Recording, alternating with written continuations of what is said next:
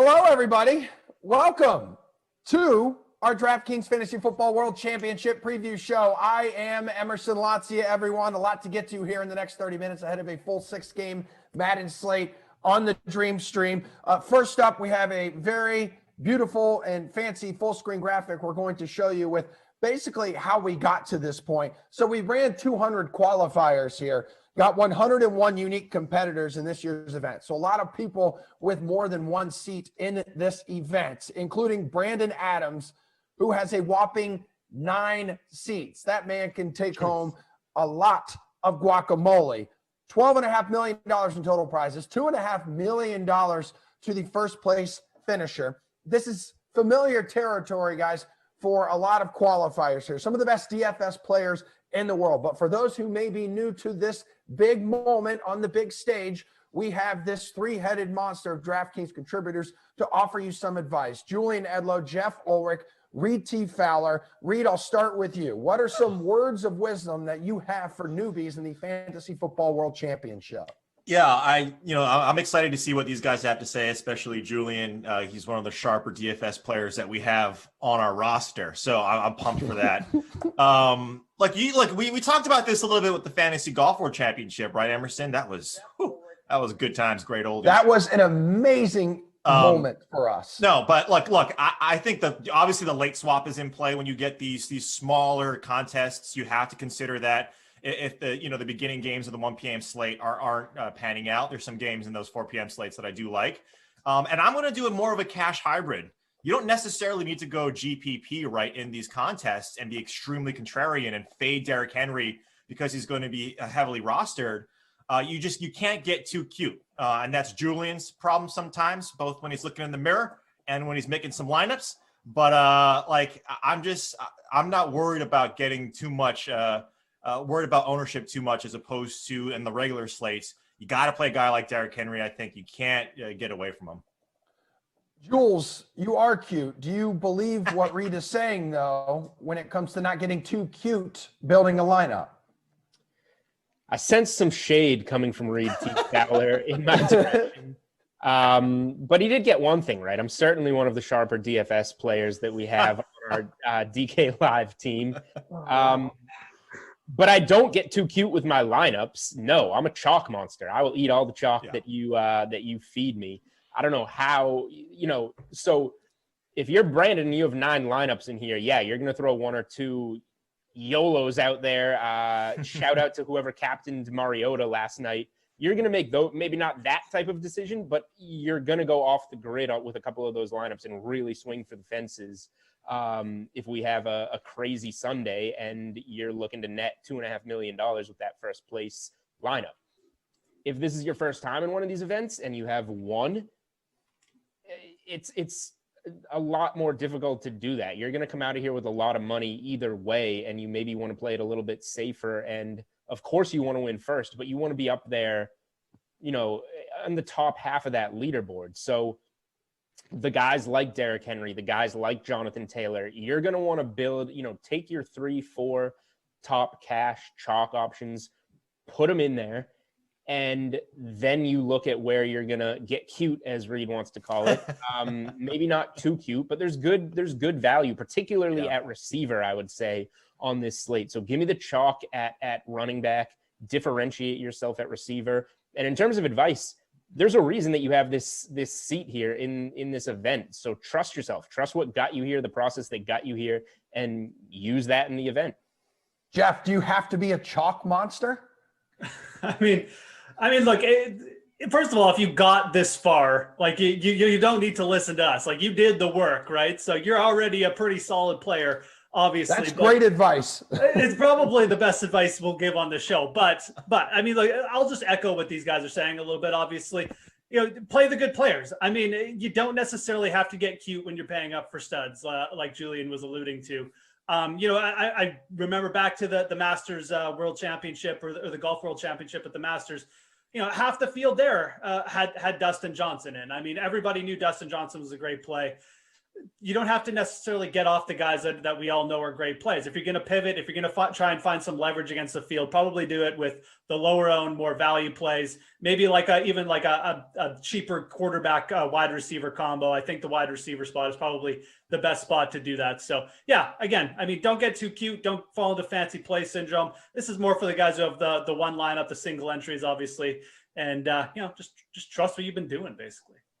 Speaking of wide receiver, Jeff, incredible segue. We have Super Bowl champion Amani Toomer joining us now with his favorite wide receiver play for this Sunday slate. Oh, Justin Jefferson is that guy. I watch him on film. I'm like, are you sure he's a rookie? That guy is him, Calvin Ridley, AJ Brown. AJ Brown's more like a brute out there, though. Okay. He's just like so strong. But I mean, Ridley, Jefferson, who else do I really like? Tyreek Hill, but that's nothing really that new. Not at all. I think if you're going for a guy that people may be sleeping on a little bit, Calvin Ridley, man, that guy. Okay. Perfect. Unbelievable. I watch him on film. You watch his routes. Oh, I mean, he's sharp. He is. Oh. He's the real deal. Like, he's the receiver's receiver. You watch him, you see the technique, you see the quickness, you see how he gets off line scrimmage. Lattimore tried to play against him a couple weeks ago versus the Saints. He had Lattimore spinning like a top. He was killing him. So I really like Ridley. Put it that way. He's big. I'm a big fan of Calvin Ridley. Welcome back, everybody, to our Fantasy Football World Championship preview show. I am Emerson Lotzi. A big event coming up on Sunday, $12.5 million in cash prizes, $2.5 million going to the winner. DraftKings contributors Jeff Ulrich, Kenny Ducey are here for a little slate breakdown. But guys, check this out. Before we get into expected ownership for stacks and studs and value plays, I want you to look at this. Some of the more popular plays from some of the more recent FFWC events. Look at this. Highest owned, Joe Mixon in 2018, 66%. Yet Adrian Peterson at 55%. Drake was at 53% in 2017. And me and Julio down by the schoolyard, 52% back in 2015. Jeff, who do you think will be the most popular stack? Who do you think will be part of that? Yeah, look, I know we could talk here about fancy stacks, about cheap quarterbacks. Some of these players might pivot to, but I still think it's going to be the Kansas City Chiefs who's going to be the most popular stack. I think you look at most projections this week, the Chiefs stack just is projected to have so many more points than the next highest stack.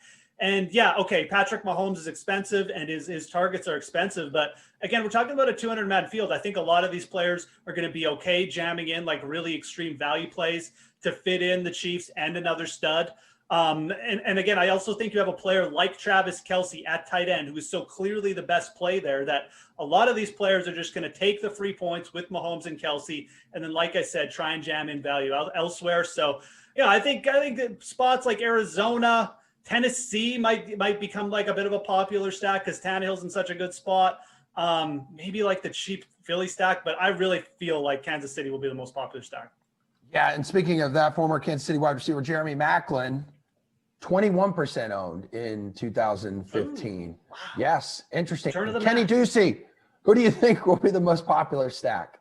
I always remember Jeremy Maclin from getting a name drop in an Asher Roth song when he was the newest to Philly. But yes, I actually, just for contrarian's sake, I do think that the Kansas City stack will be pretty heavily owned. But I actually think this Tampa Bay stack against one of the worst secondaries in football in Atlanta could be pretty popular, considering the price tags. Tom Brady coming in at just 6,600. Then you compare him with the Mike Evans or a Chris Godwin, 65 or 6,200. There's also Antonio Brown at 5,400, who the targets have sort of dropped off, but I still think that he's a big enough part of that offense at $5,400. Maybe you think, you go with a Gronk and a Brown and a Brady, or maybe you mix in Cameron Brate at 2,700. I just think there's a lot of options here for people playing Tampa Bay against a bad secondary, which is why I think that ultimately this is a stack that'll be pretty popular. Kansas City, you're going to have to pay really far up to get Hill and Kelce, but you could maybe get, two of the better pass catchers here for Tampa Bay at a discount, and then Brady also at a discount in a game which they should maybe score 30 points. So I think it could be pretty popular, and it could definitely work. All right, you mentioned Hill and Kelsey and people paying up for them. Which other stud do you think our competitors will be paying up for?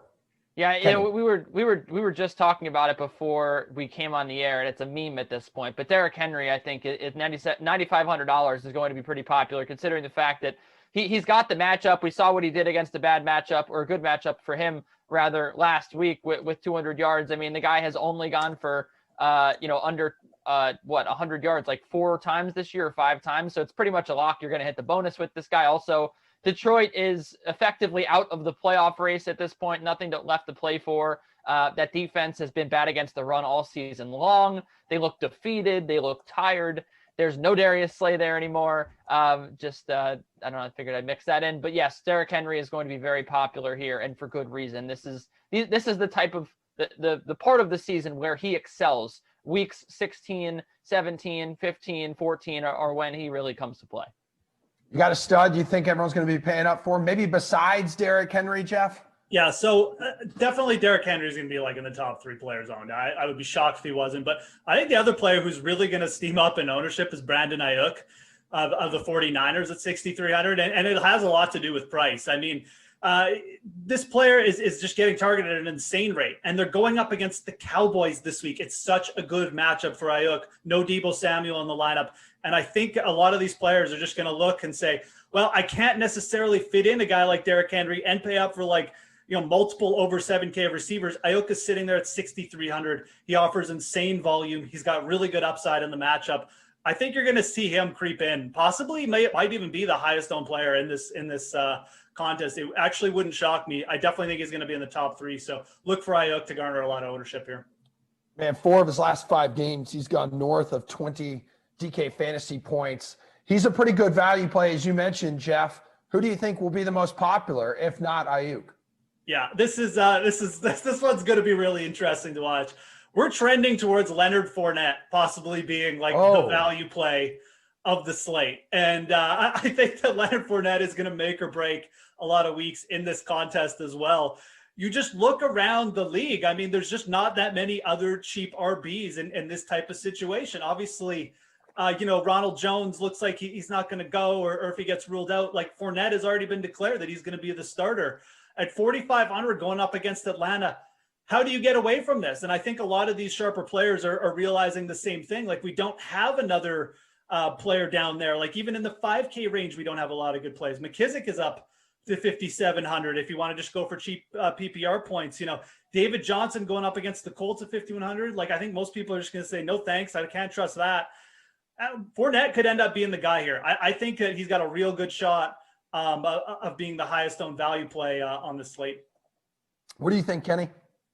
Well, I actually think that some of the Eagles might garner some attention here just because of the price tags and also, new quarterback. I think there's still a buy low option here. You look at the 2 highest targeted receivers by Jalen Hurts. Dallas Goedert at $3,900 received 6 targets last week. Greg Ward at $3,000, the minimum, with 5 targets. I think that those guys, especially Ward at the minimum salary for a wide receiver, will be guys that are looked upon for value here just because, again, I think that, a lot of times we think that we can beat the system. We can beat DraftKings. We can beat the books by, they haven't caught up yet to, Greg Ward is Jalen Hurts' favorite receiver. Now, obviously that could all change this week, but ultimately I do think that there is, something to be said about Ward. He is a good receiver. We've seen him have good games before. He just has to have the ball thrown to him, and Jalen Hurts clearly likes throwing him the football. Last week we saw. So I think this is, again, a revitalized offense. I think that the matchup isn't the worst here, and the Eagles,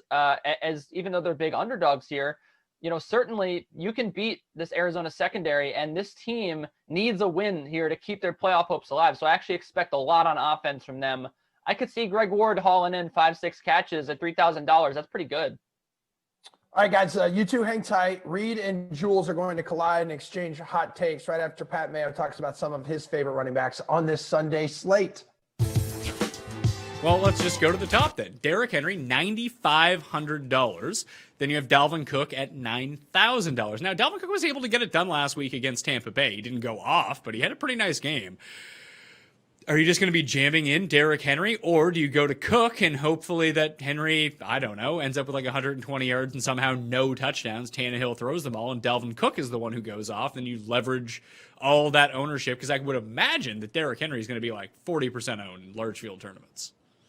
Yeah, I definitely think you can pivot off Derrick Henry. It's, I just talked about why he's such a good play, but that's still kind of what you need for him to pay off 9,500, because you're looking at a guy that might see 2 targets, right? So you're going to need those big runs and multi-touchdowns, and he's probably going to get it, right? No one has more breakaway runs than Derrick Henry.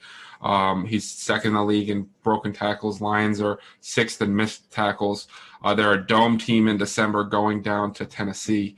And we know how Derrick Henry continues to get stronger as the season goes on. So I definitely think that Derrick Henry is the highest projected scoring running back. But if his ownership comes in at 30, 40%, I have no problem kind of going closer to that 20% mark and pivoting some to Dalvin Cook, who this is basically a must-win game for the Minnesota Vikings. And they're going to get Cook involved. He's going to have as many opportunities as Derrick Henry does. The Bears are obviously a much better defense than the Lions are, but Cook is going to have more usage in the passing game, and he's got that same rushing upside that Henry does. So I don't mind Cook as a leverage play or a pivot off of Derrick Henry at all. Could you see yourself not using either one of them and just dropping into the 7s? Because you have Kamara right there, you have James Robinson, Jonathan Taylor, all situated, along with David Montgomery, who's now shockingly up to $7,000. It's not like Minnesota's defense is any great shakes. Could you use just 2 of these guys, or even drop even lower if you wanted to, and just fade the very top of the board altogether?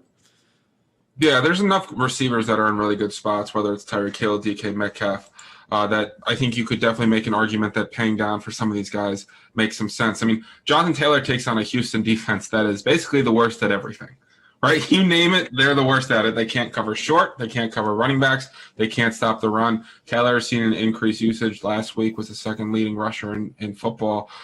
We continue to attack that Texans run defense, and it continues to work. Jonathan Taylor's obviously priced up, but that's a really solid matchup.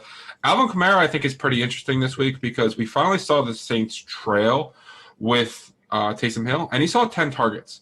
And the way you attack this Chiefs team is with running backs. They're 31st DVOA against the running back position. So I think if you say, well, I think the Chiefs are going to win this game, they're 3-point favorites down there, we're going to have Alvin Kamara in a play from behind situation where the Saints are going to target him a lot. To me, that becomes a very intriguing play. They also struggle in run defense. So I think that's a big game where the Saints are obviously trying to compete for that number 1 seed, which is more important this year than it's ever been. So I think Kamara at 7,400 is definitely intriguing. What up, what up? Welcome back to our Fantasy Football World Championship preview show. I am Emerson Latzia, and now here to exchange hot takes with each other ahead of Sunday's massive contest with $12.5 million up for grabs. We have Reed T. Fowler. We have Julian Edlow. So I'm going to toss it to you guys. Y'all enjoy yourselves. Reed T., go ahead, man. I trust you.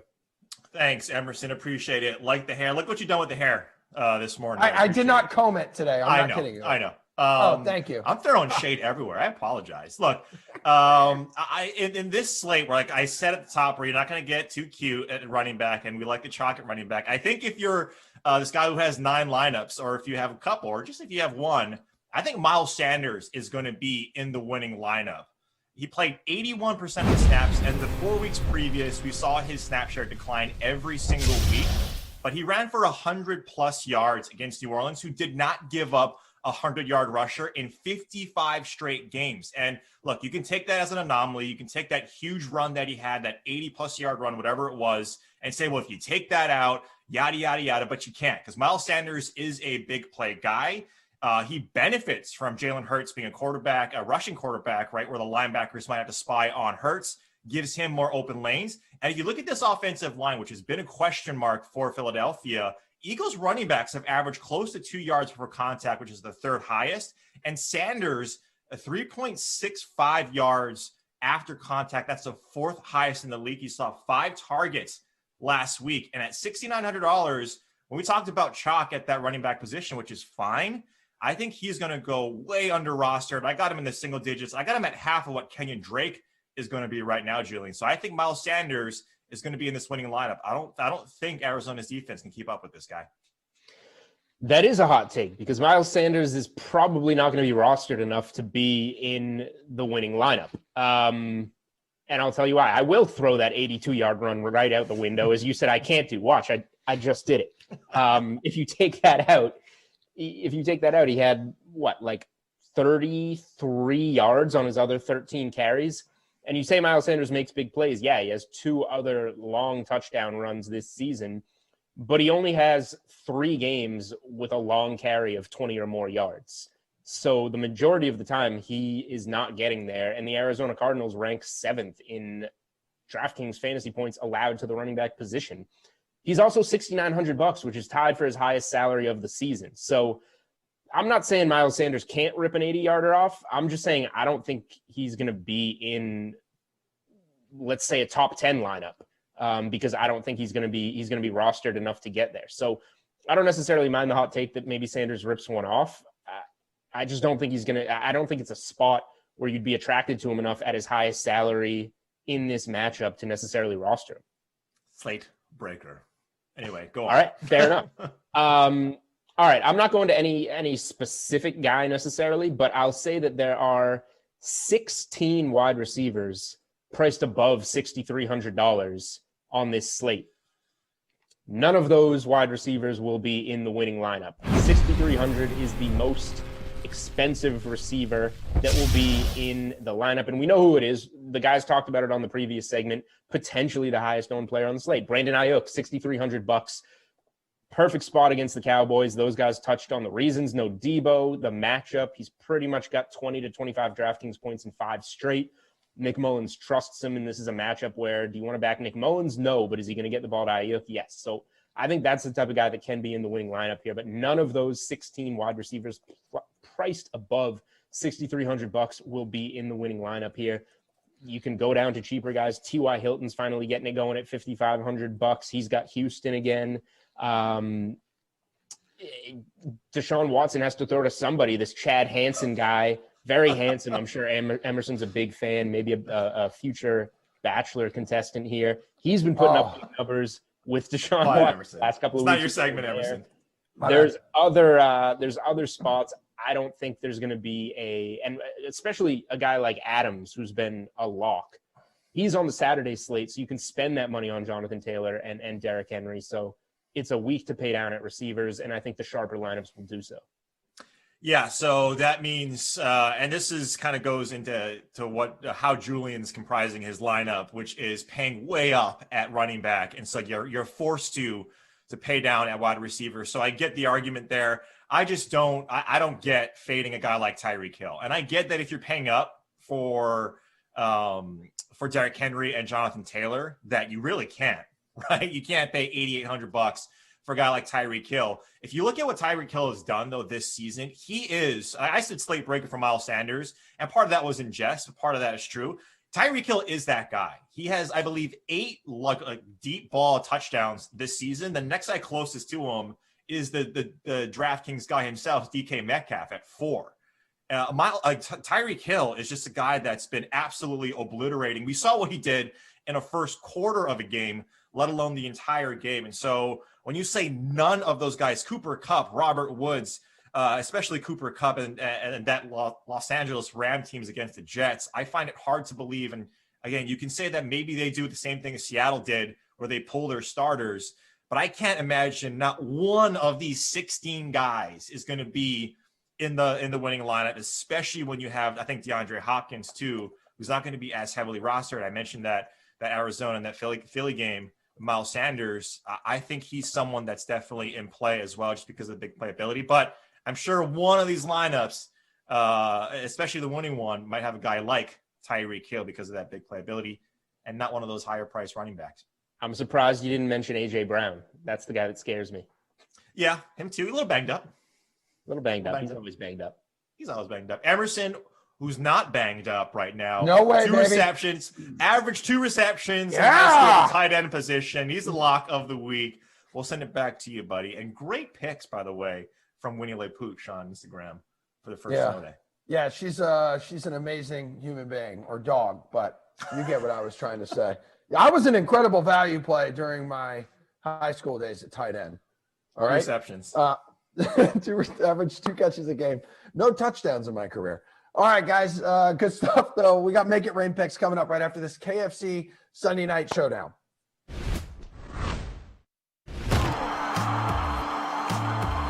Hey, what's going on? The Sunday Night Showdown series for KFC rolls on, and we are looking ahead Week 15, the Browns and the Giants. Steve Buchanan, Adam Kaufman, we are here from DraftKings and Bukes. For the Giants, this is basically a must-win, trying to keep up with Washington and even have a chance at sniffing the postseason. The Browns already in a playoff position, but really need to solidify it, lock up seeding here in these final couple of weeks. So for DFS purposes, though, we need a captain for this KFC lineup. Who's it going to be?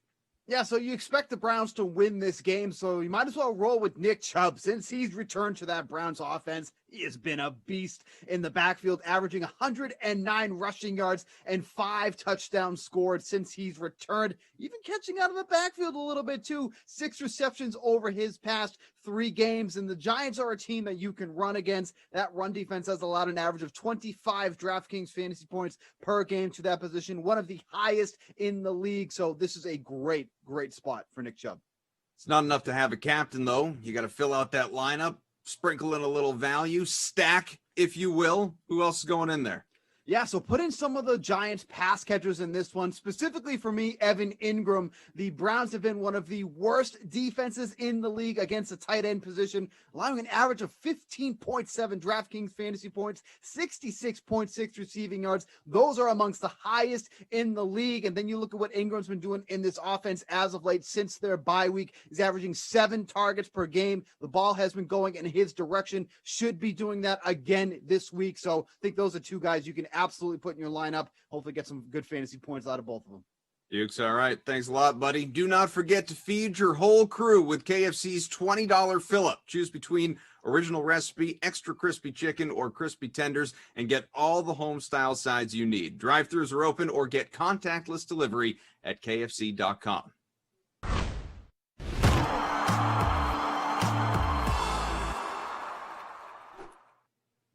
Hello, everyone. Just a few more minutes to go in the Fantasy Football World Championship preview show. We're going to get some Make It Rain picks from Jeff and Reed and Kenny coming up. But first, let's take a gander here at some of the past slate breakers in FFWC events, including Lev Bell, the highest back in 2016 with 54 points. Ooh, Antonio Brown, 49, 2015. Cam Newton now. I don't know if you'll ever see him hit these numbers again, 48. But let's go ahead and bring in the trifecta.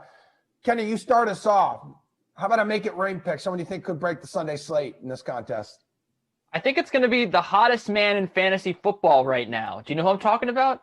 It's T.Y. Hilton at $5,500. Look, he just went for 28 points against Houston in Week 13. He had 8 catches, 110 yards, and a touchdown.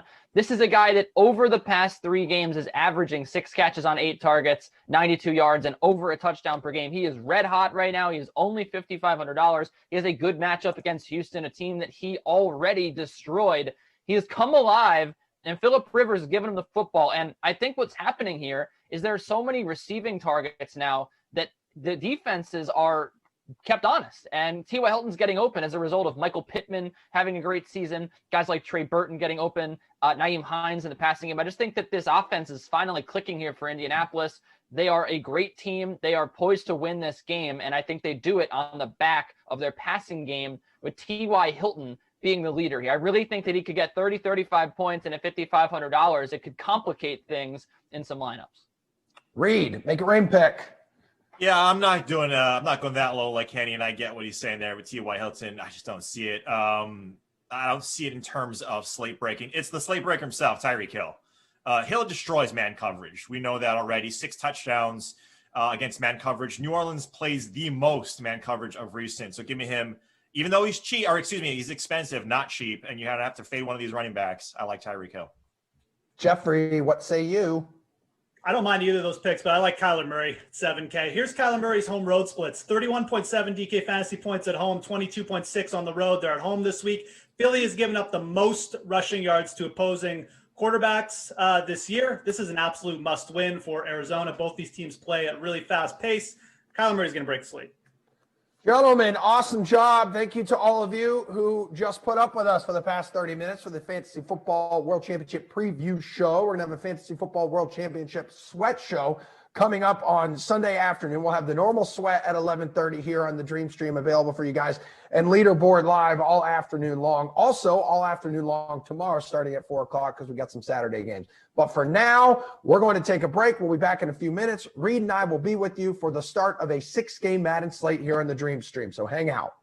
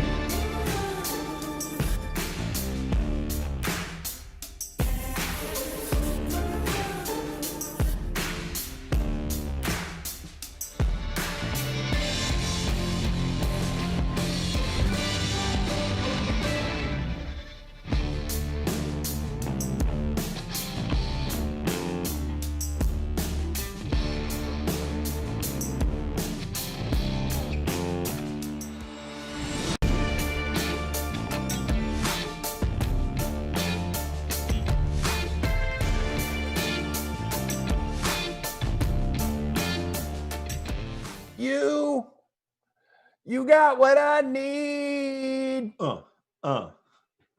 I asked her for her name. She said, blah, blah, blah. That's a great line. Reed T. Fowler, Emerson Lotzie here with you guys. You just watched us absolutely crush it on the Fantasy Football World Championship preview show. Now we got a big old fat 6-game slate for you on the Dream Stream with the Madden Sims. I don't know, Reed T. How much research were you able to squeeze in between all of your studying for the Fantasy Football World Championship preview show? You have any advice you could give us? Yeah, I mean, the Chargers, they looked pretty good last night, right? I mean, not losing a game in the very last 2 minutes. But no, like with this one, the thing you like with this one, if you're a Denver fan, is you have your entire defense that's healthy. So that's good. Justin Herbert, against a rookie quarterback against a fully stout defense might have some issues here. It's going to be Austin Eckler. Start with Austin Eckler. He's averaging 20 per. He's so good in these games. He's getting all the rushes. He's getting all the production. And even though Denver's got a strong defense, Austin Eckler is just too good to fade. He's 14-1 the captain spot. And then you can obviously go with guys like Noah Fant, go down and get some other guys like Jerry Jeudy that can give you some salary savings. But yeah, Austin Eckler is the guy. Duh. Thank you to the 135 of you who filled out a lineup in the LOTZIA, a Mile High in LA contest. My lineup looking like this. My little chinchilla. Mr. Allen in the captain's spot. Then you got Herbert, Locke, Eckler, Badgley, who had an awesome night last night, and then also McManus. So we're stacking the kickers. I thought about you last night as I was watching that game, as I was laying in bed in the nude, texting you before I went to sleep. I said to you, Reed, wow, I feel for you. I too know the struggle of a team that is incapable of doing the right thing. I appreciate the Whoa! And I appreciate the specificity in which the state of your lying in bed portion of that story. I keep it real. I let everyone know about my life. Yeah, that is true. Yeah, I mean, the Raiders should have won that game 3 times. And so frustrating. It's when you charger the Chargers, then you really start to reevaluate some things. Right? Like chargered the Chargers. We let them back in and they were allowed to score. I mean, Trayvon Mullen, I'm sure he's a great guy, but like G Almighty, I don't know if he is your best starter at quarterback, then again, you got like the Raiders have a lot to consider in the offseason with their defense. I mentioned this on a radio show that I was doing earlier this week, is that the Raiders spent, I think, an astronomical amount of money more on their offense than their defense, and it's showing. Their defense is horrendous. Keenan Allen, Mike Williams, those guys were limited, didn't do anything. No, nothing. You got beat by Jalen Guyton, who's a good player in his own right, but he's Jalen Guyton. He's no Keenan Allen. And you let these guys get behind you in the defense. It's just, and Justin Herbert, good for him. I'm happy for him. And if you're a Chargers fan, you got to like your position. You got your franchise quarterback. Anthony Lynn is probably out. This is a place that coaches want to coach. A team with solid talent. You're in Los Angeles, and this is a premier everything about job. it. Yeah, everything about it screams, wow, that would be an incredible situation to come in and have as maybe your first head coaching job, or maybe there's another guy out there who has a long, thick resume who the team would be interested in. Right? I mean, rookie quarterback on a rookie contract who's playing extremely well. Out of this world. So it's not like you have to bring in your own guys. It's only going to be 1 year removed from his former coaching staff. So that's a spot that if you're a coach, Eric Bieniemy, wink, wink, nudge, nudge, the offensive coordinator in Buffalo. He's landing a head coaching job somewhere. I forget the head offensive coordinator's name in Buffalo. Hold on a second. Because his name's been thrown around. Brian Dabble. Yeah. I think is that he's him? definitely. Yeah, I think so. That's him? Sounds Okay, familiar. cool. Yeah. So Yeah. if you're the Chargers fan, even though you've lost a handful of games by an ugly fashion, you got to be pretty pumped about next year. Dude, Daboll's actually done a hell of a job developing Josh Allen too. Yeah. In for the Bills, but maybe one of them will end up in Jacksonville. I mean, Doug Marrone is likely out the door there as well, unless they really want to piss everybody off, then they'll keep him around. Deshaun Hamilton, by the way, has 2 grabs on this opening drive of the game for 29 yards. The wide receiver 4 on the Broncos depth chart. The depth charts you can see on the DraftKings Madden Streams information page, everybody. In this, I'm looking at these 2 teams. So if we're looking at the AFC West, Kansas City 3-0 in our Madden holiday season. Chargers and Denver. So basically, this is a huge one. The winner of this game will advance to the playoffs. It's very simple. Because both the Chargers and Denver are 1-1. Vegas 0-3. Sorry, Reed T. Yeah, whatever. But we'll see what happens here in this one. And the playoffs start on Monday, question mark? Let me look at the schedule. Correct. Awesome. That, sir, is Yep, correct. Go ahead. I love that scene. He's like taking his shirt off, which, by the way, it's sad that you mentioned it, not to bring the room down, but 23 years ago today, we lost Chris Farley. Gone too soon, man. Yeah, man. What a stud. Like belly aching laughs, anything that guy did. Jeez, everything. And it wasn't just us, right? It wasn't just the fans that he adorned. It was his peers as well. Yep. Like, it was everyone that spoke about him is like saying this guy would just light up a room and you would be crying, laughing. But those guys have demons, man. Indeed they do, my friend. And Bry Guy, yes, this sim is an emotional roller coaster. Great job by the Broncos converting a 4th and inches. So now they're in a 1st and goal situation. Philip Lindsay, 22 yards on 4 carries. Austin Eckler's the highest owned in the free showdown. We're talking the DraftKings free showdown with $500 in prizes up for grabs. So 79% for Eckler. Herbert, 77. Jerry Jeudy, 48. Mike Williams, 46. Keenan Allen, 42%. Deshaun Hamilton, who's had a great opening drive, 1% owned in that free showdown. We got producer Madison here with us today. Tate and Kyle kicking it from the ops team. So shout out to them. Shout out to all of you who are deciding to make us part of your day on this Freaky Friday. Almost 500 of you watching now on YouTube. Good morning or good afternoon, wherever you are located. 3rd and goal, Broncos. What you want to do? How about an incomplete pass? That sounds good. I'll have that. That game's. Didn't you roster McManus? Didn't you go kickers? Kick heavy?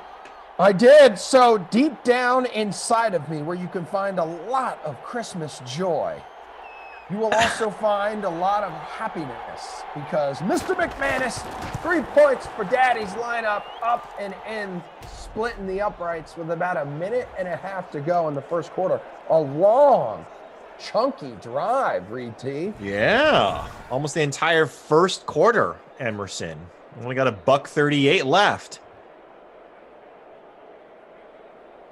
Brother Phil on YouTube. Morning, Emmy. Good morning. Okay. My doorbell's. This is actually now. I'm going to pull what Kenny did last night. This is my wife at the door, so I have to let her in. I'll be right back. Brian, you know what to do. Okay, let's do something here. Let's snapshot his empty space. Oh, he's just doing that for the broadcast. He usually doesn't say that, people. He usually is much. I'm back. Much ruder, and that's how Emerson lost his baby toe. That's Braga it, already man. cut that. That's it. Huh. So Yeah, that was funny last night during the sweat because Kenny, I'm like, this guy's going to be in massive trouble because you kept hearing the doorbell ring, and he's like, yeah, it's my girlfriend. And I'm like, you're an idiot. You need to get up and let your girlfriend in, like, right now, buddy. You notice me? That's why I'm an all-star husband. I didn't even hesitate. I said, I gotta get up. Priorities, man. Yeah, and it's not like it's not like the camera was on you the entire time. You could go there. I covered for you. We told a little story about you in those 10 seconds that you were gone. We covered it. We're consummate professionals. That's why they started this whole Madden stream with us, with you and I, and that's why they're going to keep and continue having us on the High Premier games. All right, Keenan Allen with his first reception. Yes, we are the premier team, the dream team on the dream stream. Oh, what is that? What did you get? I have a warm that's green why you tea. opened the door so quickly. Oh. Typical. I see right through you. It is so good. A nice minty green tea. Stop it. Don't do that. Yeah, someone says on YouTube it's Friday. Let's have a good one. Absolutely. I am 100% here for that. Mo7688 says Kenny is committed to us. I do wonder if he ended up sleeping on the couch last night or not. He's got to, man. He's got to stake his claims. He's got to show where he is. He's low on the totem pole right now in DK contributors. He's a new guy. So he's trying to he is. rise on up. Oh, by the way, I know there's a lot of Kenny fans here. Kenny and I will be together for the 2:00 sim coming up. Kenny and I will be together for Washington at the Giants. I've already made a contest for it, guys. It is the Shane Falco Memorial. Figure since we got a Washington team involved, let's go ahead and throw it back to one of the greatest quarterbacks to ever live. So go ahead, fill out your lineup now for the 2:00 contest while you're hanging out with us here. Through one quarter, Mac Attack is back, Jack, delivering the only 3 points of this game, Reed. Yeah, and too bad this isn't in Mile High where we would get 60-plus yard field goal attempts probably. Keenan Allen, 2 for 11, a far cry from what he did last night. Did he have a catch last night? Maybe. Who'd you say? Keenan Allen? No. I think it was on the field for like 5 plays. Oh, yeah. See, okay, yeah, then no. Like everyone was worried about playing him, and then they should have sat the guy. Yeah, I mean, it's I expect Austin Eckler to be heavily used in the second quarter because look, the first quarter they didn't have the ball, people. So don't worry. Yeah. Everything's good. Stats have been updated. Yeah. Wasn't really a whole lot to update there. Just a heads up, too, between Sims today, we're going to be re-airing the Fantasy Football World Championship preview show. So you'll get a lot more of Sweet Tea and yours truly and all of our DK analysts talking about that ginormous tournament that is going down on Sunday. $12.5 million in cash prizes up for grabs. $2.5 million to the winner. And I was talking with Amani Toomer the other day, and I asked him, I said, can you imagine, like back in the day, could you ever imagine fantasy football being as large as it is and prize money being that thick? Let's go! Eckler, housing it, baby. Well, 33 yards. How the turntables. And how the turntables have tided. If you did not roster number 30, what, 20%, 25% of you guys? No, 20%? Shame on you. Okay. Shame. Where you guys at? Where you guys at in your contest? Show yourselves. Ooh, reveal yourself, coward.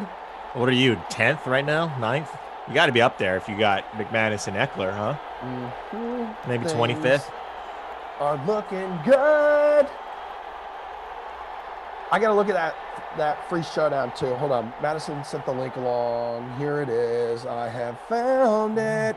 How many lineups do we have in the free showdown today? Great question, Emerson. Why don't you answer it? Just north of 14,000. Whoa. And I'm looking at current first place team, of course, Eckler in the captain spot. He better be. Thanks How to everyone. pumped? Go ahead. How pumped are people about Drew Brees coming back if you're an Alvin Kamara manager? Wait a minute. Is that Yeah, news? he's Okay. starting. He's starting? I think so. Yeah, Let's go. I think so. I mean, Can you got to tell obviously can keep you tell up to I date. have Kamara? Can you tell I have Yeah. Kamara, one of my season longs? Yeah. Thank goodness, right? If you're if you need Kamara, week 15, your semis, because he's back. Man, how efficient do you expect Breeze to be? Because it was like a report earlier in the week, right? That he was still feeling a lot of pain when he was trying to throw.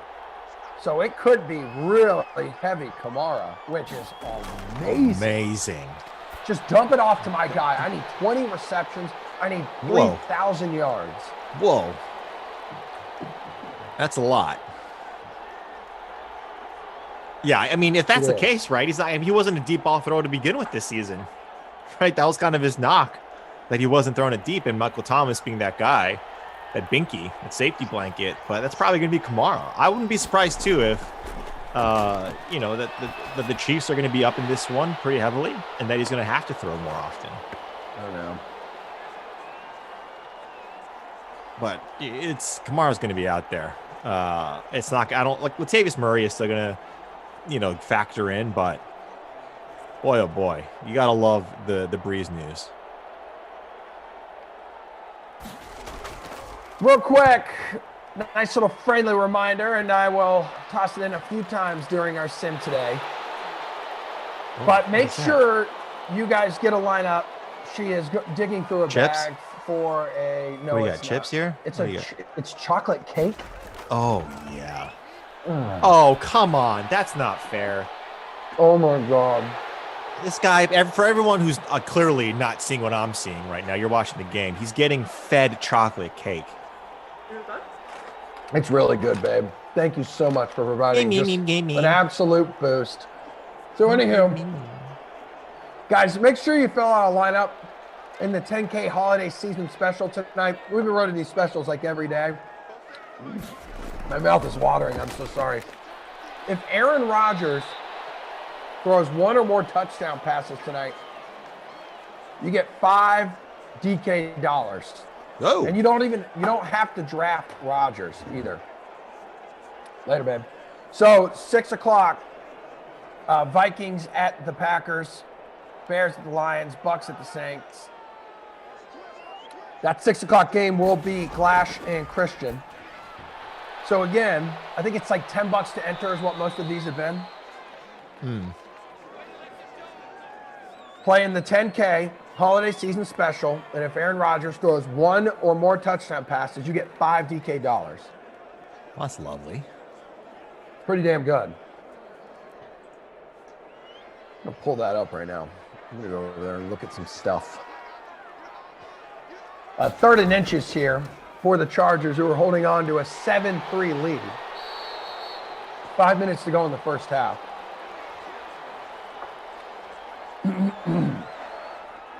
What's good with you?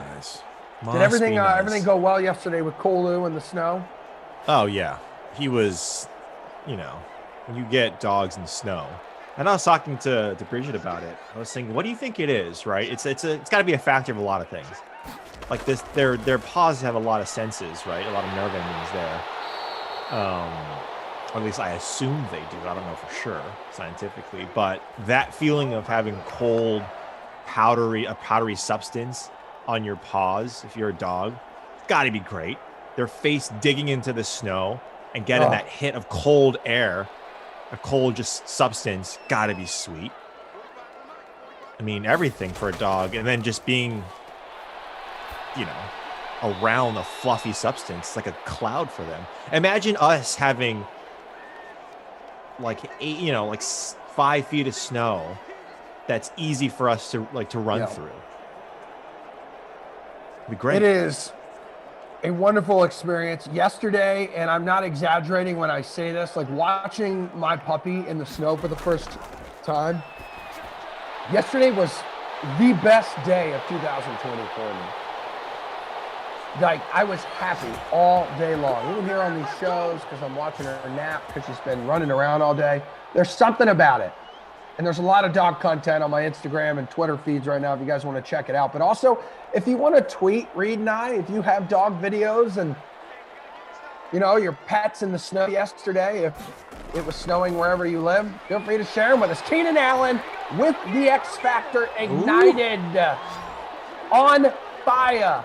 This man is on fire.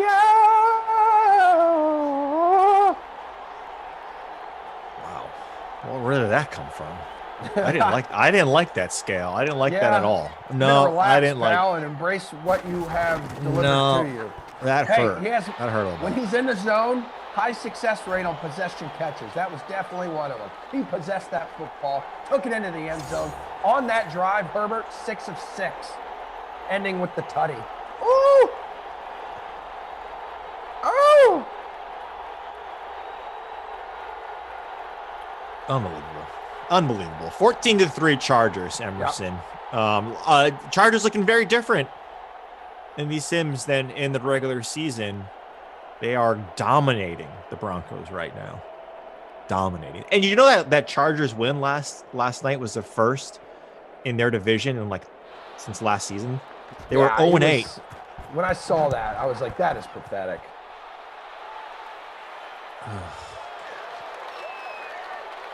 Bad.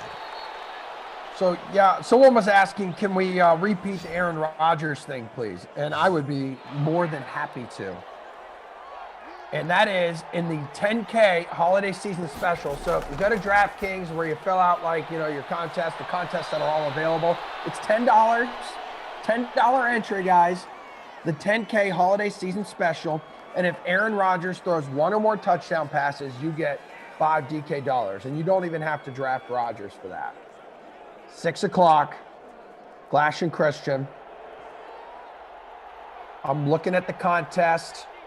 Right, meow. So it's the classic, by the way. It's not like the Showdown 10K holiday season special. It's the 3-game late slate, which is Minnesota, Green Bay, Chicago, Detroit, Tampa Bay, and New Orleans. If Rodgers throws a touchdown, whoever is entered into this contest will get $5 DK dollars. Let me look at his past game logs as well. Yeah, he has literally thrown a touchdown pass in 1, 2, 3, 4, 5, 6, 7, 8. All right, hold on. 1, 2, 3, 4, 5, 6, 7, 8, 9, 10, 11, 12, 13, 14, 15, 15 straight games. 35 straight Stop games. doing that. You heard it from Emerson. He said 35 straight games. Literally doing research.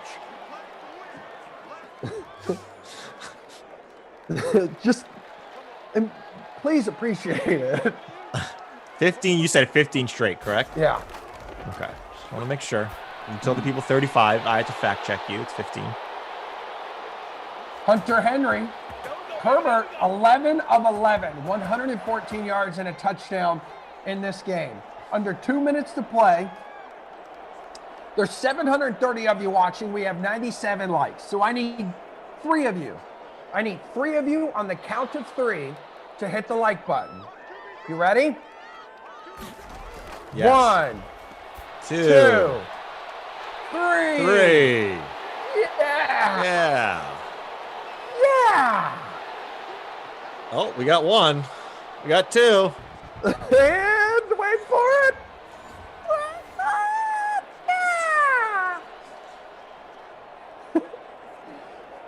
I can do the whole second half of the sim and my dog voice if we hit 1,000 likes. I don't know why they don't give us the keys to the entire company with this kind of traffic we're driving here. Look at this. We're at 134 now.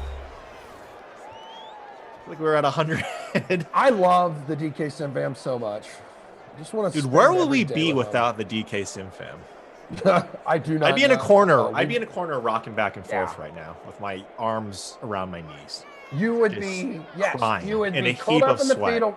You'd be curled up in the fetal position, absolutely naked, corner of the bathroom with a fire burning in the little bathroom trash can. Why am I in a bathroom? Like Ace Ventura. That's fine too. You put me in a bathroom? It's cold in there. It really is chilly. That cold tile. Ugh. Just put a space heater in a bathroom. You want a life hack? Put one of those little space heaters in a bathroom and just turn that bad boy on. Especially late at night when your eyes are crossed and you should go beep. Put that bad boy on. Emerson, I want to tell you. I want to tell you something that you are going to question your reality about. Okay. You want to wait until halftime? No, I can't. Okay, then tell me. I can't wait. Did you know, Emerson? Because I'll save one for halftime. Here we go. The longest TV ad in history is 14 hours long. Okay. I knew it was going to be something ridiculous. Wow, I did not expect 14 hours. So is it like it's like a 14-hour infomercial? Is it the same thing looped with no breaks? Or is it just a fresh commercial for 14 straight hours? This was created by no other than Old Spice, a friend of the program. Yeah. Yeah. I love that stuff. The commercial features Terry Crews. Some people say my body resembles Terry Crews, like we're body doubles. Your pecs are tremendous. Let's see if, before you continue, if we can have Badgley deliver on the tremendous attempt of 54. Oh, God. Oh, God. See, now that's realistic. Yeah, yep. He hit a couple of Emerson drives last night. Well, duck Long, hook. had the distance. Had the distance. Just a little off center. Just a bit outside. Hey, what are you mashing over there? Cookies? Good Lord. Oh. What is that? You can't wait? Jeez, Louis, now you're choking on your cookie here. Again, for everyone who's not looking at Emerson, except for me, because there is no one, except for Bryga and producer Mads, maybe Kyle. He's chomping on something, and he hasn't stopped, people. He's eating this entire sim. Yeah, my wife, when I do these, shocker, I annoy her. So she goes to the bedroom a lot and does her work in there. Remember when she used to, oh my God, Drew Lock just gets popped. You call a timeout with 1 second to go. Remember when she used to ban me in there? Guys, I finally started standing up for myself. No, you didn't. No, you didn't. The setup is out there. Yeah, the setup is just way too in depth now. I got 2 ring lights, which is why my lighting looks phenomenal. 2 ring lights. Real quick. Well, let's see what Drew Lock here. I have a major announcement from one of the members of our DK Sim fam. This is really cool, and I know everyone here will appreciate it. Drew Lock testing the atmosphere. Oh, got it. Who was that? Yeah. Is that Cortland? Cortland Sutton. There's some garbage points for you guys. Jeez. No, I think was that Jerry Judy? Oh, is that Jerry Judy? Oh, yeah. Number 10. Number 10, Jerry Judy. 14 is Sutton. It's all good. Right. Real quick, because this is more important than the stats. Although, wow, Herbert's 15 to 17, 148 yards. Drew Lock 6 to 12, and most of those 97 yards coming on that last play. James Saxton, guys, you all see his name up and down the chat on YouTube. Yeah. Maybe he pokes over to Twitch every now and then. I have no idea. Says, Emerson, big news for you. I found out last night that my wife is having a boy. Woo! Let's go. I want everyone right now to congratulate James Saxton. Ooh, he may be the original Big Saxy before Lamarca brought his horn around. Dang. James, Big That's Jim. good Does stuff, anyone call you dude. Jim, James? Or do you not like Jim? I'm going to call you Jim until you tell me not to. I like Big Jim. Big Jim. Emerson's Big Jim's Emerson's a big put this qualifier before the name type of guy to emphasize. Yeah, solid adjective. Give me a solid adjective before the name, you know? Yeah. Yeah. Killer Jim. Big Jim. Killer Jim. Hold on.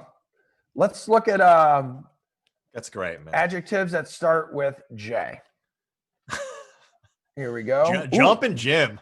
Oh, Jazzy James. We could do that Jim. one. Yeah, There's there you Jammin'. go, Mads. Yeah. Hopefully he's not jobless. And then there's Joking James. Oh, Jagged. okay. Jagged. Maybe he's maybe he has some rough or sharp edges. Maybe he's a Alanis Morissette fan. Oh, yeah. Jagged little like pill. Hold on. I need to click on more items here. I'm kind of into this. Well, wait, hold on. You kind of glossed over the idea that the longest ad was 14 hours long. Well, what did they talk about? That now, to me, that is a... Why? No, I'm looking for an adjective with a J. Oh, that's a joyful. That is a joyful 14 hours. Is it, though? An ad for 14 hours? I can't imagine that an adjective to be that's used with any ad that's for 30 seconds. There was a commercial on the other night too. It's like we're sitting there watching TV, and I'm like, this has been the longest commercial ever. It was one of those like medicine commercials. It's smack dab down the middle. Austin Eckler now up to 74 yards on just a teeny tiny 6 carries. Doesn't have a touchdown. Yeah, it's one of those where like the people are in like a bathtub in the middle of a Were you watching the game? Grassy field. And you saw it? Yeah, I think it Yeah. was. We actually had a conversation about that, and I forget what the medication was for, but like it's always interesting when you see these commercials. It's like some of these things are rare. It's so, but yeah, these commercials are like, who commercials. has this? But the commercial is like a minute and a half long. Commercials are really good. Is the progressive ones where he's talking to the people who become their parents. Like he's like doctor, I forget his name. But like he's trying to coach these people into not being like the parents in a hardware store. Have you seen those, or am I just talking to? No. Because Bry Guy says he loves those, and so does Madison. So maybe it's just not ringing a bell in my head. Well, when you got some time. Are you becoming your parents? Yes. Was that the ones where the moms are in the house? No, that's the ant one. We have an ant problem. Oh, okay. Those are good too, right? We have a clogging problem. We got an ant problem. No, this one where he's like teaching, millennials, for lack of a better term, how to not become your parents. There's one where this woman has 18 throw pillows on her couch, and the guy's like, "That's too much. It's too many." A guy walks by them with blue hair. He's like, "We all see it. We all see it," and they're biting their tongue to not say something about it. I'm telling you, you haven't seen. Jeez. No, I've seen him. I'm sorry. Dude, grow up. This is kind of like a low-key, incredible performance for Keenan Allen here with still like 5 minutes playing the third quarter. He has 9 catches. And I know it's low-key because we just haven't been calling every one of the catches, but really good game put up by the wide receiver possessing the X factor. But also Eckler has been running the hell out of the football. There is a penalty on the play here, and it's going to be holding. And they're going to bring this one back 10 yards. But 14-3, the Chargers at home. Winner of this game advances to the playoffs of the Madden holiday season. Ooh. Nick Chubb. Ooh. Wait, not Nick Chubb. Bradley Chubb, excuse me. Yeah, it's okay. It's okay. Possum Grape says over on Twitch, holy, and it's a poop emoji, I'm second in CS free roll. Wow. Yeah, you are. And host of the free roll is in 18th position right now. Where are you? I need Keenan Allen to work some magic for me right now. Let's go. That's not him. But if you got Mike Williams in your lineup, you're not sad, you're happy. Remember when he was a stud in 2019, Madden? This guy would just get huddies. Straight up monster. Yeah. But it's good to see everyone over on Twitch. Yeah, 3rd and 17 here. 3rd and very, very long. They're on the 18, so you get to the 1 yard line, you'll get a first down. They're not going to do it. It'll be Badgley coming out. Smart play. Eckler, though, on the reception. So another point there for him. He's got 4 catches, 27 yards. I see A+ here. P Fooligan. Mamba Vision. First time playing Fortnite. Yogi. Germ. A+, man. Nuke in the house. What's up, guys? I see you there too, Aiden. Badgley with a good field goal. It is good. It is complete. It is between the uprights, and now we're looking at a 17-3 lead for the Chargers. And Emerson, the reason why I shared an interesting fact before the break is because I wanted to share this specific one after. Okay. And it's, if you are living in the Northeast like we are, you're dealing with some snow, some cold weather, or if you're not, this pertains to everybody. Emerson, did you know? Wait, hold on. Before I get to that. Wait a minute. Big Jim? Like, before I get to that, this is way more pertinent. Big Jim, he's tied for first place. Jim. Be gentle, Jim. Anyway, no, that's great. Hell of a day for James. Jim Saxton. Yeah, but did you know, tailgating, not tailgating at a game, tailgating when you're, yes. For everybody who does this, shame on you. Tailgating does not speed up your commute. Yeah, I believe that. Some people think it does. Very dangerous. Some people Was think it like does. drafting in NASCAR? What happens if you're tailgating at like 200 miles per hour? Yeah. I mean, that helps you a little bit. MIT did a study on this, right, from 2017, that if we all keep equal distance, similar to how birds in flocks fly, they all get there the same. So people, please be safe on the road. Do not tailgate. It's one of the most annoying things. And you know what I do when someone does that? I slow down. I'm guilty. I'm guilty. When someone's tailgating, I panic and I freak out. Like, it happened to me yesterday. Someone was tailgating me, and the roads were awful. And I was trying to drive Meg to work. And I'm like, this guy's on me, dude. Like, I'm freaking out. So I got off like an exit early off of like Sturo. And I'm like, I just couldn't handle it. I'm so nervous driving on crappy roads. I said, this guy doesn't care. This thing grabs my wheel, all the snow and ice.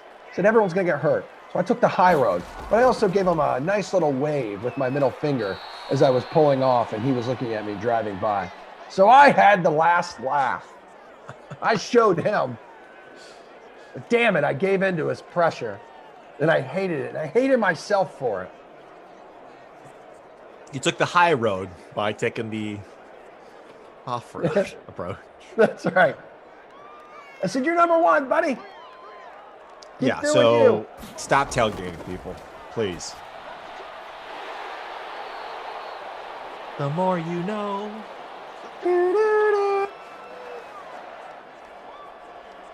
Says Emerson, who the hell in their right mind would Captain Mariota last night? That's Nuke over on Twitch. Someone did. Did someone win that massive contest with Mariota in the captain spot or something? I'm not sure. Is that where you're referencing, Nuke? Like, let me know. Yeah, someone captained Mariota last night in that showdown. Yeah. How early? That injury was super early to him, right? Because I missed the top. Like the first quarter, I think. Okay, cool. Yeah, I missed the top of the game. End of first, early second. So did I. But I just got an update on my phone. When I saw it, I was like, oh boy. Yeah. And what helped with that is, I mentioned this on the sweat, is that the Chargers are terrible against rushing quarterbacks, but Carr just wasn't. That's not who he is. So when you saw Mariota, he had almost 100 yards rushing, or maybe he hit it. No, I don't think he hit 100, but he was close. I think he had 80 something last night. First time playing Fortnite says Mariota was Juicy's captain. That's why everyone faded him. Oh yeah, Nuke said, yeah, that's what happened in that the big money contest over on DK. Guy won $500,000, $500K. Mariota in the captain spot. That is insane. Well, Got to pay a lot that of taxes is- on that kind of money. You know? Well, that's insane. That's also like Back to the Future stuff, right? How did you know to Captain No, America? I d- Come on, man. Yeah, some people fill out like multiple lineups, and they're like, I guess if you want to just throw like whatever the entry fee is, 10, $20 out on one lineup and just say, okay, Right. I know this is probably not going to hit without like 1 in a million shot where like there's an injury. I'm going to be the guy having Mariota or the backup in there. And you need And to it has hope to- probably the injury happens early because then you can get more Right. points. Exactly. Like everything had to line up. That's I don't know why you proved it. It's like a 1 in whatever chance of it happening. The probability is massively the other side. But look, Chargers look like they're in control here. Emerson, driver's seat and get into the playoffs. Yeah. Speaking of massive, for sure, dude. It's like 10 catches, I think, for Keenan Allen. I just saw 7 yards away from the bonus. Yep. Only smart people would have captained that guy. 10 for 93. By the way, this is what I'm eating. Hold on, Bragg. Don't go back hold yet. Look at this thing. It's just like a piece of cake. Oh, you. It's like a chocolate cake she brings back from the coffee shop.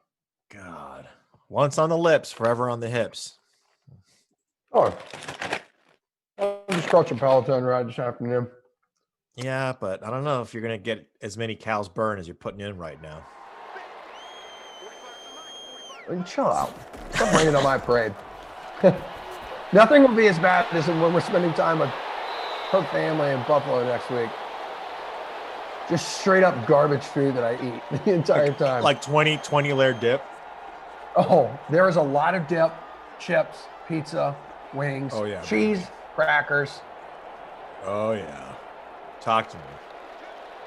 I'm like, do you think we can pack the Peloton like in the car and bring it with us? And I'm just in the hotel room pounding this thing out. Go, Eckler. Eckler, that's probably the bonus for him. It is 101 yards on 12 carries and a touchdown.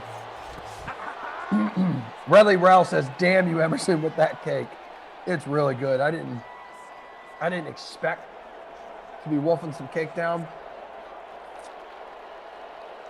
But I am. I eat a lot of cake for someone who has never celebrated anything. Producer Madison has put a couple of things here. Big Doge says, I appreciate your insight and analysis on games. You know your stuff. Thanks, guy. I think he's talking about you. Thank you. And she very much. She also mentioned Peloton has a lot of cardio and strength bodyweight workouts you can do. Hashtag just saying. I do appreciate her reminding me of that because I could pop it up on my phone and just sit there and, while Meg's having breakfast in bed, I can just lock eyes with her while I'm sitting there doing essentially what is like naked twister, I mean, of course. I knew. Why? That image is disturbing. Producer Madison should and needs to be a Peloton instructor. I would take every single one of her classes. She's great like that. Yeah. She needs to be. She's inspirational. She's So high energy. So inspirational. You know what I find extremely difficult, and we'll get back to the game, and I just want to mention this, is that these instructors are working out with us, especially on those bikes, right? If they're doing a class, they can take a break, but on those bikes, and they're talking and keeping their energy level extremely high, that's got to burn twice as many calories. Definitely mental calories. Oh. Ain't easy to do. 2nd and 2. Oh! To the end zone, and he fumbles the football, and it's recovered by the Broncos. Right at the goal line, he loses the football, and Denver is like, yo, it's now or never. With 5 minutes, though, you are trailing by 2 touchdowns. So Drew Lock, do something. Incomplete pass. Damn, he's bad in this game. 7 of 14. You froze when you made that call. So I think you're experiencing some Emmernet here, but boy. I mean, that touchdown would have sealed the deal for them, right, Emerson? Going up 3 tuds. It would have put this baby on ice. It would have been game. Blouses, baby. But the Chargers defense, everyone's healthy in this one, right? Ingram, Bosa, Derwin James, they're all there. You gotta love it. Derwin James. I want to see him play again. It's been too long. 2 years without Derwin James. That is not okay, Emerson. By the way, I want you to know that Big Doja was saying he was talking about you. Oh, Oh man. oh, thank you. Good dude though, always here. Doge. Says he's eager to become an analyst like himself one day. So I said, hey, bro, my Nice, DMs, man. this goes to all you guys. My DMs over on Twitter, always open. Y'all ever want to talk or hang out or something, man. Emerson Lazia on Twitter. Hit that follow button and let's talk. Let's talk. 830 of you watching on YouTube. Big slate the rest of the day. As Herbert now back with the ball, the Chargers, because on 4th and 1, the Broncos coming up short. And now basically LA is back where it started before Herbert fumbled the football at the goal line. But 4 minutes to play here. Keenan Allen in the slot as X Factor is ignited. Go to him! Looking for Williams. Incomplete pass.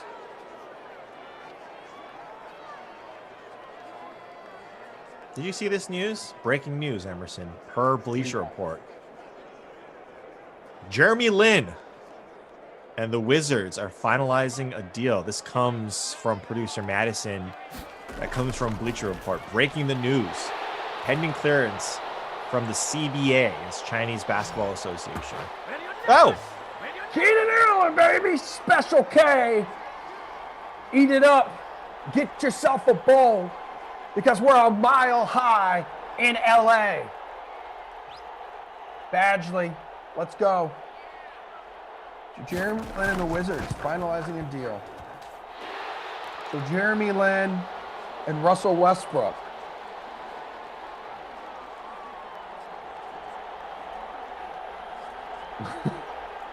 All day. Bradley Beal. Should be a good time. I think he's a good role player. The Jeremy peak, Lin. Yeah. The peak of Lin's sanity was amazing. It was incredible watching that guy. It reminded me a little bit of when Jimmer Mania with Jimmer Fredette when he took over. Oh, yeah. For like his last year, like at BYU and throughout the big dance. These guys just becoming these phenoms overnight.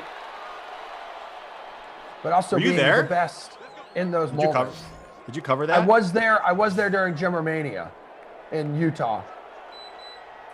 Nice.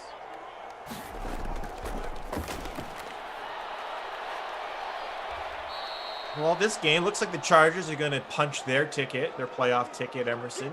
Now you just want garbage points here. If you're a Broncos backer and you got Philip Lindsay, you got Jerry Jeudy, you got Noah Times New Roman Don't Call Me Font in your lineup, and that's what you're hoping for here.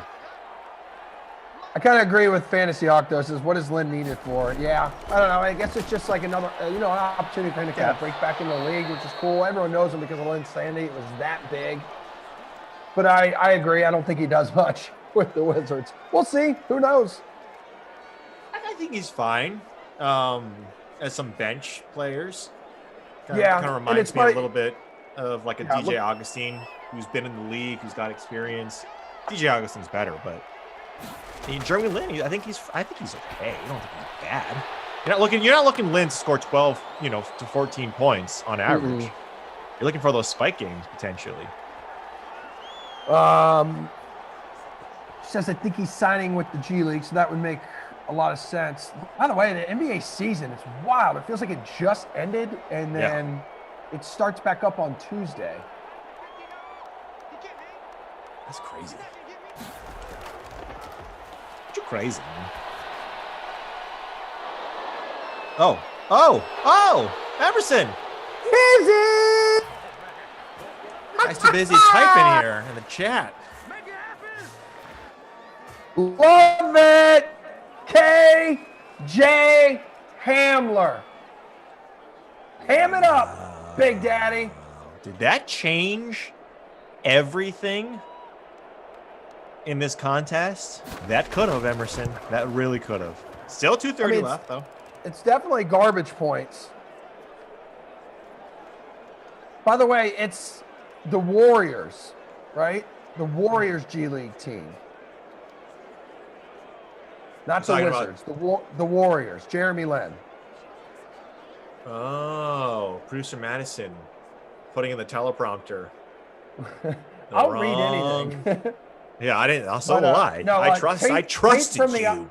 Tate from the ops team messaged us and was like, it was the Warriors. And I said, the hell, Tate? You're right. Damn. Tate, do you want producer Tate?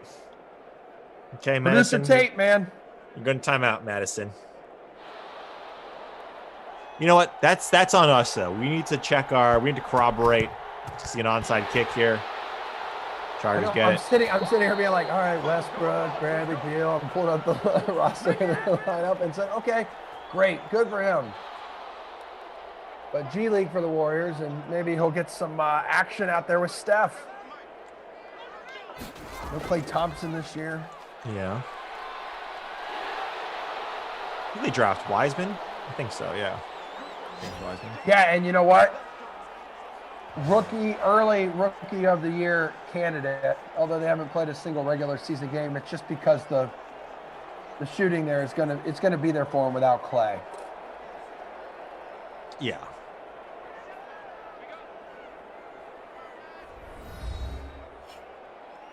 Well, speaking of the Wizards, Denny Avdija, didn't he get drafted by the Wizards?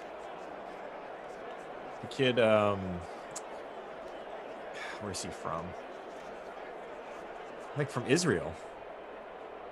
I really like Denny Avdija. I know we're talking NBA. This is football. This is a Madden sim. But I know, but I'm kind of stoked about the NBA season coming up. That's why. And like next week's such a huge week. Opening night on Tuesday. Wow, look at Bry Guy. What's Bry Guy saying? Oh yeah. Bry Guy is laying some heat, man. Like we can't repeat this. Wow, Bry Guy. Wow. No, I can't. But I've never seen Bry Guy this edgy before. Never. Oh, it's like a false start there for Hunter Henry. Well. Oh, James Saxton says that knocked him to third. The touchdown by the Ham Daddy.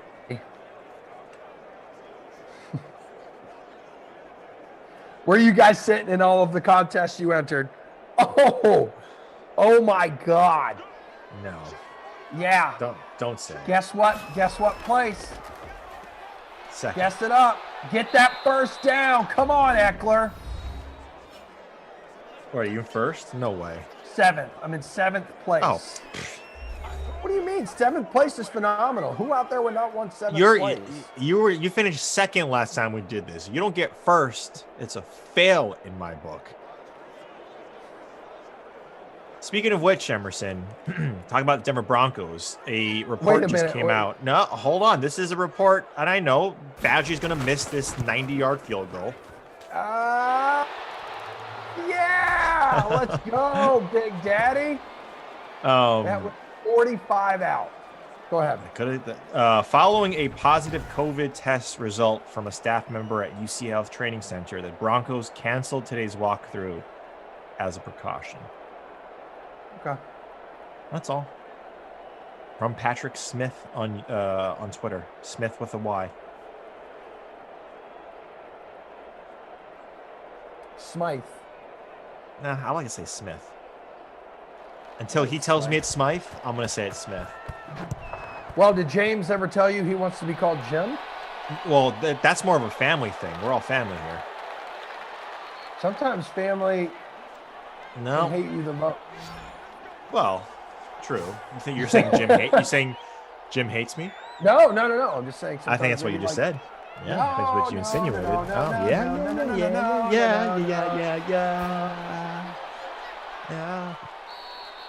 No.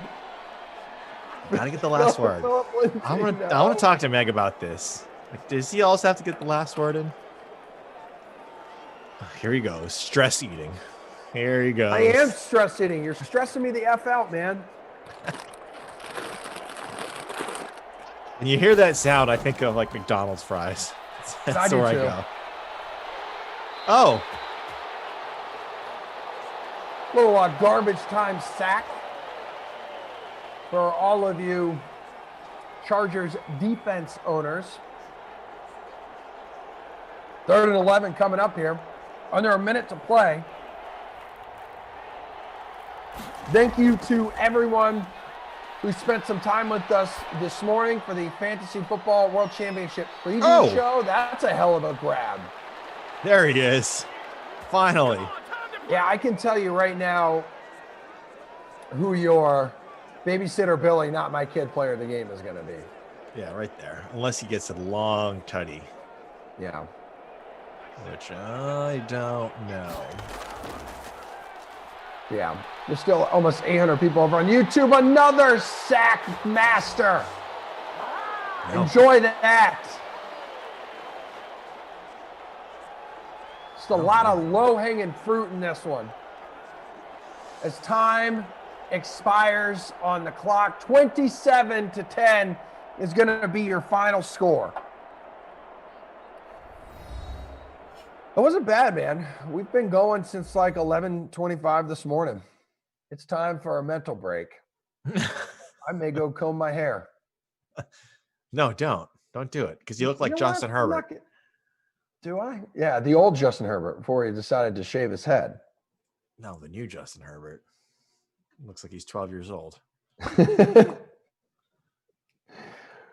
do you have for your babysitter? Well, we know that. What about your Krusty Kaufman player of the game? I mean, look at him. Look at that. Look at your screen. Look at that guy. Look at that guy right there, Austin Eckler. He was 80% rostered, but he delivered. Right, he had to being the heaviest rostered player, and he delivered. But look, your boy Keenan Allen, 12 for 107 and 2 touchdowns. Emerson, he was the 5th highest rostered player in the free showdown. And so, from that perspective, it's got to go to Keenan. But Austin Eckler is he's a man amongst boys, man. In these sims, you got to play him. He's like a free space. And then we're going with Sutton. Yeah, for babysitter Billy. I mean, Jerry Jeudy, he was a 3rd most rostered. He only got 3 for 64. Like, you can't find he got 64 yards, but that 50% ownership, like that's bad. One more time for you guys and gals. Play in the 10K holiday season special tonight. If Aaron Rodgers throws one or more touchdown passes, you're going to get $5 DK dollars. So that's the late classic slate tonight. $10 to get in the 10K holiday season special. Pull that up one more time here. Do it. Yeah, so it's $2,000 to first place.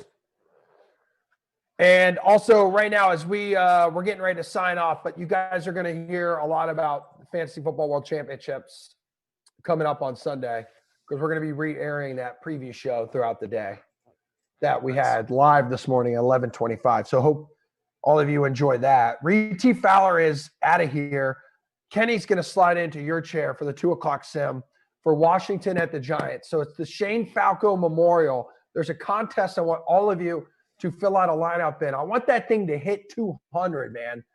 It's tough to beat me too. I just finished 4th in this contest. Like I'm starting to learn and know things. Especially when you play the Chargers and Broncos. Emerson is a man amongst boys. He's got a 4th place and a 2nd place, and the guy thinks he's God's gift to the Sims. Yeah, you're damn right. And Jared says, I got first in Latzia Mile High. Oh. It is a good day. Oh. That a boy, J Train. Yeah, he is. There he is, 134. 07. Ooh, he looks like there's a tie with Derwin. Ooh, I like it. All right, so we're out of here. We're going to take about a 45, 50-minute break or so. Probably a little more because Kenny shows up late as hell to his Sims. But good stuff from you. Thank you to producer Madison, minus the whole Wizards Warriors thing. Brian Guy on the ones and twos. Kyle and Tate, appreciate the hell out of you guys too. Thanks for everything you do and adding up scores for us manually from home. So we'll see you guys here in a little bit. Love you. Be well. First up, we have a very beautiful and fancy full screen graphic we're going to show you with basically how we got to this point. So we ran 200 qualifiers here, got 101 unique competitors in this year's event. So a lot of people with more than one seat in this event, including Brandon Adams, who has a whopping 9 seats. That man can take home a lot of guacamole. $12.5 million in total prizes, $2.5 million to the first place finisher. This is familiar territory, guys, for a lot of qualifiers here. Some of the best DFS players in the world. But for those who may be new to this big moment on the big stage, we have this 3-headed monster of DraftKings contributors to offer you some advice. Julian Edlow, Jeff Ulrich, Reed T. Fowler. Reed, I'll start with you. What are some words of wisdom that you have for newbies in the Fantasy Football World Championship? Yeah, I'm excited to see what these guys have to say, especially Julian. He's one of the sharper DFS players that we have on our roster, so I'm pumped for that. We talked about this a little bit with the Fantasy Golf World Championship, right, Emerson? That was good times, great oldies. That was an amazing moment for us. No, but look, I think that obviously the late swap is in play when you get these smaller contests. You have to consider that. If the beginning games of the 1 p.m. slate aren't panning out, there's some games in those 4 p.m. slates that I do like. And I'm going to do it more of a cash hybrid. You don't necessarily need to go GPP right in these contests and be extremely contrarian and fade Derrick Henry because he's going to be heavily rostered. You can't get too cute. And that's Julian's problem sometimes, both when he's looking in the mirror and when he's making some lineups.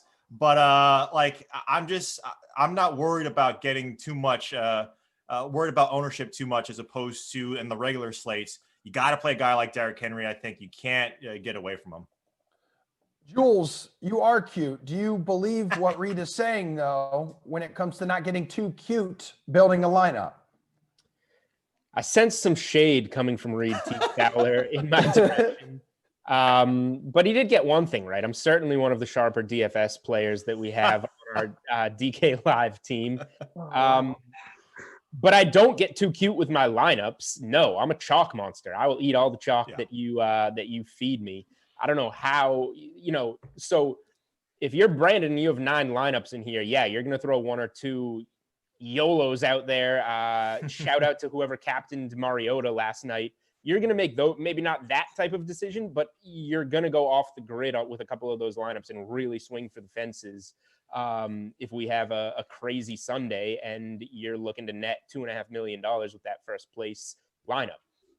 If this is your first time in one of these events and you have one, it's a lot more difficult to do that. You're going to come out of here with a lot of money either way, and you maybe want to play it a little bit safer. And of course you want to win first, but you want to be up there, on the top half of that leaderboard. So the guys like Derrick Henry, the guys like Jonathan Taylor, you're going to want to build, take your 3-4 top cash chalk options, put them in there.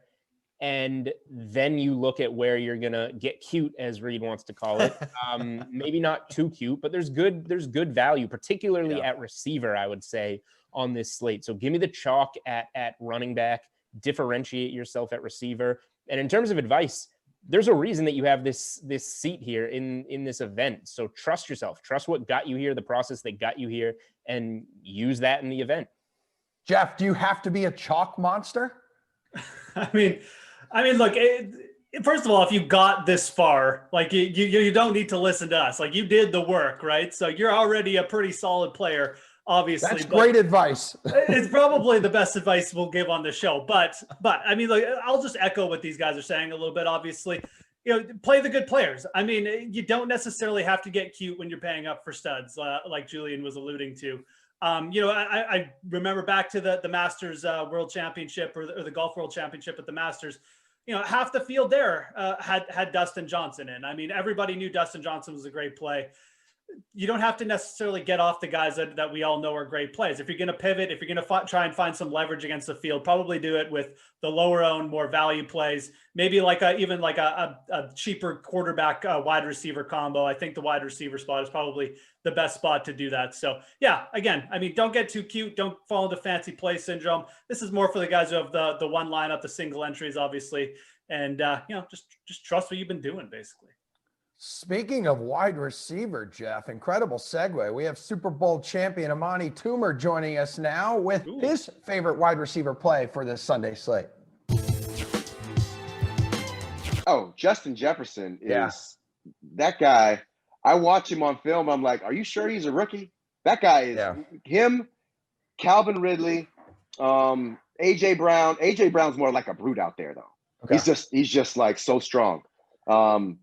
But I mean, Ridley, Jefferson, who else do I really like? Tyreek Hill, but that's nothing really that new. Not at all. I think if you're going for a guy that people may be sleeping on a little bit, Calvin Ridley, man, that guy. Okay. Perfect. Unbelievable. I watch him on film. You watch his routes. Oh, I mean, he's sharp. He is. Oh. He's the real deal. Like he's the receiver's receiver. You watch him, you see the technique, you see the quickness, you see how he gets off line scrimmage. Lattimore tried to play against him a couple weeks ago versus the Saints. He had Lattimore spinning like a top. He was killing him. So I really like Ridley. Put it that way. He's big. I'm a big fan of Calvin Ridley. Welcome back, everybody, to our Fantasy Football World Championship preview show. I am Emerson Lotzi. A big event coming up on Sunday, $12.5 million in cash prizes, $2.5 million going to the winner. DraftKings contributors Jeff Ulrich, Kenny Ducey are here for a little slate breakdown. But guys, check this out. Before we get into expected ownership for stacks and studs and value plays, I want you to look at this. Some of the more popular plays from some of the more recent FFWC events. Look at this. Highest owned, Joe Mixon in 2018, 66%. Yet Adrian Peterson at 55%. Drake was at 53 in 2017. And me and Julio down by the schoolyard, 52% back in 2015. Jeff, who do you think will be the most popular stack? Who do you think will be part of that? Yeah, look, I know we could talk here about fancy stacks, about cheap quarterbacks. Some of these players might pivot to, but I still think it's going to be the Kansas City Chiefs who's going to be the most popular stack. I think you look at most projections this week, the Chiefs stack just is projected to have so many more points than the next highest stack. And yeah, okay, Patrick Mahomes is expensive and his targets are expensive. But again, we're talking about a 200-man field. I think a lot of these players are going to be okay jamming in like really extreme value plays to fit in the Chiefs and another stud. And again, I also think you have a player like Travis Kelce at tight end, who is so clearly the best play there, that a lot of these players are just going to take the free points with Mahomes and Kelce. And then, like I said, try and jam in value elsewhere. So, yeah, I think that spots like Arizona, Tennessee might become like a bit of a popular stack because Tannehill's in such a good spot.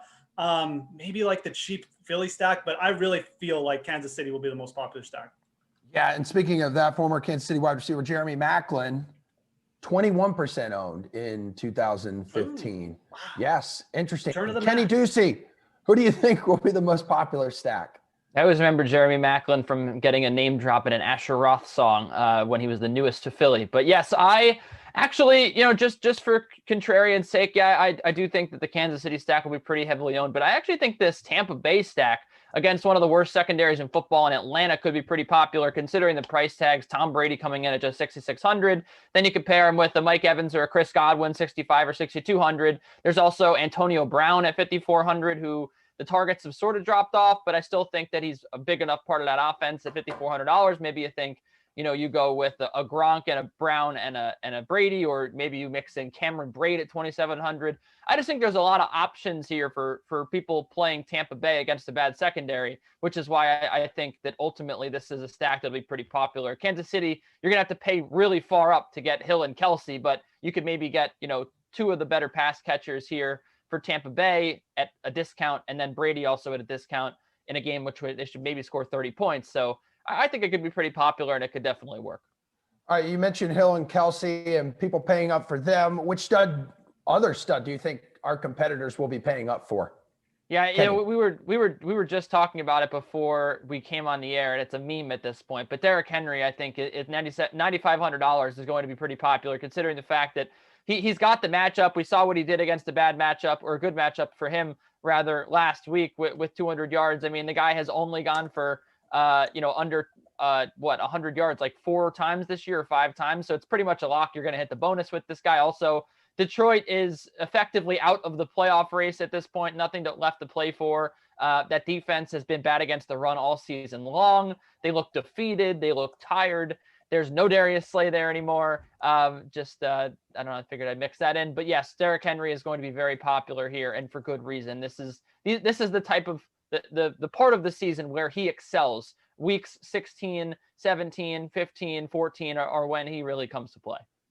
You got a stud you think everyone's going to be paying up for, maybe besides Derrick Henry, Jeff? Yeah, so definitely Derrick Henry is going to be like in the top 3 players owned. I would be shocked if he wasn't. But I think the other player who's really going to steam up in ownership is Brandon Ayuk of the 49ers at 6,300. And it has a lot to do with price. I mean, this player is just getting targeted at an insane rate. And they're going up against the Cowboys this week. It's such a good matchup for Ayuk. No Deebo Samuel in the lineup.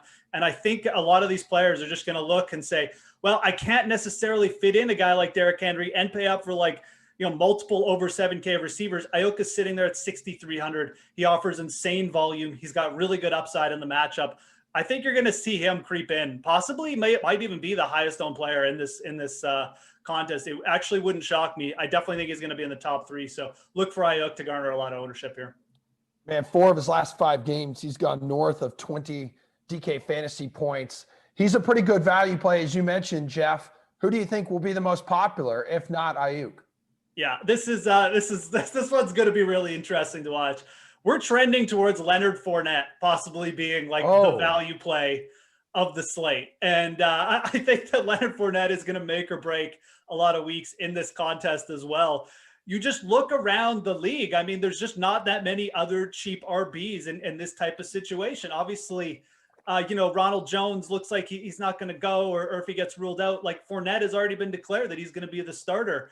At 4,500 going up against Atlanta, how do you get away from this? And I think a lot of these sharper players are realizing the same thing. We don't have another player down there. Even in the 5K range, we don't have a lot of good plays. McKissick is up to 5,700 if you want to just go for cheap PPR points.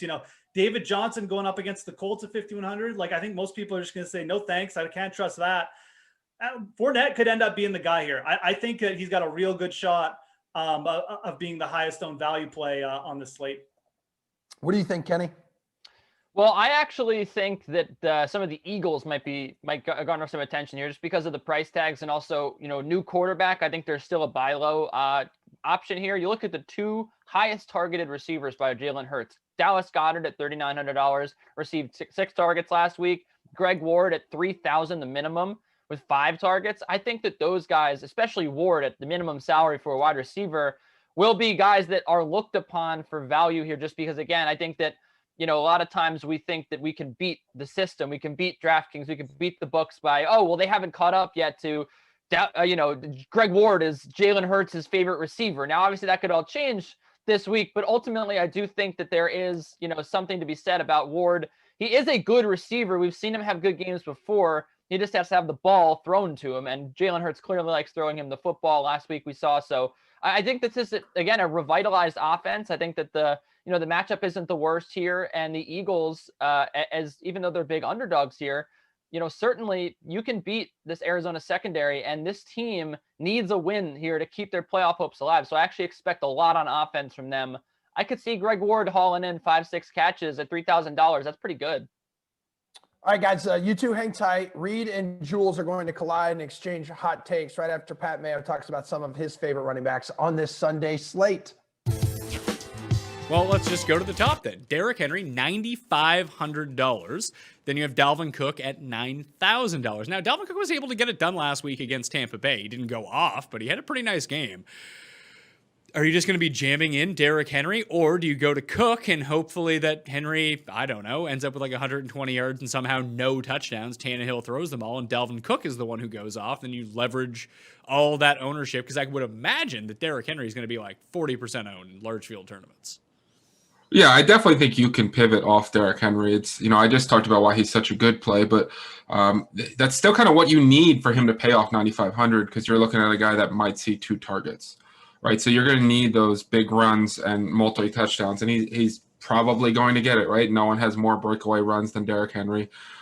He's second in the league in broken tackles. Lions are 6th in missed tackles. They're a dome team in December going down to Tennessee, and we know how Derrick Henry continues to get stronger as the season goes on. So I definitely think that Derrick Henry is the highest projected scoring running back, but if his ownership comes in at 30-40%, I have no problem kind of going closer to that 20% mark and pivoting some to Dalvin Cook, who this is basically a must-win game for the Minnesota Vikings.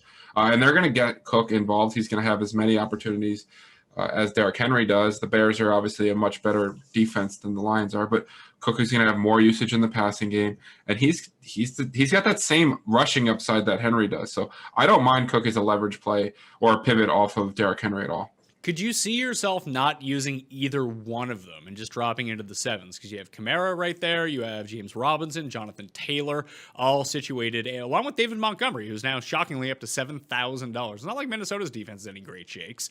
Could you use just 2 of these guys, or even drop even lower if you wanted to, and just fade the very top of the board altogether?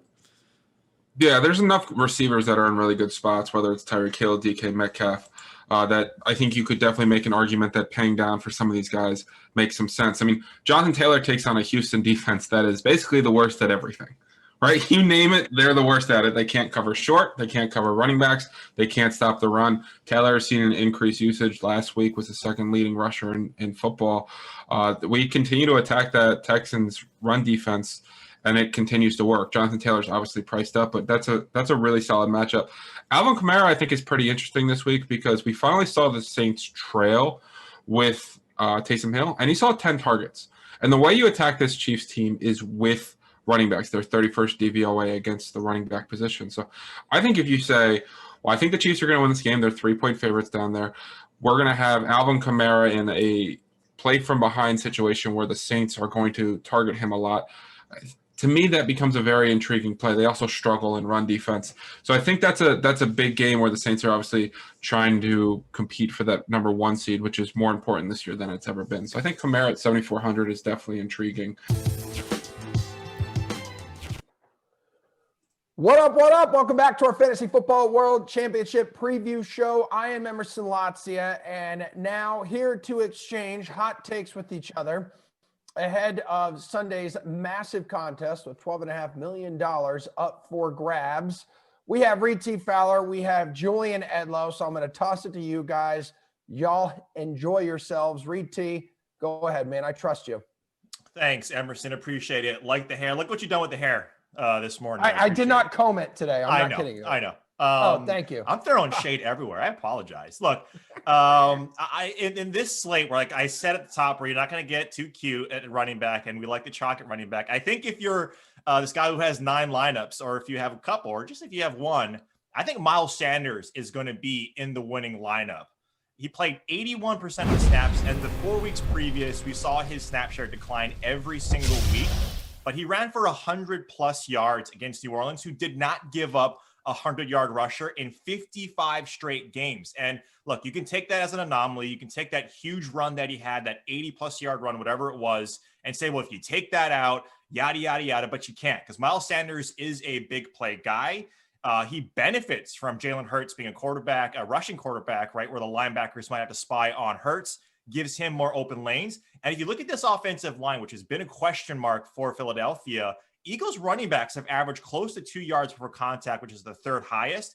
And Sanders, 3.65 yards after contact. That's the fourth highest in the league. He saw 5 targets last week. And at $6,900, when we talked about chalk at that running back position, which is fine, I think he's going to go way under rostered. I got him in the single digits. I got him at half of what Kenyon Drake is going to be right now, Julian. So I think Miles Sanders is going to be in this winning lineup. I don't think Arizona's defense can keep up with this guy. That is a hot take because Miles Sanders is probably not going to be rostered enough to be in the winning lineup. And I'll tell you why. I will throw that 82-yard run right out the window. As you said, I can't do. Watch, I just did it.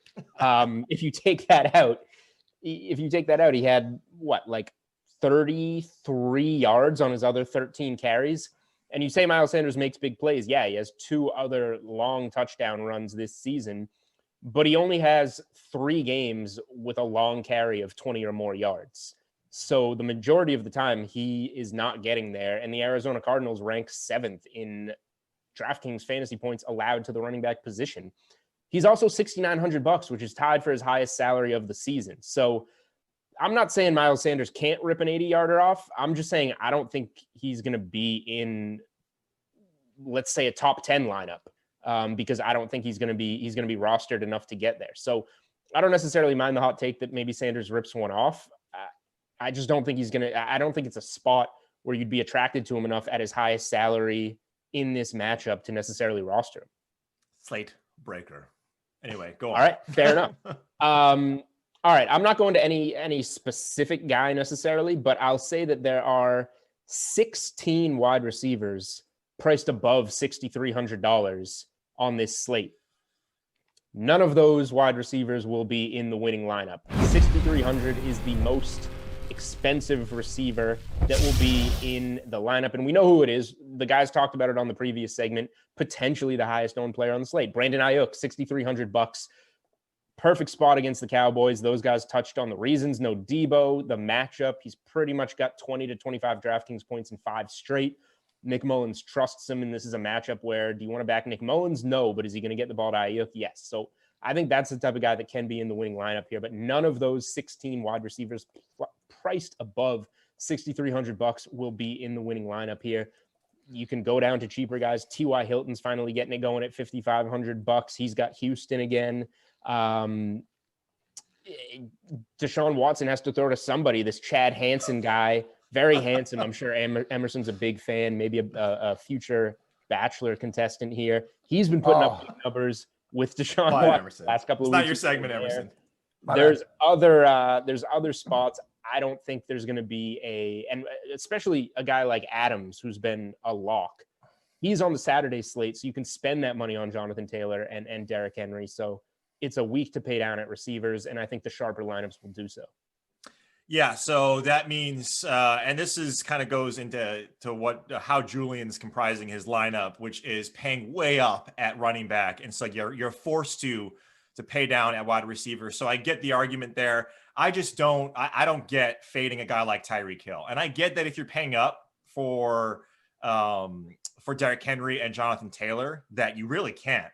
Right? You can't pay $8,800 for a guy like Tyreek Hill. If you look at what Tyreek Hill has done, though, this season, he is, I said slate breaker for Miles Sanders, and part of that was in jest, but part of that is true. Tyreek Hill is that guy. He has, I believe, 8 like deep ball touchdowns this season. The next guy closest to him is the DraftKings guy himself, DK Metcalf, at 4. Tyreek Hill is just a guy that's been absolutely obliterating. We saw what he did in a first quarter of a game, let alone the entire game. And so when you say none of those guys, Cooper Kupp, Robert Woods, especially Cooper Kupp and that Los Angeles Ram teams against the Jets, I find it hard to believe. And again, you can say that maybe they do the same thing as Seattle did, where they pull their starters, but I can't imagine not one of these 16 guys is going to be in the winning lineup, especially when you have, I think, DeAndre Hopkins too, who's not going to be as heavily rostered. I mentioned that Arizona and that Philly game, Miles Sanders, I think he's someone that's definitely in play as well, just because of the big playability. But I'm sure one of these lineups, especially the winning one, might have a guy like Tyreek Hill because of that big playability, and not one of those higher priced running backs.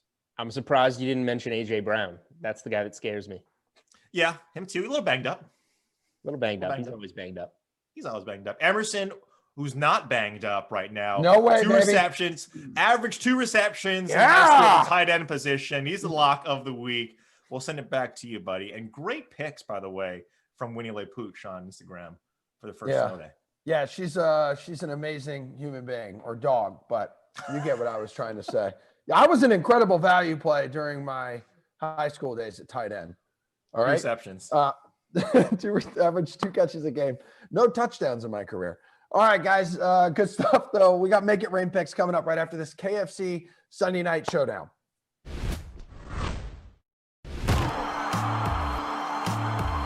Hey, what's going on? The Sunday Night Showdown series for KFC rolls on, and we are looking ahead Week 15, the Browns and the Giants. Steve Buchanan, Adam Kaufman, we are here from DraftKings and Bukes.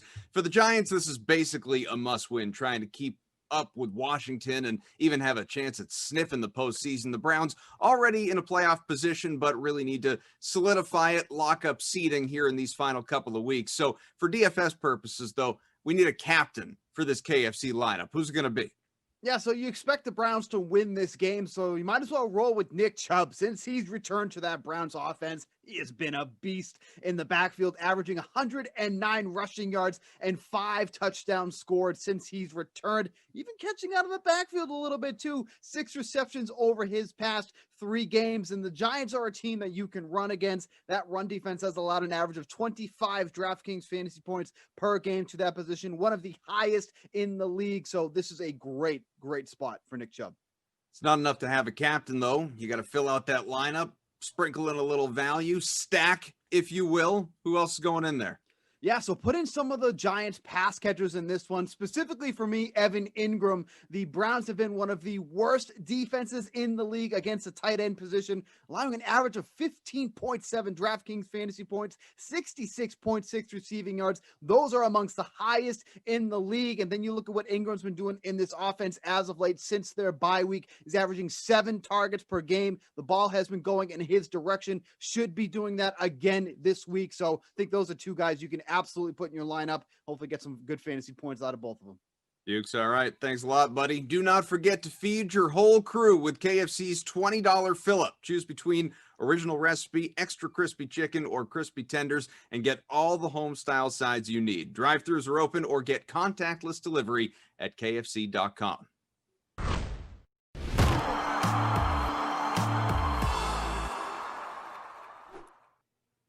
Hello, everyone. Just a few more minutes to go in the Fantasy Football World Championship preview show.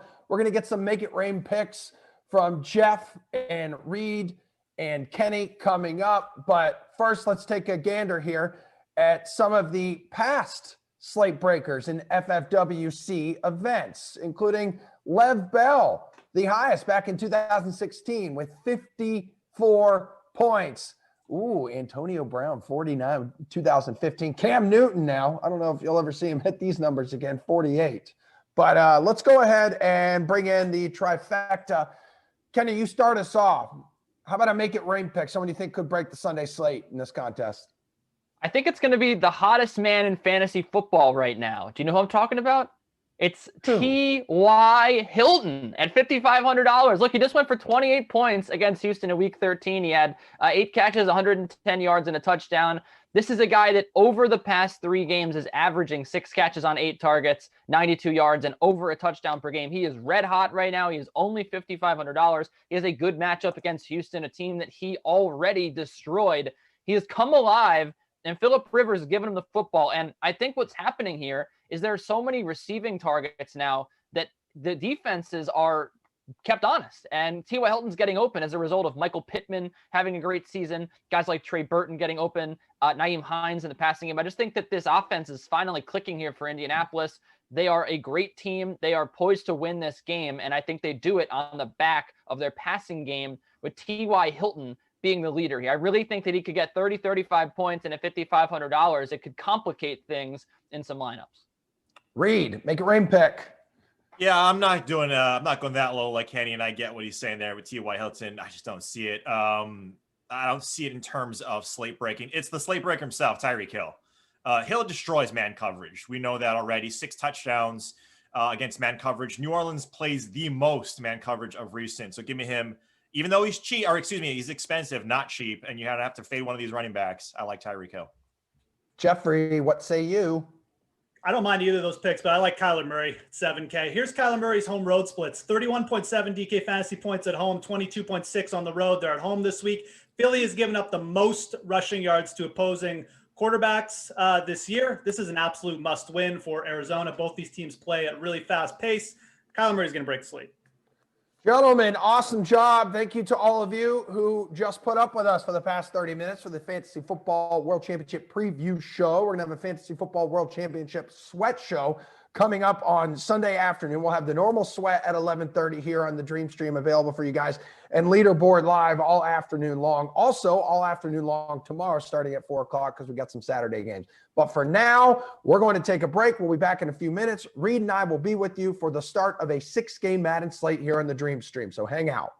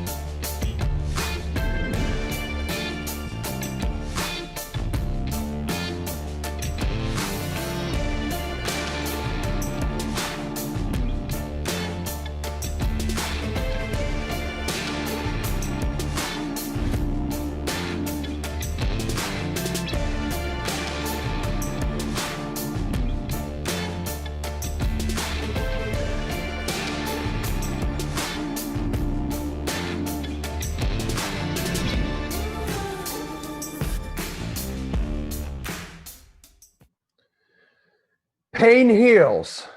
Chicks dig scars. Glory lasts forever. I hope all of you have submitted your lineup in the Shane Falco Memorial Contest. Kenny Ducey and Emerson Lotzi here with you for the next hour or so. Producer Madison on the horn. Bry Guy on the ones and twos.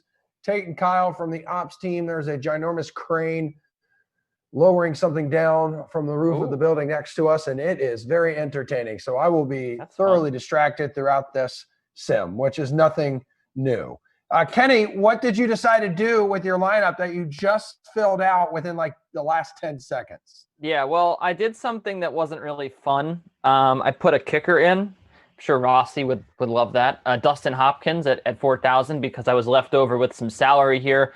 Look, I really like Golden Tate. He's the top receiver for the Giants. He's coming off a bad game. I think that you get a decent ownership number here, $5,600 to get the wide receiver one. Look, I know that, Madden has its fallacies, and the wide receiver one doesn't always produce, right? That's obvious here. But I think for the price, it's worth it here in a GPP, or in this case, just Emerson's tournament. So I like Golden Tate here. You save some money. You get Hopkins as well. And then I think you can put Terry McLaurin coming off a good game. He just got those superstar abilities. So I actually like him.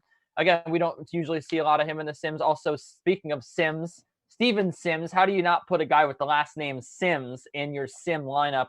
And then Saquon and J.D. McKissick is actually my captain here. I think we're going to see a heavy dose of J.D. McKissick. Another one of these games, Emerson, where I am fading the hell out of both quarterbacks.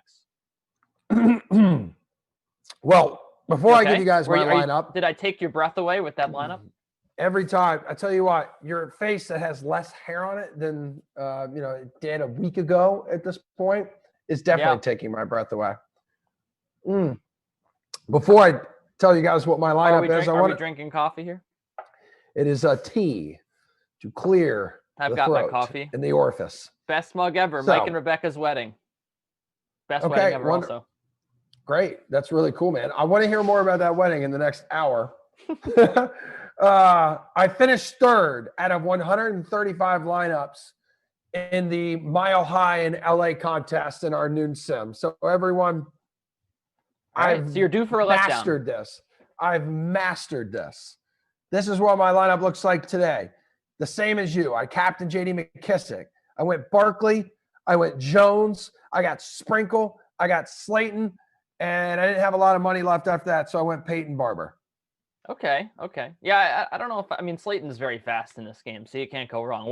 What's he here on the speed rating? He's a 93. I mean, that's pretty good. But I can't bring myself to roster Daniel Jones, a quarterback who I don't think is good, even in Sims, and especially looking at the recent performances of Jones in this game. The one benefit for Daniel Jones here is that no one on the football team's side has anybody that has any sort of there's no avalanche guy on the other side, which is something I look for. I actually wanted to roster the Washington defense, but there's nothing here that is exciting, right? There's no one with a superstar factor that can, force fumbles or there's not a shutdown corner. There's a run stuffer, but that doesn't really get your senses tingling, right? So, I ultimately, both these defenses here are not appealing, and frankly, both these offenses aren't appealing either. There's only one superstar in the Giants, and that's Saquon Barkley. At least on the football team, you got a good complement of them with Sheriff and Terry McLaurin now on offense, and then Jonathan Allen, like I said, that run stuffer. So, we'll see what happens here. All right, well, Dwayne Haskins Jr. and the Washington offense taking the field first, and 1 for 1. He is absolutely perfect in this game. 5 yards to our captain, our sweet captain, J.D. McKissick. Well, we're also going to get to see I like that sound effect. We're going to get to see Dwayne Haskins on the field Sunday, Emerson. The news just breaking about 20 minutes ago. Tell me. I don't know if it was that unexpected. It was nearly picked off. I mean, these defenses are very bad. That Alex Smith is going to miss the game. So it appears, anyway, that we're going to get to see a little bit of Dwayne Haskins once again. He's Don't back. know. Yeah. Speaking of backup quarterbacks, though, we got to talk about Marcus Mariota's performance last night. That was pretty incredible. I would love to do that on 3rd and 5. We have ourselves a first down. A first down for Washington. So once again, J.D. McKissic receiving the only 2 complete passes that Dwayne Haskins has in this game. Before we dive into last night's performance, we have Rich on Twitch saying, I'm running Saquon, Ingram, and the Giants D. P. Fooligan, Killer Unis. Brad Guy on the 1, 2, 3, 4, and 5s, which, yes, Brad Guy letting us know. 2000s alternate classic red top for the G-Man. It looks like the Broncos are playing. Am I wrong here? From a distance, it looks like orange uniforms. Well, I think orange and red would fall in the same, color family, right? I don't want to dive too deep into all of this and prisms and Dwayne, that get rid of the football. He does. Relax, Mary. And it's complete. Oh, is that my guy? 22 yards on the reception? No. Yes. No. Are you saying Dontrell Inman's your guy? Because Dontrell Inman's always been my guy. I was looking for Sprinkle at 87. That's what I need. The Sprinkle being number 1 on the depth chart is pretty funny. Look at McKissic there. Pretty funny. But I did say, I was excited to see Mariota play on Leaderboard Live because Congo Cab and a lot of the regulars here in the chat know I'm not the biggest Derek Carr guy. So I was excited to see Mariota play. Him, right? There were a bunch of people who were talking some friendly trash about you in the noon sim, saying that you were wild enough to say, go ahead and play Mariota tonight. You almost had. Oh no, I didn't say that, but I said on Leaderboard Live when Mariota came in, I said this game is not over. I actually think Mariota is going to keep them in it and play well. Again, Mariota is not a guy who was that terrible when he was benched in Tennessee. It wasn't a situation where he was he was so bad that it was national news. I remember when it happened, I was just I was actually surprised because he wasn't playing that terribly, right? So he's a guy we always knew had skill. I was more surprised, frankly, at the Raiders being prepared for Mariota to play. You had John Gruden calling this amazing game for Mariota. You had them, they were running the read option.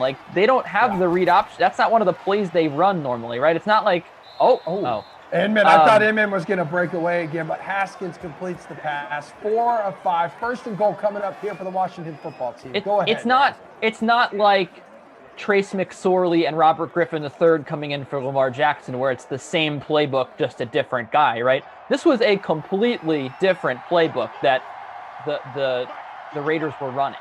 And the fact that, they've had that ready to go was pretty impressive. And then Mariota executed it to perfection. But what I couldn't stop thinking about was what if the Cowboys had just signed Mariota? Would they have run away with the NFC East? I feel like they would have. Because they're still in position to play. They are. Right? Even though they're not going to win it. But the way that this division broke, 3 wins do it for you. And he runs a similar offense to Dak Prescott. He clearly was talented enough last night to be a starter somewhere. So, it was just an interesting little game I was playing in my head. Wow, I would love to see the Cowboys offense with Mariota in it. By the way, Tate over on the ops team. So we have Tate and Kyle with us, adding up scores manually from home. Real quick, Dwayne Haskins, all the time in the world. Hell of a block there last second, but doesn't really mean anything as he throws an incomplete pass. And now Dustin Hopkins, who you said to roster, or you said you were rostering yourself, is going to come out and deliver 3 points. But Tate over on the ops team messages everyone and says, Mariota takes the Raiders to the Super Bowl if he starts next year. I don't know about that. I don't think the Raiders are just that good, but I love the take from Tate. Tate's take. This. That can now, Tate, every time you're on a game now, dude, You have to drop some kind of hot take. And I want it to be Tate's take. I like Mockingjay 2020 saying, are you serious? Mariota is garbage. I mean, that has to be one of the most uneducated takes ever after last night. I mean, what about his performance last night leads you to believe that he's garbage? Look, he could start on a bad team, but all I was saying was that, you know, him as a backup quarterback on a team where he runs a similar offense, right? Like the Cowboys love running that read option with Dak. It just begs the question, what would that team look like with Mariota backing up? Like Andy Dalton, speaking of garbage players, right? I mean, he's garbage. And, you know, what, Grape Gilbert was garbage. And, you know, even everyone else they decided to run out. Did you say Gilbert Grape? Yeah, whatever. Garrett Gilbert. You called him Grape, right? That was, or maybe it was Jeff. It's Gilbert Grape, dude. What's eating that guy? Has anyone ever figured that out? It was not good for the Cowboys this season. Well, I'm happy to remind everyone I did roster Peyton Barber, and he has -6 rushing yards. It was on that sweep on like 2nd and goal. So he's got a nice -0.60 points for you. But Jenny McKissick in the captain spot has you 8.4 points as the G-men are now taking the field on offense for the first time. 2 minutes to go here in the first quarter. It's Kenny the Deuce Ducey and Saquon Barkley, the quad father, 2.0, picking up the first down. His first carry, 11 yards. I'm Emerson Lotzie, producer Madison here. Brad Guy on the 1, 2s, 3s, 4s, and 5s. And then Tate and Kyle from the ops team. Good to have everybody here today on this Freaky Friday. 600 of you hanging out with us over on YouTube right now. The talent schedule as I dive into this right now, rest of the day is going to be Brendan Glasheen and Christian for the next 2 games. Eagles at the Cowboys at 4, Vikings at the Packers at 6, Bears at the Lions, Kaufman and Tom, that same dynamic duo for Bucks at the Saints for Madden After Dark. But Kenny, real quick, a reminder to everyone, for the late slate tonight, if you play in the 10K holiday season special, as Barkley picks up the inches needed for a first down and then some, if you play in the 10K holiday season special, and if Aaron Rodgers throws 1 or more touchdown passes, you're going to get 5 free DK dollars. So it's $10 to enter. It's the 10K holiday season special, so it's the late 3-game slate. And if Aaron Rodgers throws 1 or more touchdown passes, you get 5 DK dollars. Reed and I talked a little bit about it in the noon sim. He's thrown a touchdown pass in 15 straight games. Smack that's a big one. Down the middle. Nice. Saquon from Jones. 3 for 3. 1st and 10 from the 13 coming up. Some fireworks going off in the chat right now. But clearly, Mockingjay 2000 does not like Marcus Mariota because he is very fired up right now, talking about how he lost his job at Tannehill. People are trying to help him calm down, but it doesn't seem interested. Daniel Jones loses the football. It's recovered by the Washington football team. Danny Dimes. Danny fumbles, man. Danny fumbles. Okay, we can go with that one. That's what he does, man. That's what Daniel Jones does best, is turn the ball over. The really Washington insane. football team in the free showdown, 20% owned. It's almost like people kind of saw Danny Dimes turning into Danny Fumble. So it's 3-0 here at the end of the first quarter. J.D. McKissick, 4 carries, 22 yards. Barkley has 1 more yard than that on 2 less carries. Yeah, Saquon has been very involved. So has McKissick. I mean, it's been a battle of the running backs so far, Emerson. It's good to have both of them. And in terms of these tight ends, you know, whether it's Sprinkle, Ingram, I mean, they haven't been too active here. Ingram just the 1 catch for 10 yards.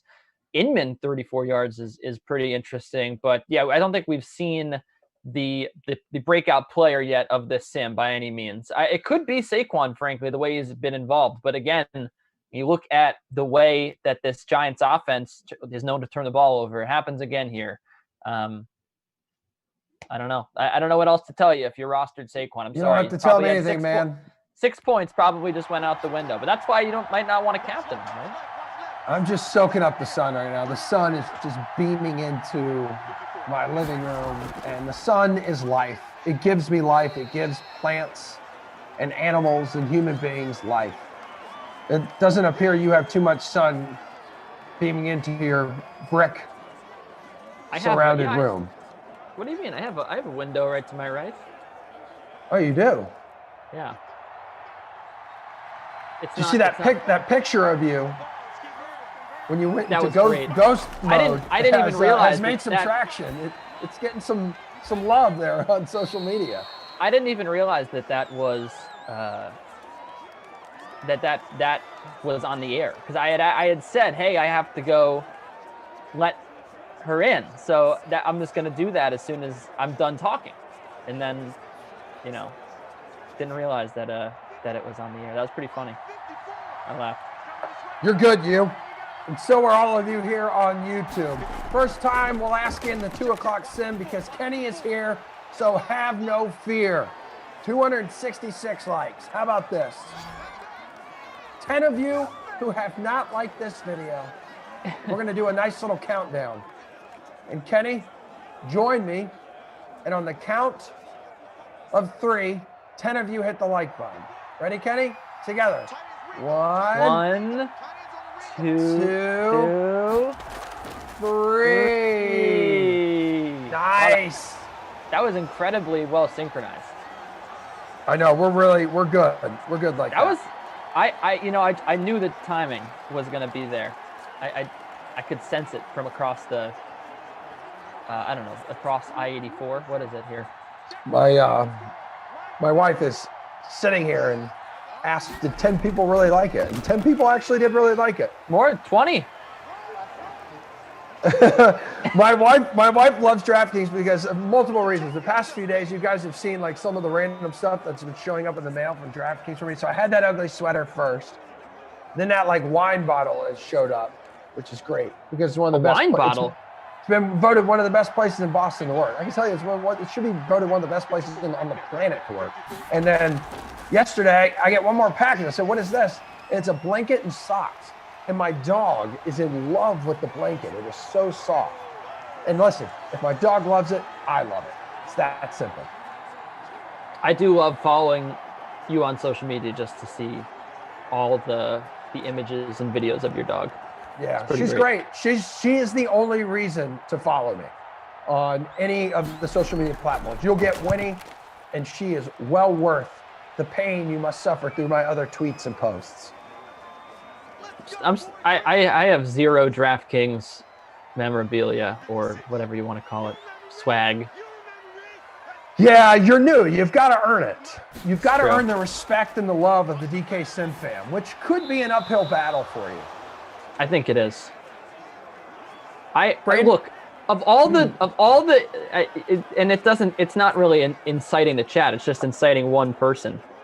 Of all the bad takes I've had, the fact that just saying Marcus Mariota was good last night, and he's a good backup quarterback, that being the one that throws whoever this is over the edge is just hilarious to me. Oh, we have an interception. So Danny fumbles, turns into Danny pick. And again, 2 turnovers. Defense delivers.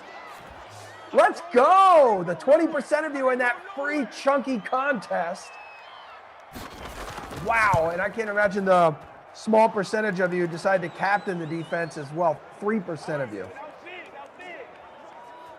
I cannot believe that he has turned the ball over twice already. That, even for the most generous estimates for the Washington defense, is pretty impressive.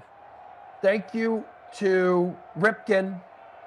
2131 says, I like the video. Are you Vanilla Ice's son? Yep. I find that to be one of the better compliments I've ever received in my lifetime. He's actually a super, super cool guy. And since we're on the topic, and I've shared the story once or twice before, but I once bounced for one of his concerts when I was in college. When I was thicker, College Emerson, he was pushing about 260. And a couple of my fraternity brothers worked at this bar called Lulu's at Point Orlando. And he was there performing a concert for the Surf Expo that was in town. And so they grabbed some of the meatier men, which was me, and I just stood there by the stage and I looked at him. And he looked at me and kind of kept going on with this concert. It was great. He knew that he was safe with me. He absolutely knew it.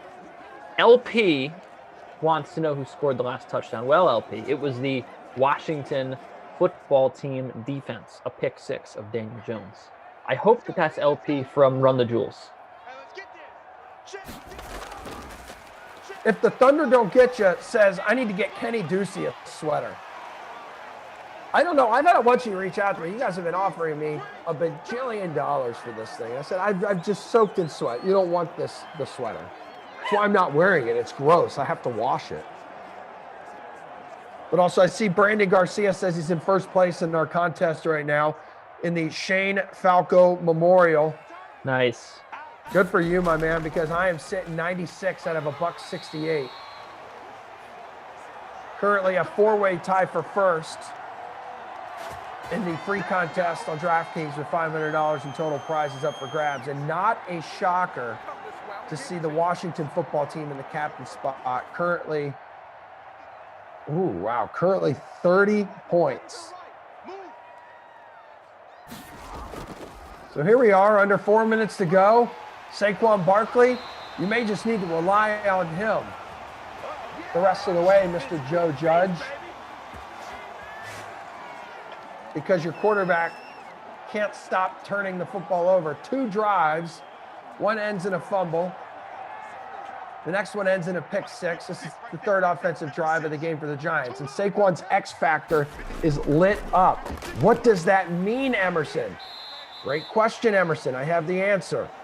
First one free is his X factor. When he's in the zone, he's got a high fake out rate. Look at Daniel Jones trying to pretend he can command this offense. Fantasy Hawk wants to know my finals prediction.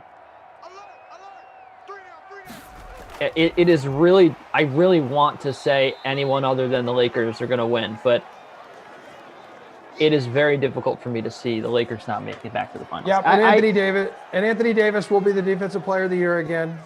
I like the Nuggets this year. I think the Nuggets could actually finish top 3 in the West, especially off the back of what they did last year. I would love to see them in the Western Conference Finals, and they certainly could do it, especially with like a mid-season trade. It's just hard for me to see them beating Los Angeles.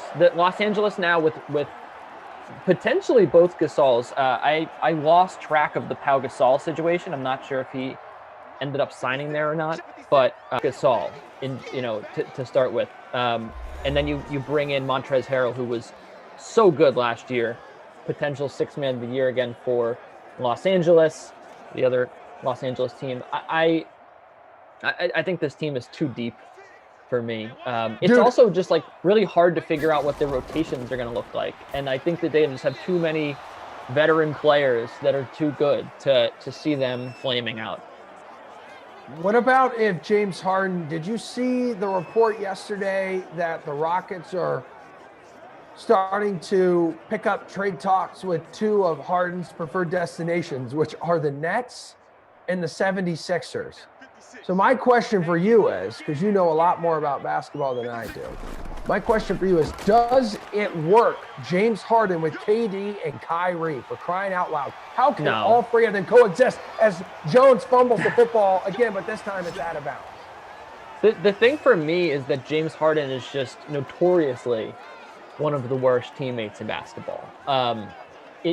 It is unlike a Chris Paul situation, where I actually think Chris Paul is a little bit of a jerk to his teammates, but it's a Jimmy Butler level of attitude, right? Like, he expects a lot out of his team. I actually think Chris Paul, and it's sad when, that he got, Saquon coming out of the end zone to make that catch. I'm like, oh my God, it's definitely like a wide receiver or a tight end. No, it's Saquon Barkley, who ran like 50 yards from the backfield. For Chris Paul not to make the finals, and they really, I think, would have beaten the Warriors if not for his injury.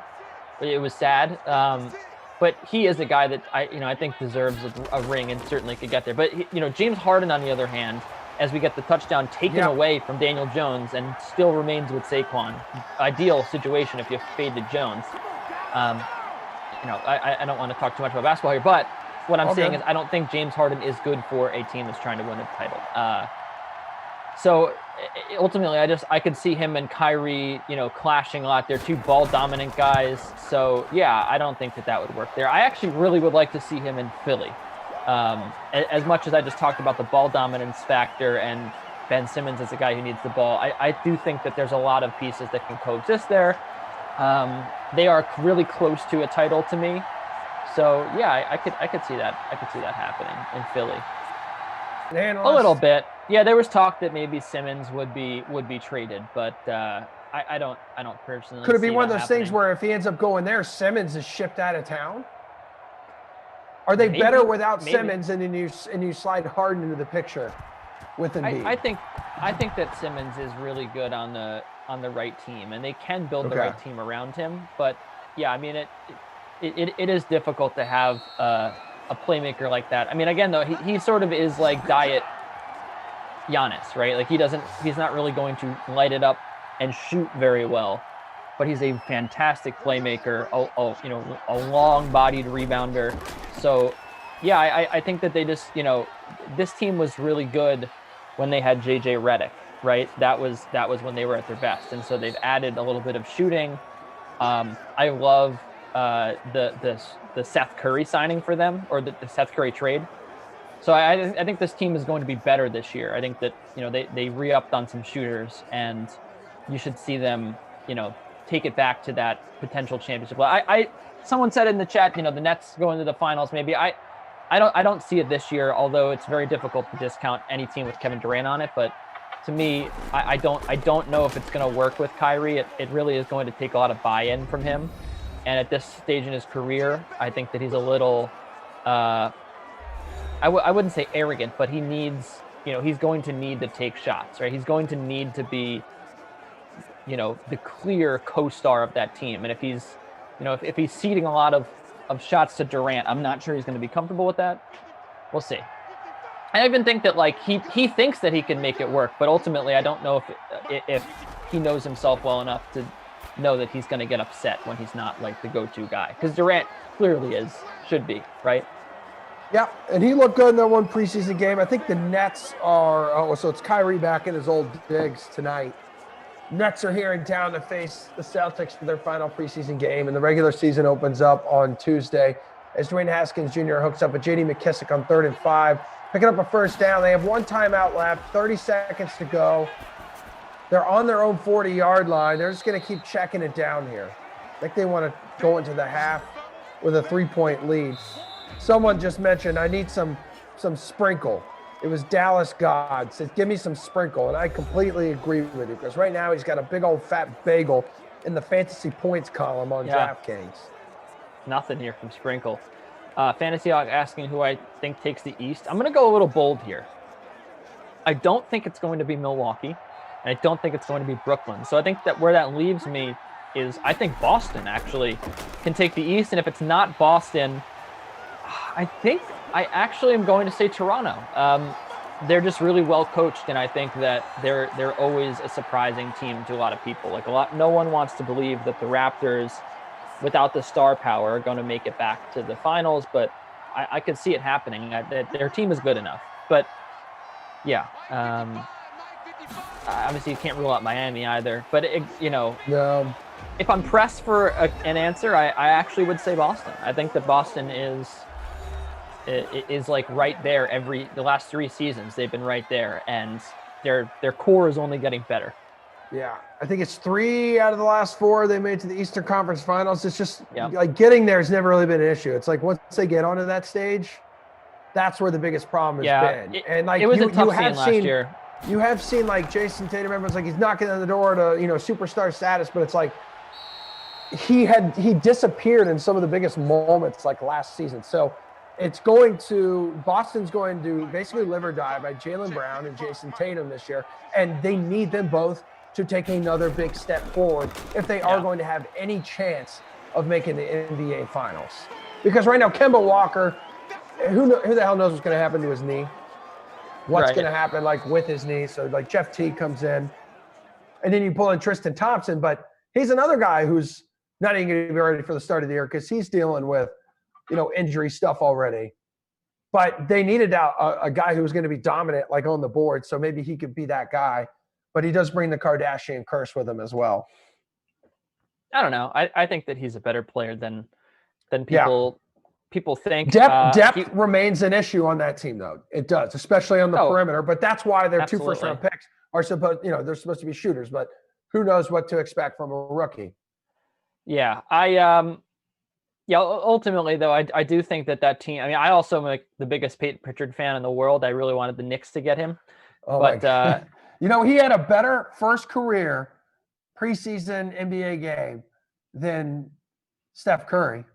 Just so you know, I saw there was NBC Sports Boston put up a really funny. Yeah, Steph Curry also people were didn't getting so pissed off about it on Twitter, but I'm like, guys, it was a joke. They put up that's like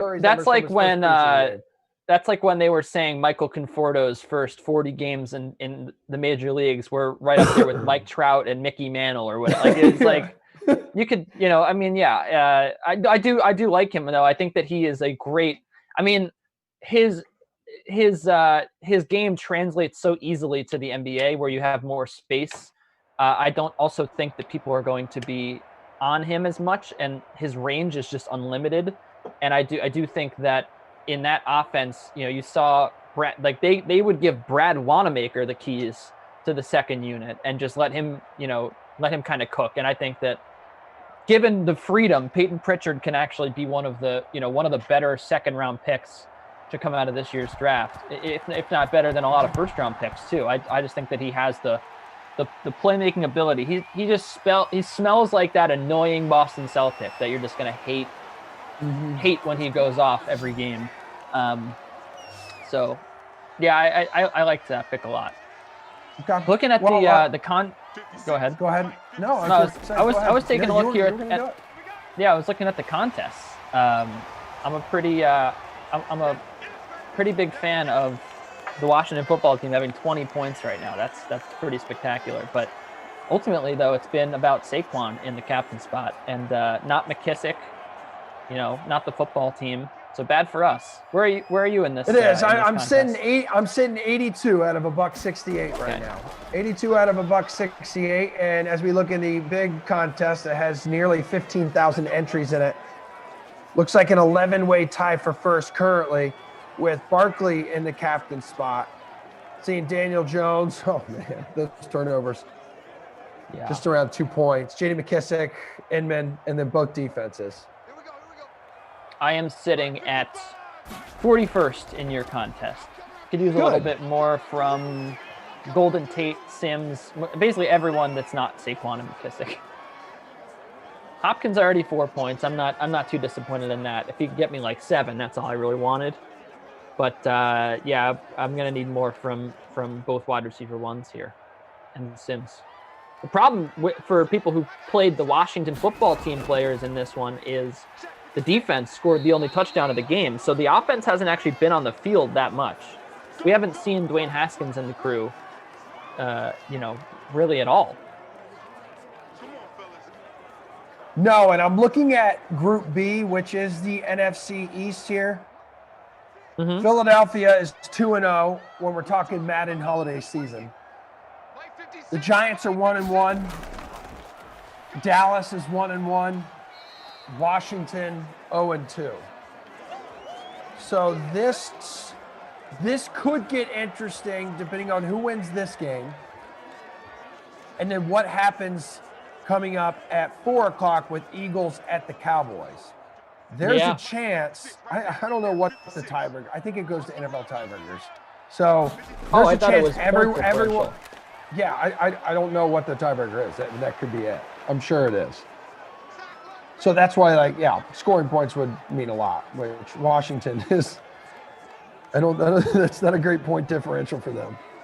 No. But New York could be 2-1, Dallas could be 2-1 after the next game, and Philly could be 2-1.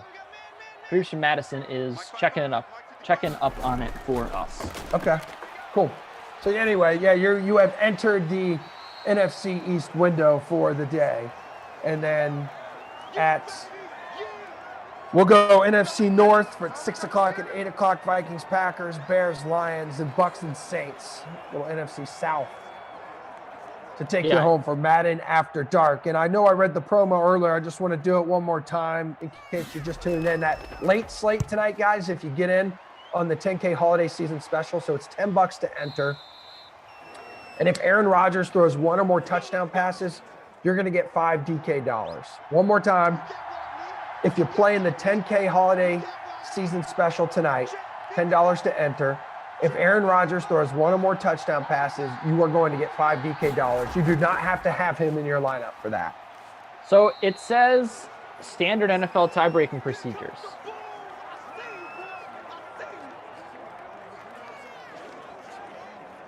So that would mean that it would be head to head, right? We need to call Zach Thompson. But Zach what is Thompson's it, the expert with all this.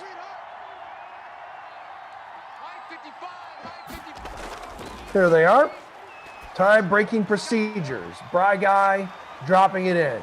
The 7 postseason participants from each conference will see this follows. Okay. To break a tie within a division, if at the end of the regular season, 2 or more clubs in the same division finish with identical win-loss percentages, the following steps will be taken until a champion is determined. Head-to-head will be the first one. And second, so they could do it then. Yeah. Washington could move. Well, they didn't beat Dallas though, so they no. Washington is I think likely out. Okay. Start 0-2, you're done. No, they definitely are. All the teams could go to 1-2, but they would still lose out in the tiebreak to. They would beat the Giants, but they didn't obviously beat the Cowboys. So, well, what's after head-to-head? What is after head-to-head? And your answer is best win-loss percentage in games played within a division. Okay, what's the next one? Best win-loss percentage in common games. Okay, what's the next one? Best win-loss percentage in games played within the conference. Okay, what's the next one? Strength of victory is next. Oh, so that would be point differential. Yes. Yeah. So ultimately, the point differential is going to make the difference after head-to-head. No. So I'm trying to remember. So if the football team beat the Giants, who won the Giants-Cowboys game?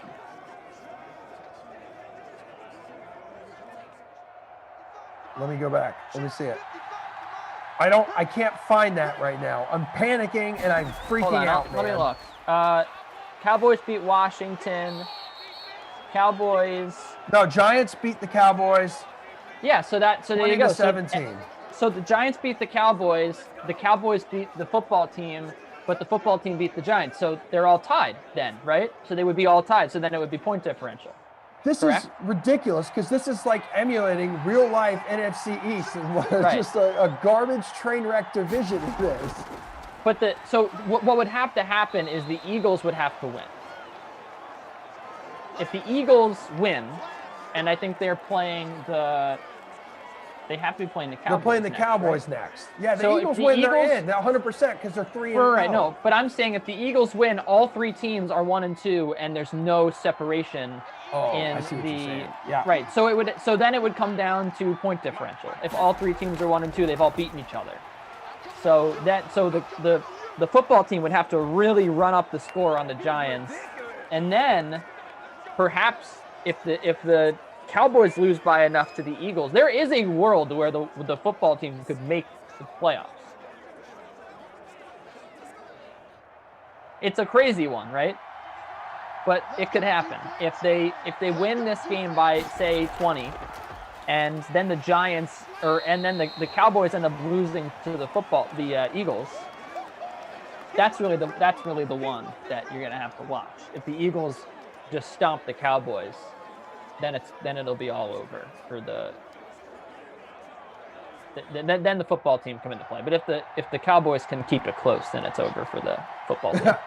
I agree with Spencer S. This is no truer words have ever been spoken, my friend, as Scary Terry Ball's in the pass. Dwayne Haskins 15 of 20 in this one. That's the first reception for Terry McLaurin. But Spencer S. says, just let ZT figure it out. It is so true. It's all yours, ZT. Wherever you are today, my hairy-faced chinchilla. 1st and 10 from the 10. And nowhere to go for J.D. McKissic. Not good.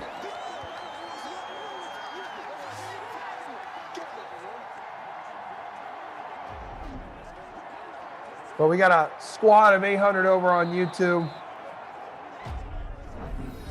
What's going on with our Twitch fam? Twitch.tv/DraftKings as we have come to the close of the third quarter. 10-7, the Washington football team holding a lead right now. It is 2nd and 12. No quarter break. We're getting right to it. Let's go. Let's go. J.D. McKissic down to the 1. So a PPR machine in this game, a PPR machine in real life. Brad Guy wants all of you to know that he meant to pop us up on the screen for a quarter break. All right, we just want to see what's going to happen on this drive. I think everyone is holding in suspense. Give it to him. Oh, he gets it in. Captain, oh, captain. And the Washington lead growing by 6 points. That is huge, huge, huge, huge. McKissic with the goods.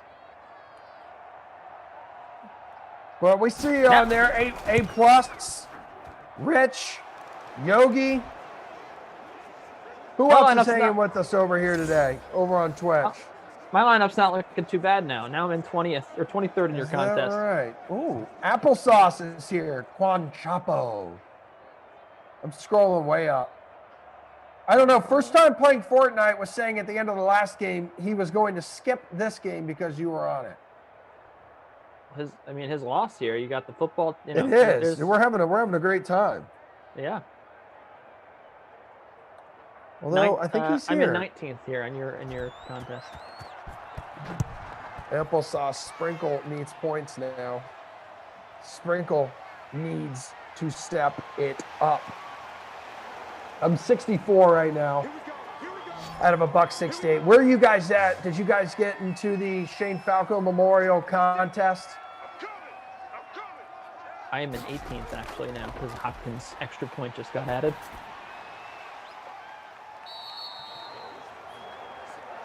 It's really been the McKissic and Barkley show. And then the football team again also has, I think, 20 points still. So those are the three that have performed. And other than those three, no player has really stood out.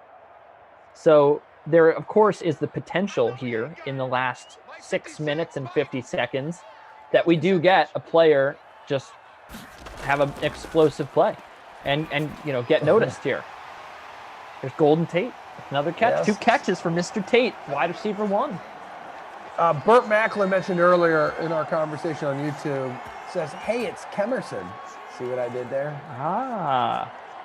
Any pictures I posted, my wife and I on social media, I hashtag it Megerson. So like that. We kind of have that going for us. But then there was also Jared C., who won the free roll contest at noon. That's Sterling Shepard? It is. Yeah, it is. First catch of the day. But Jared said, I'm looking to take back-to-back. And then he was shouting out yours truly for taking third. Good dude. Highest owned in the free showdown. Not sure if we mentioned these or not, but it's 83% for Saquon. J.D. McKissic, 65%. Ingram, 42%. Sterling Shepard, 41%. And Terry McLaurin, 39%. I feel like Saquon is he lining up as a wide receiver? Like he's just downfield all the time. Yeah, he's catching everything right now. So I just see 6 catches, almost 70 yards. I mean, he's helping out Daniel Jones, that's for sure. Still nothing from Sprinkle yet, which has been a little surprising. Nothing really from Ingram. You think he's just got the 1 catch for 10 yards. Up there he is. Ingram on cue, getting another catch. That's 2 now for 21. But yeah, this is interesting here. Can Golden Tate or Sterling Shepard or Darius Slayton catch a touchdown here? Because that would certainly change the course, the landscape of this contest. If one of those three gets a touchdown, then all of a sudden, it's now 3 players you have to have in your lineup to have a chance at winning. Oh, what a catch. Is that Shepard again? Golden Tate, rather. Golden 4 Tate. grabs, 28 yards. Selfishly really hoping that Golden Domer. I'm selfishly hoping that Golden Tate can score. I was thinking about the other day. I was going to say before, because I started a manager mode on FIFA, and there was a guy named Emerson, and I released him, or I sold him. So you're a jerk. Oh, you sold him. Yeah. That's what you do in football or soccer. Yes, people. Mm-hmm. Yeah, sorry about that. I'm he wasn't very aware. good. I know everything about soccer. I wanted to build out my back line with guys. Back in the end zone. Let's go, Tutty, baby. Evan Ingram, the Ocho. So the Giants now an extra point away from making this a 3-point game, but I know everything about soccer. All my knowledge about soccer all comes from the Ted Lasso series. Big Ted Lasso guy. But Silly Sally wants to play, says, hey, Emerson, I guess Waller really did you in last night. He really did. I'm playing Zach Thompson in our season long, in our DK league. And I said to everyone last night, I really need Waller just to chill out, not go way off. And now I'm looking at it right now, 150 yards, 9 catches and a touchdown. The guy recorded 30 points on the dot. So Zach Thompson's already smashing me.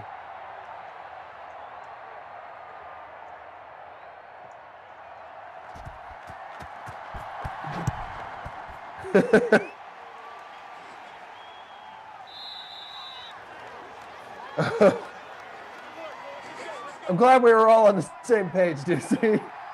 None of us were on the same page. Yeah, exactly. 17-14 here. 4 minutes to go in the fourth. What is going on? What? Was that a designed run? Yes, I believe it was. It's okay. I would also draw up some design runs for a quarterback that has 76 speed. He's 70 overall, though. You just need to, maybe steer clear of that. And his awareness is low, so it could be one of those situations where maybe he chooses not to slide when 3 dudes are swarming him and surrounding him. He's nowhere close to the fastest guys on Washington's team. Scary Terry's got 94 speed. Antonio Gibson, who is really letting down my lineup right now with 91 speed. I'm toast right now because I didn't have Ingram. I thought I had a real chance of actually winning your contest, but without Ingram, I think I'm out of it. Unless somehow Terry McLaurin or Steven Sims catch a touchdown, I'm not gonna get back in this one. It's all good, man. I'm sad. I wanted to win. I know you did. Where are you right now? Ooh, DKTK. Who's that? Let's see. Is that Tate? Could that be Hot Take Tate? Hot Tate? I'm looking at. I think it might be. He's up there, whoever it is. Oh my God. In 7th. Right? Tate? You son of a gun. DKTK. My guy. Biggest Marcus Mariota fan you will ever meet. Says again, he's taking the Raiders to the Super Bowl next year. But good for you, Tate. I knew I liked you. It's crushing me. I'm 72. So let's see if he can get to the top. I'm curious now. He's got. They haven't upgraded. They haven't updated Ingram yet. So at least on my view, let me refresh here. But that. Did you make your picks for your prediction for who you thought was going to play in the Madden holiday season Super Bowl? No, I didn't. Well, so Tate, so Tate, ironically, is on ops, so he's updating the stats, and Evan Ingram hasn't been updated yet, so he will be glad to see Evan Ingram credited with the touchdown. Why don't you leave Tate out of this? Let him soak up this. Maybe he doesn't want to change it up because he doesn't want to have to knock himself down. That's what I say. I think he's waiting to add it, so it's a little surprise. All these people think they won, and then Tate K rises up to first place. He knows that he's got the touchdown and the points required to get in the first. Who do I think is going to make? Well, we all made like our predictions. We all made our predictions. The Jets earlier. are in the playoffs, right? The Jets have made it. So, and they look great. I don't think they're going to make it all the way, but I just want to say that I'm so proud of the Jets after the just all the beatings that they've taken here in the media to make it to the postseason of the Madden Sim tournament. I also, again, I know that I say this a lot of times when we get one of these guys on a sim, but to have a guy with the Avalanche trait, or formerly known as the Enforcer trait in Madden 20, to have a guy that can force fumbles. The Jets used to have Mosley and Adams. Now it's just Mosley, but Harrison Smith, Bobby Wagner, that is a big factor. And you see CJ Mosley forcing fumbles like there's no tomorrow on these sims. That is a big weapon that people don't, really think about. People just think about how the offense doesn't have a lot of great players. So they certainly are a force to be reckoned with. But if I had to pick, speaking of Bobby Wagner, I mean, Seattle has Bobby Wagner, right? And so for the same reasons I like the Jets, I got to say I like the Seahawks here. They're really, really good in sims. Interesting strategy how they decided to go in the clock killing formation and then run the football with J.D. McKissick the next play, knowing you could lose the football. So I actually like the Seahawks quite a bit to get to the Super Bowl, and then I also I think I like the Chiefs as much as it's the homer pick. I think that it's going to be the Eagles and the Seahawks and the Chiefs and I'm going to say the Chiefs and the Bills. Okay. And I think the Chiefs I'm going to go ahead since I'm not Seahawks win the Super Bowl. I'm not basing mine off of what the standings are now. I'm basing it off what I predicted weeks ago before we started this thing. I said it's going to be Green Bay and Tennessee in the Madden Holiday Season Championship game, and it's going to be Green Bay winning it. And so far, so good. They're both going to be advancing to the playoffs, which start Monday, guys. Monday, the Madden Holiday Season playoffs will be underway. I'm excited. I'm just going off of, I'm not going off the standings right now. I know that those are the teams that are atop, but I think they're atop for a reason. Also, Buffalo is number 2 in the AFC, and Philly on top of a weak division, but so I'm not going to say they're going to go to the NFC Championship game, but I really do like the Seahawks a lot. We also don't know what the bracket's going to look like, right? Okay. But the Seahawks are always a reliable Madden team. Frankly, I mean, the Cowboys, I'm a little surprised that they haven't been better in this sim season. But I do think that they win the Super Bowl, Seattle. And I also, like I said, the running ability in this game of Josh Allen is incredible. And Diggs is, always shows up. So I think that those, the Chiefs and the Bills make the AFC Championship. But we'll see, man. The Jets look like they could be a dark horse here. I thought this was funny. J.E. says, Ducey almost made it the whole sim without talking about the Jets. Well, then you started getting like super emotional. You were like, it's just the media, the beating they've taken. It's really, really nice. It's poetic. That they've made the postseason here on the Dream Stream. It is. I called the Jets beating the Bills. I called that game, and it was incredible, man. Incredible. Yeah. I hope you added that. Man. I hope you added that to your LinkedIn page. I should have. By the way, before you hook us up with your players of the game, we're 7 likes away from 350. So before we hand it off to our guys, Glash and Christian, let's set the bar high for them. Just give me 7 of you right now to tickle that thing. Let's Who go. you got for your Krusty Kaufman player of the game? My Krusty Koff player of the game, they were only captains in 3% of lineups. They were 20% owned. They had 15 DK fantasy points. It is the Washington football team. Without the Washington football team defense, I should specify it was the defense, these winning lineups are not possible. Yes, they have McKissick and Barkley, but the football team here is the constant. They make it work. 15 points. You had to have the football team to win. 20% ownership. They were not a popular pick. They balled out. They had the pick six. They had the fumble recovery. They didn't allow, more than 2 touchdowns. Great performance from the football team defense. They get my MVP. I like to factor in the ownership percentages. I'm not always going to give it to the person who had the monster performance. And frankly, no one hit the bonus in this game. Saquon had a nice game. McKissick had a nice game, but no one had a breathtaking performance that we had to give them the MVP. You kind of expect that with the ownership numbers and the ratings. Football team here, unexpectedly, the MVP of this one. And then your babysitter Billy, not my kid, I'm still single, player of the game.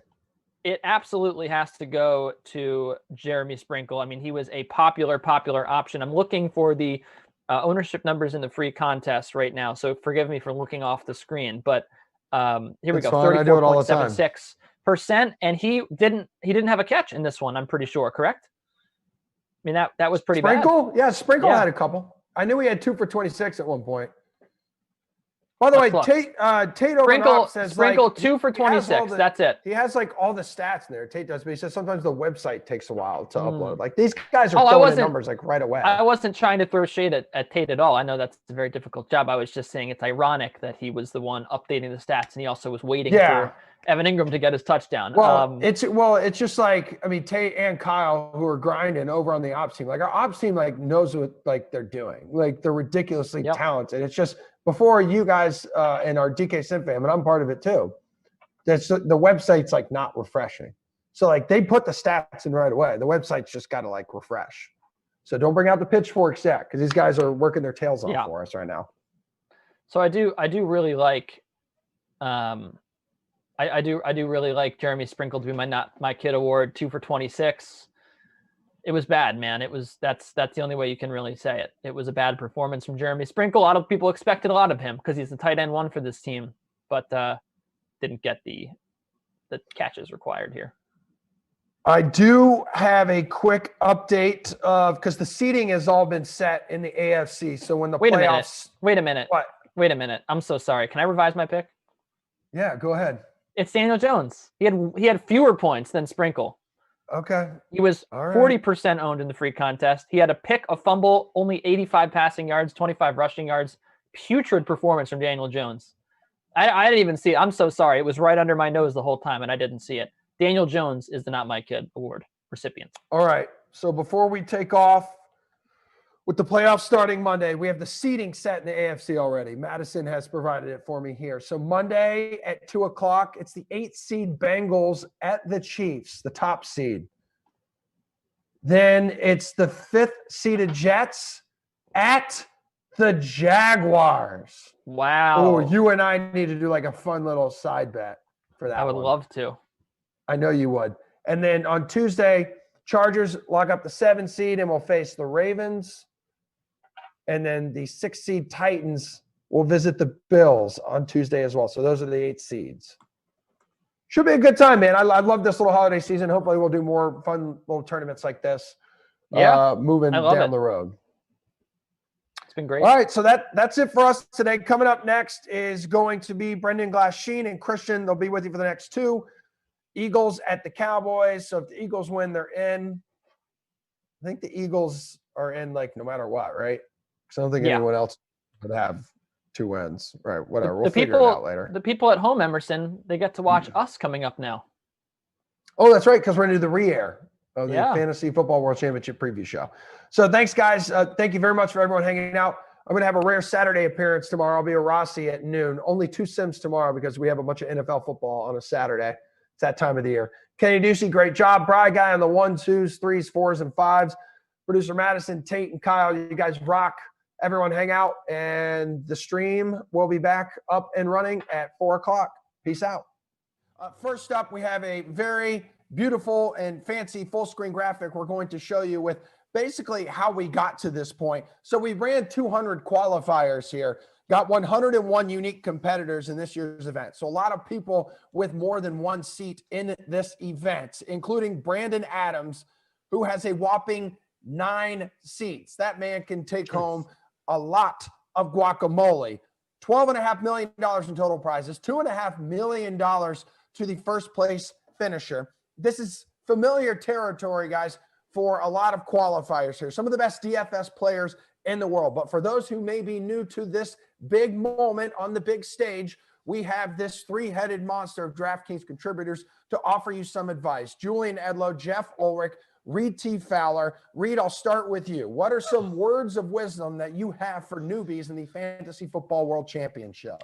Yeah, I'm excited to see what these guys have to say, especially Julian. He's one of the sharper DFS players that we have on our roster, so I'm pumped for that. We talked about this a little bit with the Fantasy Golf World Championship, right, Emerson? That was good times, great oldies. That was an amazing moment for us. No, but look, I think that obviously the late swap is in play when you get these smaller contests. You have to consider that. If the beginning games of the 1 p.m. slate aren't panning out, there's some games in those 4 p.m. slates that I do like. And I'm going to do it more of a cash hybrid. You don't necessarily need to go GPP right in these contests and be extremely contrarian and fade Derrick Henry because he's going to be heavily rostered. You can't get too cute. And that's Julian's problem sometimes, both when he's looking in the mirror and when he's making some lineups. But I'm not worried about getting too much worried about ownership too much as opposed to in the regular slates. You got to play a guy like Derrick Henry. I think you can't get away from him. Jules, you are cute. Do you believe what Reed is saying, though, when it comes to not getting too cute building a lineup? I sense some shade coming from Reed T. Fowler in my direction. But he did get one thing right. I'm certainly one of the sharper DFS players that we have on our DK Live team. But I don't get too cute with my lineups. No, I'm a chalk monster. I will eat all the chalk that you feed me. I don't know how, so if you're Brandon and you have 9 lineups in here, yeah, you're going to throw 1 or 2 YOLOs out there. Shout out to whoever captained Mariota last night. You're going to make, though, maybe not that type of decision, but you're going to go off the grid with a couple of those lineups and really swing for the fences. If we have a crazy Sunday and you're looking to net $2.5 million with that first place lineup. If this is your first time in one of these events and you have one, it's a lot more difficult to do that. You're going to come out of here with a lot of money either way, and you maybe want to play it a little bit safer. And of course you want to win first, but you want to be up there, on the top half of that leaderboard. So the guys like Derrick Henry, the guys like Jonathan Taylor, you're going to want to build, take your 3-4 top cash chalk options, put them in there. And then you look at where you're going to get cute, as Reed wants to call it. Maybe not too cute, but there's good value, particularly at receiver, I would say, on this slate. So give me the chalk at running back, differentiate yourself at receiver. And in terms of advice, there's a reason that you have this seat here in this event. So trust yourself, trust what got you here, the process that got you here, and use that in the event. Jeff, do you have to be a chalk monster? I mean, look, first of all, if you got this far, you don't need to listen to us. You did the work, right? So you're already a pretty solid player, obviously. That's great advice. It's probably the best advice we'll give on the show. But I'll just echo what these guys are saying a little bit. Obviously, play the good players. I mean, you don't necessarily have to get cute when you're paying up for studs, like Julian was alluding to. I remember back to the Masters World Championship or the Golf World Championship at the Masters. Half the field there had Dustin Johnson in. I mean, everybody knew Dustin Johnson was a great play. You don't have to necessarily get off the guys that we all know are great plays. If you're going to pivot, if you're going to try and find some leverage against the field, probably do it with the lower owned, more value plays. Maybe even a cheaper quarterback wide receiver combo. I think the wide receiver spot is probably the best spot to do that. So yeah, again, don't get too cute. Don't fall into fancy play syndrome. This is more for the guys who have the one lineup, the single entries, obviously, and just trust what you've been doing, basically.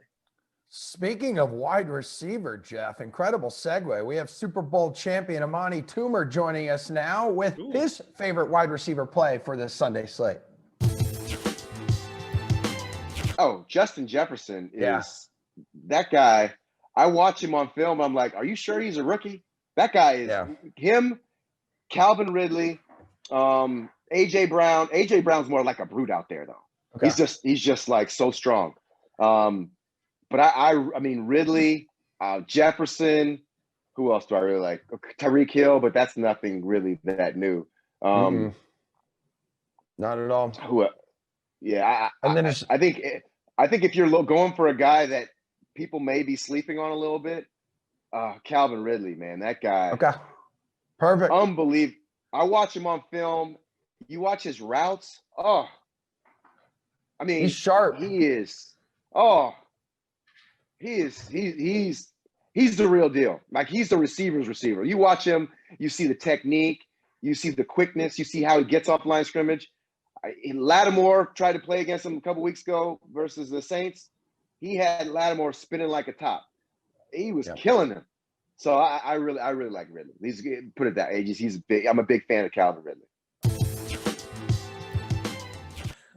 Welcome back, everybody, to our Fantasy Football World Championship show, preview show. I am Emerson Lotzi. A big event coming up on Sunday, $12.5 million in cash prizes, $2.5 million going to the winner. DraftKings contributors Jeff Ulrich, Kenny Ducey are here for a little slate breakdown. But, guys, check this out. Before we get into expected ownership for stacks and studs and value plays, I want you to look at this. Some of the more popular plays from some of the more recent FFWC events. Look at this. Highest owned, Joe Mixon in 2018, 66%. Yet Adrian Peterson at 55%. Drake was at 53% in 2017.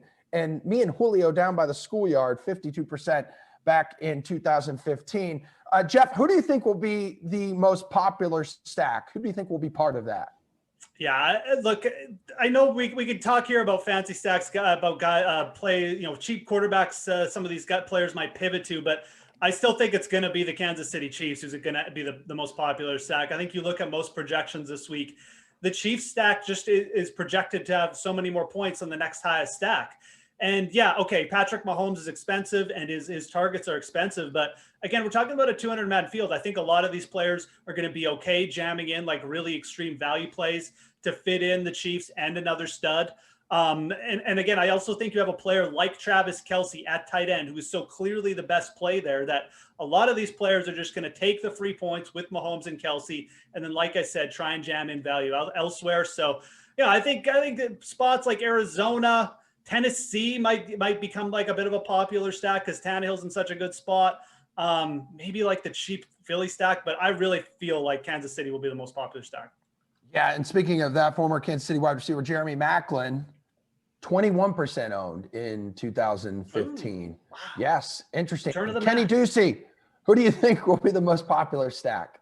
I always remember Jeremy Maclin from getting a name drop in an Asher Roth song when he was the newest to Philly. But yes, I actually, just for contrarian sake, I do think that the Kansas City stack will be pretty heavily owned. But I actually think this Tampa Bay stack against one of the worst secondaries in football in Atlanta could be pretty popular, considering the price tags. Tom Brady coming in at just 6,600. Then you compare him with a Mike Evans or a Chris Godwin, 6,500 or 6,200. There's also Antonio Brown at 5,400, who the targets have sort of dropped off, but I still think that he's a big enough part of that offense at $5,400. Maybe you think, you go with a Gronk and a Brown and a Brady, or maybe you mix in Cameron Brate at 2,700.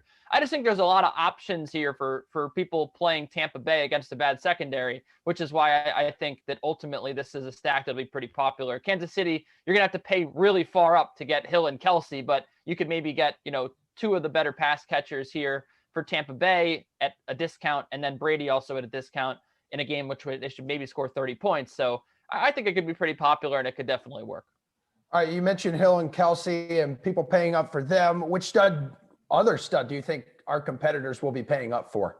Yeah, we were just talking about it before we came on the air, and it's a meme at this point. But Derrick Henry, I think, at $9,500 is going to be pretty popular, considering the fact that he's got the matchup. We saw what he did against a bad matchup, or a good matchup for him, rather, last week with 200 yards. I mean, the guy has only gone for under 100 yards like 4 times this year or 5 times. So it's pretty much a lock. You're going to hit the bonus with this guy. Also, Detroit is effectively out of the playoff race at this point. Nothing left to play for. That defense has been bad against the run all season long. They look defeated. They look tired.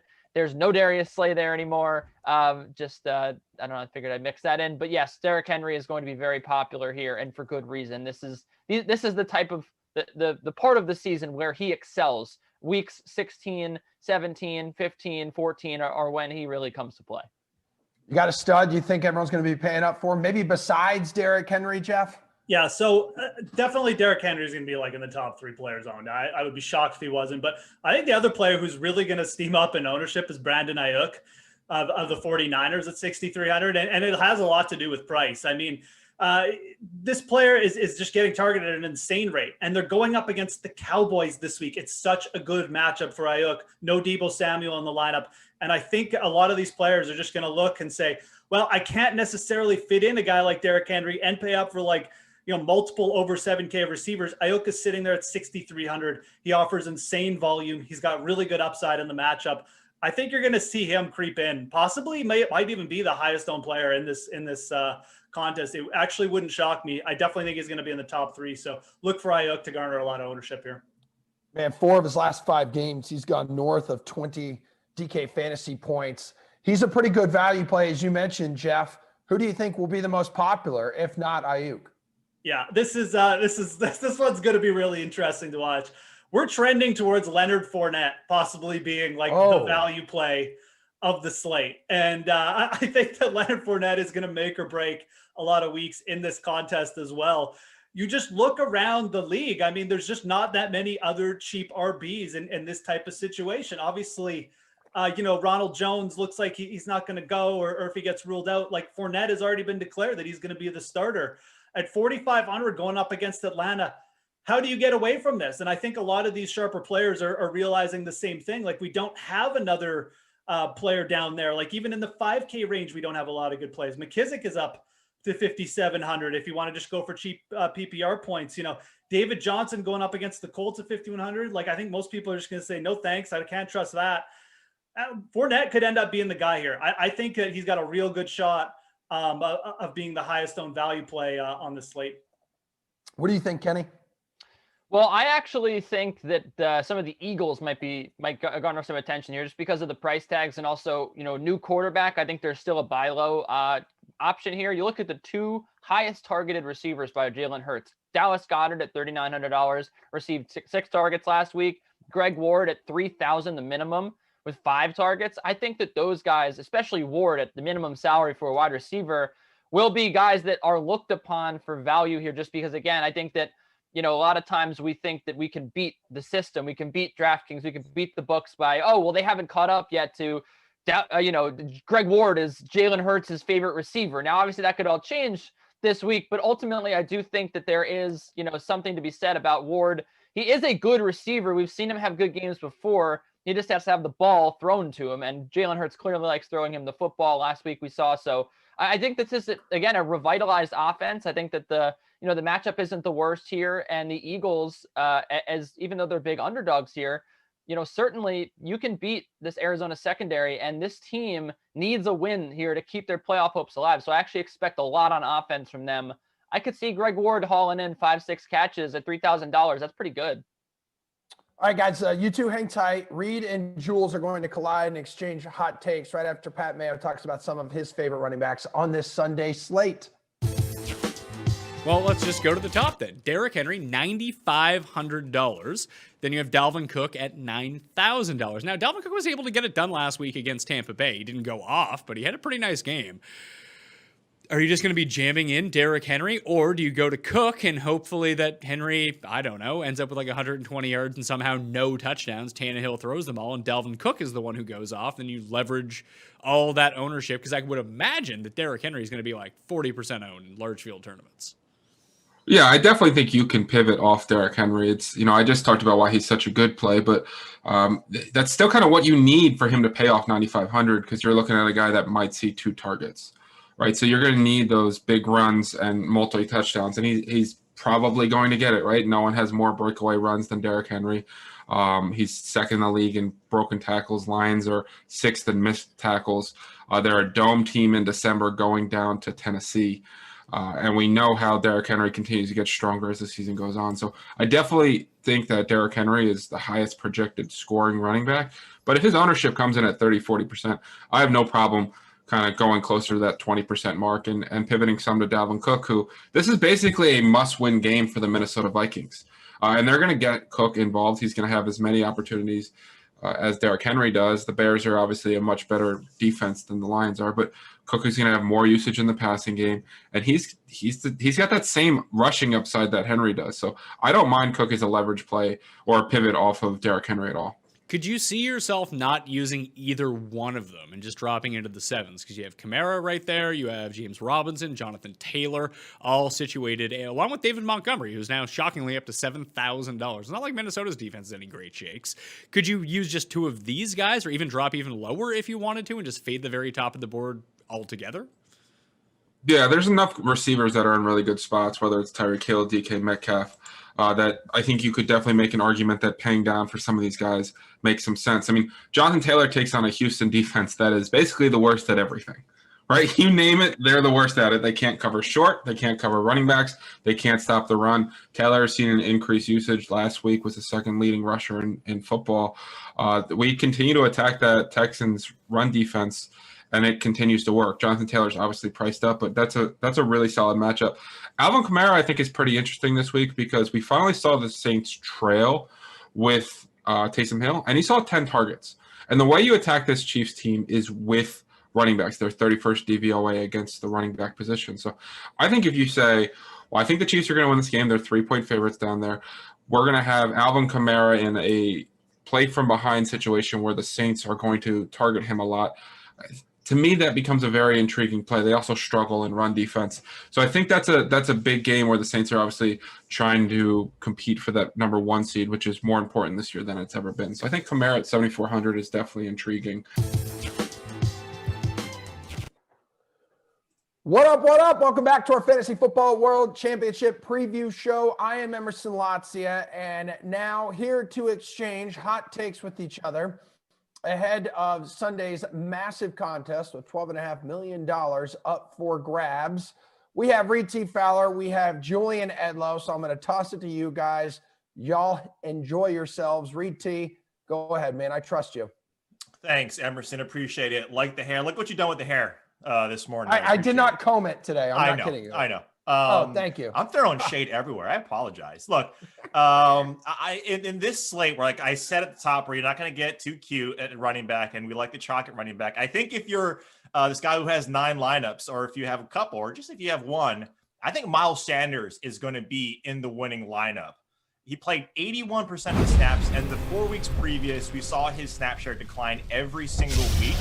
But he ran for 100+ yards against New Orleans, who did not give up a 100-yard rusher in 55 straight games. And look, you can take that as an anomaly. You can take that huge run that he had, that 80+ yard run, whatever it was, and say, well, if you take that out, yada, yada, yada, but you can't, because Miles Sanders is a big play guy. He benefits from Jalen Hurts being a rushing quarterback, right, where the linebackers might have to spy on Hurts, gives him more open lanes. And if you look at this offensive line, which has been a question mark for Philadelphia, Eagles running backs have averaged close to 2 yards per contact, which is the third highest. And Sanders, 3.65 yards after contact. That's the fourth highest in the league. He saw 5 targets last week. And at $6,900, when we talked about chalk at that running back position, which is fine, I think he's going to go way under rostered. I got him in the single digits. I got him at half of what Kenyon Drake is going to be right now, Julian. So I think Miles Sanders is going to be in this winning lineup. I don't think Arizona's defense can keep up with this guy. That is a hot take because Miles Sanders is probably not going to be rostered enough to be in the winning lineup. And I'll tell you why. I will throw that 82-yard run right out the window. As you said, I can't do. Watch, I just did it. If you take that out, he had like 33 yards on his other 13 carries. And you say Miles Sanders makes big plays. Yeah, he has 2 other long touchdown runs this season, but he only has 3 games with a long carry of 20 or more yards. So the majority of the time he is not getting there. And the Arizona Cardinals rank 7th in DraftKings fantasy points allowed to the running back position. He's also $6,900, which is tied for his highest salary of the season. So I'm not saying Miles Sanders can't rip an 80-yarder off. I'm just saying I don't think he's going to be in, let's say, a top 10 lineup, because I don't think he's going to be rostered enough to get there. So I don't necessarily mind the hot take that maybe Sanders rips one off. I just don't think I don't think it's a spot where you'd be attracted to him enough at his highest salary in this matchup to necessarily roster him. Slate breaker. Anyway, go on. All right, fair enough. All right, I'm not going to any specific guy necessarily, but I'll say that there are 16 wide receivers priced above $6,300 on this slate. None of those wide receivers will be in the winning lineup. $6,300 is the most expensive receiver that will be in the lineup, and we know who it is. The guys talked about it on the previous segment. Potentially the highest owned player on the slate, Brandon Ayuk, $6,300.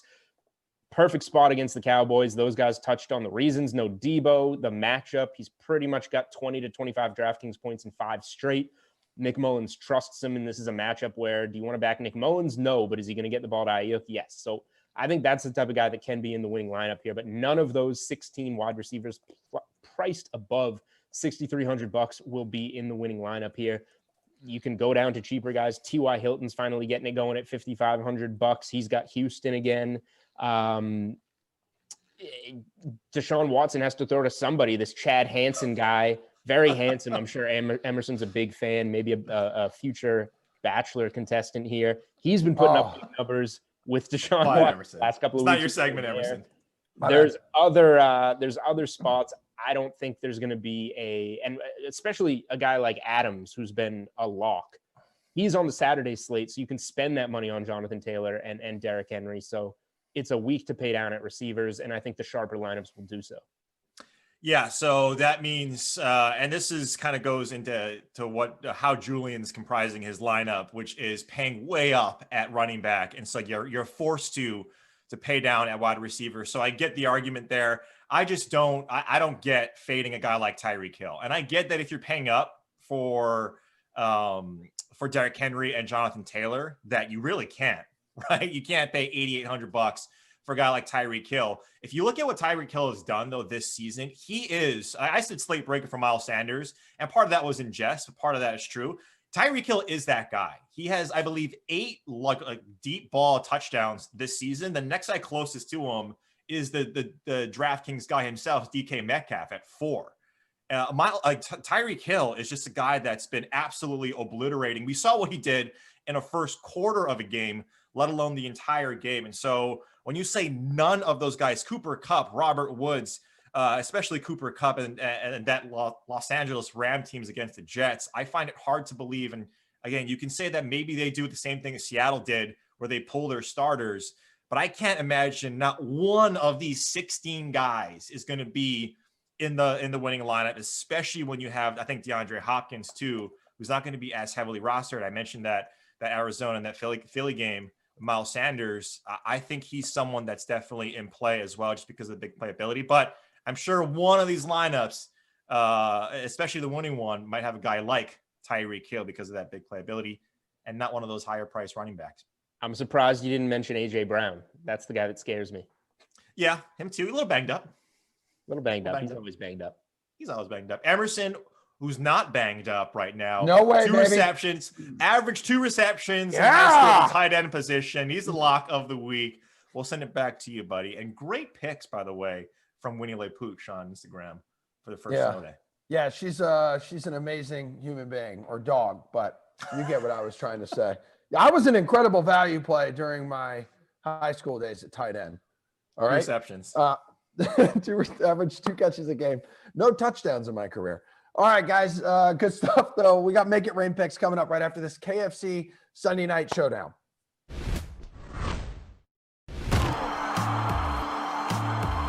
Hey, what's going on? The Sunday Night Showdown series for KFC rolls on, and we are looking ahead. Week 15, the Browns and the Giants. Steve Buchanan, Adam Kaufman. We are here from DraftKings and Bukes. For the Giants, this is basically a must-win, trying to keep up with Washington and even have a chance at sniffing the postseason. The Browns already in a playoff position, but really need to solidify it, lock up seeding here in these final couple of weeks. So for DFS purposes, though, we need a captain for this KFC lineup. Who's it going to be? Yeah, so you expect the Browns to win this game, so you might as well roll with Nick Chubb. Since he's returned to that Browns offense, he has been a beast in the backfield, averaging 109 rushing yards and 5 touchdowns scored since he's returned, even catching out of the backfield a little bit too. 6 receptions over his past 3 games, and the Giants are a team that you can run against. That run defense has allowed an average of 25 DraftKings fantasy points per game to that position, one of the highest in the league. So this is a great spot for Nick Chubb. It's not enough to have a captain, though. You got to fill out that lineup, sprinkle in a little value, stack, if you will. Who else is going in there? Yeah, so put in some of the Giants pass catchers in this one. Specifically for me, Evan Ingram. The Browns have been one of the worst defenses in the league against the tight end position, allowing an average of 15.7 DraftKings fantasy points, 66.6 receiving yards. Those are amongst the highest in the league. And then you look at what Ingram's been doing in this offense as of late since their bye week. He's averaging 7 targets per game. The ball has been going in his direction. Should be doing that again this week. So I think those are 2 guys you can absolutely put in your lineup. Hopefully get some good fantasy points out of both of them. Dukes, all right. Thanks a lot, buddy. Do not forget to feed your whole crew with KFC's $20 fill-up. Choose between original recipe, extra crispy chicken, or crispy tenders, and get all the home-style sides you need. Drive-thrus are open, or get contactless delivery at kfc.com.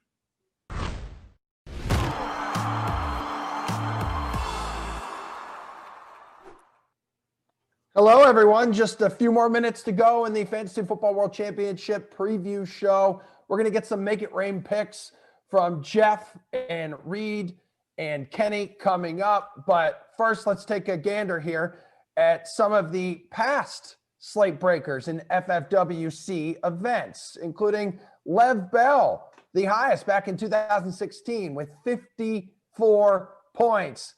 Ooh, Antonio Brown, 49, 2015. Cam Newton now. I don't know if you'll ever see him hit these numbers again, 48. But let's go ahead and bring in the trifecta. Kenny, you start us off.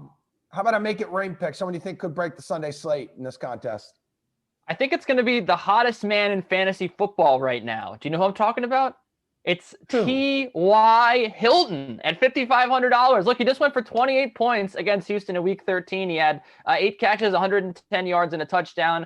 This is a guy that over the past 3 games is averaging 6 catches on 8 targets, 92 yards, and over a touchdown per game. He is red hot right now. He is only $5,500. He has a good matchup against Houston, a team that he already destroyed.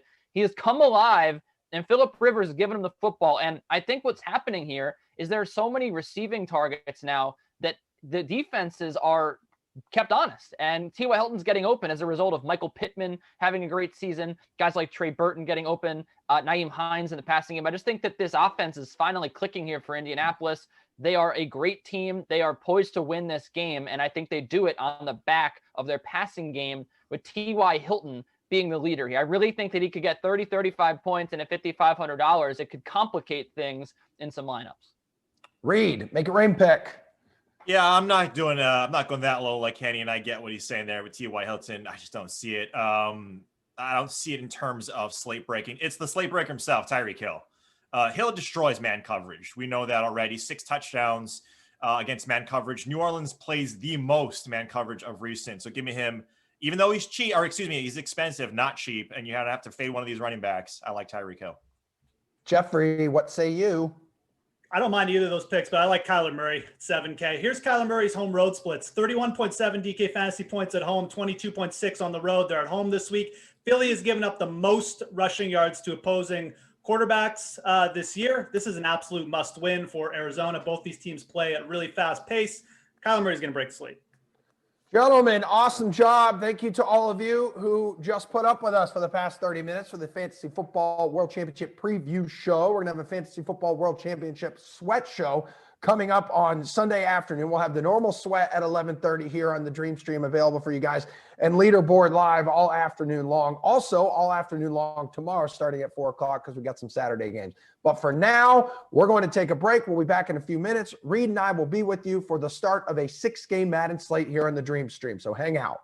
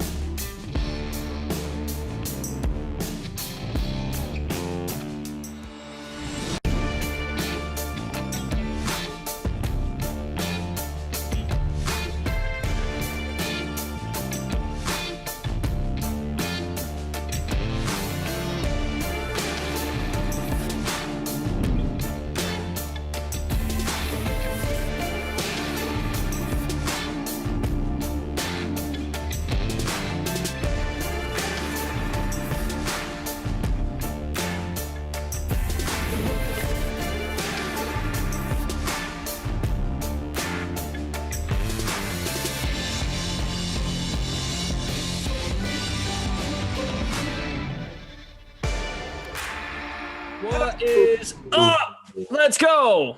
DK Sim fam. How are we? Christian, what's going on?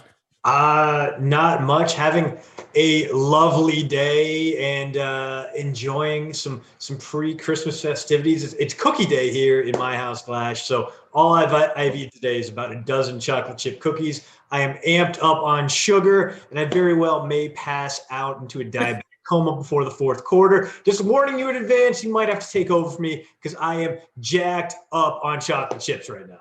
Wow, this is going to be interesting for sure. Yeah. Because we have the next two Sims together. So by 7:30, it's gonna be a thing. Yeah. Well, the opposite of good is bad, right? Chocolate chip cookies are really good. Yeah. The Cowboys and the Eagles in real life. Well, the Eagles, I guess, are trending upward in real life with Jalen Hurts starting once again at quarterback this week. But we get Carson Wentz and we get Dak Prescott in the holiday season. The Cowboys need this game. If the Cowboys win, we're likely going to get Philly and Dallas moving on in our tournament. Philadelphia is 2-0 in divisional play. Who do you like here for a showdown? Well, in this situation, you got two teams with bad secondaries, so I like both passing games. In this case, the Cowboys playing at home, I'm going to fall to them. I know Dak Prescott is a beast in these Sims, maybe not as much of a beast as a not broken Carson Wentz, but for me, Glash, it was all about stacking up those Cowboys. Amari Cooper in the captain spot saves you enough cash that you can really get a lot of good players in this one. That includes Dak Prescott, Zeke Elliott, Miles Sanders as well, and a couple of low-key punt plays towards the end. Greg the Leg Zuerlein and CeeDee Lamb. I'm covered if the Cowboys run away with this one, although the records suggest that they won't. The Eagles are already into the postseason here in the holiday tournament. The Cowboys fighting, though. I don't know if they know how much is at stake here. I'm hoping they do because I would love something like a 28-17 Cowboys win today. Giants and the Washington football team are both 1-2, so their divisional round through the division is over. Dallas with a win cements the number maybe then 1 seed, actually, because if they knock off Philadelphia, right now they are being outscored by 11 points. The point differential, the net point differential is Philadelphia plus 25, and then Dallas is plus 14. So I know you're all dying to know who's going to make the holiday tournament out of the NFC East. Philadelphia with a win for sure. Dallas, as long as it scores some points, is probably going to get in with a win. They will, it's a good point by Bry Guy. I think Dallas with a win would get first as they would have the head-to-head. That makes perfect sense now that you put it that way. So the Dallas Cowboys with a win would get the number 1 spot in the NFC East. But Philadelphia controls its own destiny with a win. Here we go. Eagles to get the ball first. Hope you guys all played in the free roll. We wrap up the early free classic. And also there is a $500 free showdown for the contest. So let's get after it. Carson Wentz no longer has superstar traits in this game as of the December update. Sanders with a carry for 1 yard. I found it important because both quarterbacks can be mobile. I rostered both quarterbacks. I put Marquise Goodwin in the captain spot to save some cash. Put Zeke in there, Zach Ertz, and my punt play is Dallas Goedert. Oh, yeah, Goddard, not a punt play in real life for sure, but yeah, here in the Sims, not quite having that impact. Goddard, a guy I am always going to stand for because he's one of those Summit League veterans. Came out of, which Dakota was it? I got to look it up now. I think it was South Dakota State. It was indeed. But a guy with wheels, big size, about 260, so he can give you a little bit of blocking, but also get downfield, create mismatches as well. A big reason why the Eagles are maybe not eager, but willing to close the door on the Zach Ertz era in Philly is because Goedert is there and he is ready to take over those TE1 snaps. God willing, he'll get the chance to do it with a not broken Carson Wentz going forward. By the way, I want to let all of you know, I'm wearing that holiday sweater again. It doesn't stink, I promise. It smells very clean. But after today, I'm going to take a break from the sweater. Carson Wentz is going to be brought down. Everson Griffin on the stop. Less than an hour away from the final DraftKings social media ugly sweater giveaway. You have until 5 p.m. Eastern. So go to DraftKings, @DraftKings on Twitter. Okay, I just retweeted it. You can find it, BJ_Glash. Retweet the post by DraftKings, tag a friend in the comments, enter by 5 p.m. today. So I wanted to wear it one last time for this sim to get you ready for 5 o'clock. You can go on to DraftKings Twitter for another chance at a sweater. Yeah, and I know that some of you are like, I don't necessarily want to drag my friends from this. Don't worry, you can tag me in if need be. I know Reed Tees, did just that on Twitter. I'm happy to vouch for you, DK Sim fam, although I don't know how much weight my opinion holds. I can't even get one of these sweaters. Tom Cruise says Glash and DeAndrea sim means early start to the weekend. Yes, sir. Oh, man. El Paso, #1. What's good? Nathan Burris, Ryan M., Jesse Thorne, thank you. Hopefully you get back on your feet in the industry that you crushed and do okay. Is no good. Good. Was it good? A not great kicker missed a 50-plus yarder here in Simland. I'm kidding. Kickers are garbage. Let's see. Christopher Bauer. So we are doing a holiday season tournament, my friend. And each team from each division plays each of its division opponents once. And then the top 2 teams from each division will go to the tournament playoffs, which start the 21st of December. So in total, we'll have 16 teams, 8 teams from each conference. And then we'll name a Simper Bowl champion, the holiday version, of course, because we did one back in September. We will have a Simper Bowl champion for the holidays, December 29th. That is the date of the championship. So it's just a scheduling thing. It has nothing to do with the contest. There's nothing you have to enter in particular. Those are the details for the holiday season and the holiday tournament for Madden Sims. That's the windup and the pitch. Dak Prescott, 59.6% owned, handing to Zeke. Cowboys in great field position off the missed field goal at the Philly 36. Smash the like button for our great ops team, Tate and Kyle. Madison producing, producer Madison, and Bry Guy on the 1s and 2s. Dak is out of the gun with 2 wide to the right side. A high snap. Zeke is denied. Flash, yeah. If you were to take a guess, how many touchdowns, total touchdowns, would you guess Zeke Elliott has this season?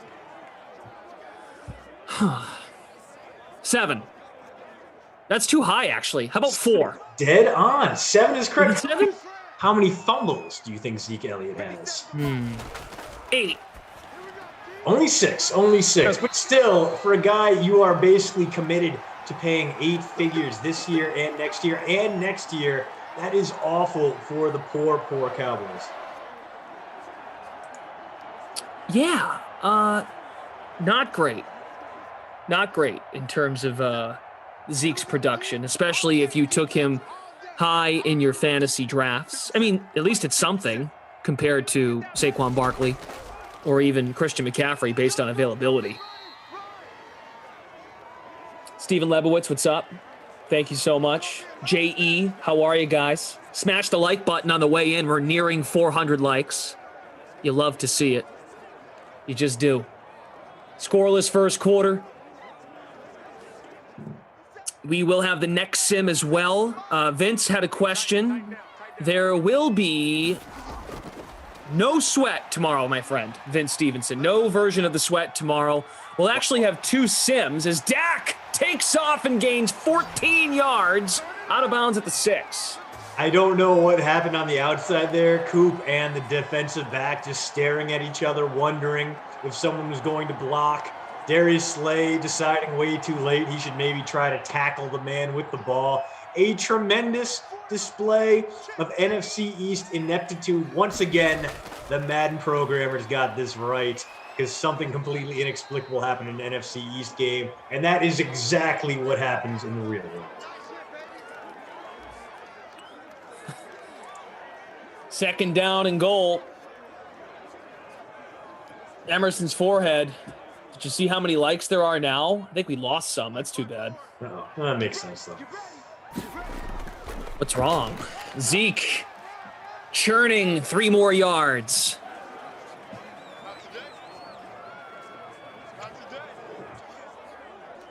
One Mod Army says, Christian, an actual microphone is in your future.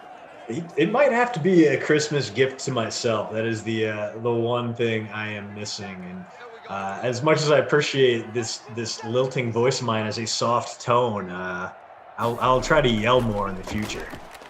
Whoa, that was scary. Zeke, what are you doing? You're giving us a heart attack. He said, am I going to go to the left? Cha-cha, yeah, no, cha-cha, yeah. He's in for a touchdown. Yeah, that was a classic Madden run there as well. A few extraneous cuts, but the job gets done all in all. So, good news if you got that Cowboys stack. They got an early lead here. And Dak Prescott has been spreading the ball out. A couple rushing yards of his own. Throwing the ball a little bit. Man, his man has multitudes. I know we can all get behind Zeke Elliott scoring a touchdown. In the free classic, 39.6% owned. He's 66% in the flex and the free showdown, highest owned. So there you go. We can all come together on that, right? I would think so. 18% in the captain spot, 14,828 entries. Scores are getting updated right now. Chris Boyd, what's up? Good to see you, man. So if you missed it, Jake Elliott tried a really long field goal, and he missed it. Gave Dallas good field position. Dak was scurrying for his life, and then Zeke punches it in. Carson Wentz going to find his big tight end over the middle. It's Goddard time right there. So the tight end get on the board. The punt play, Dallas Goedert. Goddard was not an expensive ad. 1,000 in the flex. That's as cheap as you get in these sims. And he does tend to give you a little bit of production. That's basically right there, his high over the past 6 sims or so. But for 1K, you will absolutely take it. There he goes again. No, that's hurts. I'm sorry. The 86 and the 88 look a little bit alike. You'd think if they were giving a jet sweep to the tight end, it would be Goddard, the slightly faster of the two, but instead it was Ertz getting ripped down there for minimal gain. As we are through one quarter.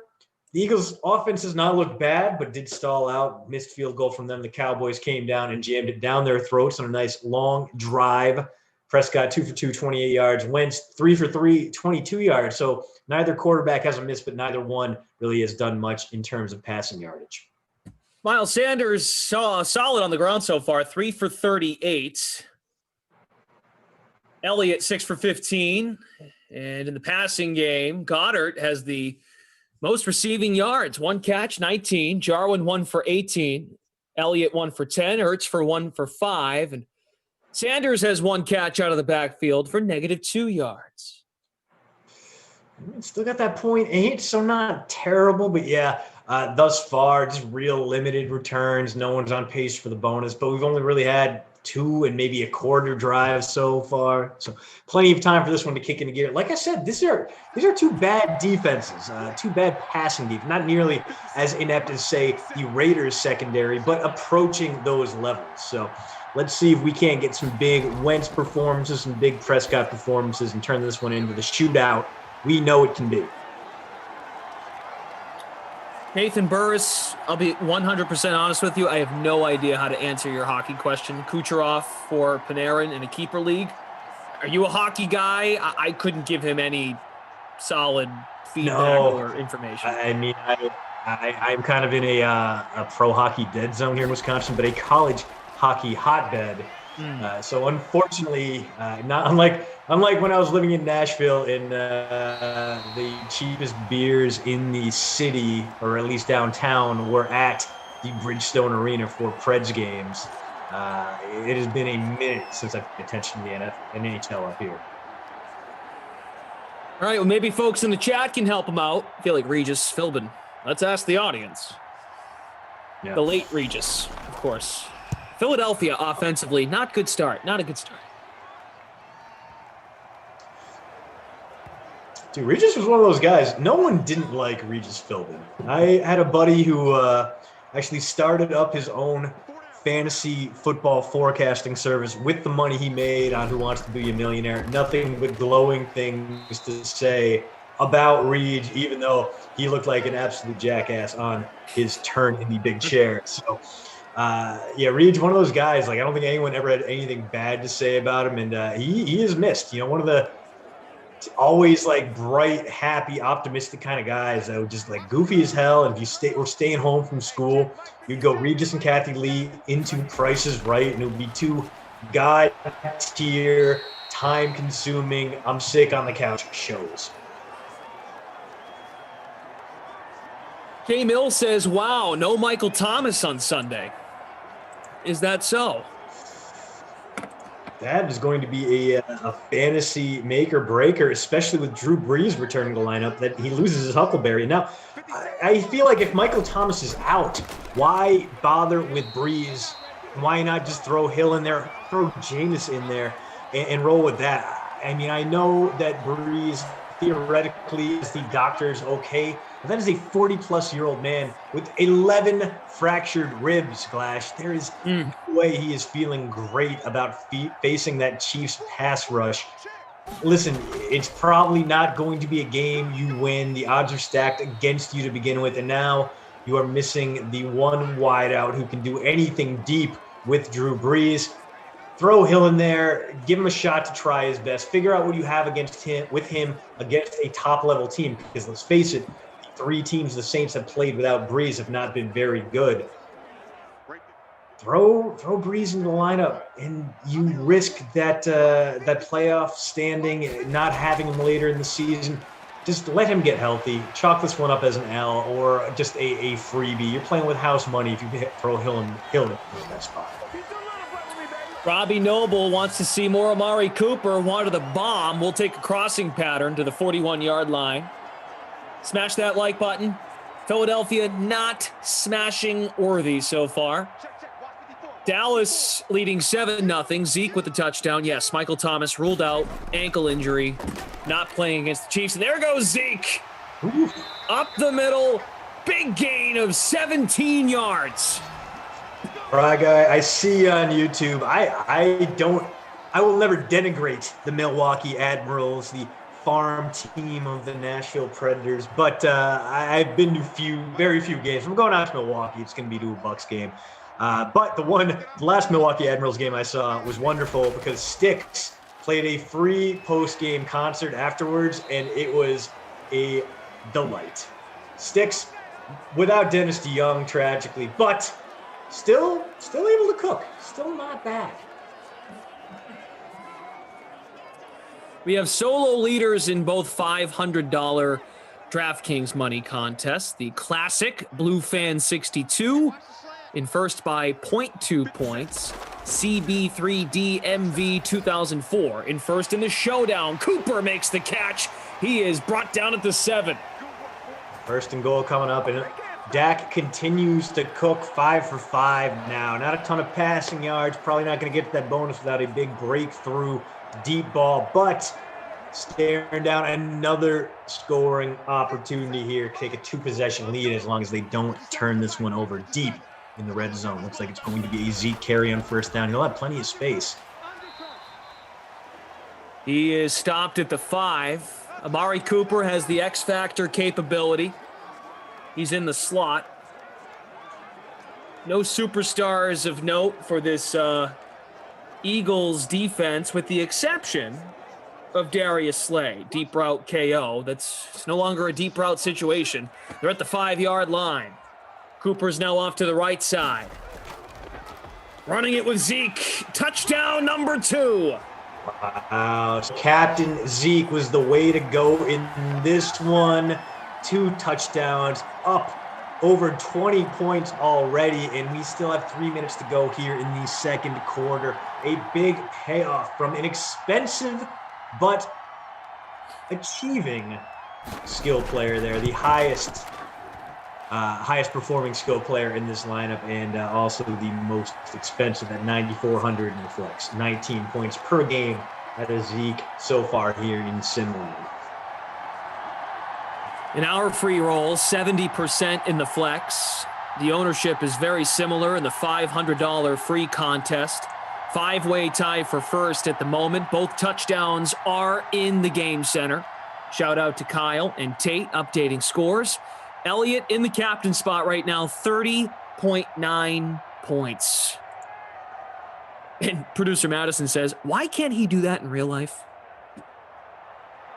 I want to say it probably has something to do with Jared Jones' pact with Beelzebub finally paying off, and the underworld's come to collect its due, and that means Zeke is just out here ruining both fantasy seasons and real life ones. So we're more than midway through this second quarter. On the pitch, Cody in the chat says he needs Miles Sanders to get going. To the 40, 30. I don't think they're going to get him. 15. Oh, man, I jinxed it, and I apologize. But look at that. Into the bonus already. So this has been a running backs game. If you stacked up Zeke and Miles Sanders, you are having a good time. And just like that, the Eagles threatening to erase the goose egg from their side of the scoreboard.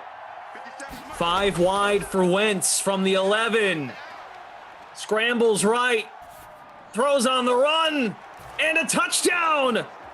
It's Marquise Goodwin. Wow. The COVID opt-out, making sure he is still Madden relevant. 12-plus points per game for him. And at a relatively cheap 6,800 in the flex, he is an easy addition to any lineup out there. And I'm sure several of you, 29% of you, are patting yourselves on the back for that decision.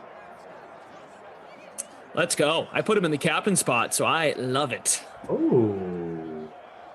Feeling good. Why I've fallen all the way to 44th in the Glash Holidays. No Dalton. It hurts. 4 p.m. early bird. DK SimFam free roll.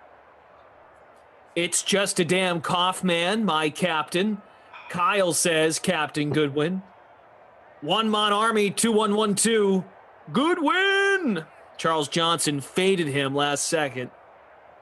David Litzow was Marquise Goodwin, the COVID opt-out, but listed wideout 3, active in these sims. Shakina! What's up? Travis had him in the captain spot. Nice work. Only 10 likes away from 400 if you love Madden Sims on a non-NFL day. 6 Sims today, people, on this fine Friday. Good vibes. If you're heading for holiday vacation, you finished up work, or you're close to finishing up the work week and you're off next week, whatever it may be, the holidays are here. So sit back, relax, watch some Sims, make some lineups, and have a blast. We're here for you. 14-7. Amari Cooper extension to the 42. Coop is getting some work in the passing game. If he can get into the end zone, he might be able to justify that big old salary. He's got 8,400 in the flex, only $1,000 cheaper than Zeke Elliott, who is giving you about 2.5 more fantasy points per game. And let's see if we don't get a little bit of those two guys, Michael Gallup and CD Lamb, two very important contributors to this real-life Cowboys offense, despite the fact that they don't know who is going to be throwing them the ball on any given week this year. Zeke getting a nice completion over the middle, adding to his haul with the PPR point. Cam I Am says, Glash's outfit says, I love eggnog, but I'm also ready to take on anybody at the Christmas party in a foot race. Is that what the headband does? Yeah. It's very aerodynamic, I found. Dude, I didn't realize just how calorie dense and bad for you eggnog was. Like, I had an idea, but like I read the ingredients wrong. Not the ingredients, like caloric. Like it was like 180 calories for a cup. That's not bad. No, a cup of eggnog is half a cup of regular milk when it comes to serving. So it's like, okay, if I'm going to have my eggnog cocktail, it's like 500 calories a glass. It's basically like a meal per cup. It's possibly the worst thing for me that I could ever drink. I think that was Michael Gallup. Nearing the end zone, he's dropped it to 7. Hello to Chuck Norris Beard on Twitch. It was Marquise Goodwin scoring a touchdown moments ago. 67 Norris has a question. DJ Chark or Rashad Higgins to replace Michael Thomas in fantasy this week, going for the championship? Ooh, well, Chark is definitely going to have the bigger upside there. Higgins has gotten the call quite a bit, and the nice thing there, Zeke, number 3 touchdowns in 1.5. Wow. A monster day. Let Zeke eat. Nom, nom, nom. Oh, I'm sorry for that. I heard it too. DJ Chark, obviously, he's going to have a tough assignment against those Baltimore corners. And Higgins, you did like to see the fact that, A, he's got an easy assignment against the Giants, and B, the Browns kept going back to him even after he had those fumbles, so he's clearly inside the circle of trust. But it really depends on how much you believe in the Giants. If you think they are going to be feisty against the Browns, then go with Higgins. He's a little bit more of a long shot play. I would go like 60-40 Chark. But if you think the Browns are going to have to throw the ball a lot and spread the ball out a lot more, that's going to be great news for Higgins. Chark, on the other hand, you know the Jags are going to be flailing in that game. You know they're going to be throwing the ball out. You know that Gardner Minshew knows that he is playing for his job next season, and he wants to be able to at least prove he is a high leverage backup, if not a starting caliber quarterback. So I expect a lot of throws to Chark.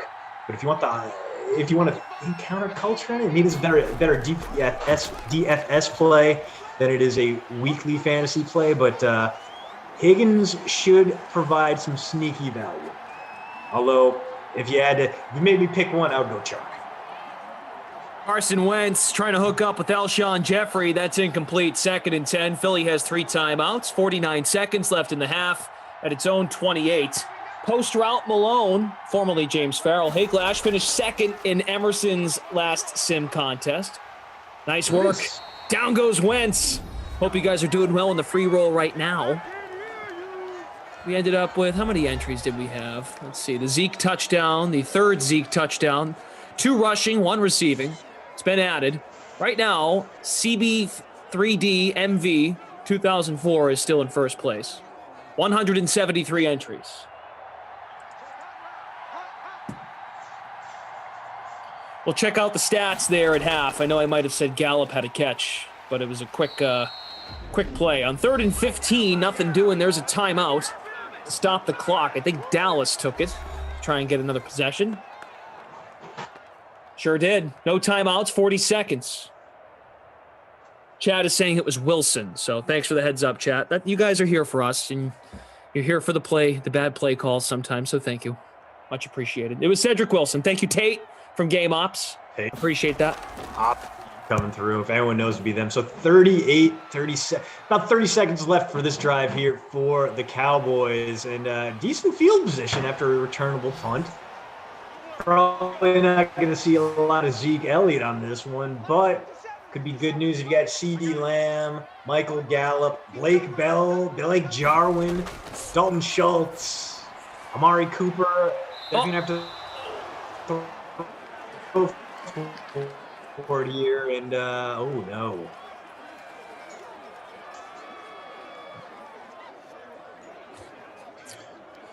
Second and 10. That was a near pick. David Garcia, I got you, pal. I'll toss you in the DK Sim Fam Friends League from the 34. Dak. Oh, way too much time. Is Dak about Plenty to of set? time. He's gonna run it. Wow. He had 8 Michael Gallup. seconds in the pocket. Glad Gallup gonna get out of bounds. I'm sorry, Gallup gonna get out of bounds? No, he is not. So that's gonna probably do it Hurry. on the half. But Hurry. Gallup picking up. Hurry. Go. Run. Useful. Garbage points there. Damn. Well, that was Gallup. That's for sure. So those of you looking for Gallup points, you got him. Yeah, and that gets Dak on pace for the bonus. So fortunately, his defense comes up, gives him the chance to add some garbage time points. He's got about 150 more passing yards than poor Carson Wentz, who's looking a little bit more like real-life Carson Wentz than any Eagles fan would like. On the ground, Zeke on pace for the bonus. Miles Sanders already there, 101, so we could theoretically go back under, but it seems pretty unlikely. So yeah, guys, Cedric Wilson had that big catch for 34 yards. Gallup just caught one for 36 yards. CeeDee Lamb has one for 10. Goddard had one catch in the first quarter. Marquise Goodwin has a catch for 11 yards and a touchdown. And a couple of grabs for Amari Cooper. Tate and Kyle are doing a great job here updating the scores. Just like we expected, Dallas Goedert leading the team in receiving yards through one half. So we'll see if the Eagles don't make some adjustments and start getting balls to their wide receiver, a little Jalen Reagor action, maybe even some Zach Ertz. We'll see what we get here from the Eagles as they need to make some adjustments. They're down 14 with 2 quarters to play. Yeah, no Deshaun Jackson yet. Haven't seen any of him. Charlie Amrich. Oh, crap. I captained Jake Elliott by mistake. Well, the good news is you get 1.5 points for that extra point he had. So that's pretty good. That's true. 12.96% owned, Jake Elliott. Guys, we're up over 400 likes. Great stuff. About 700 of you watching on YouTube. We've got folks watching on Twitch as well, the Game Center, close to 100 people on Twitch. Yogi Dead says, DeAndrea Glash looking sexy. Thank you. Let's go. Dak guns it to Cooper. Another first down for the Dallas offense. Looking at the leaderboard, CB3D is still in first in our free roll. 5-way tie for first in the $500 free showdown. And VA Ryan is the solo leader in the $500 free classic. Zeke spins out of that tackle. Now, this is the Zeke you wouldn't mind paying $12 million a year for the next 3 years. Haven't seen much of him in the real world, but maybe, just maybe, he needs a stable and steady and prolific passer to unlock his abilities, and that's something the Cowboys will have to come to terms with when they address whether or not they're going to re-sign Dak Prescott. Got to imagine he's just going to get the franchise tag again. Not only as Amari with another big catch, not only the Cowboys have to consider their cap space or lack thereof, and Jerry Jones has been playing this game of chicken with Prescott and his agents. He really doesn't want to pay him what he's worth, but it might be the only resolution to the standoff between these two teams. If Dallas lets Prescott leave, it will be the dumbest move in franchise history. Wow, there you go. There's a sizzler in the afternoon on a Friday. Amari Cooper, max security X factor is lit, which means high success rate on possession catches. Christian, we have some fantasy questions. All right. And Scheist, which 3 wide receivers this week? Thielen, Julio, Jefferson, Hill, or Samuels? Well, we can answer this for you. Samuels and Julio Jones are both ruled out. They're both not playing. So play Thielen, play Hill, and play Jefferson. Boom, done. That was easy. Yeah, there you go. Done and done. Debo was ruled out moments ago. We've talked Michael Thomas. But yeah, I just saw the Debo news a few minutes ago. So no Debo, no Julio this week. Yeah, that's a rough blow to your receiving stack, because obviously Julio capable of giving you 20 plus on any given week, and it's worse news if you're going up against someone with Calvin Ridley, as he may soak up all those Julio targets. Although, to be fair, Calvin Ridley's been performing this year, whether or not Julio has been in the lineup. I'm going to look at my lineup now and try to figure out who am I going to replace Julio Jones with. My receivers are not great behind him. It's either going to be Jacoby Myers, Kiki Kuti, or Allen Lazard. I am going to allow my love of former Iowa State Cyclone Allen Lazard to blind me, and I'm going to play him over Jacoby Myers and Kiki Kuti, both of whom have tough matchups. Myers playing the Dolphins in Miami, where New England typically struggles. They have those great corners. They're going to be locked onto Myers. Poor Kiki Kuti had a little bit of a cool down last week, and now he's got to face Indianapolis and their top 5 defense. I don't know why I'm explaining this to everyone, because this is a question that I had to myself, but I feel better talking this out. You know, it's like talking to a therapist, Flash. You're speaking your thoughts into existence, thinking out loud. That was Dalton Schultz who made the catch there a moment ago. Dak, little dump off here inside the 5. Jarwin down at the 3. Christian, another one here. Ryan Awashko, David Montgomery, or he says Taylor. I'm assuming he means Jonathan Taylor this week. We got 2 guys on heaters right there. Montgomery is a little bit of a risk to return to his old form, and Taylor obviously trending upward as he cannot make it 4 there, but might get the call again here, 3rd and goal from the 1. Taylor, on the other hand, could always revert back to his early form, but he's going up against the Houston Texans, which means he's probably going to have plenty of room to run. That has been a 31st ranked defense in many metrics, so he's going to have the opportunity there. I would ride the hot hand with Taylor, as Zeke's quest for the Bundy gets stopped again, but Cowboys can kick a chip shot field goal here, make it a 3-possession game, and effectively end this one. Montgomery has the Minnesota defense. It's not as good a matchup, although he should have plenty of room to run as well.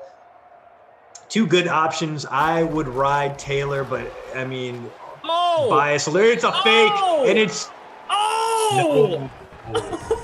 Andy Dalton almost scored. Oh my god. Oh my god, that was amazing. Rush the ball out, Andy. Oh, you got chased down from like 10 yards away on an 11-yard run. A fake field goal. Let's see if we can get the state here. Amazing. I named the free roll No Dalton. It hurts. And Andy Dalton almost did it. Wow.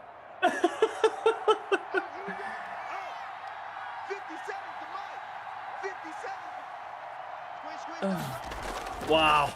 I'm speechless. That was fantastic. Andy Dalton is actually 0.7% owned in the $500 free contest. Real quick, want to get to this as well. Guys, if you play in the Madden holiday season 10K special, Aaron Rodgers throws for 1 or more touchdown passes, you get $5 DK added to your account. So, check it. If you're interested, go for it. $2,000 to first place. Christian has left our Zoom call. He's going to fix his internet. It's a $10 entry. Of course, we're talking real money here. But if Aaron Rodgers throws a touchdown, you get $5 DK. You do not, as that is caught over the middle, and Marquise Goodwin is into the end zone for a touchdown. 87 yards. Wow. Remember, there is a playoff spot on the line here, folks. The Dallas Cowboys on 4th and goal decide to fake a field goal with Andy Dalton. And right back come the Philadelphia Eagles. 87-yard score. Wentz to Goodwin. Wow. Did I miss another Goodwin touchdown? What happened? 87 yards. Wow. Deep ball. Carson Wentz to Marquise Goodwin. Oh, that makes sense. He is fast as hell. And now all those good. If you got Goodwin run in this one, you are feasting. I've got him in the captain spot, so that is awesome. Tate from Ops is in 20th place. D.A. Mac Lyons in 16th. Jordan Lindenbaum is in 2nd place. He captained Goodwin as well. Holy cow.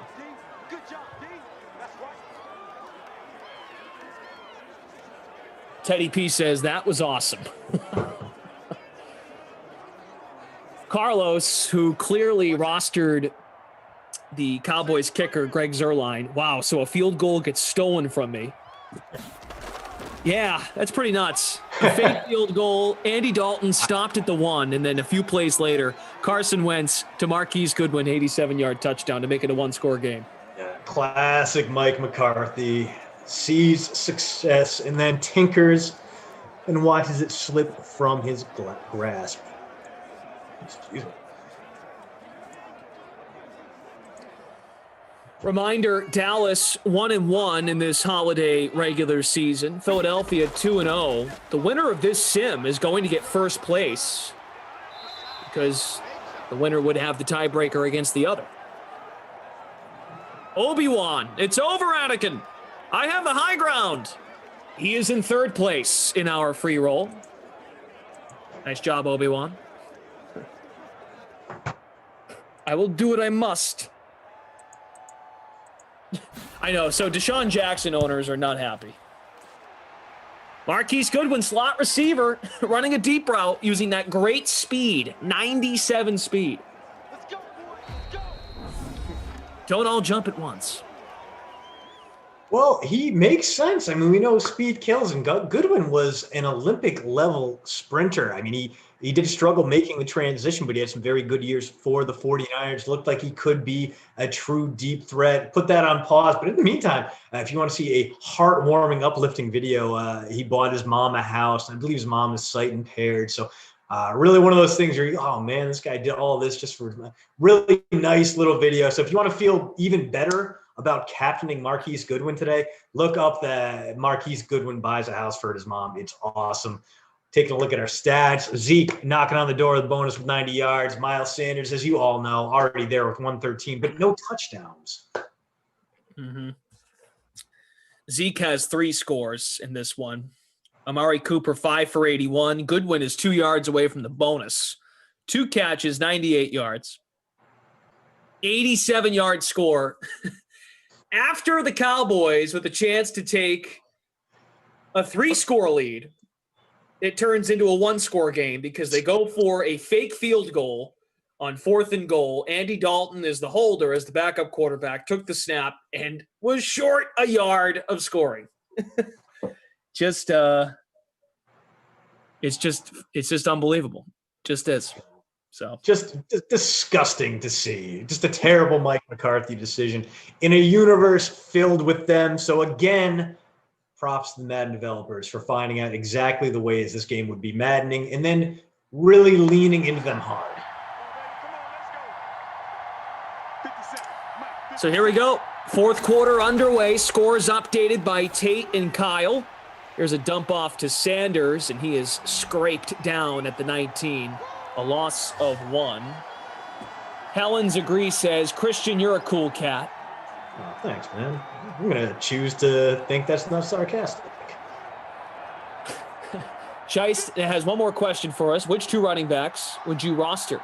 J.D. McKissick, David Johnson, Miles Sanders, or Raheem Mostert? I just saw on Mostert he is questionable to play. this weekend. It sounds like he's expected to. I think he got the he will play. He's going to be available. Yes. Mostert will play. From the injury report today, so he will play. I know throwing most playing this Cowboys team, which is just garbage against the run and against the pass and in defense in general. So I would go Mostert, and I think just because there's big playability, you cannot discount Miles Sanders at any point. Yes, Hurts is going to take some shine off his rows. He's not going to really create back safeties off the line of scrimmage. So there might be more jammed boxes with Hurts in the lineup, but I don't think it'll be any worse than it was with Wentz. And we've seen Sanders have some great games this year. Granted, he needs to break one big run to get there, but he's done that time and time again. I would go Sanders. I would go Mostert. As much as I like the McKissick play, without Alex Smith at quarterback, his value takes a tumble. Marquise Goodwin yet again, just trolling Deshaun Jackson owners. Bonus for Marquise. Yep, that's right. So Sanders and Goodwin have the bonus. Clean pocket for Carson Wentz. Spins. He's going to tuck it and run inside the red zone. To the 15, it's 8 of 21. Flash, this game looked like it was over, and the Eagles 15 yards away from tying in the fourth quarter. A tremendous collapse from these Dallas Cowboys. This is so NFC East. First time playing Fortnite on Twitch. I think Antonio Gibson is doubtful. He actually may have already been ruled out, now that I think about it. I thought I read something today that he's out this weekend. Yeah, but Gibson never really took that much of a share from McKissick's value, because as good as a receiver as Gibson was, McKissick still shined even when Gibson had some of those big games. Or even so here's my story. No one wants to hear about my season-long fantasy, but I actually dropped McKissick after Gibson had that big breakthrough game. He had 100-plus yards on the ground. And I was like, oh, McKissick's not going to have any value after this. I was wrong. He did. He kept getting those completions. And really the rotating wheel of running back decisions in Washington is kind of hard to decipher. Ron Rivera really likes to change it up there. So even with Gibson shining or Gibson out, McKissick's usage tends to stay roughly the same. And I think the only thing that really is going to affect it, and McKissick, as we guys all already know, really only carries that value in the PPR league because he's Oh my! No way. A jet sweep after Deshaun Jackson made a catch. Goodwin is into the end zone for a touchdown. Oh my God. Wow. So Deshaun Jackson makes his first catch for 9 yards, and it's not Miles Sanders. A jet sweep to Marquise Goodwin. Wow. This is crazy. We're tied at 21. Jeez. Marquise Goodwin. What is this? This game's awesome. It's not a complaint about the game, just frustration with the Cowboys, who briefly made me and my decision to stack them up in the free roll look smart, and yet here we are. Marquise Goodwin has 55 points in the captain spot. Oh my God, I'm not saying it's unheard of, because Marquise does have big games, but last game 20, 15, 19, 4, 20, 4, 5, 4, 11, 10. He is not this utilized, not this good. This is by far his greatest sim game ever, and we still have 4 minutes to go. He's probably almost certainly going to get another possession to pad those stats as Zeke runs into a wall and keeps us tantalizingly close to the bonus at 91 yards. So Jordan Lindenbaum is in first place right now in our free roll. Rob Rand is in 8th. I'm in 10th. Brooklyn Bees is in 3rd. D.A. Mac Lyons in 11th. Got a good finish here. Some longtime SimFam members are doing it. On 2nd and 9, Prescott delivers to Amari Cooper near midfield. Jonte, what's up, buddy? Thanks for tuning in. Appreciate it. David Litzow says, currently 8th in the Holiday 2K Classic, praying I stay there because winning is so hard. Kyle is sitting in 3rd in the free Showdown. All right. Charlie, a good win for somebody. Emerson's Baby Gap shirt, put him in the captain spot. Nice work. Oh, that's weird. Dangerous. And it works, of course. Of course. Big pickup there as Zeke comes down with it. So doing some damage in the passing game as well as on the ground. Still got a shot at that bonus, but 9+ points and a touchdown through the air. So Zeke not quite having a Marquise Goodwin day, but having an okay day as well. Up the middle, it's Elliott. Oh. Big gain. Bonus, 13 yards, 106 for Zeke. Mockingjay is hoping Jordan wins. Jordan says, thanks, buddy. Guys, as this one winds down, we're about to hit the 2-minute warning. The day is about to wrap up for producer Madison and Bry Guy on the 1s and 2s. Kyle and Tate, hit the like button for them. Smash it if you haven't already. Zeke staying on his feet. Man, he can really do it. The freight train to the 14. Crush the like button. If we could get to like 500 likes by the end of this sim, that would be pretty chill. Do it up, guys. You'll feel better about yourself. It's a Friday. 21-21. The winner of this sim gets first place in the virtual NFC East in the holiday season and one of the top seeds in our holiday tournament, the playoffs, which starts on December 21st, Monday. You know, the Eagles really got to start thinking about using a timeout here. Yeah. Clearly within game-winning field goal range, under 2 minutes to go, and the Cowboys would be stupid to snap this with 20 seconds left on the play clock. All right, they got it down to 19, so congrats to them. And there's the timeout. Okay. I can't believe this is the Dallas Cowboys. Both of these teams are probably getting in the playoff tournament that we're doing next week. But they went for it on 4th and goal, up 2 touchdowns. They went for it on a trick play. And that might do them in. But they could end all of it by just ending it here if they get a first down.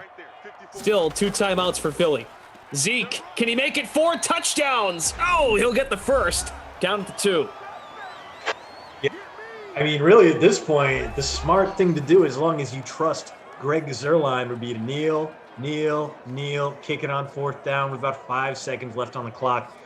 There is no reason for the Cowboys to score a touchdown right now. They would leave too much time left on the clock. They would do the exact thing Penn State did earlier in the season against Indiana. Leave too much time for a comeback in a game they already have won.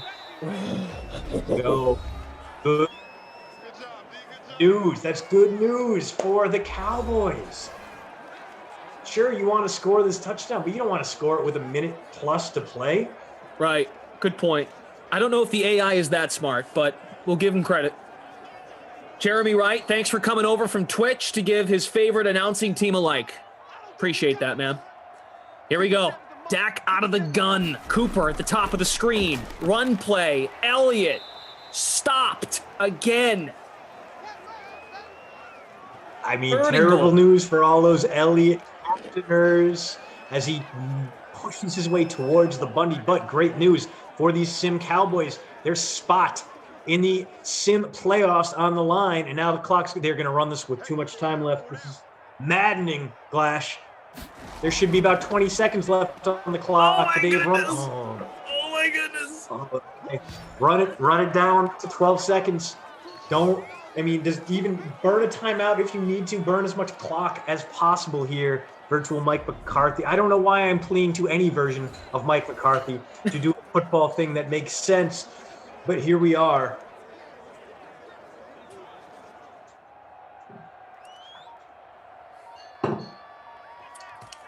Tate says, here comes another fake. Don't even. If they ran Andy Dalton up the middle, I would lose my damn mind. All right, 12 seconds left. No timeouts left for the Eagles. It's going to take a miracle of clock management for Philadelphia to come away with this one and retain their undefeated holiday tournament record. Carson Wentz, because I know you're all wondering, his throw power is 90. Maybe Marquise Goodwin and him can connect for 87 yards again. Thank you all for being here. It's greatly appreciated. Christian and I will be back for the next one. We head to the NFC North. We'll have the Packers and the Vikings. Also, 7 minutes away, guys. You want to head to Twitter, at BJ_Glash, at Train Island. You'll find on my Twitter that we have the sweater giveaway. DraftKings is doing one more sweater giveaway at DraftKings on Twitter. You want to hit retweet on that tweet and then comment a friend below. Tag a friend below for your chance to win one of the holiday sweaters. We'll mention it again in the post game. Here's Carson Wentz. Really sold me on the play action. Please. Hey, but then again, it wouldn't be surprising if they ran a run play. So C-Simp 78. Both of these teams are going to advance if Dallas holds here. It's very likely it's both of these teams based on the point differential. Well, I think if they're both 2-1, right, and no one goes 0-3, then they are both guaranteed a spot in there. As this will do it. It's some. I swear to God, if it's Marquise Goodwin, it's Alshon Jeffrey. Alshon Jeffrey sighting.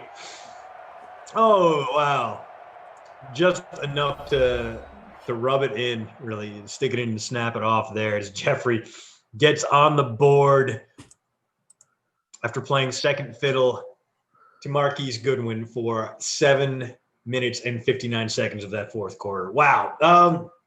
No one got to the passing bonus, although we did get single player passing receiving yard bonus for Amari Cooper. And then on the ground, both guys got over 100, Miles Sanders and Zeke Elliott. But Zeke with the 2 touchdowns, providing a little more value than the lead back in Kelly Green. And then, of course, on the ground, the only rush touchdown for the Eagles went to Marquise Goodwin. Their 2 receiving touchdowns went to Marquise Goodwin. I mean, Glash, no other way to say it. Krusty Koff player of the game's got to be Marquise Goodwin. He was pretty dang good, guys. In the captain spot, he scored 55 points. That's without the scores being updated again, but I think that's all accurate in terms of what Goodwin has done. So give Tate and Kyle a moment here to update the scores. I see you. It's just a damn cough, man. Nice work.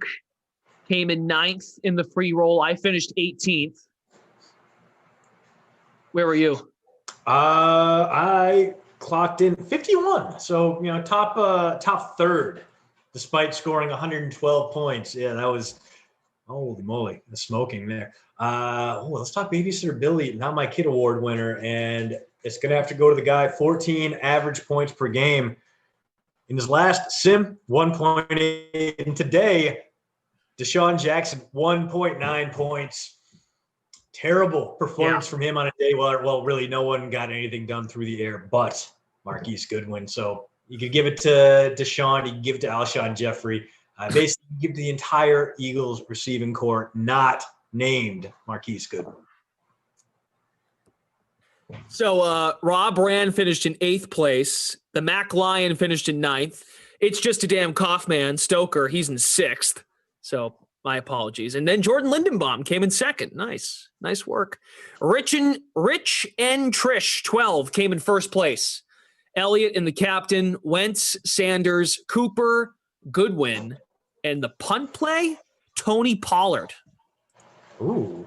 Interesting. So 0 points out of Pollard, but good enough for 1st. Impressive. Power move there, getting someone with 0 points in the lineup and still winning. My hat is off. Well, Glash, you and we are back at 6 p.m. And that should be a good one. Vikings-Packers rivalry game, and we get virtual Aaron Rodgers, virtual Devontae Adams, virtual Aaron Jones, and the leader of #team always play Dalvin Cook. You got any expectations for that one? Yeah, play Dalvin Cook. Just play him.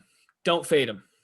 But I'm daring you in our free roll to fade him. I dare you. I triple dog dare you. I'm not going to. I'm not foolish. I understand on which side the sim bread is sim buttered, and that is on the Dalvin Cook side.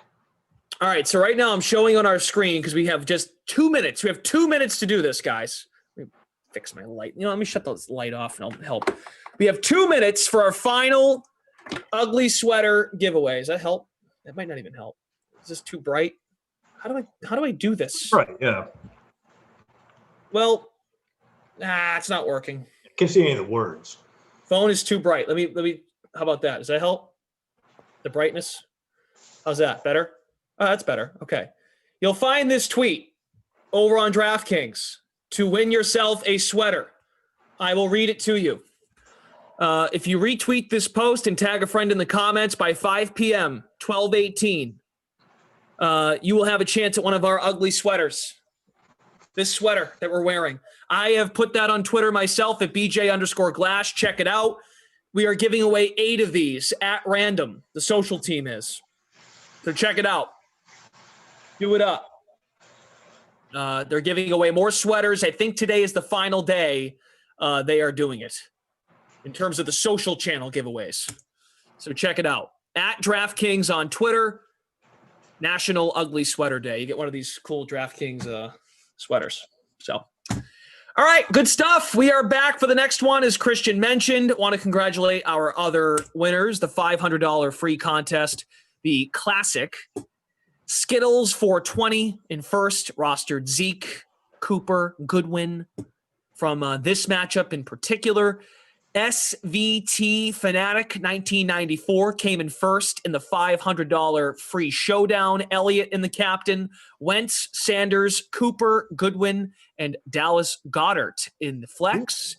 And like we said, Rich and Trish 12 came in first in our free roll. There is a contest up in the DK SimFam Friends League right now. It is called, to remind myself, Glash Holidays, Fade Dalvin Cook, You Won't, for the happy hour sim. Wow. Really just getting people's face with that one.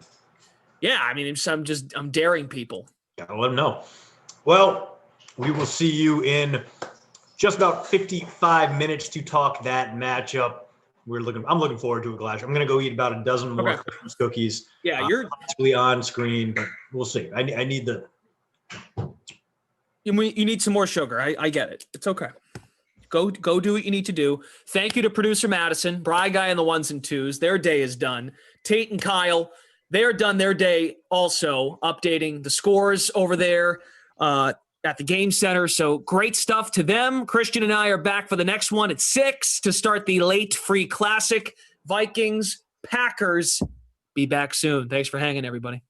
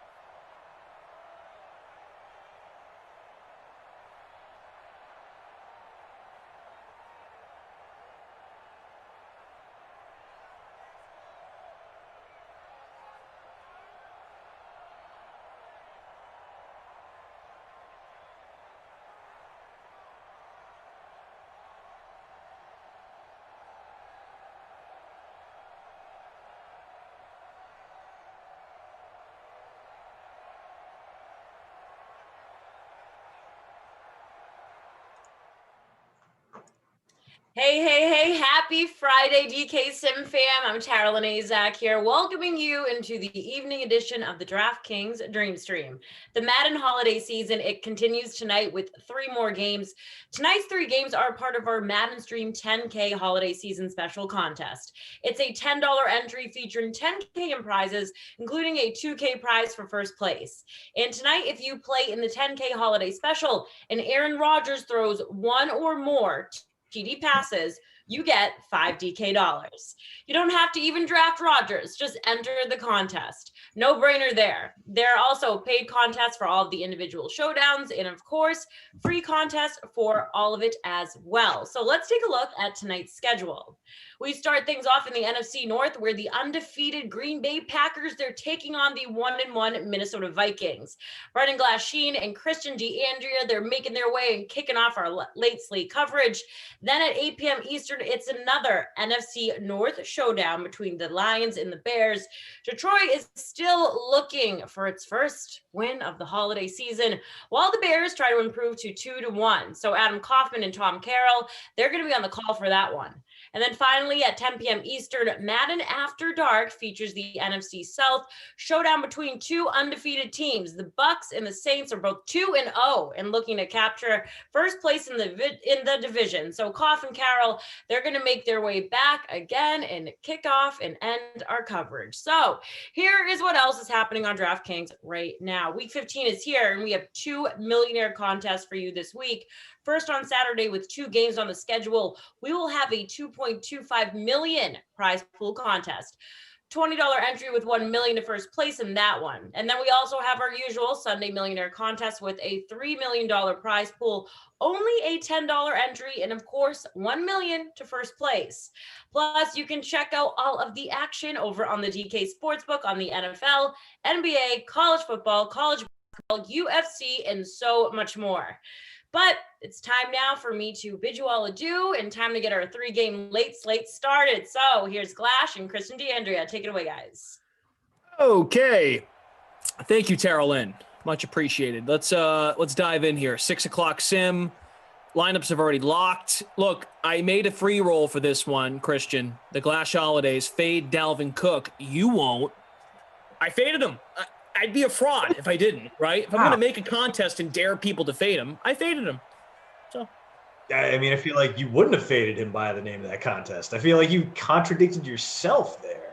It made it sort of like a na, I took him and you won't kind of situation. And yet here you are going against your own basic instincts for the good of the DK Sim fam. It's quite the sacrifice you're making because we know Dalvin Cook is a monster in these sims, just a total beast. 25.4 fantasy points per game.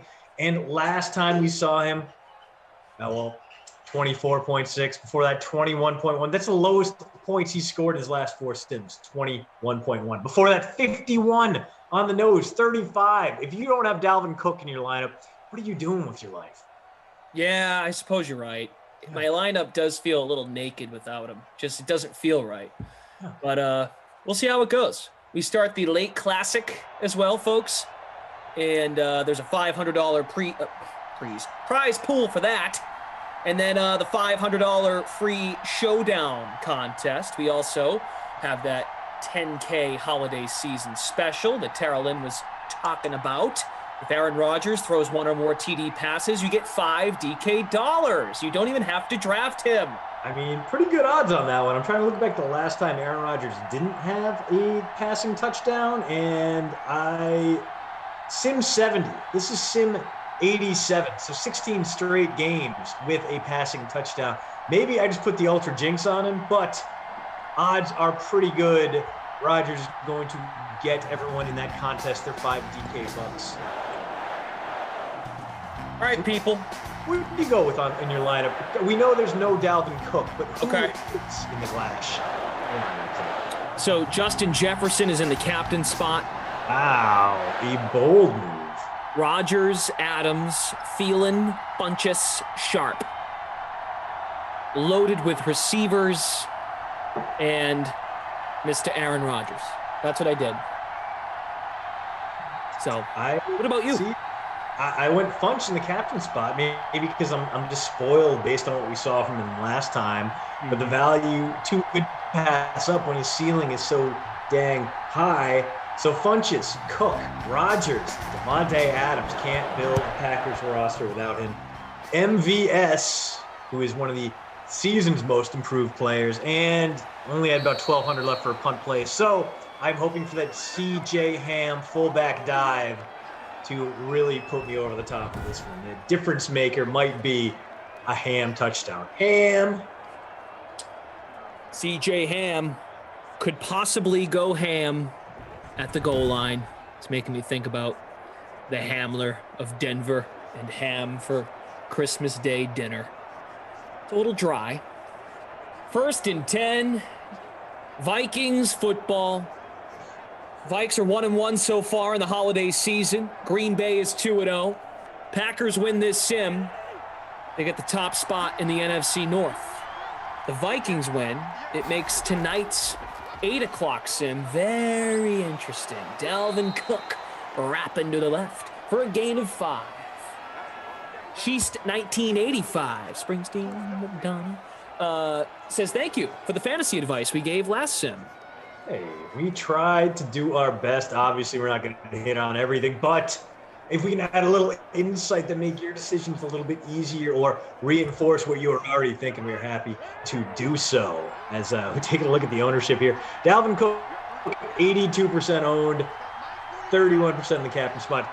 Kirk Cousins, who is mostly garbage in these sims, 15% owned, 2% in the captain spot as Cook, showing why everyone wants him on their roster. No. Just not you, Josh. Just not me. Just Some not you. folks in here actually were brave enough to also fade Dalvin Cook, including Michael Coughlin faded him. Someone else said, I think Turtles said it. Turtles won. Love it. Ooh, we got some people bringing up Tajay Sharp over in the Twitch chat, and that is a great point. Sharp blew up last time, coming out at only 6,200 in the flex, giving you 24.5 points. Hit the bonus for the first time since all the way back in November, October maybe, in Sim 72. So had a blow up, possibly his greatest game ever in our last Sim. Going to be interesting to see if Virtual Kirk turns back to him here. That time it is, that's your guy. My captain, Justin Jefferson. Let's go. Shout out to Vince Stevenson and his wife, Trisha. She gave me permission to bet $10 on this sim. She's sitting here watching and rooting for an Aaron Rodgers passing touchdown. If that happens, you get 5 DK dollars. And good luck in the holiday contest. 2K in real money, $2,000 to first place. Dalvin Cook, carry number 4. Uh-oh, he's slowing down, folks. Dalvin Cook, looking at the ownership, I'm kind of impressed. He's only 82% owned. I thought it would be higher. Yeah, I think last Cook game he was up around 90. So clearly your taunting paid off. Here we go. Cousins, happy feet. Way to throw it away, kid. You know, Cousins is a guy who has had a nice, we were talking about how MVS had a very nice improvement over the course of the season, but Kirk Cousins kind of regaining his stability and rebuilding himself as a quarterback after that 1-5 start has been instrumental to Minnesota's turnaround.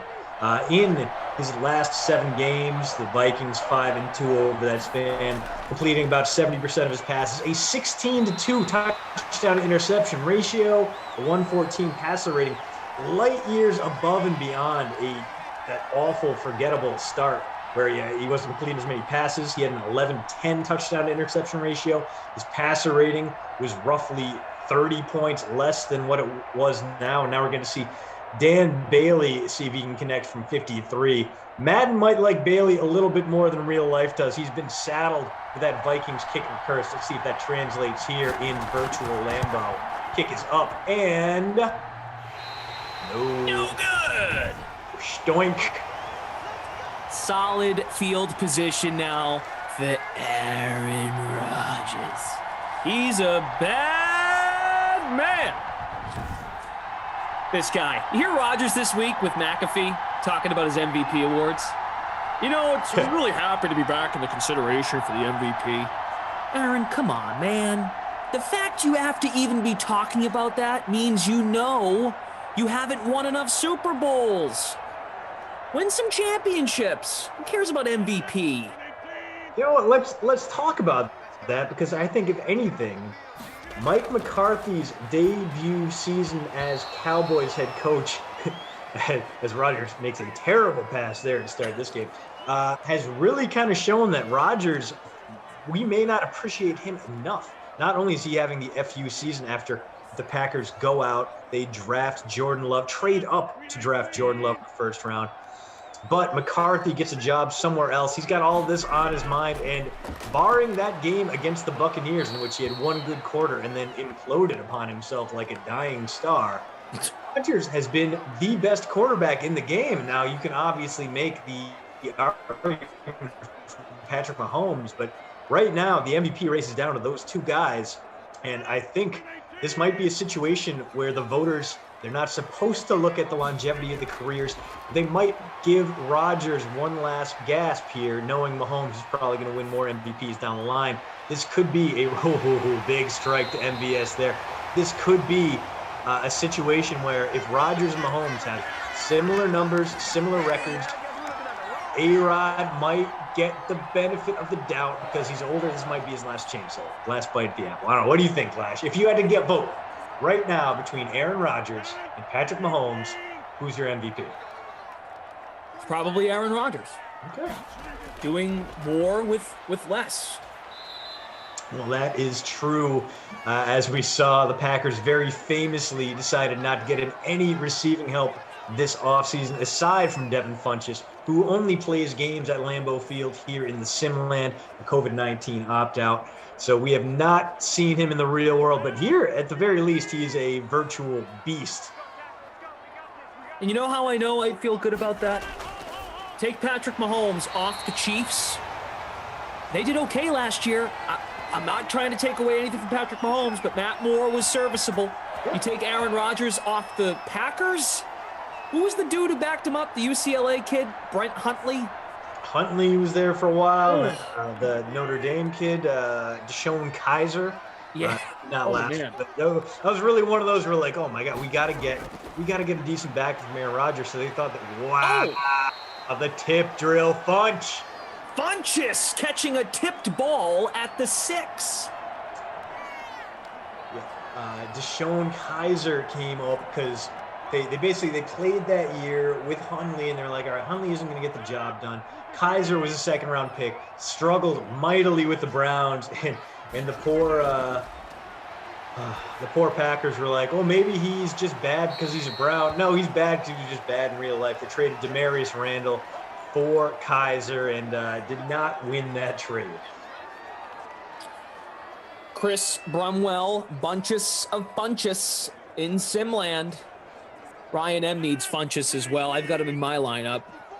60% owned in our DK SimFam Friends contest. 3rd and 2. Got to get to the 5 for the first down. Rodgers looking. Run for it. End zone. We have a flag. Ooh, yeah. It looked like it was an MVS touchdown, and ooh, it was not a touchdown. The catch was not made, but interference on Harrison Smith. So it looked like MVS had a shot at it, but he was interfered with. The drive continues. 1st and goal from the 1.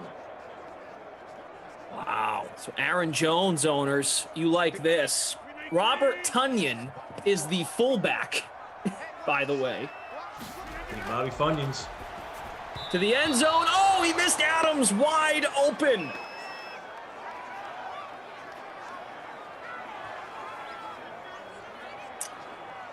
Man. Jero says, take back your Mahomes comment. What'd I say? He said Matt Moore won games when he wasn't in there. They have a lot of good players around him. Aaron Jones is in for a touchdown. There is the scoreless streak busted here in the first quarter. Packers take an early lead. Aaron Jones keeping Aaron Rodgers off the board. And, well, at the very least, He is delivering for the 51% of you that rostered him and the 11% that just got 9 points for that touchdown because you got him in your captain spot. Aaron Jones doing work, and I fall in the free roll, if you care. 14,770 entries in the $500 free Showdown contest. Aaron Jones, 51% owned, 11% in the captain spot. John says, Rodgers promo curse, LOL. 6 minutes in. Plenty of time. Plenty of time. This Vikings defense is not that good. You should not be worried. 24th in points allowed in the real world. 22nd in yards allowed. And against the pass, have allowed, in the real world, 26 touchdowns in 13 games. So just statistically, if this sim is dead on, Rodgers should get 2 passing touchdowns just on an average day. El Paso #1, Glash. I believe the UTEP Miners deserve a shout out for Aaron Jones. Yes. PGZ Man 666. Good thing Rodgers was there to hand the ball to Jones. He's definitely MVP. I appreciate the hell out of UTEP because that Sun Bowl stadium is gorgeous. Like just nestled inside the mountains and the hills. Like it's one of those things that when you watch the Sun Bowl, you realize how cool it must be to watch a game there live. Like it's one of those stadiums that, like, regardless of how the home team performs it, you want to go see, like Mikey Stadium where Army plays. They're up there. Trying to think of who else. What other bad teams would you want to see just from the stadium alone? In the college ranks, at least. Boise State's not bad, right? But Boise State's never bad. But even if Boise State were in a down year, you'd want to go to Albertson Stadium. Yep. Go see the Smurf turf up close. I mean, aside, I would love to. Living in Boise seems awesome. It looks like a great city.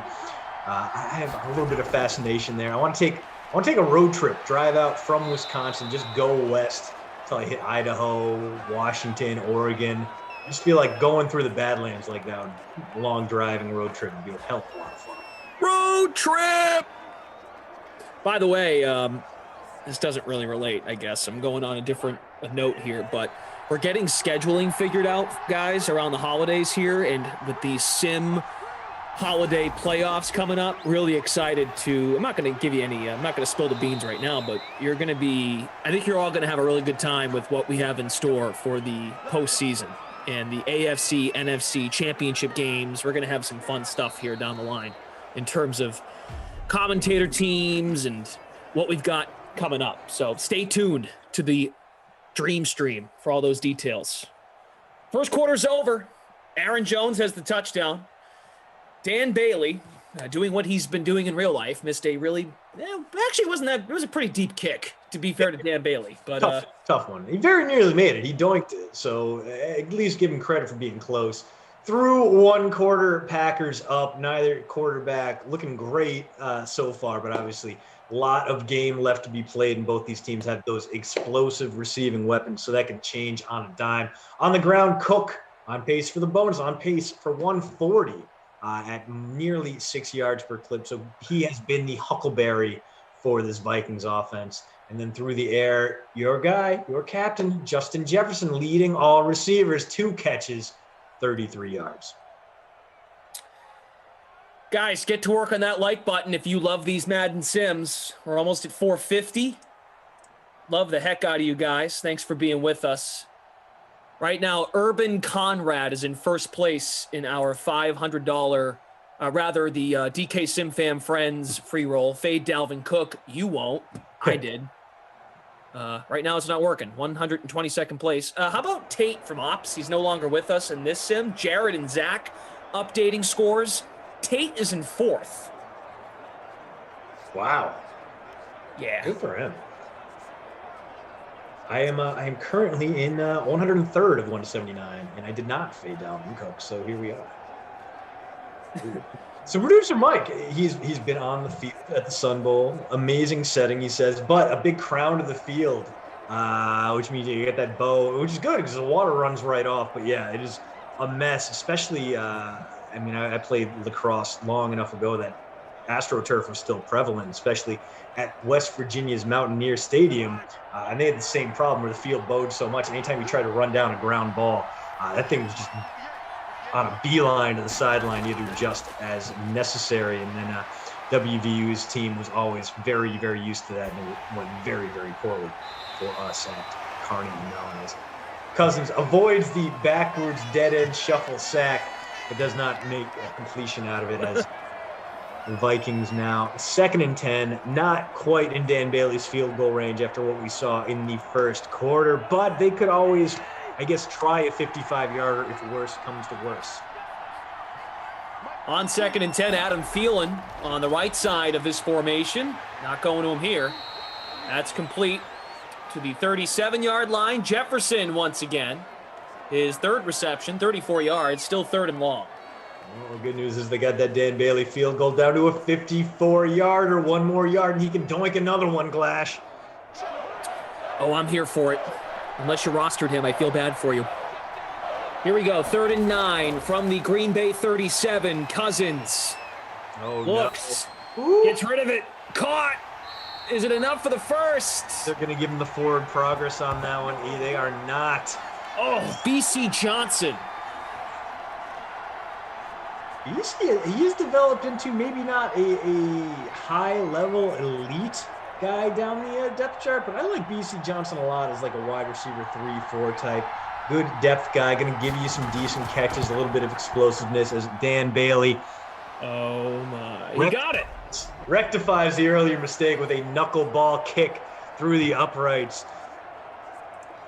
But not by much. Holy moly. I would not feel good about your chances of hitting anything over 45 today at Virtual Lambeau if I am the Vikings. Dan Bailey has a family. I'm happy for him. He's been humiliated lately. By the way, Daniel on the 1s and 2s, Michael producing. Daniel has alerted us. Scores updated through the first quarter.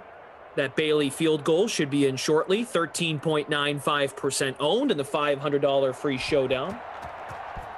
Jeff Mandan, Jefferson never gets targets. What's going on? Well, he's the listed wideout 3. Tajay Sharp is usually pretty active. I think we've got 2 of the very best wideout 2s in our Madden Sims, in Tajay Sharp and Devin Funchess. Well, yeah, especially compared to regular performance in the real world NFL. 2 guys you do not hear called very often. In fact, we know that Funchess not in the game, but Tajay Sharp, 0 targets, 0 catches for this Vikings team, as he has missed the entire season. He's actually just been signed to the Chiefs practice squad. So did not last in Minnesota, is collecting, I believe his $1 million deal was guaranteed, but at any rate, should still be collecting checks from the Vikings team as we get, is that MVS or is that Sternberger we get that one? A burger sounds good right now. 2nd and 7. It is MVS. That is the one thing I've really been missing, really been craving. Might be a key point tomorrow. Wanted to do it last week. Snowed up here, couldn't get out. Got a great spot near us, right across the street from Butcher Shop. Makes great burgers. Might be a takeout kind of day tomorrow. Just load up on a completely perfect, fresh ground beef, medium rare burger. A little bit of yellow mustard, the Grey Poupon, and grilled onion, lettuce, tomato. Oh, dude, it's one of the best burgers I've ever had. And a little shop out here in Madison called the Oakcrest Tavern. Well, aren't you a great customer? I'd be devastated if they went under during this pandemic. Like our local newspaper did like a slideshow of 20 places that have closed permanently since the pandemic hit, and it was like, it was one of the saddest articles I've read this week. Bryce McCaleb on YouTube. I am fishing and listening to a Madden Sim. Life is amazing. Nice. Chris says, be nice to Glash. Oh, here's Luke Murphy. That is the stupidest thing you've ever said, Glash. Ridley is a superstar and a wide receiver. 2. There are better wideout 2s than freaking Tajay Sharp. No, I'm just talking DK points per sim. Like, dudes you wouldn't expect to be any good. Like, I know Calvin Ridley's good, but, like, you don't think Tajay Sharp or Devin Funchess. You know, like, yeah, Calvin Ridley is very good. But I mean, like, someone you wouldn't think of. Godwin or any of those guys. We're just saying that the difference between the real world and Simland has never been greater in wide receiver 2s than when you're dealing with Devin Funchess and Tajay Sharp.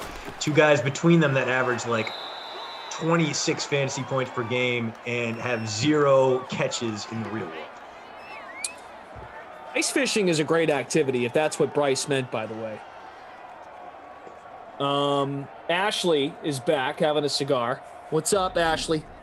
That sounds good.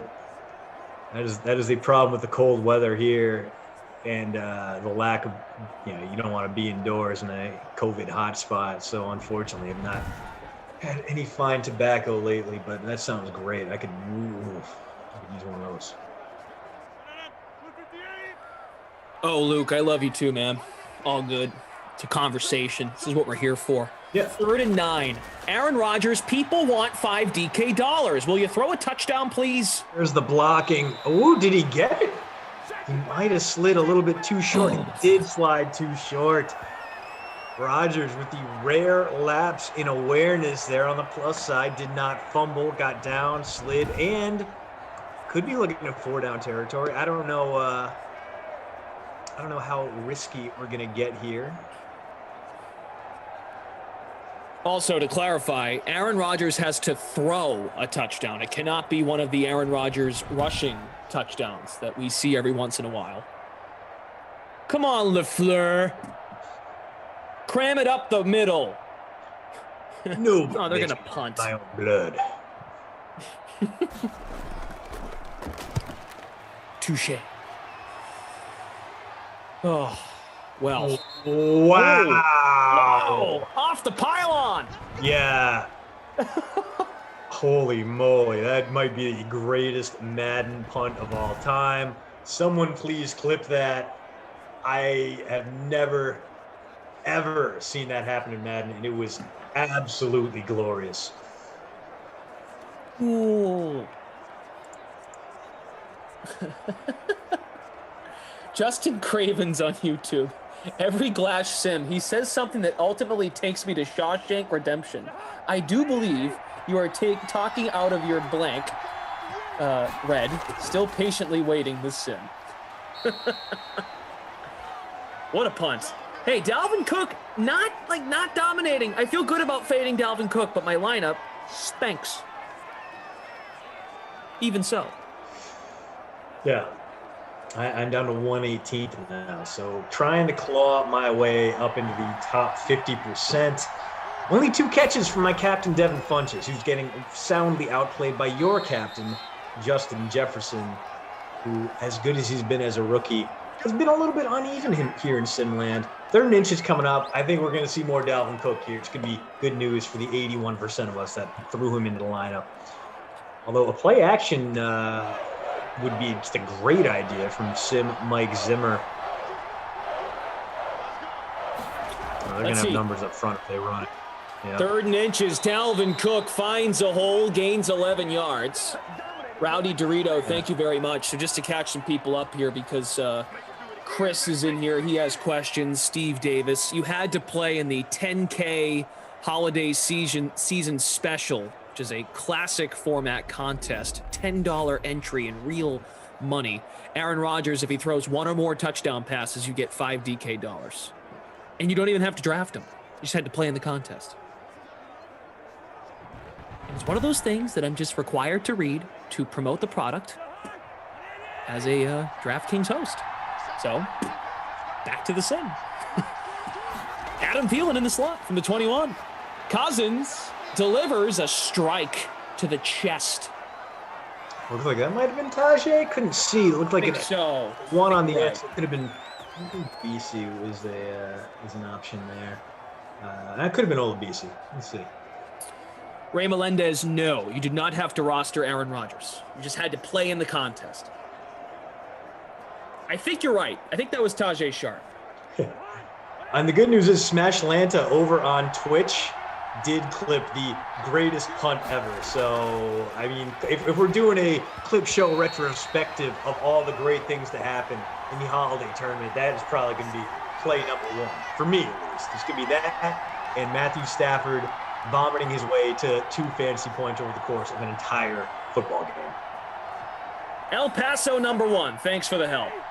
About 700 of you watching on YouTube. Let's go over to Twitch. See how the Twitch fam's doing. Trade Island, you beautiful, beautiful person. Smash Lanta clipped up the punt. Nice. Very good. Obi-Wan. It's over, Anakin. I have the high ground. Thank you for being here, Obi-Wan. Don't make me kill you. If you are not with me, then you are my enemy. All right, here we go. From the 47. Cousins, get rid of it. Tipped. Just grab it, Kyle Rudolph. Damn, it's close. That ball just floated right in front of his face time and time again. And Rudolph denied, just didn't even put his hands up for it. He could have accidentally caught that if he just bent his elbows, and yet refused. So another passing down here for the Vikings. It's going to be another first. Okay. Oh, Christian, I'm sorry. I'm a bad person. Apparently you mentioned that being clipped up, and I totally went through my one ear and out the other, so I apologize. That's fine. I know you don't listen to me. I know it's just you. What are we even doing here? I am taking responsibility. I'm sorry. Dalvin Cook makes the catch. I actually feel like that's the first time I've done that in a while. I've been better about that, because I know I do it when hosts aren't listening. It should be a segment we do, and that we should have a little segment at the end where we replay it and you hear back how bad it actually sounded. So, my bad. Sorry. I'll shut up. Second. Here we go. Jefferson, another catch. Captain again. So this drive continues to churn down the field. Vikings going to have a shot to take a lead into halftime, although they don't want to leave too much time on the clock no matter what they do here to finish this drive. The good news is 1st and 10 inside the red zone. They have up to 3 plays where they have to make a decision on whether to kick it or go. Excuse me.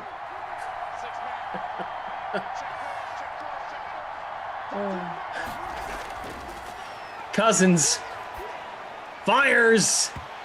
Ooh, looking for Sharp. I love this from Chris. My next question is, how annoying is it to have to repeat the same things you've said because people like me weren't paying attention? Speaking of repeating ourselves. Hey, it's part of the gig, okay? We realize that you guys are in and out. You might be having a cigar, ice fishing, yelling about Aaron Rodgers not helping your lineup. So we have to reset and mention things once, twice, or several times. Not a problem. It's part of the gig. Timeout. And then also acknowledging that you did not listen to your co-host and you said exactly what he said 5 seconds later. I mean, clearly you got a lot going on right now, Glash. The holidays coming up. Maybe you haven't finished your shopping, and you got some deals open in the background. You're doing your shopping and trying to make sure you get the shipping in time. I get it, man. Stressful time for all of us. I say that as a man who's currently jacked up on no fewer than 8 Christmas cookies right now. That's all I've eaten today. I just have nothing but sugar and carbohydrates running through my veins. I've never felt better. Did you work out today? I did not. Yeah, I didn't either. I'm coming off 5 days in a row. I feel good. Went Sunday through Thursday. See, I got my tomorrow morning. I'll get there. I ran a little bit yesterday. Okay. As Bailey puts one through. So Bailey, the only point scorer on the scoreboard for this Vikings team, and Packers gonna have a chance here to mount a response to their own. 32 seconds, 3 timeouts left. We know how dangerous the Green Bay offense can be, and they have the greatest Hail Mary thrower of all time. So even if they can just get to their own 40, they're going to have a chance to put 7 more points on the board.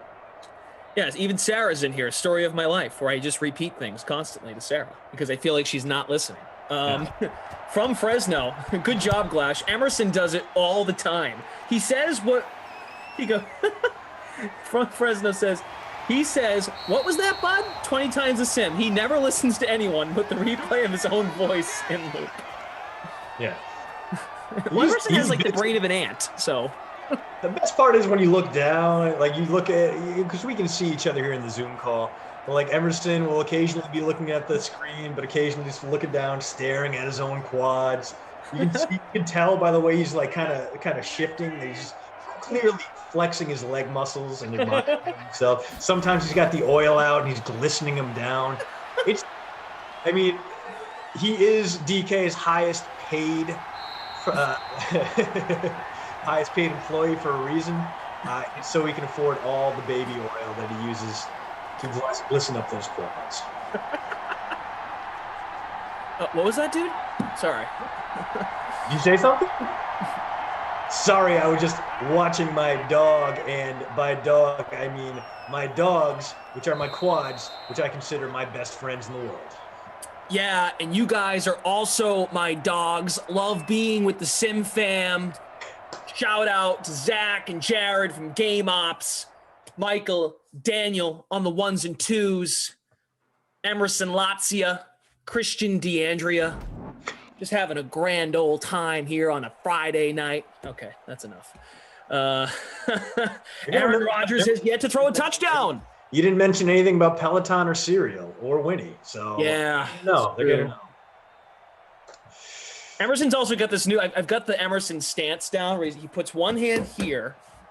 He's just like this, and it's just like, because I do the beard touching too, but he'll do this. He's just like, yeah, ooh, and then he does this little thing. Aaron Rodgers, we're waiting for him to wake up because he is getting outplayed by Kirk Cousins, at least through the air, on only 8 pass attempts. Cousins has 17, and Cousins the only one with more than 100 passing yards. So been a bumper performance there. Dalvin Cook still on pace for the bonus 9 for 56. So still pretty efficient on the ground. We'll see the Vikings turn more to him, see if they can not only sustain a drive, but finish one off. So far, 3 drives, 3 field goal attempts for them. Through the air, Justin Jefferson on pace for the bonus, barely. 4 for 50. He is the only receiver of note thus far in what has been a very low-scoring affair, Glash. I mean, I did not expect this from a Vikings-Packers game, but maybe the bonus jinx is on for Aaron Rodgers, and we have just doomed him to mediocrity by basically saying, you know what, he's definitely going to do it. That's on me. I put that jinx on you. I apologize. Yeah, I mean, I played all receivers and Rodgers, so look, the Justin Jefferson captain play I feel pretty proud of, but it's working out. It's working out better than if you would captain, say, Dalvin Cook. I think Jefferson has more points than Cook, although it's going to be close. Jefferson's at 9 and Cook is at only 7.4. So yeah, thus far, Justin Jefferson, the highest performing skill player. No, Aaron Jones has the rushing touchdown. So it's Aaron Jones on the leaderboard, but we have yet to see that true Dalvin Cook breakthrough that really seems to be looming here in the second half.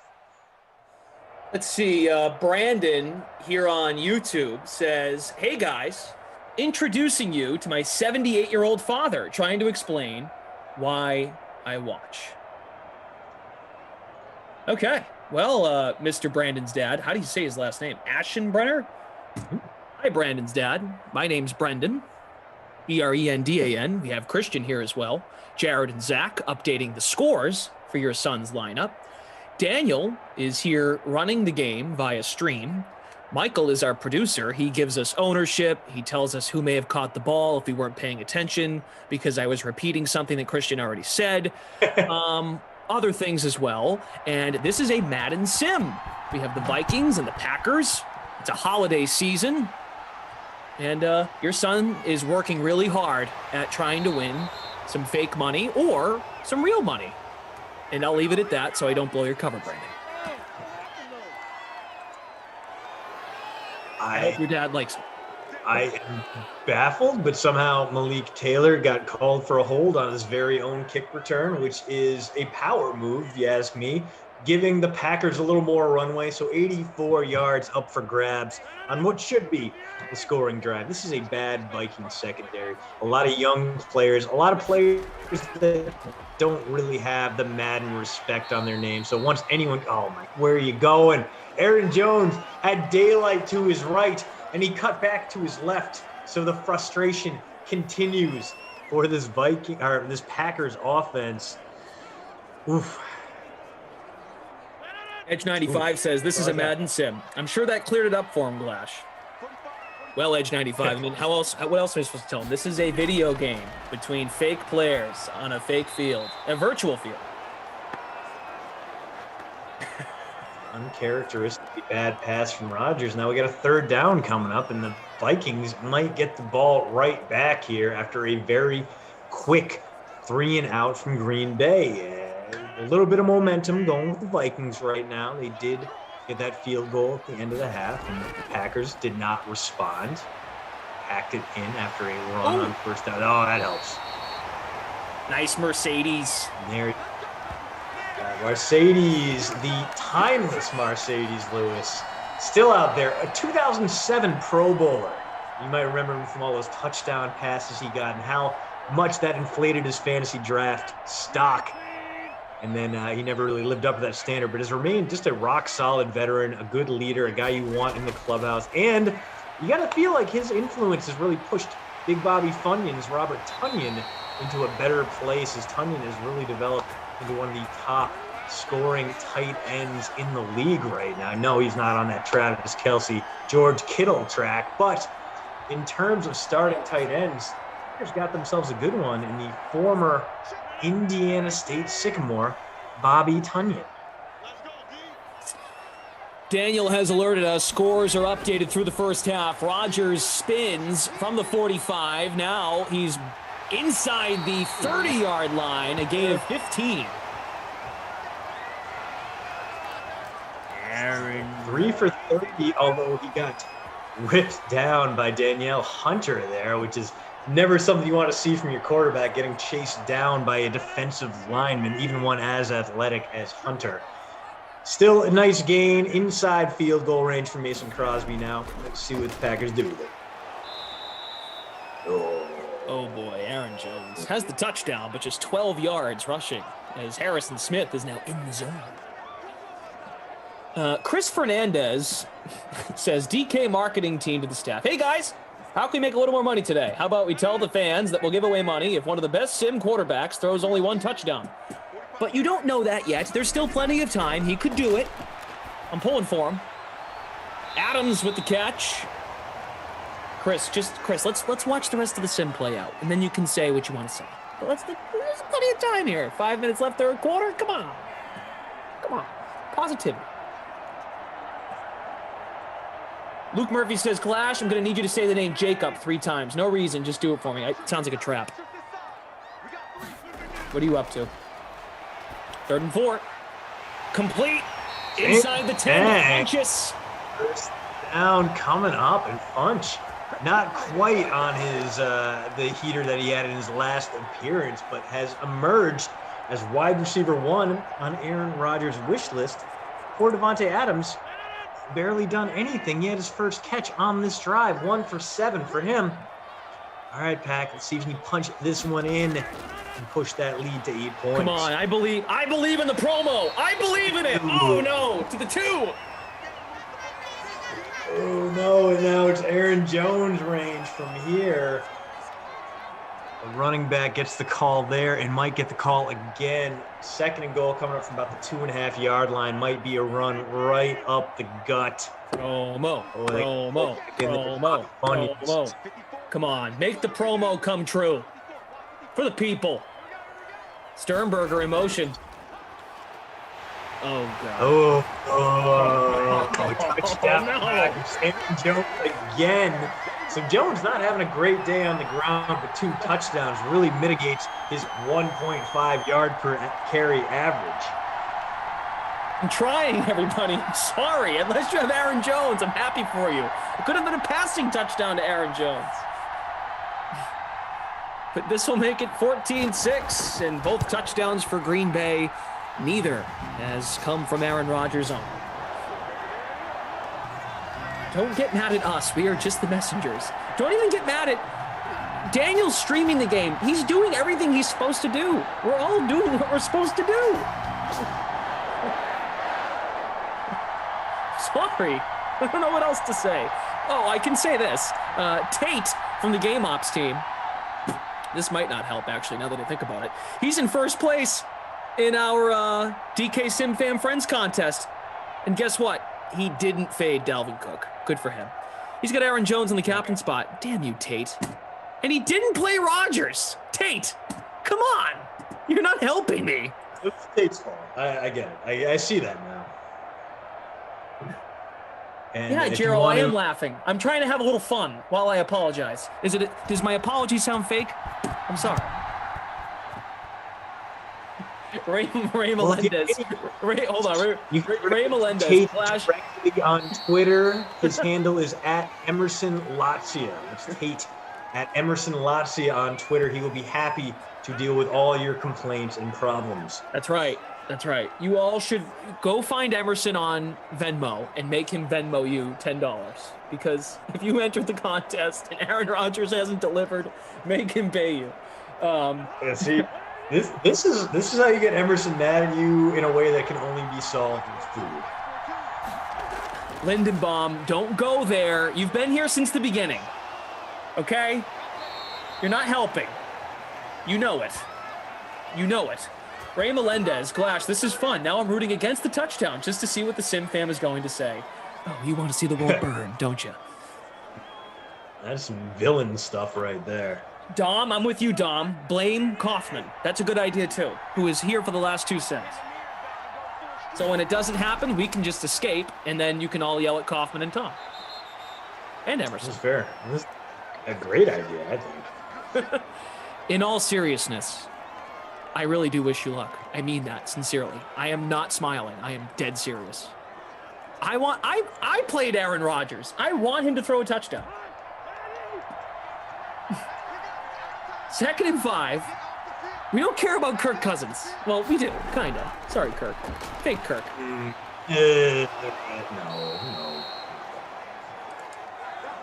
The fact that all of you are pretty much most of you, of the 700 watching, are good sports about this, and you're having fun. That's the goal here. We don't want to take ourselves too seriously. So hit the like button, hit subscribe, follow us on Twitch.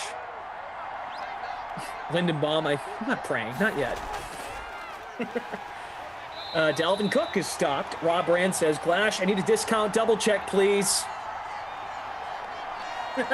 Mockingjay. Kaufman will ignore it and talk about Die Hard not being a Christmas movie.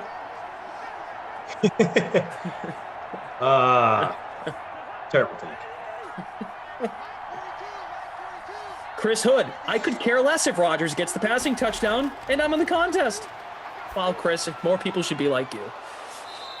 Dalvin Cook spun down. Is that enough for a first? It is.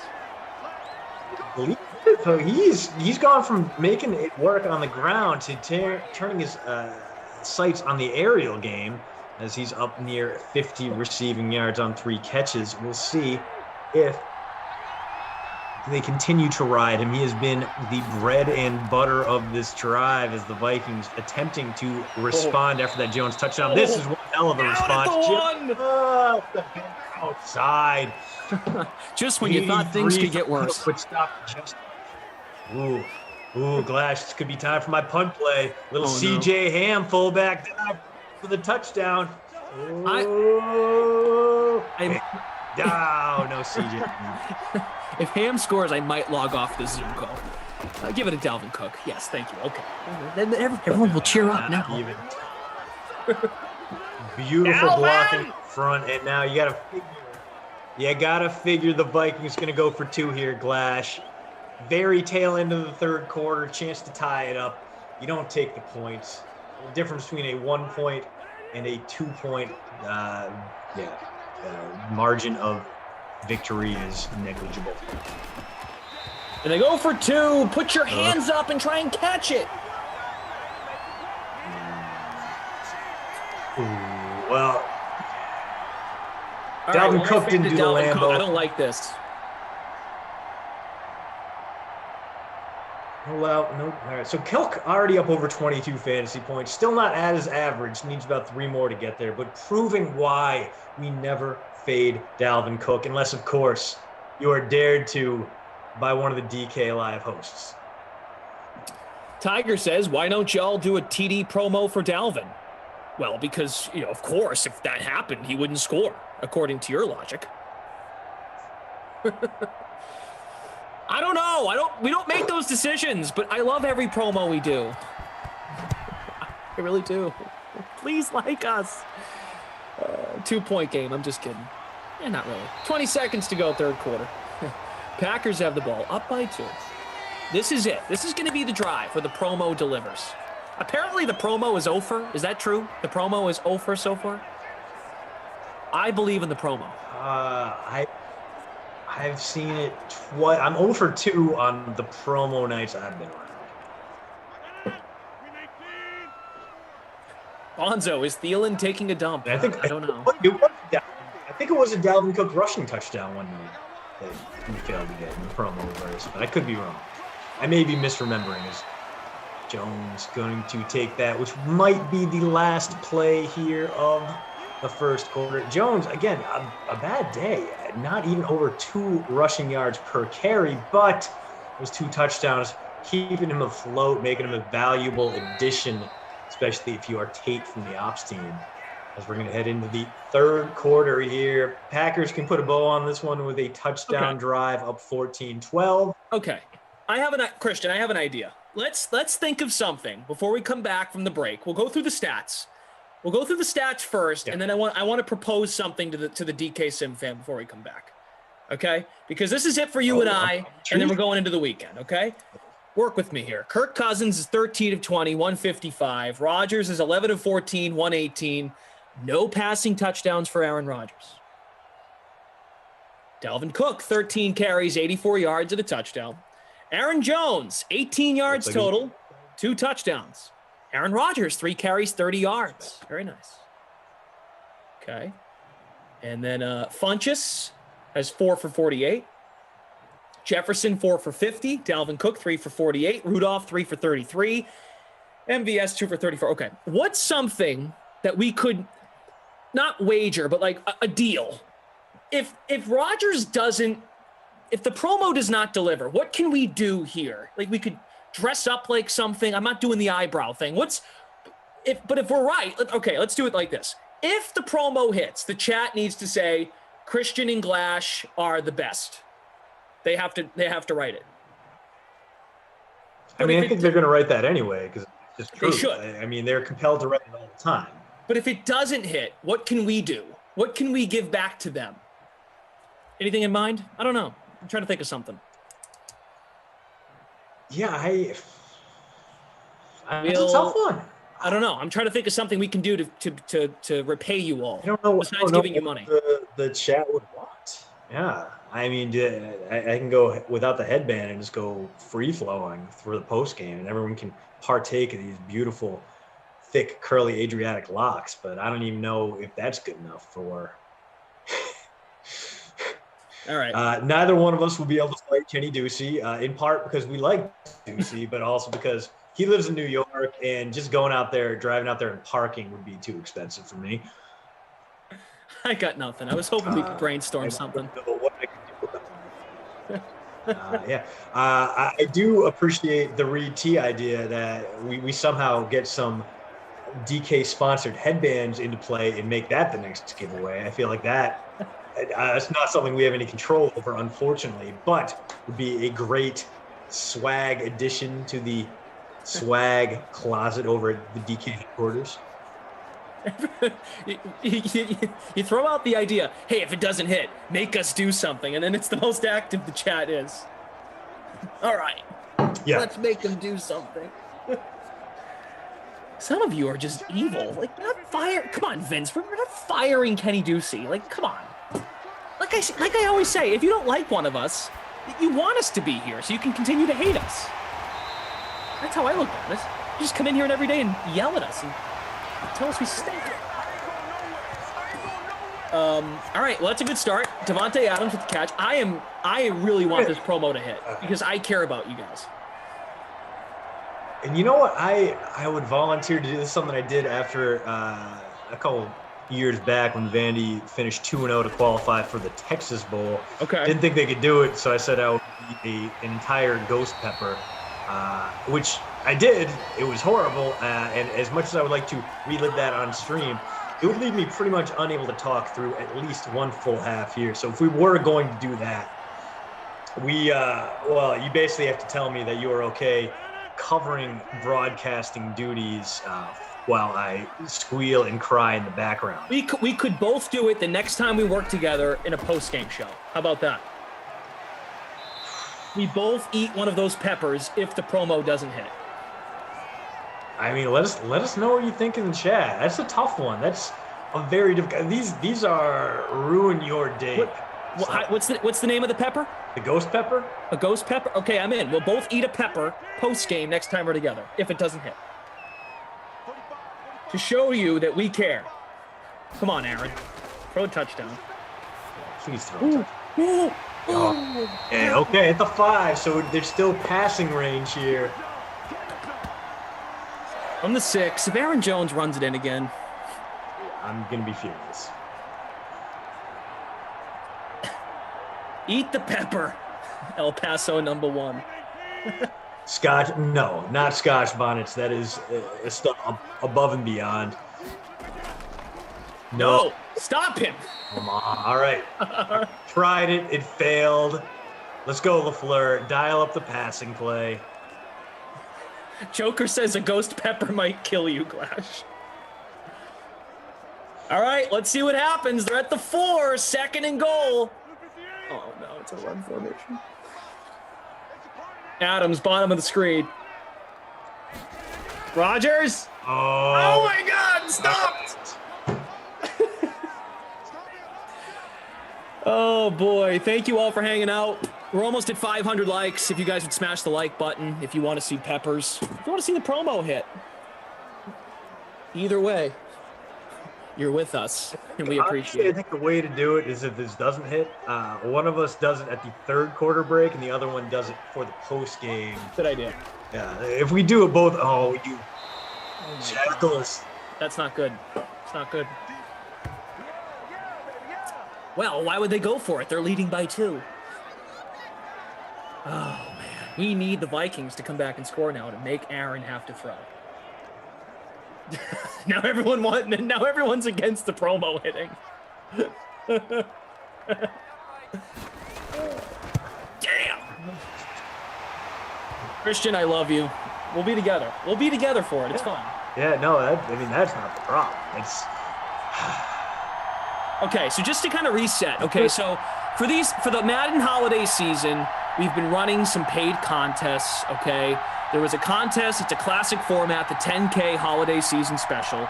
The promo is if Aaron Rodgers throws 1 or more touchdown passes. I really don't understand the or more part. Just he throws a touchdown. You get $5 DK. So some folks in here are like, oh, whenever the guy has a promo, he doesn't play well. So to prove that we are here for you and we really want the promo to happen, we'll eat this ghost pepper. And you don't even have to draft him. Yeah. And I'm pretty sure. So the ghost pepper I'd had before, a buddy, they grew it in their garden. I think my local Woodman's has ghost peppers. If not, we'll try to find something of suitable, similar Scoville units. We're not going to cheap out on you and go just habanero, even though habanero is pretty spicy on their own. God willing, we will not have to go all the way up to Scotch bonnet because I would like my house to retain its resale value, and if I eat one of those, basically all my bathrooms will be destroyed. So, but if he throws the touchdown, everyone in the chat, kind of like a buzzword, has to say Glash and Christian are the best. That's the deal. But if it doesn't hit, you don't have to do that. Okay, fair's fair. All right. Really, right now, I would put it at like 80-20. We're eating these damn hot peppers because there's only 4 minutes to play in this game. Good news is the Vikings only down 5 and driving with that strike there to Mr. Tajay Sharp, the pride of the UMass Minutemen.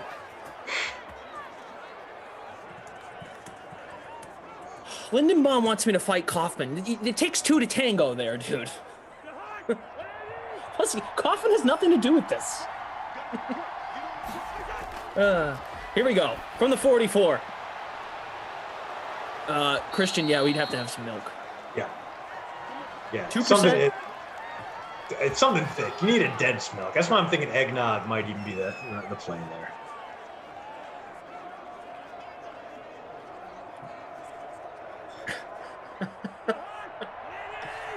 Here we go. This is going to be a promo tradition, I feel like. Dude, what are you going to do if the promo doesn't hit this time? What? Started Ghost Pepper. Why did I not just start at habanero? That we can definitely find. We can find that at the grocery store, no problem, and it will not make me feel like I doused my face in acid for the 15 minutes afterward. Well, we can go into the weekend if this indeed is going to happen. We can reflect on our lives. There goes Dalvin Cook. Score. Or get out of bounds at least. All right, that's going to take us to the 2-minute warning. The sad truth, too, is Minnesota can score a touchdown, go for 2. Green Bay just needs a field goal. So we would kind of want overtime, and then in Green Bay to win the coin toss and then throw a touchdown. There's a lot of moving parts here and a lot of immediate grits. What was I thinking? I believe in the promo. If you guys aren't going to believe it, I'm going to make you believe it.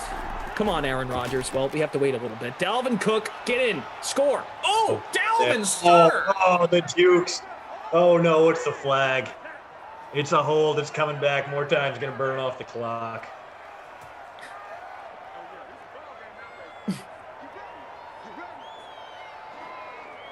Dan Russell says suckers. LOL. Dan? It's for the promo, Dan. Daniel, thank you. Daniel says, I hate to say it, but I don't think it's happening. Well, yeah. Thanks, Daniel. Thank you, Daniel. Thank you for your insight. Cousins to Thielen at the 9. They can take their time. Come on, Green Bay, take time out. Well, why would they? Guys, can we get to 500 likes if you're having a good time here on the Dream Stream? See, we're making it fun even if the promo doesn't hit. We can all have fun. Cousins. Cook's open. Got him. Touchdown. Oh, he's in. Dalvin Cook, and that helps all of you, except me. Yeah, Packers going to have about 1:20 to respond in all 3 timeouts. So should be Aaron Rodgers heavy late in the 4th quarter here. But best case scenario from not only a Rodgers promo standpoint, but my inside standpoint is that the Vikings convert on this 2-point conversion attempt. Oh, what are you doing out of bounds, Irv Smith? That's wide. Tajay Sharp wide open right in front of Irv Smith. Okay. You got a chance. We still have a chance. Packers only need a field goal. Packers only need a field goal. But what if they just burn the secondary right here on a big play? Yeah. I like it. Let's see how it plays out. We gotta believe. And if it doesn't happen, well, remember the pepper sim. The promo pepper sim. That's right, Durate. Plenty of time for Aaron Rodgers.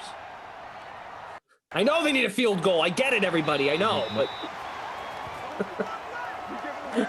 Fantasy Hawk, Aaron Jones, 99-yard run. Here we go. Come on, Aaron. Let's go, buddy.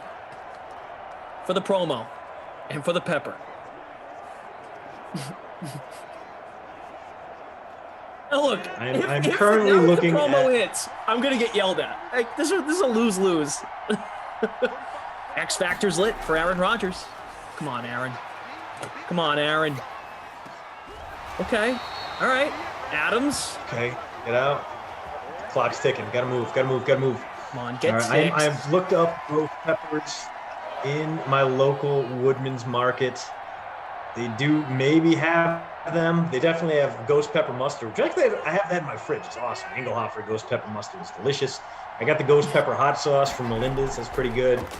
Ghost pepper jerky I do not have. Come on, Aaron. Got him! Go! Yes! Yes! Oh my God! Go! Go! Go! Yes! The promo hit! The promo hit! The promo! The promo!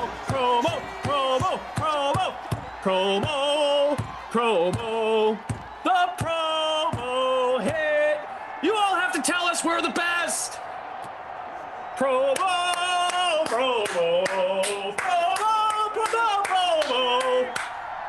Yes! Woo! Oh, in your faces! Let's go! $5 DK for all of you who paid. And if you have Devontae Adams, there you go. Woo. Come on, let's go. Tell us we're great. Dude, the promo hit. I don't have a Fitbit on right now. Promo. I'm sad. Promo. I'm sorry, Christian. That was amazing. That was great. Come on, let's go. Keep them coming. 780 of you here.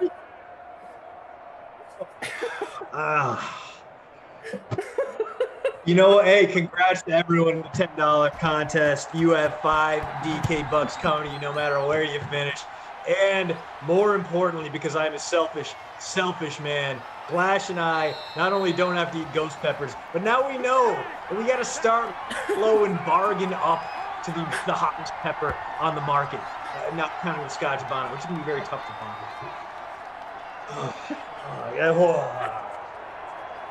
Oh, that's amazing. That was great. That was amazing. Oh, what'd I say? Burn the secondary. It happened. Oh, man. That was great. That was great. Come on. Where are all you promo doubters? Where are you? Come on. Where are you, promo doubters? Looking for you. It's funny how they all just disappear all of a sudden. Well, who's having fun? Out there, I'm Glass, you can see it, but I got this in the fridge.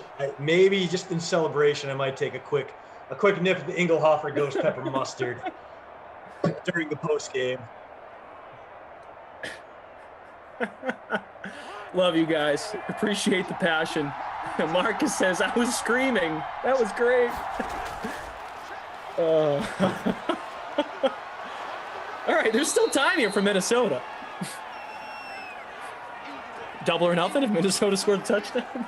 I'm kidding.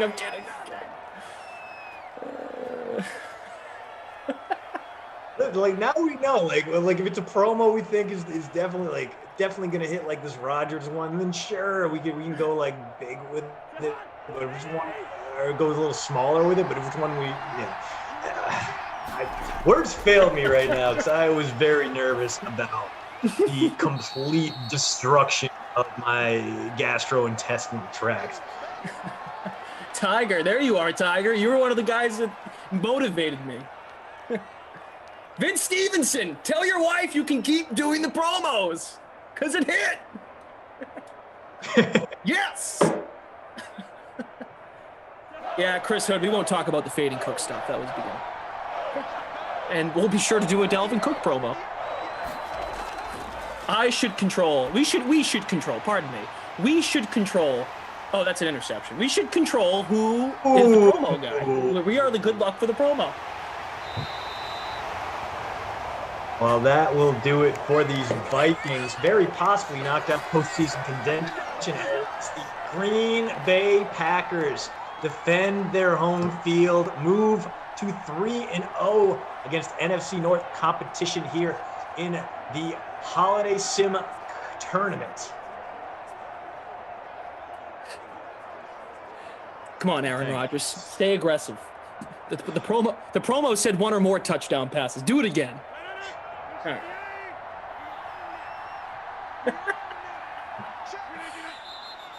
Oh, by the way, Adams hit the bonus on the promo touchdown. Excellent. Oh, thank goodness, man. Not my captain. I had Funch in the captain spot, but Devontae, always on my hashtag team play. Dude, words have failed me right now. The relief that washed over my body just ruined my brain on the way out. Like gave it rinsed it down. Daniel, what was that earlier, by the way, Daniel? Yeah. I hate to say it, but I don't think it's happening. Even producer Michael says we need a Christmas miracle. Yeah. And we got man, that was a blast. That was awesome. That was amazing. Well, I think I have an idea of who the Krusty Coffin player of the game should be. It's Devontae Adams saving our bacon, keeping our taste buds intact. I appreciate him so much. And for you, DK Sim fam, found in the fridge. It's a delicious, delicious mustard. And since you're not going to get to see me eat an entire ghost pepper, there it is. At least this time around. There you go. Attaboy. Wow. That was great. I came in 162nd in our contest. Jimmy B! What's up, Jimmy B? And Chris Houston tied for first place in the free roll. Good stuff. Sciences are already going. That's great mustard, though. It's not as hot as you'd think it would be, but it's still pretty damn hot. America's hottest. Thank you for Devontae Adams. Thank you. And hey, the Krusty Cough, not my kid, our babysitter Billy, not my kid award. That's a little bit of a tough one here. Aaron Jones probably deserved it, but he did get those 2 touchdowns. Sure didn't. Did a lot of work. I think it's going to have to be Adam Thielen, the wide receiver 1, who came in giving you about 12 fantasy points per game. Let's see what he ended up with today. I just remember that we did not call his name out too often today. In fact, he's way down the list. So Adam Thielen, the babysitter Billy, not my kid award winner this evening. A wonderful way to cap off our happy hour sim with a Vikings loss and a miracle turnaround from Aaron Rodgers, giving the world and everyone in that $10 showdown contest, or $10 classic contest rather, $5 DK with the Aaron Rodgers passing touchdown. Wow. Aaron Rodgers, thank you. Thank you so much. That was great. I got laughed at. He was going to burn the secondary. I got laughed at. And it happened. It's great. Now that is a way to go into a weekend. Wow. Did you guys enjoy that? We still have 2 sims to go. Have fun. Let's see. In the $500 free contest, 8-way tie for first place. That was awesome. Jimmy B, nice work. Chris Houston. Who else is up here in the top 10? Roland in 9th. Nice. Red with 5 Ds. Cool. Just want to thank all of our doubters, people that don't believe in the promo. We believe. That was a lot of fun. I mean, it felt a lot better since we actually didn't have to sacrifice ourselves and had a lot of nice things said about us. So thank you to everyone who joined along and played along with us, because this was not a clunker, but not our best game. So I'm glad. Hopefully we made things as exciting for you as it was for us. Smash that like button. As always, we are grateful that you shared the past hour and 12 minutes with us. It's always a pleasure when our paths cross. Yeah, that's good. Good. It's very good. So hit the like button on the way out. Thank you all so much for tuning in and listening to this professional broadcast. And it's just another day at the office here for us. So thank you to Jared and Zach updating the scores. Guys, did you get that Rodgers touchdown to Adams? Okay. Yep. It's in there. Good. Okay. Very good. Congratulations if you played in the holiday season 10K special. The promo was Aaron Rodgers had to throw one or more, and he hit one, just one. That's all he needed to Devontae Adams in a 1-point game. That was good. All right, thank you to Michael and Daniel. You guys have a great rest of your night. We are done. Christian, when are you back again, my friend? I am back Monday, early Monday. I think it's either the first 2 or the second 2 sims of the day I will be back, and very excited to call some guys. I would be surprised if it weren't on with you, in fact, Glash. That seems like a prime Glash spot, unless, of course, the Wildcats up in Durham are in action. Nope. It looks like you and I are not together until after the holidays, the way the schedule is looking here. It looks like the December 30th is what I'm reading. Okay. In the 6 p.m. window. The pregame shows for the bigger Madden tournament games. We're going all out for this. You guys should be as excited about it as we are, because there's a lot of cool stuff going on in Simland, and hopefully you'll join us for it. Love it. All right, guys, you'll have Adam Kaufman and Tom Carroll the rest of the night. And let me not forget Terrell and Asak, who is here to update us on what else is going on at DraftKings and the DK Sportsbook, perhaps more promos. Wow, thanks, Glash. All right, let's get into it. So coming up at 8 p.m. Eastern, Adam Kaufman and Tom Carroll, they're going to be on the mic for the Lions and Bears primetime matchup. That showdown features a free contest with a $500 prize pool. That includes $50 to first place. Then there are also paid options for that one, including the Madden Stream 2K Flea Flicker, a contest that pays out $200 to first with just a $5 entry. But we've got plenty of real football to get to. Week 15 will have games on Saturday, Sunday, and Monday. And we want to get you all ready for it. So let's kick off this hour with little sportsbook talk as our friends at the Helly Podcast give out their 6 favorite plays for Sunday. Here are Dan and former NFL RB Maurice Jones, Drew with the pick 6.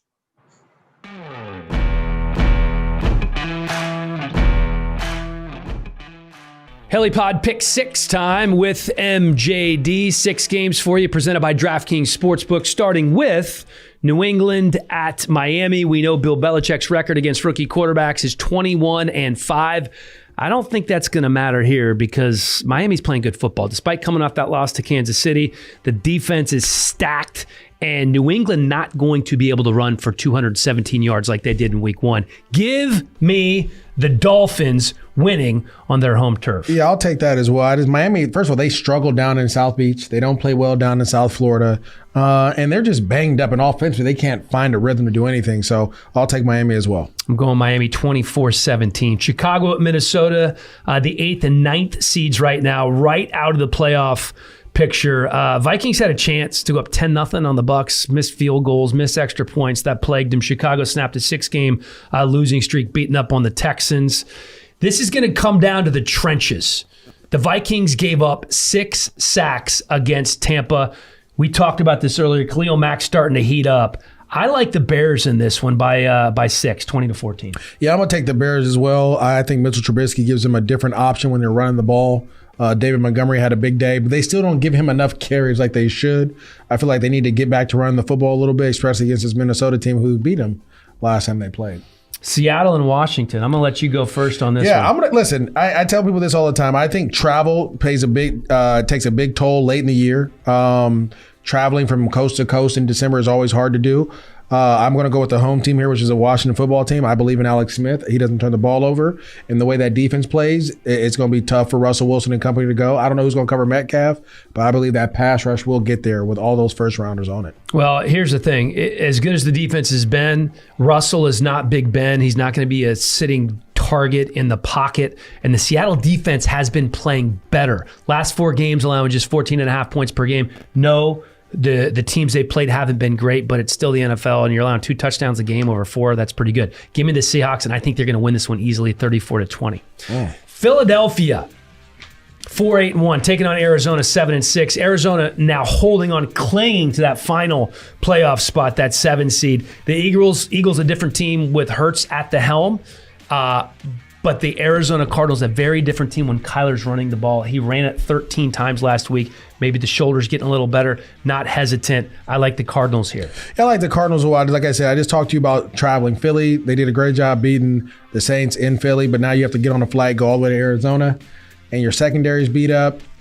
It just seems like it's too much. Who's going to cover D-Hop? And you know what? Kyler gets the ball out quick in this offense. Yeah, the Eagles secondary is a mash unit right now. I think Kyler's going to torch him. 31-24 Cards is my pick there. Okay, Kansas City at New Orleans. We thought this could be a Super Bowl preview.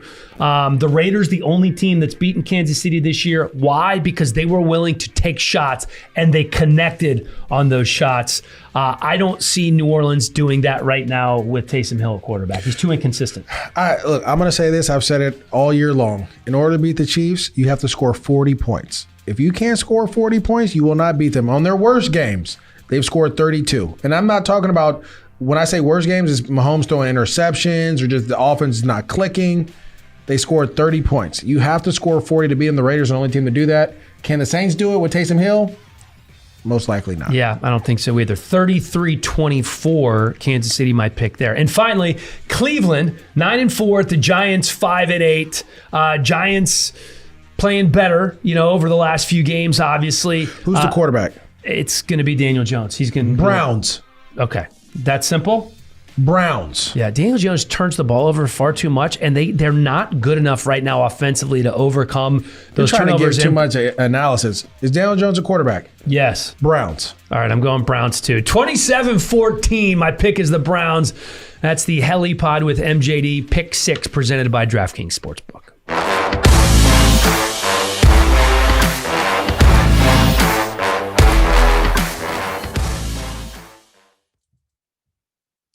It's time for the DraftKings Dream Stream play of the day. So we've had Sunday, Monday, Tuesday, and even Wednesday football this season. So how about some Saturday action? Well, the NFL has 2 games scheduled for Saturday in Week 15. So, of course, we had to celebrate with a millionaire contest. Our NFL 2.25 Saturday Millionaire Special is live right now in the DK lobby. Draft your lineup from the Bills, Broncos, and Panthers Packers games. Of course, $1 million to first place for that one, so check it out right now. And while you go check out our play of the day, we are going to hear from our analyst on that Saturday slate of games. So pay attention as Emerson Latzia catches you up with some of our favorite NFL analysts to get some advice for your lineups. Hey, everybody. I am back on your screen, but I am not alone. They're all 3 of these gentlemen look familiar because they were in the first block of the show. Jeff Ulrich, Pierce Dietrich, Sweet T. Fowler. Guys, we got not 1, but 2 games on the Saturday slate. So we're going to get your DFS opinion and sports betting opinion on all of them. Jeff, let's start with you. Buffalo at Denver. Who would you captain? Look, I mean, I know I'm usually the guy who tries to take some sort of weird angle and give you some kind of low ownership play, but there's no need to get fancy here. Just play Josh Allen in the captain spot. I mean, you're going up against the Denver Broncos defense. They've allowed the most rushing touchdowns to opposing quarterbacks, the 6th most rushing yards to opposing quarterbacks. And realistically, who else are you going to play? Who are you going to play on Denver? I mean, maybe what are you going to chase the Melvin Gordon 2-touchdown game? Maybe that happens. Buffalo's not the greatest rush defense. Drew Lock's not throwing 4 more touchdowns here. Josh Allen is by far the best player in this game. You could throw Steph Diggs in there too, but I would rather roster Allen against this defense. Like I said, I think Josh Allen essentially acts as the Bills running back. I think he is a great chance of finding the end zone with his legs. So Captain Josh Allen. Reed, is it that simple? Is it Josh Allen and then everyone else? Yeah, I mean, Stephon Diggs, you can have an argument there, but why not get the guy who's distributing? Because, I mean, Diggs is playing fantastic ball. I'm actually going to take Jeff's role. He took mine, the more rational, let's play the guy who should get the highest upside. I'm going to take Jeff's role. And I don't know if anyone caught it last segment where Jeff told everybody that his call was a smart play before he actually explained it. But I think this is a smart play here. In Noah Fant, Noah Times New Roman font, that's $8,400. He's cheap, and I want to get Diggs. I want to get Josh Allen in my lineup, and the upside could be there with Fant. He burned everybody last week where he left early with that illness to not come back, and so people might, be angry at him. And for your fantasy lineups, sure, rightfully so, but the guy's dealing with an illness. He should be back. And if he is, tight ends have seen close to a 25% target share against the Bills. It's top 5 in the league, and they're giving up about 8 yards per target to that position, and that's top 10. So if that's the case, I don't think Drew Lock's going to throw 4 touchdowns, but maybe 2 could go to Fant. Not for the Fant of heart. Oh. That was producer Matt. He dropped that in the Slack. It made me look smart. I can't take credit for it. Yeah, I am cheating. I'm also cheating when I'm reading the information you just put in here about Broncos running back Melvin Gordon and Phillip Lindsay are questionable to play in Saturday's game against the Bills. But Pierce, who would you captain? Stefan Diggs. Jeff's right. You really have very few options. So if you're not going to take Allen, go ahead and take Stefan Diggs in this spot. He's looked great all season. And Denver's without A.J. Bouye. They're without Bryce Callahan. This is a spot where you can attack and not really have to worry about it. Diggs has had 9 receptions or more in 4 of the last 5 games. He's had over 90 yards in 4 of the last 5 games. The game that he didn't hit was where they actually had some rare success on the ground, which they could possibly have against the Broncos. Not so good run defense, but I'm more if you look at the script here, you look at the over-unders, 6.5 receptions projected for Diggs. I think he'll go over that. 82 yards projected for him over-under. Those are pretty good numbers. When 82 yards. When Cole Beasley projects for 63.5, it seems like the sports books are saying that, yeah, Buffalo is going to be able to pass pretty easily against Denver. So Josh Allen, Stefan Diggs. I'll put Diggs in the captain spot, though. Okay, you mentioned just Diggs and Beasley and some of their numbers available for prop bets on the sports book. Are one of those your favorite bets, Pierce? I'm going to go with the Bills -6 here. And I think Denver's getting a little bit too much credit for beating the Carolina Panthers, who are not a good team.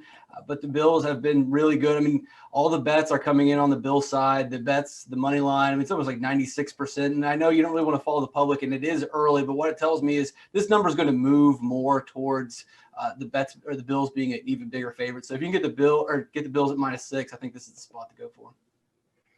Reed T. Fowler, your favorite bet for the Bills at Denver? Yeah, I'm sticking with Noah Fant here. Over 3.5 receptions. It correlates to what I think he can do in this game and how the Bills have defended, against tight ends. And that might have been without Matt Milano in the lineup. But even then, right, the Bills defense. And while we're seeing these huge games from Josh Allen, is that their defense is okay, but they're still giving up a ton of points. So I like Fant if you can stay in the game. Over 3.5 at -112. Jeff, favorite bet? Yeah, look, Reed makes a good point about Fant. I like the Fant props too. I think I'd rather take the yardage, though. Buffalo's allowed the 3rd most yardage to opposing tight ends, and Fant is a really good after the catch guy. That's why we like him. He's athletic, and realistically, the over under prop on yardage on the DK Sportsbook is at 33.5 right now. Again, like he could hit that on 2 catches. So I think I would rather lean towards the yardage, but realistically, I like both the overs on the Fant props. That's where I'd go, and just so we're all happy and the 3 best friends. I like Pierce's call on the Bills -6 too. Who cares if they're a public bet? The Bills were a public bet against the Steelers too. Denver is terrible. Nightcap, guys. Carolina at Green Bay. Reed, who would you captain? Yeah, I'm going to defer to Pierce here because he knows the Carolina teams. But I'm going to go Mike Davis as my captain, 13.5. It looks like Christian McCaffrey is not going to play again. I don't know if he's been officially ruled out.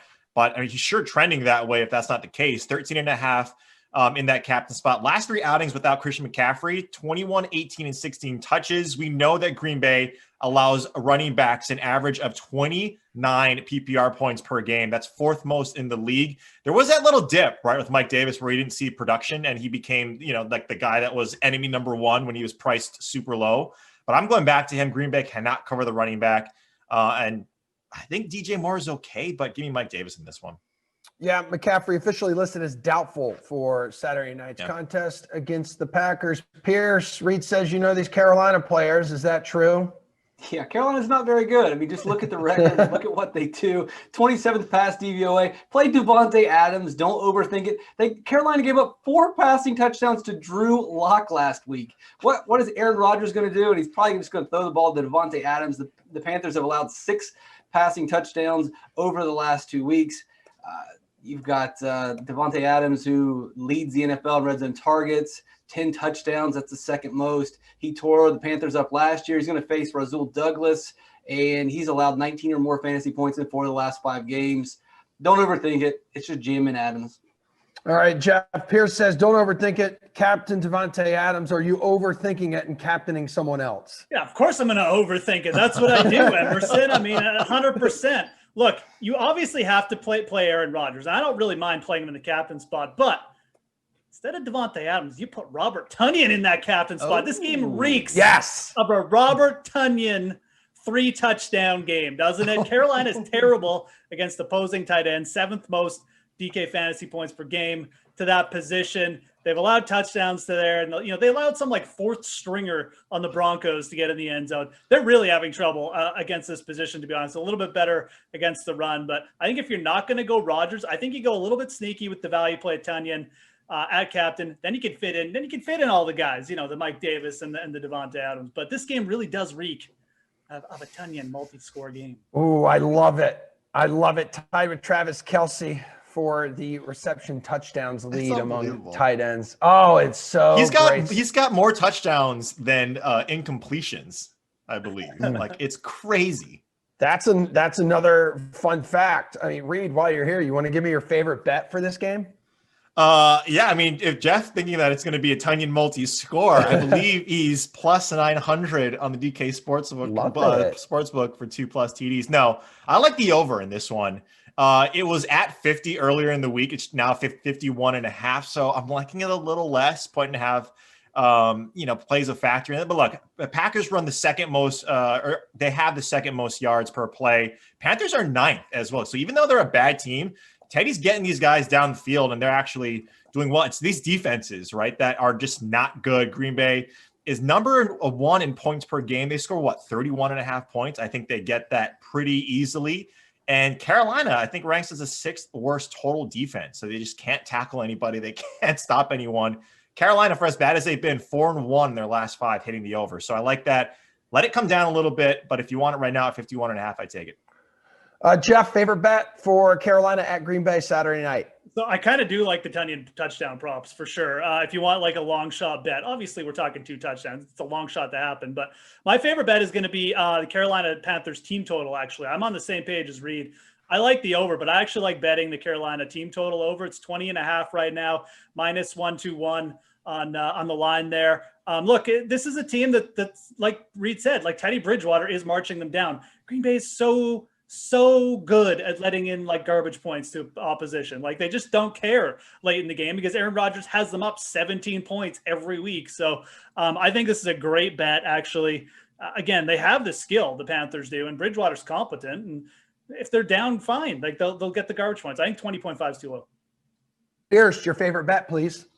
I like the over. And to Jeff's point, it really is a garbage situation for Teddy Bridgewater. Doesn't really look great in the first couple halves or the first half, but he'll be fine in the second half. I think the perfect example is you look at the Tampa Bay game where they were a 6-point dog and they were just getting their heads bashed in. But by the end of the game, they scored 23 points. And so if you only need 20 points out of them, you'll definitely get that in garbage time, especially against a bad defense. They got 23 points against a good Tampa defense. Facing Green Bay, the 20th DVOA that allows 25 points per game, it should really be a hard time for the Panthers to get their points. And I think we can assume that Green Bay is going to score. They're facing the 25th DVOA, and the Panthers, Green Bay averages 32 points per game. So in an average day against an average team, they scored 32 points. They should go well over that. So I like the over as my favorite bet, but I like Jeff's bet as well.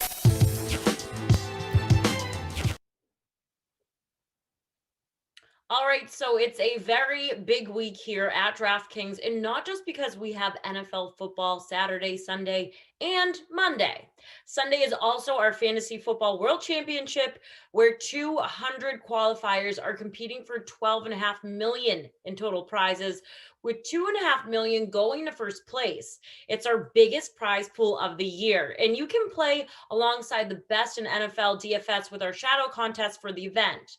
Play for free for your share of $20K in prizes, and if your final score is higher than the winner of the FFWC, you split an additional $10K jackpot with all other entries who also beat the winner. So head on over to DraftKings.com/promotions to learn more. So as I mentioned, we are all about the FFWC this weekend, and we even caught up with former Giants receiver Amani Toomer to get his thoughts on the event. So here we have Emerson Lazio once again with the former Super Bowl champ.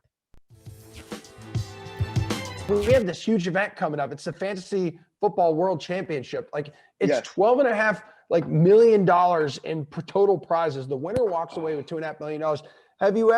Did you ever think maybe back in your playing days, or when fantasy was just really starting to pick up, like that it would ever become this big? I had no idea.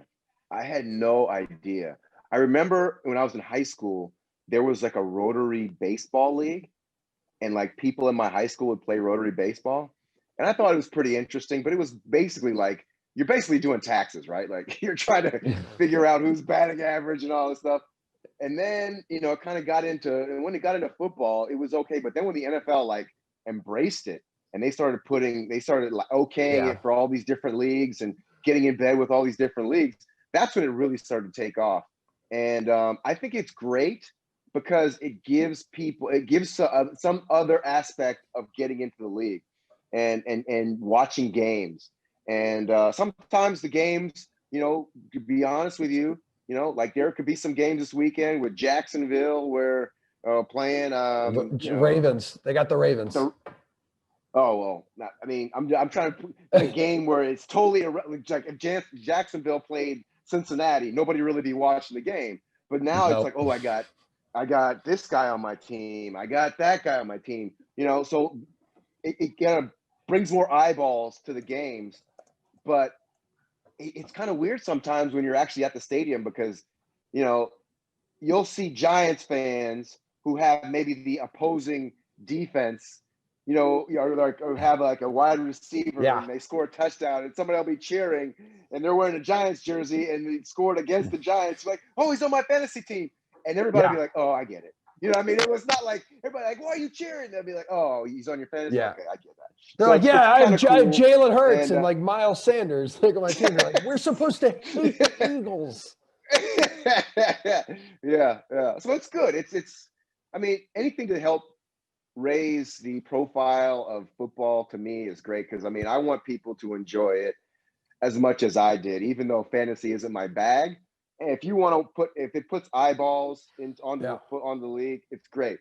And I respect people that do fantasy because I know it is not easy because I played it for a lot of years.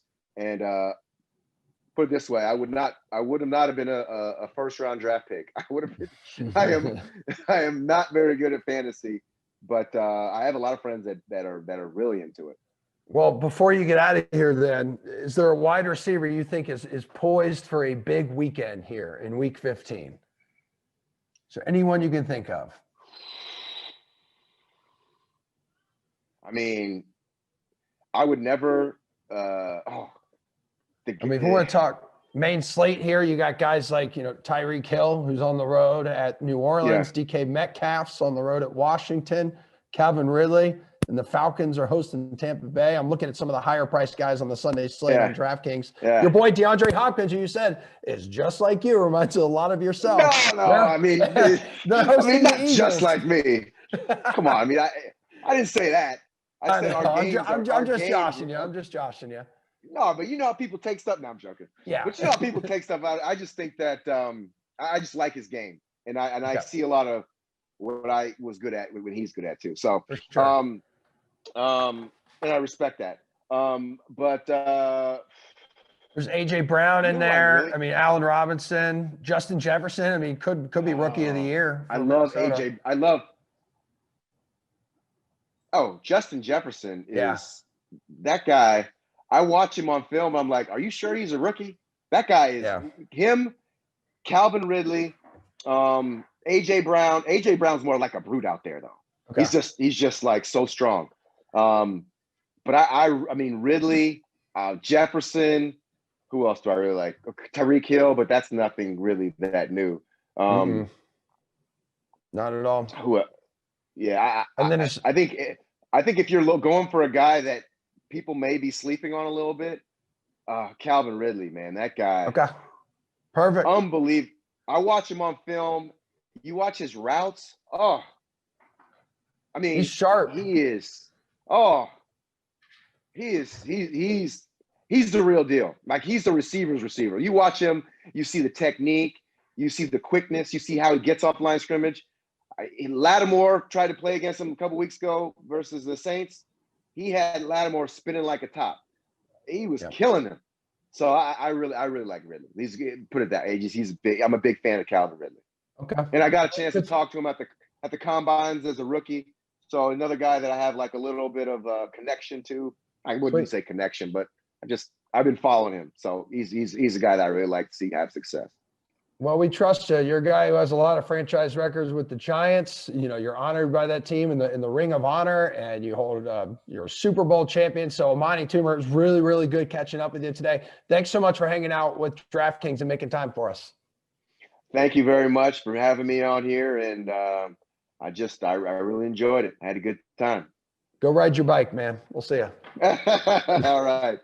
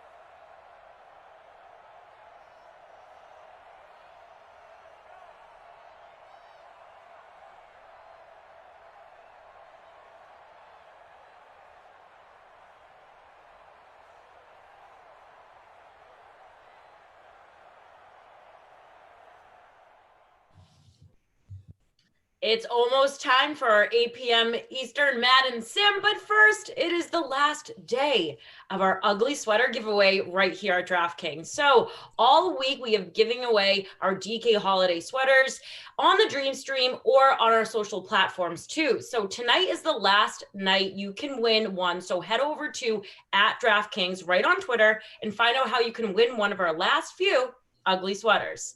All right, it is finally time to get back on the Madden action. It's a prime time matchup between the Bears and the Lions, and on the call is fake model again for the ugly sweater, Adam Kaufman, and one of my faves, Tom Carroll. Take it away, guys. I'm just gonna sit like this, fake model. It's a fake model. Well, welcome in. I hope everybody's part of our Lions, Bears, and Ladies Oh My free roll that we've got going on. Tommy, can I get one of these? Bam, bam, bam, bam, bam, bam, bam. There it is. We love the bam, bam, bam out of Tommy here. Lineup's just about to lock, folks. Obviously, this is a game that we are looking forward to because we're here in Simland with all of you. We love it. The Bears, the Lions. Who's in your lineup? What's it look like? So I think I got one of the best values you can possibly get here. David Montgomery, $4,800, the RB1 in my captain spot, which gave me a ton of flexibility throughout the rest of my lineup here. I went Lions heavy the rest of the way. I got Danny Amendola. I got Kenny Galladay. I got Marvin Jones Jr. Got my man Matt Stafford, who I think can still spin it. And then I went with Allen Robinson, the wide receiver one for the Bears. So I really like my lineup here, Koff. I know I went with a lot of Lions receivers, but I feel like they're going to throw the ball a lot here.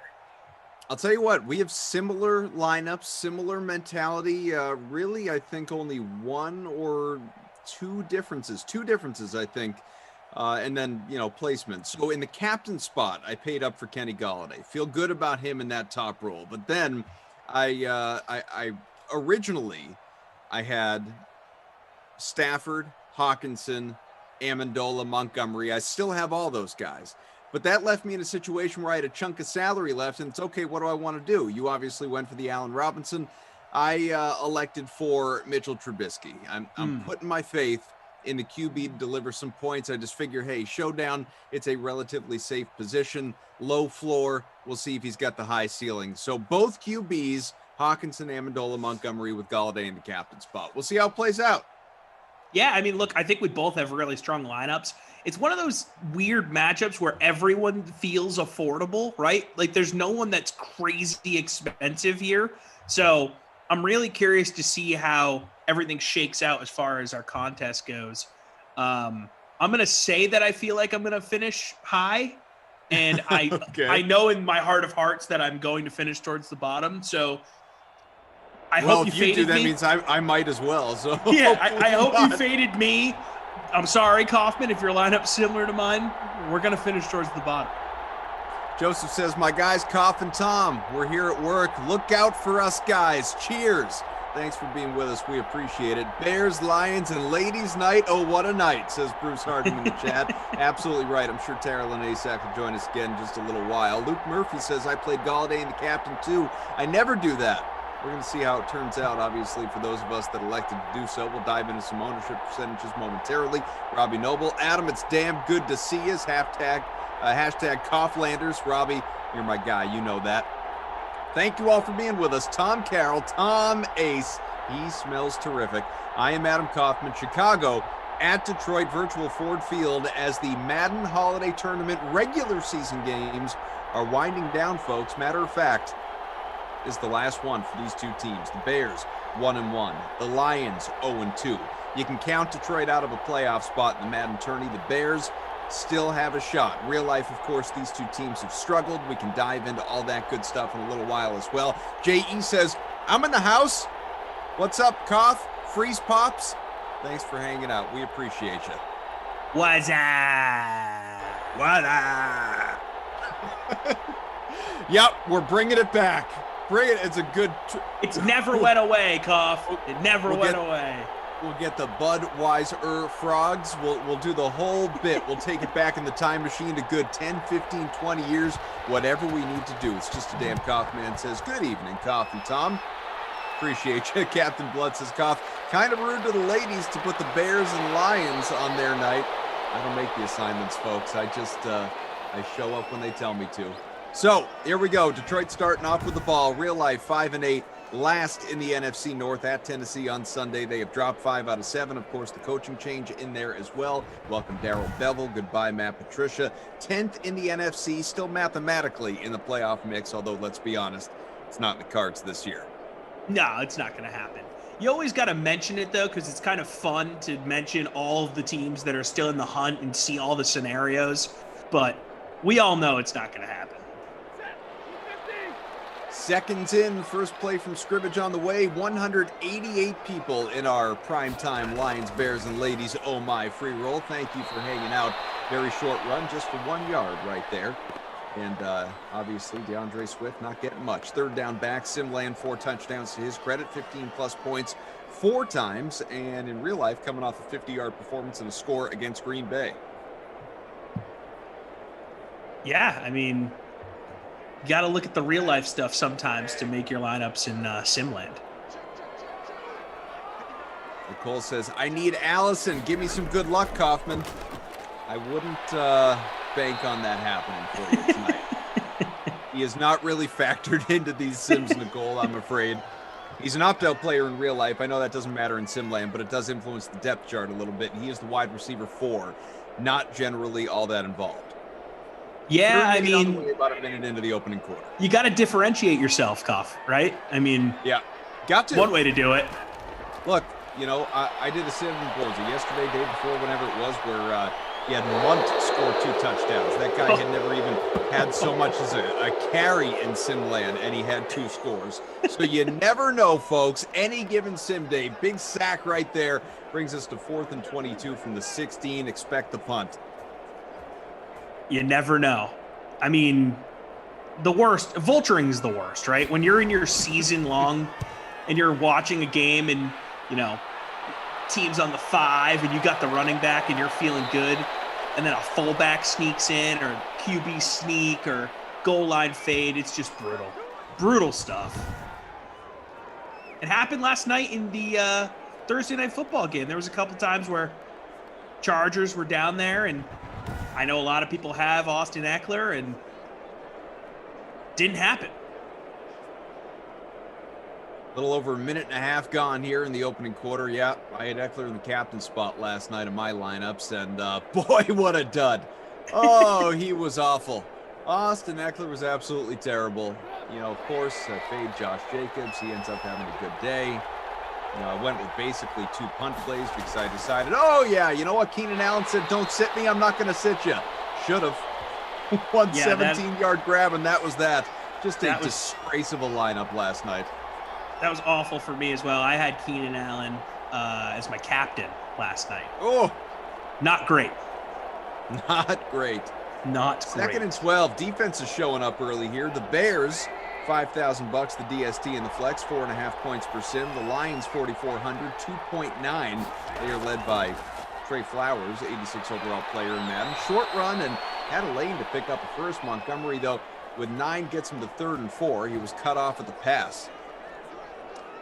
Burt Macklin, FBI, saying, Tom, you're way too low key to be mistaken for Rossi.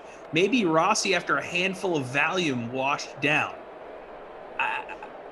I don't think you so. And Rossi sound particularly similar. I also don't think I'm all that low key, right? I mean, he talks faster than me, but I feel like we bring about the same amount of energy. Could be wrong. That's fair. Wes says he took 2nd or 3rd in my showdown last night. Yeah, I set up a 20-spot contest for people to jump into for a showdown last night. I don't know where I finished, but not near the top, I'll tell you that. So good for you, Wes, and anyone that ended up coming away with it. Chris says, Kaufman bringing me good karma. Hope it works out for you. Chris, hey, Kauf's up, fam. Good to see you, man. Chris says, there's no other Kaufman Tom combo. Look, I have my fun with Rossi, too. But, you know, Tom Ace and I, we've got a bond here to be reckoned with. Look at that punt! Down at the 3, and oh! Ladies' night, it feels good, and we are in safety territory, folks. Let's activate that X factor. The punting in this game is remarkable. That's one of the biggest takeaways for me. Madden 21, Punters fantastic are incredible. punters. Yeah, really are. Jared Kilgore hanging out with us, says, Cough, Ace, Friday's finally here. Couldn't wait for ladies' night to arrive. You have to tell Alana to hop in. We need a lady. As Tim Meadows, the ladies' man, might have told you. Nobby Robble on YouTube saying, Tom looks like he ate Rossi. I disagree. I feel like Rossi and I are about the same size. Well, I can tell you, someone, I'm not saying it's you, Rossi, just someone, because I assume this is how this works. Someone must have found Zach Thompson's weight that he has lost during this pandemic, because that man has dropped a solid, I'm not exaggerating, a solid 60 pounds during incredible. the pandemic. Looks phenomenal. That's amazing. My brother actually just hit the 100-pound mark for this year. Awesome. Yeah, in 351 days, he's lost 100 pounds. So congrats to my brother. Yeah, he's killing it, man. He's an inspiration. Good for him. That's great. That run out to the 10, 3rd and 3 on the way, halfway through a scoreless opening quarter. Detroit's still with the ball. We'll see what they can do here. It's just a damn Kaufman says, where's Gary and Koff? Would love to see him back. So he is, he's still with us. He hasn't been on these Sims in a long time. You're right about that. But he's still part of DK Live, doing a lot of writing. You can find him on the DK Playbook, DK Nation. We love Garion. Love Garion. Love to see him back in Simland at some point soon. Maybe after football season, because I know he is just insanely busy right now on the written side. But would love to get him back for sure. I have not worked with Garion. The only people I've worked with, outside of Jesse and Tara Lynn, Koff, Glash, Ducey, Rossi, Jeff, and I did one game with Emerson. That punt went about 65 yards, probably. Longer. The punting, man, it's incredible. Wild. Chris says, trust me, I'm here all day, and you two are the best combo. Chris, Wow. Checks in the mail, buddy. Appreciate you. Speaking of checks in the mail, Koff, I sold my car today. That was my big move today. You just not driving all that much, and so thought you didn't need it. You and the fiance sharing a car at this point. Exactly, trying to reduce my carbon footprint a little bit.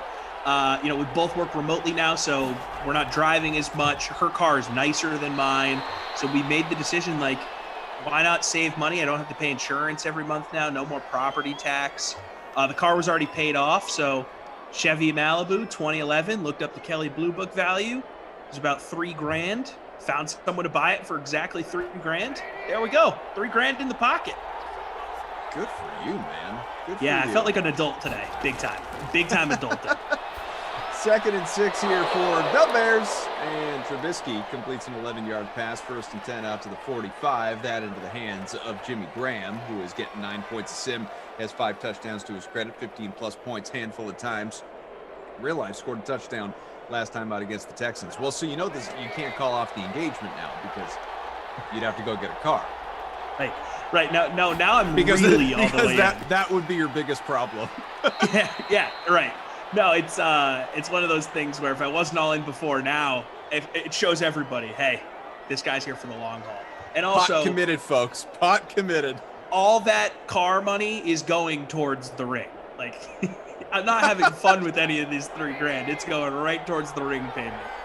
May as well just giving her your car too. I basically did. If you think about it. Here it's yours. Transitive property. Yeah. Montgomery short run, 3rd and 8 from the 43. Alana has arrived. Jared, thanks for telling her to get her butt in gear. She says, ladies' night, will Tara Lynn be joining? I have a goodbye stream trash for her. We'll get Tara Lynn involved, not to worry. So, folks, I have no problem telling you this because it was going to be a fun surprise, but it looks like it's not going to pan out. Well, you know what? Before I actually, if I can do it, I'm not going to wreck the surprise yet. Once I'm confident it's not going to happen, then I'll tell you. Okay. I don't even know what the surprise is, so now I'm excited. Or I'm going to be disappointed that there's no surprise. if it doesn't happen, will you tell me what it was going to be? 100%. Yeah. Okay. If it doesn't happen, I'll find out pretty quickly here. If it's not, I just sent a text. If it doesn't happen, I'll happily tell all of you. But if I could pull it off, I think it'd be a fun little surprise. Love it. We got some Pac-12 championship game on. It's on Fox for those wondering what channel. Oregon about to kick off the USC. Doesn't look like a Pac-12 team is going to make the college football playoff, but USC's still technically in the mix, so could be a resume builder for them, or it could be the nail in the coffin.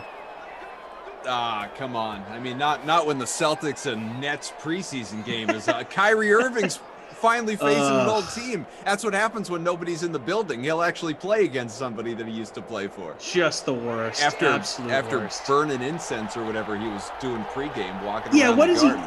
My brother texted me about that. He said the Boston Fire Department should fine him. I agree. What are you doing? And of course, he makes his Garden debut when there's no fans there. That's what he does. Puke. My lineup is a bucket of yuck right now. In the 188 entry primetime, the Lions, Bears, and Ladies Oh My free roll, we have Zaximus Prime in first by a good 5 points as well, with Bears in the, well, I guess in fairness, he does have 25 points from the defenses. But you know what? You got to roster him. Those points count. I did not go with the defense, and I have a total of 2.68 points, and I am in 150th right now, because Montgomery and Trubisky are the only guys that have done even a single thing for me, and they've done very little. I am in 163rd, so not too far behind. Yeesh. Yeah, Kaufman's left toast as my Bears D captain is looking good right now, for sure. For sure. That's it. End of the first quarter. And scoreless game still, with really very little offense to tell you about. We'll give you the stats because that's part of what we are employed to do, folks. But there is just nothing going on unless you've got the DSTs here in this one. So 32 yards passing for Trubisky. Zip 0 for 1 from Matt Stafford at this point. Your rushing and receiving totals coming at you as well here. Montgomery 5 for 14 on the ground. Peterson 1 for 6, 2 for 2 for Swift. Cohen 1 for 10 in the air. Miller 1 for 11. Graham 1 for 11. That's it. Look, I could entertain you better just by showing you this great sweater. Look at this thing, huh? Oh, this is nice. This making me jealous. Nice. Yeah, I know. And look, you should be if we're being honest with ourselves. But folks, I hope over the course of the week you have done your best to try and win one of these quote unquote ugly puppies, because it's not ugly at all. It's terrific. It's so Koff, good. I got a question for you. A Hanukkah gift from DraftKings is how I got a question for you about the sweater, though. So how comfortable is it? Extremely. The lighting in your room makes it seem like the accenting on it is orange. Is it orange or red? Okay. It's definitely not orange. I think it has, I would say it has kind of a red hue to it. Okay. Because when I did the sim with Koff the other night, he had it on and it looked still red. Still me. Oh, sorry, Glash. Yeah. Getting my man confused. So he had it on, it looked red. Guys. Exactly, yeah. Go orange. And then your lighting makes it look orange. So we had this debate on the sim the other night, but you guys have the same sweater for clarification. Same sweater. Yeah. Okay. Yeah. As far as I know, there's only one. Much like there can only be one Highlander, there can only be one DraftKings ugly sweater. Alana says, used our snowblower for the first time yesterday. It wouldn't work at first. Turns out you got to put gas in it. Yeah. Those things will sneak up on you. I got to tell you, Alana. And it's not fun, not enjoyable. In fact, I hated snowblowing so much that I said, nope, selling it. You got rid of your snowblower, so you went back to the shovel? Well, the shovel for the walks, and the and then just employed a plow guy for the driveway. There you go. Yeah. See, as a kid, I was always jealous of our neighbor who had a snowblower. And Same here. My brother and I and my dad Turns out not all shoveling cracked up across to the be. street. So I heard they are. It's still difficult to use. Well, it depends how heavy a model you have. obviously. That comes into play, and how ferocious the storm you like. There are plenty of times I've been out with a snowblower, and it's a relatively relaxing, easy, certainly not a back-breaking experience trying to shovel heavy snow. When you got the light, fluffy snow, no big deal. You can blow through that pretty fast, and don't even need the snowblower. You can just get out there and shovel. And Bill Belichick, he'll tell you what kind of shovel you need. Evidently, he was doing that for the players earlier this week. As we got a touchdown here, first of the game belongs to Chicago and into the hands of none other than Anthony Miller, the slot receiver with his 7th touchdown in Simland. Wrong receiver, Trubisky. We all wanted Allen Robinson. No good. I don't like that. Sorry. No. I don't have him either. Don't like it.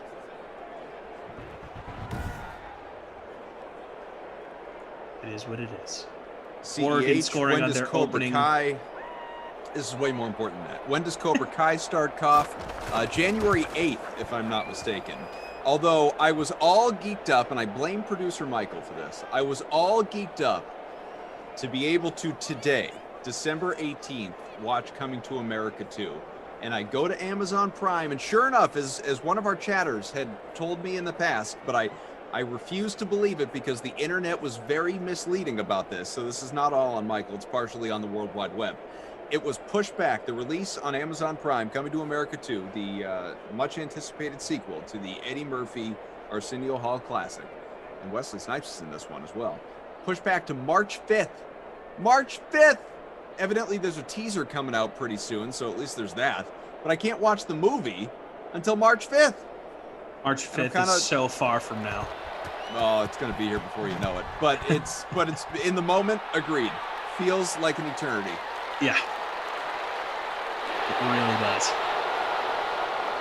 Well, I'm sorry, dude. I hate when stuff like that happens. You get all excited for it and then just ripped away.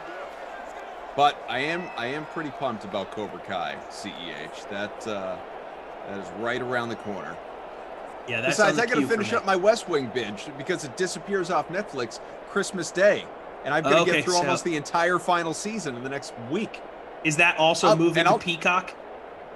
Probably, but I don't know definitively, and I'm taking it as a threat from Netflix to, get through it, and not allow myself to follow it to another streaming service, even if I already have it. I want to achieve this task.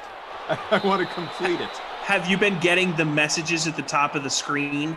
Yeah. Like this leaves Netflix on December 31st? Yeah, not the 31st, the 24th or 25th. Okay. The message basically pops up and says, "You better hurry up and finish this." Because our producer Daniel saying HBO Max, and I did just do a quick Google search. Yeah, HBO Max for the West Wing. It's really hard to decipher. I have HBO Max, but I still want to finish it on Netflix. I feel you, man. Hey. I don't want to look somewhere else. Yeah, you're in a groove. I'm in a groove. Right, you're in a streaming groove. Yeah, I mean that does make sense because that's where the reunion special was that they did was on HBO Max. So that had I put any thought into that whatsoever, it does add up. Yeah, it does. But then you also think about Peacock is taking The Office because The Office was on NBC, West Wing was on NBC, so you would think Peacock, right? But it's sort of hard to remember. Okay, well Warner owns the West Wing, so that's why that's on HBO. It's just there's all sorts of complicated things these days you have to consider. So many. Just got to Google it. I don't want to Google it. I want to just know. El Paso #1 says, "Yo, Koff, shout out. Watch Greenland with Gerard Butler. I had a sneak preview last night. Was released tonight. Amazon. Terrifying. It felt so real. I like Gerard Butler. Fun fact about Gerard Butler: good buddy of our pal Eric Winalda. So I'm hoping that me, Gerard, and Winalda can all hang out sometime after this pandemic is over. And boy, will we have stories to tell you. You in here, Winalda? I'm talking to you, buddy." That's awesome. I'm a big Gerard Butler fan as well. Underrated. As far as like alpha males in Hollywood go, I feel like he doesn't get put in the conversation enough. Alpha males? Yeah, he's an alpha. Yeah, but he's not an A-lister. I mean, he's underrated though. He had a little window there for a bit. Yeah, like what, 07 to maybe 2012. That was kind of his sweet spot. Yeah, maybe something like that. Threw a couple rom-coms in there for good measure. Jared says, Koff, we've talked about this before. You need to watch Party Down. Has to be next. It may be the best show ever. So I looked it up. I don't have Showtime. I don't have Showtime though, and I think it's only available to get on Showtime unless I were to like buy it. I'm sure it's on DVD or something like that. Add to the collection. Have you bought a DVD in a while, or is this all pre-streaming? No, I bought some recently, not many, and only when they're super cheap. Like I decided to buy. What did I buy the other day? I bought the Jay and Silent Bob reboot. Oh, okay. It was on Blu-ray. It was like $5, and yes, I know it's free on Amazon, but I was like, I've got all the other Kevin Smith movies. I just feel like I should have it. Complete the collection, of course. Yeah, like eventually, it's not going to be on Amazon anymore. It'll leave, and then I'm going to want to watch it. It won't be there, and I'll get upset. So I'm just going to get it. So it's a small things investment. like that. It's a very small investment. Very small Makes investment. sense. All right, so I've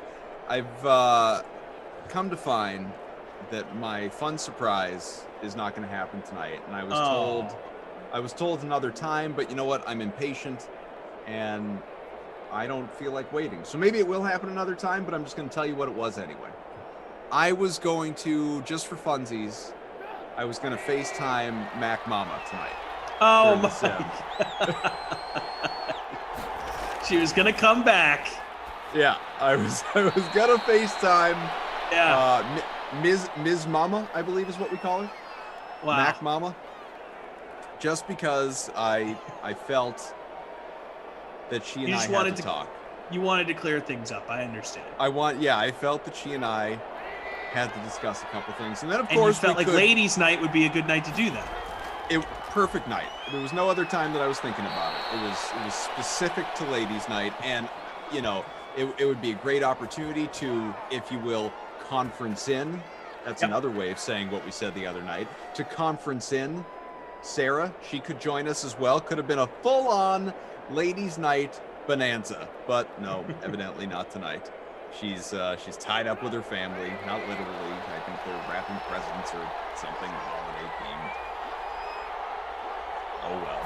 Hey, you gave it your best effort. I did. I sent a text. And that was my best effort.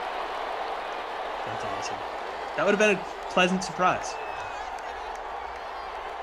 Maybe by the time I actually do decide to do it, everyone will have forgotten, and then it will once again be a surprise. Hey, here's something I haven't mentioned yet. Smash that like button, folks. We are just about at 600 here on YouTube. Appreciate you. Hit that like. There? See if you can pound that like before the half, huh? Let's see if we can get there. Build a little momentum. I just went in Lisa's there and gave here. it a smash. Ladies' night.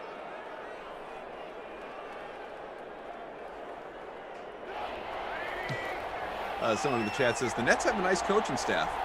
If by that you mean the entire team, right? Because Kyrie Irving said that he doesn't see them as having a head coach. Look at this run by Mitchell. Mitchell. He's actually a sneaky good athlete. I don't think people give him enough credit for that. I think that's fair. He's also sneaky not great at his job. He's not a good quarterback by any means. Decent chunk of this year behind Nick Foles. Obi-Wan says, "Ooh, Tommy boy, the pipes are calling from land to Simland." Yeah, I need to. He usually prompts me on that, and I sing it to him. I've missed it a few times earlier in the chat, so why don't I do it just right now? We're here. Oh, Tommy boy, the pipes are calling from land to Simland. Love it. Almost as much as I like that run. Shy the first, Tariq Cohen. 4 for 8, 3rd and 1 on the way from the 38. 2.5 to go here, second quarter. We have our great game ops crew with us. Zach, Jared putting up with us. I can only imagine what these guys think of us. I mean, at least our production crew, who we've also never met in person, like producer Mike and Daniel, we talk to them, through Zoom and our internal Slack channel and you know, there's a relationship there. Our game ops crew, for the most part, must just think that we are all certifiably insane. Yeah. Oh, I can only imagine what they think of me. Just like, what is this guy's deal? I better be getting paid for this. These guy guys, needs you could... Turns out some of you in the chat aren't the only ones that watch the games on mute. It's also the Game Ops crew. El Paso #1 on YouTube saying, hey, Koff and Tom, how about the UTEP Miners beating the ASU basketball team, making the ESPN top 10 at number 2? Congrats to the UTEP Miners for beating ASU and making number 2 on the SportsCenter top 10. There you go. So Zach says, funniest bunch of coworkers I've ever had. Thanks, Zach. Little did you know Zach used to work at a library. However, we appreciate the kind words. We do. Hey, my high school librarian was very funny. She was a riot. Mildred, 68 years old. And let me tell you, she could tell a dirty joke. Her name There was this one time she said, I'm just kidding. Ms. Vivari. She was nice. Very nice. Shout out to Ms. Vivari. She's definitely not watching this, but shout out. Hey, speaking of not watching this, is Morgan around? Is she watching here on Ladies Night? She is in the bedroom watching a little Netflix. I think she might pop in the chat at some point. She's been doing that in recent days. What did I tell you? You get addicted, huh? Once you dive in, you experience the chat. Because then you realize how easy it is. You know, you want to just keep on coming back. Exactly. So yeah, I wouldn't be surprised if you see Tom and Morgan Carroll pop up in the YouTube chat with some comments. That's her. That's our Gmail account she uses as our YouTube. Now that she hears us talking about it, don't go giving that away. You're going to start to get all sorts of. I mean, out of your Gmail. It's a shared Gmail for wedding stuff, so it's not really all that active. We need Cristal to fill us in on this Broncos game, Koff. Do your thing. Thanks. What do you want to know? Give me a question. I'll send him a text. HJD says she's addicted to Netflix. And Alana, I absolutely remember the card catalogs from the library. Oh, awful. Awful. Ed Zone Dance saying, when Tom starts singing, I don't bother hitting mute. I just start cutting my ears off. I'm really sorry. You probably don't have any ears at this point. I've never been, and I hope this doesn't offend anyone, but I have, I can only, producer Mike's going, uh-oh, what's coming? I've never been a library guy. It's just not, it's not my scene. As you guys can tell from hearing me on these things enough, I can be on the louder, more rambunctious side, and I just, it doesn't suit me. I think the entire time that I was in college, I maybe walked into the library twice, twice. It just, no, I'm gonna take my stuff elsewhere. Thank you. Yeah, I never studied in the library. I would only go to the library if it was for a class that I had to go there. I can count on one hand how many times I went to the Iwasaka Library at Emerson. Now, we are in a different era, of course, than, say, our parents, where, we got the internet, so you don't really have to go to the library in the way that you once did. Right. And that was always nice. Just do everything from your room. But then the few times I did have to go to the library, it was packed every single time. Yeah, it was a popular place to hang out, ironically. I had buddies in college that would call the library Club K, Club Knowledge. Like, hey, you want to head down to Club K? No, man, I'm good. I don't need to go to Club K. I'm all right, thanks. I'm going to stay in. 2nd and 16. We've got just the one touchdown in this game. Belongs to Anthony Miller. And another sack on Stafford. Timeout used, 50 seconds to go. Keep hitting that like button, folks. Closing in on 600. Appreciate you.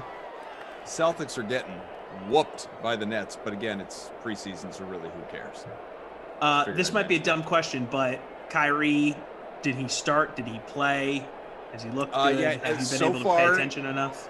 So far, 8 minutes, 6 points. He's made half his shots, has a few rebounds, a couple assists. He's turned the ball over a couple times, but he's doing just fine, yeah. KD is also playing his 5 points. Also looks fine. Really, it's Jared Allen that the Celtics can't figure out, and Karis LeVert. A couple guys off the bench.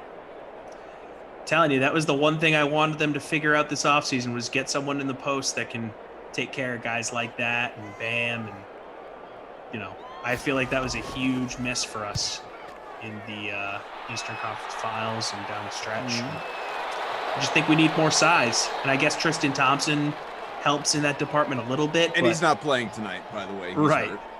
I don't think it fully solves the issue, obviously. Would you look who's in the chat? Tom and Morgan Carroll. Is it ladies' there night? It is. Hey! I knew if she heard us talking about it, she'd hop in there. Morgan, I hear you're a one-car household now. That is true.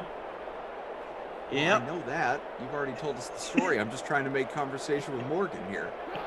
She was actually with me. She sure is. That thing I told you 10 minutes ago. That's true. Yeah, that's still a fact. No, she went to the bank with me and everything.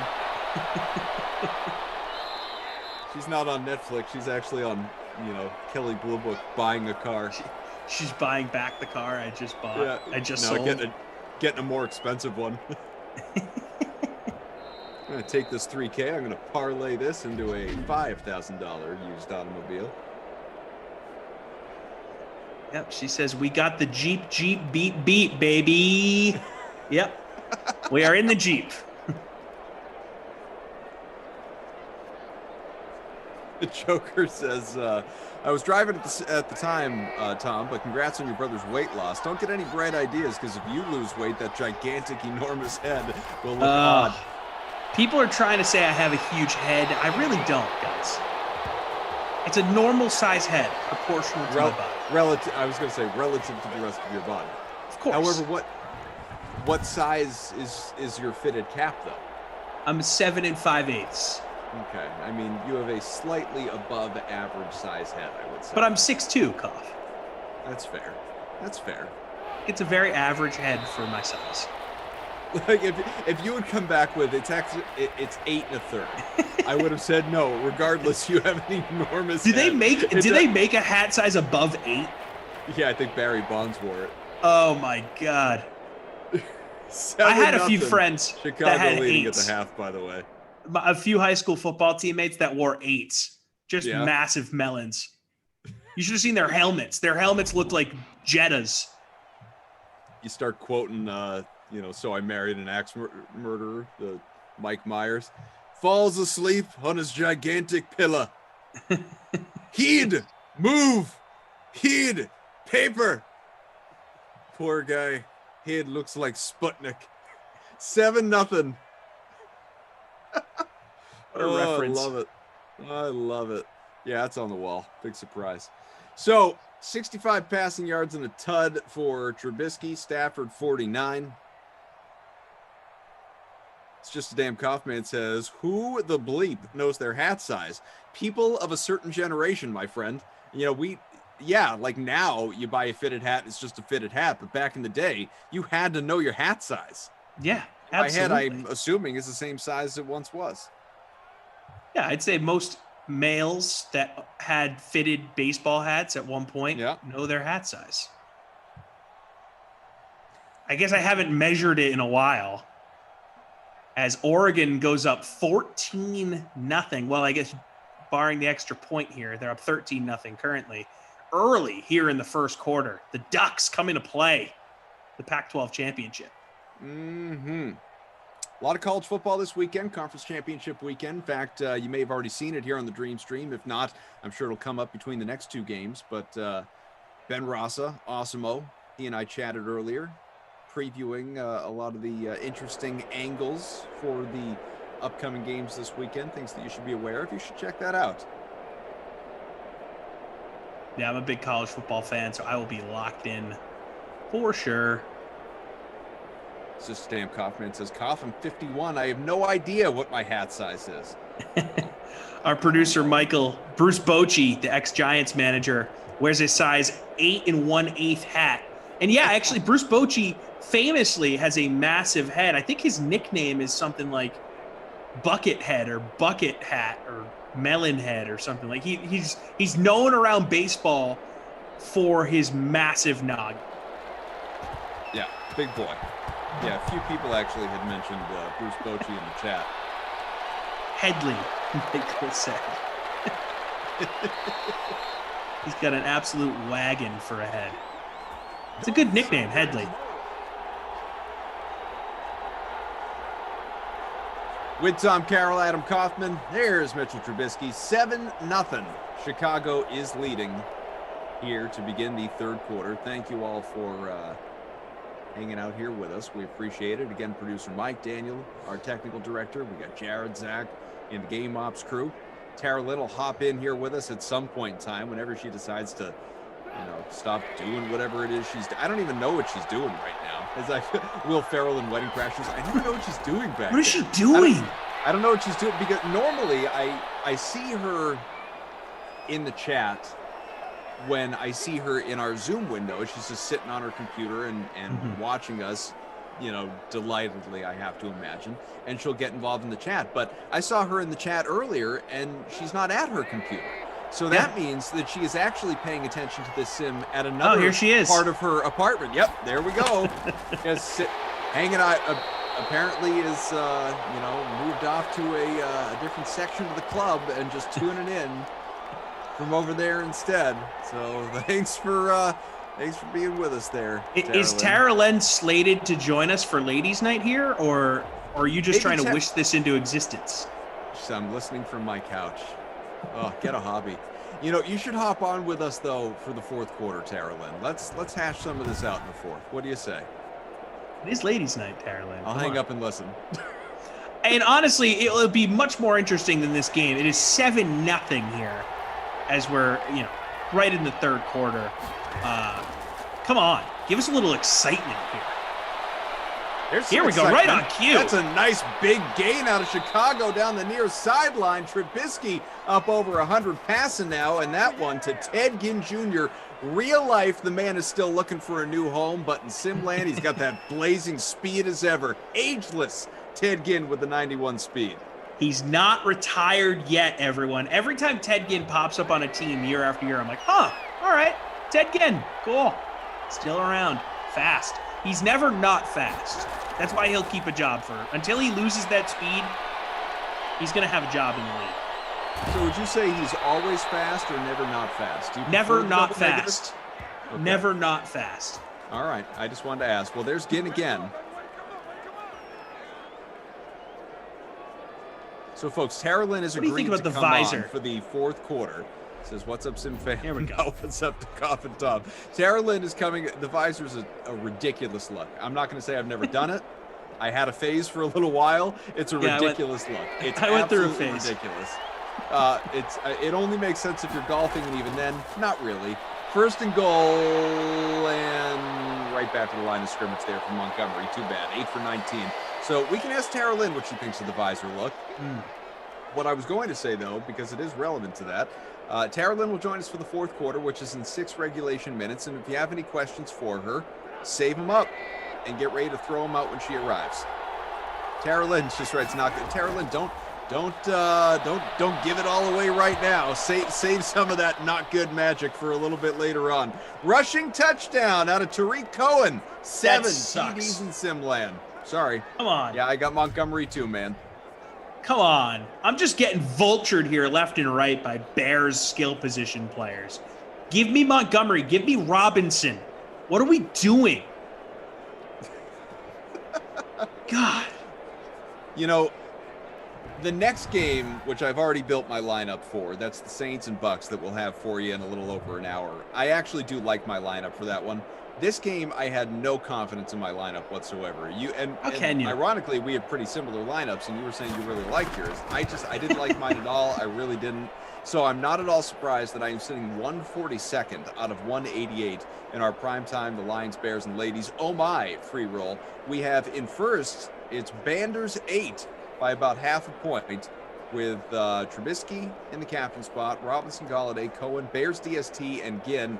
How about this? Producer Mike, he is in 10th right now with Cohen in the captain spot, Trubisky, Stafford, Galladay, Amendola, and Ginn. Good for Mike is on a roll. Mike, he's always up there. Yeah. In the showdown, real life showdown last night.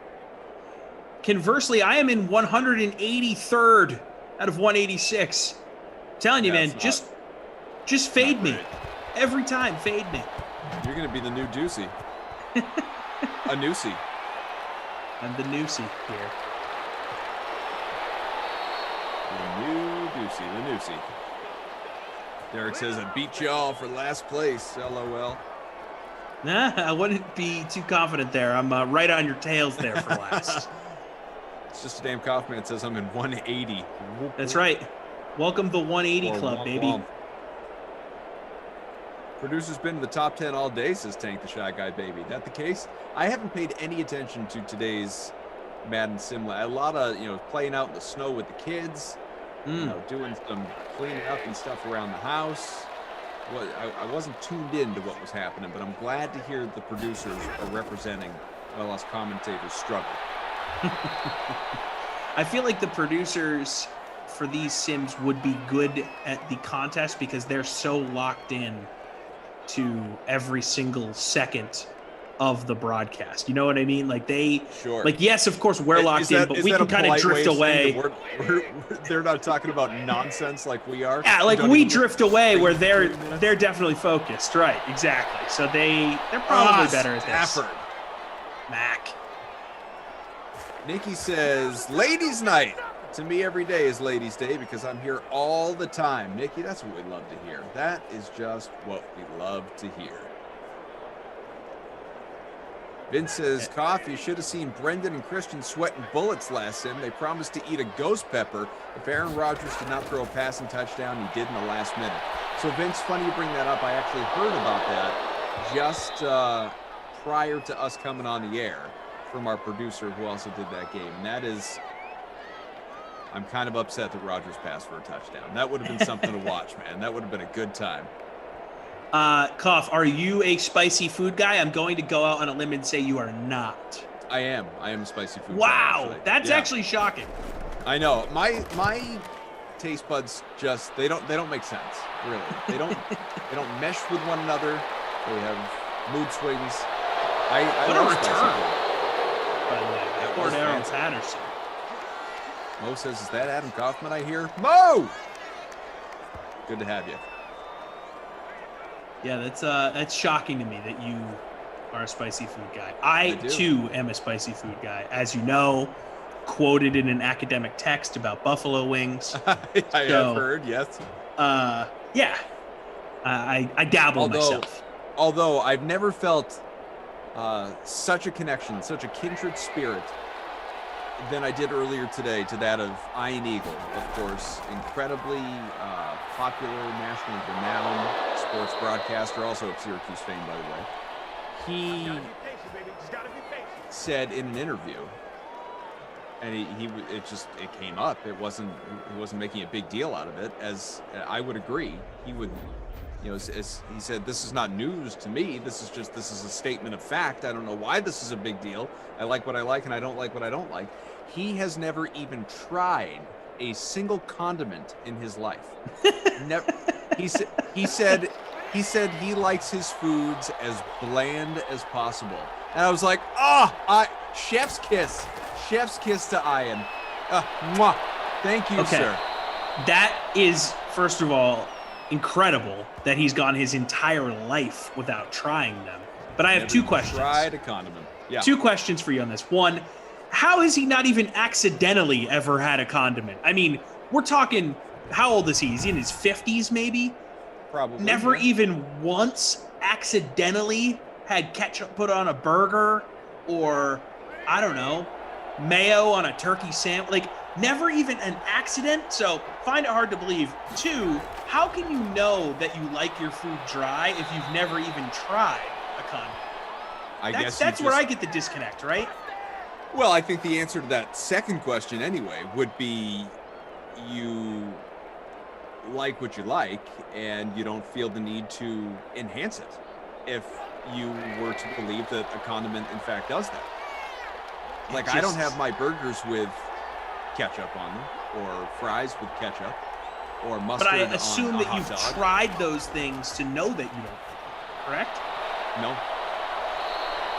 Wow, I have so never you've- had ketchup, mustard, relish, dressing. You've never tried them even.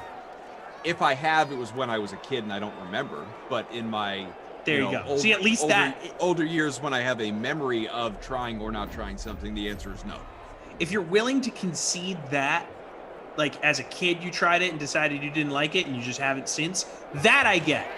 But if Ian is saying that since birth he has never even tried a condiment, I just find it extremely hard to believe.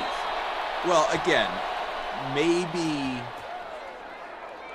his implication was that, again, similar to me, like at least in his awareness, his years of being knowledgeable of what he has had and not had. Because there are plenty of foods that I have like put in front, because I don't want to, like Taryn says, coffee or serial killer. I don't want to raise my kids to have my weird palates. Same weird, yeah, exactly. I want them to fit in. So so even if I don't eat something, I will do what a good parent does, and I will put it in front of them and say, like, here, try this. And if you like it, great. And if you don't, you don't. Your taste buds change over time too. So maybe, try it again in a year or 2 or 3 or whatever. And so that's kind of how we do it here. There are plenty of things that the kids like and don't like, but obviously, like, they're trying condiments, and some stuff they like and some stuff they don't. That's what I'm saying. Look, when you're in college, you experiment with everything, right? So, they're bound to try ketchup at some point. That's what I'm saying. Ian Eagle, you went to Syracuse. You can't tell me that you didn't experiment with a little mustard, 3 a.m., hot dog, side of the road, a little When I'm street meat action. experimenting with something at 3 a.m., it's probably not mustard on a hot dog. A little relish. Back of the end zone, got it, touchdown! Bears and Anthony Miller again. Sorry, pal. Come on! Sorry, pal. Man, Haven't you had enough? I always think of Anthony Miller too, and a lot of the time I do roster him, but tonight was not one of those nights. Michael on YouTube saying, I've never had a soda or beer in my life. See, that I can see being more realistic than never trying a condiment, because people preach to you from the day you're born, alcohol's bad for you, soda rots out your teeth. Condiments, like, yeah, they're not the best thing in the world for you, but it's not like there's propaganda, PSAs about the harm ketchup can do to you. But you'll see things at the dentist about a soda, or obviously alcohol isn't, a health food. So I actually believe him. Yeah, I have one of my best friends has never in his life tried alcohol of any kind, and it's not there's some story behind it. Like, everyone in his family drinks, he just doesn't. Right. And it, personal choice, to each their own.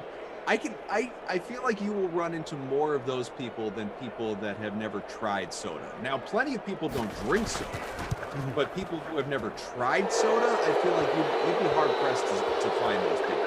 I can get with you on that. As a kid, you're having a Happy Meal, small Coke, go with your little burger and fries.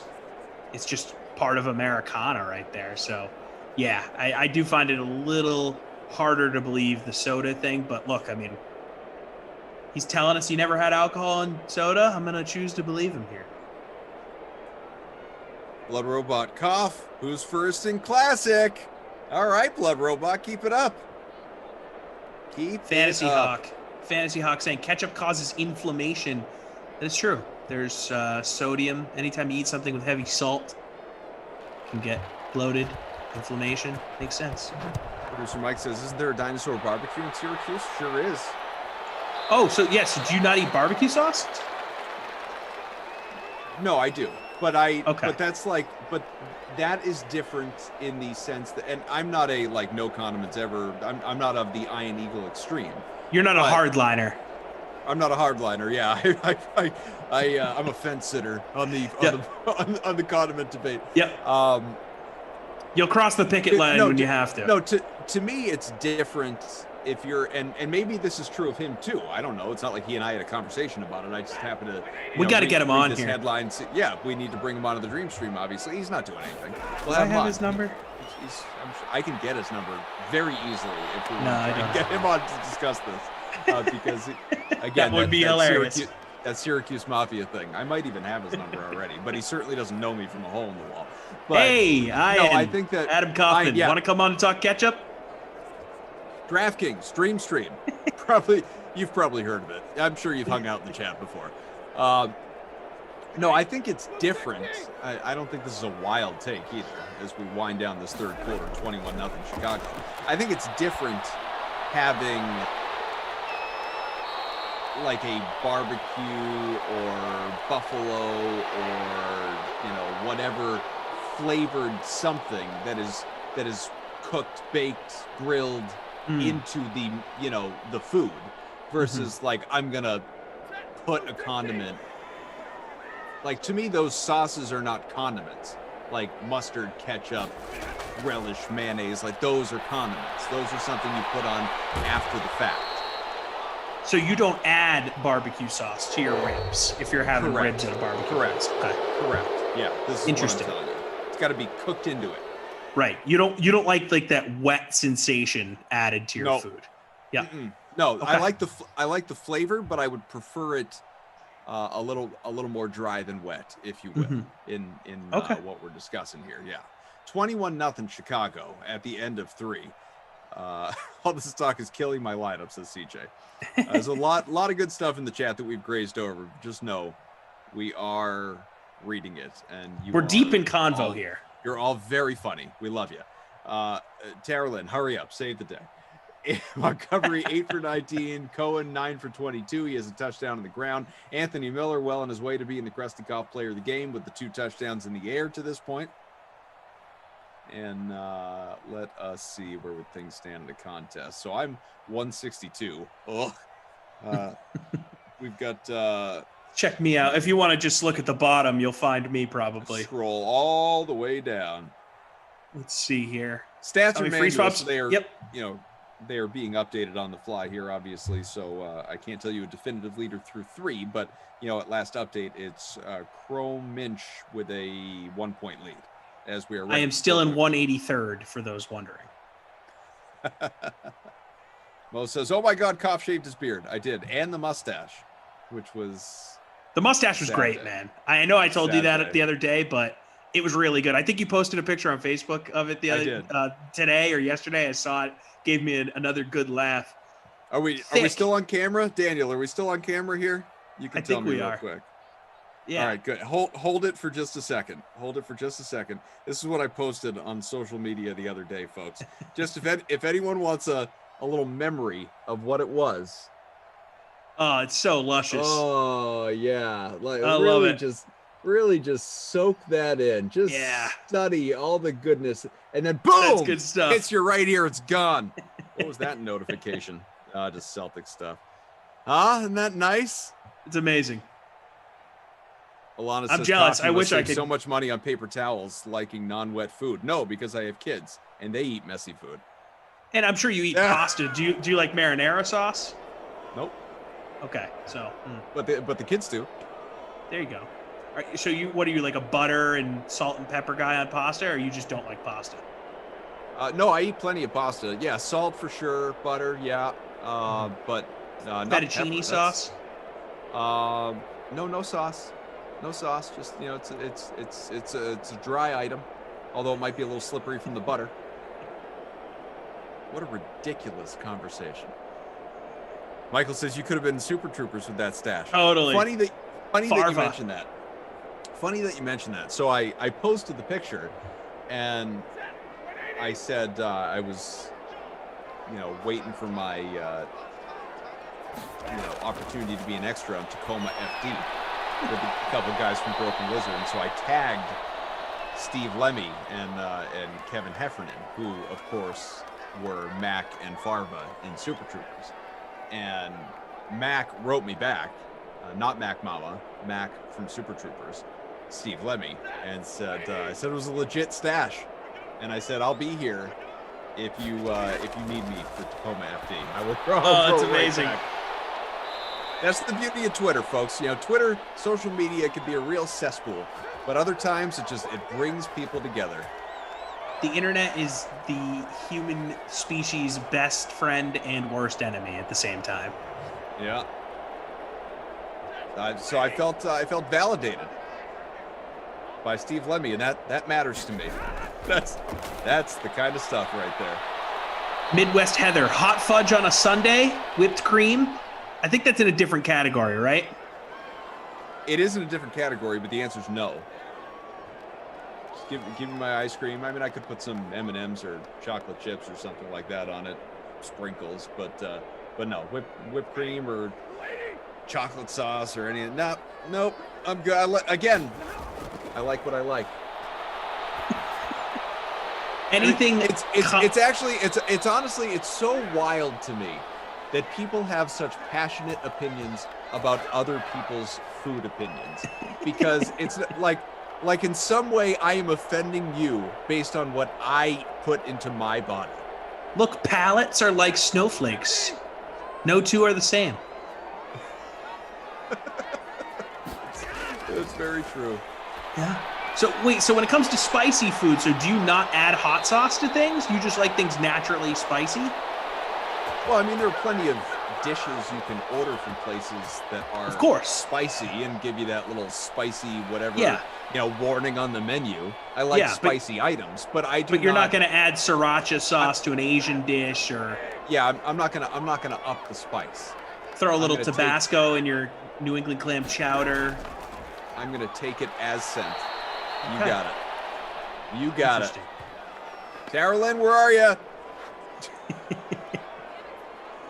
Nikki says, the stash, it's amazing. Stash is great. Bring it back. Now you should have kept it for Uncle a week. Rico, bet you I could throw that football over them there mountains. That is a movie I haven't seen in a while. I need to rewatch. I kept it for a few days. And, oh, God, my wife. Here she is. Yeah. Unmute that mic. A lot of Aaron Rodgers comparisons here in the history which I'll take. He's not he's not an ugly man. I'm good looking dude. I'll tell you what though, Tara Lynn was one of the first to comment on that mustache when I posted it on the old IG, the old Instagram. I'm guessing it was negative. The gram. And I believe, I'm trying to remember, but I think the comment was something to the effect of, "Oh my God, why is this a post?" So Tara Lynn. That was literally my. I'm a big fan of Tara Lynn's burns on social media. I think I was liking her tweets in someone's replies the other day because she just throws it out there. She doesn't care. The floor is yours, Tara Lynn. Why did you dislike it so when in reality we know you loved it? Detroit touchdown. Just as Tara Lynn arrived, she must be the Lions whisperer. Kenny Golladay, my captain. Nice. Narrowing the gap halfway through the fourth. But on to more important things. Tara Lynn, why did you reject my mustache in such an offensive way? Okay, 3 reasons. Three. Wow. Okay, there we go. Okay, 3 reasons. Number 1, creepy. Number 2, well, yeah, why? I didn't go within 30 yards of a school or anything like that, but I didn't think it looked that bad. Number 2 is just the question, why? I'm just going to go with the question, why? And I'm looking up to the sky. Why not? Why? And then number 3 is ew. Creepy, why, and ew. So what you're saying is in your dating history, you have never been drawn to someone with just a mustache. Absolutely not. Never, ever, not even the once. No, they usually have, I will give, a fella a look if their mustache, has, a beard. Yeah, just a beard. Yeah, right. Yeah, we call that a beard. Yeah, it's not like a mustache. It's not a mustache with a beard. No, that's just a beard, yeah. This guy got a mustache with a side of beard. Yeah, let's order that up over there. We have a mustache. Look at that. You see that guy's beard? Even comes with a mustache. This is unbelievable. No, she's talking about those mustaches that connect into the mutton chops. That's what she likes. You know, like the Civil War era. Yeah, not that old Abe Lincoln nonsense. Sans mustache. She doesn't want a piece of that. No way. Yeah. No. I think the reason why, if we're being honest with ourselves here, is that never in my life have I rocked a mustache longer than, hey, I'm in the middle of shaving. I'm just going to see what it looks like real quick, and then I'm going to complete the shave and everything is gone. I've never actually left the bathroom with just a mustache. And I figured it's time. I'm not going anywhere. Not that that matters, because we're doing internet videos here, so it's like going out in the world, I suppose, in a way. I feel like this is ready for prime time. This needs to be seen. I need to share this with the world for just a couple of days, and then it reaches a point. It was thick as hell, man. It was thick. You want to talk gross or nasty or whatever, though. It reaches the point where the mustache hair is long enough that out of boredom, I found myself like chewing on it. Oh, that's This is what I was invited here for? Yeah. Listen. I would have just sat on the couch. I didn't know where that sentence was going, and now I'm appalled. Yeah, and I'm gonna go back to Tara Lynn's third reason, which was ew. I wish that's gross, dude. I wish people could have seen Tara Lynn looking like she was about to throw up in her mouth. Yeah, that was gross. I didn't think that's where you were going. I thought you were going to say, oh, it went over the lip, or, some food got in it. You're chewing on hair on your face? I don't think I'm the only one. Let's hear from you in the chat. Oh, my God. I've never had my mustache get that long. If it goes over my lip, I clip it. Alana says dating someone with a mustache is the best because then you know they won't be stolen by anyone else. Alana, maybe I should actually do that. Maybe I have to give the mustache a shot. It's repellent for everyone else. Alan, get away! He's a creep! Adam Kaufman just said that I'm tweeting. Yeah, that's incredible. Yeah. Hey, I respect the candor, man. Nah, I'm just here to entertain all of you. Just gotta put it all out there sometimes. Remember, Zach said we're the funniest coworkers he's ever had. Or the oddest, I don't know, but either way. So, Tara Lynn, you remember how to play Buy Stream Trash, obviously. Who could forget? Alana has one for you. Buy Stream Trash, low pony, high pony, side pony. Oh my God, okay. I don't think I've ever even seen you with your hair up, so I'm actually interested to hear how this goes. Trash, low pony. I don't know if anyone has seen the meme. I relate to it so well. I definitely look like a founding father or forefather whenever I wear my hair in a low pony. It just looks odd. It's not a good look for me. Or I also look like, maybe it depends like what I'm wearing that day. If I'm wearing a low pony, like it looks like maybe I could play in the WNBA and just be like the water girl. I don't know. It just looks weird. High pony for, what is it? Stream trash. Yeah. Buy Stream Trash. Buy Stream Trash. But you're trashing the low pony. Buy Stream Cats. Okay. So I'm going to trash low pony. Buy high pony. I love high ponies. Like, I think they're iconic. The way that you can really, and you can also kind of give your face a facelift with a high pony too. I'm all about that. And then Montgomery finally, by the way, folks. Go on. I'm talking. I'm sorry there was a touchdown. I thought I'd make people aware. And stream the side pony. That's just, I don't know. Little 80s workout vibe with the side pony. Yeah, like maybe I'll wear it for Halloween if I'm going like 80s. Yeah. I like it. I think it makes sense. I'll do the same. Oh, if anyone cares. He will also be wearing these scrunchies and warm-up gear. Just chewing on mustache hair. passing It the time. honestly, it felt like I had to get rid of it because it was like It was a little too kid tasty. it was like a little kid with a pacifier. It was like you got to just take it away, otherwise they're going to keep doing it. It was the same kind of thing. It's like it's I just kept like, yeah, just gross.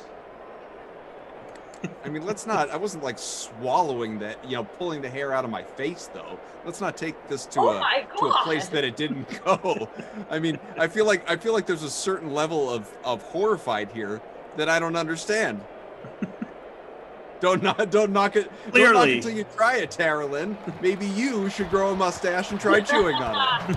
Oh, isn't that so funny? Yeah, maybe I'll do that on week 1,000 of quarantine.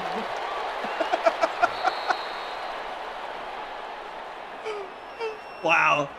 Oh, this is great. This is the best ladies' night ever. Getting wild. Oh, Brennan Glasheen keeps tweeting out here. What is he? He's really happy to see Kevin Durant back out on the court. Oh, good. Oh, good. Good. Some really hard-hitting tweets. He's really... He has. Mike says, how long will it take someone in the chat to use that as a screen name, chewing on mustache hair? Just a matter of time, folks. Yeah, Celtics are getting walloped. Tell Glash to tweet about that. 62-44 at the half. Durant's Glash, it's preseason. To lead the Nets. Tatum has 15 to lead the Celtics, and it's all collectively meaningless. How the rookies doing? Nobody cares about this but me, so I'm going to just look at this myself. I'm not even going to read it out loud. Okay. 28-7. Minute and a half to go here in the fourth. Does Tara Lynn even have a lineup? I'm going to say you probably didn't make a lineup.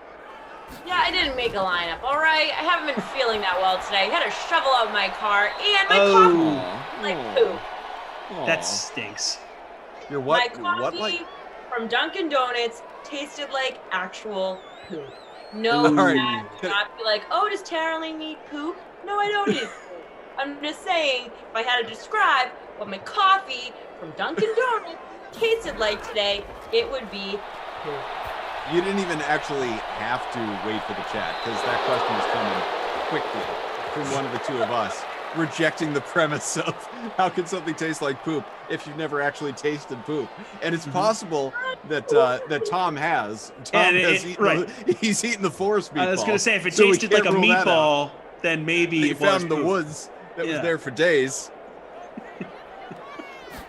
Like, ooh, chat, Dunkin' Donuts or Starbucks? Drop it in there if you have time. I would just personally like to know, Let's just get it. You guys. Sean says, like I've had a goatee and mustache for most of my adult life, and I've never chewed on the long mustache hairs. Well, Sean, you my friend, you've never lived. You've never lived. I bet if it's long enough right now, you're gonna try it and you'll never go back, and then you're gonna have to shave because it's gonna be a problem. Just gross. Just so gross. Real Tom Skerritt look. Oh man, my face hurts from laughing right now. That's the idea. Without laughter, though, Well, it's as I say all the time, and it's not like I coined this phrase, but if you're not laughing, you're crying, right? So let's keep the laughter coming, especially in the midst of a pandemic. Game over. Comfortable win for Chicago, 28-7, and as it turns out, jumped up to 47th in the chat. So yeah, the Bears needed a win. They got a win, and their playoff hopes are alive. Whereas the Lions fall to 0-3, and they are done until, I don't know, late December, early January, whenever the next time is when we get back into these others. Yeah, sorry, Matt Patricia. You're out again. You're fired again. Fired from Simland 2. Fire him again. Oh, man. I Did don't anyone know. else have any questions for Tara Lynn before we go?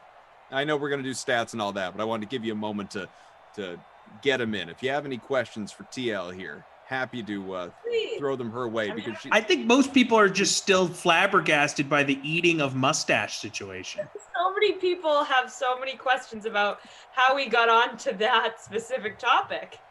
Yeah. Or if they joined us late, they'd be confused. Yeah, poor people joined us late trying to figure out what that. That's why you gotta show up. You don't have to watch every sim every day, but you got to at least show up at the beginning of a sim, because you join in the middle, you could be wildly confused. True. Yeah, it's I'm still true. confused, and I've been here the whole time. Yeah, figure that out. The Neville whole Cleanup Hitter time. says, will she marry me? That's my question. Probably not. I'm going on Yeah. The Bachelor, so I can't. But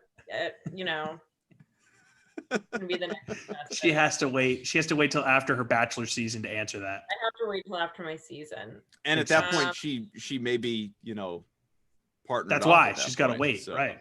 Yeah. Yes.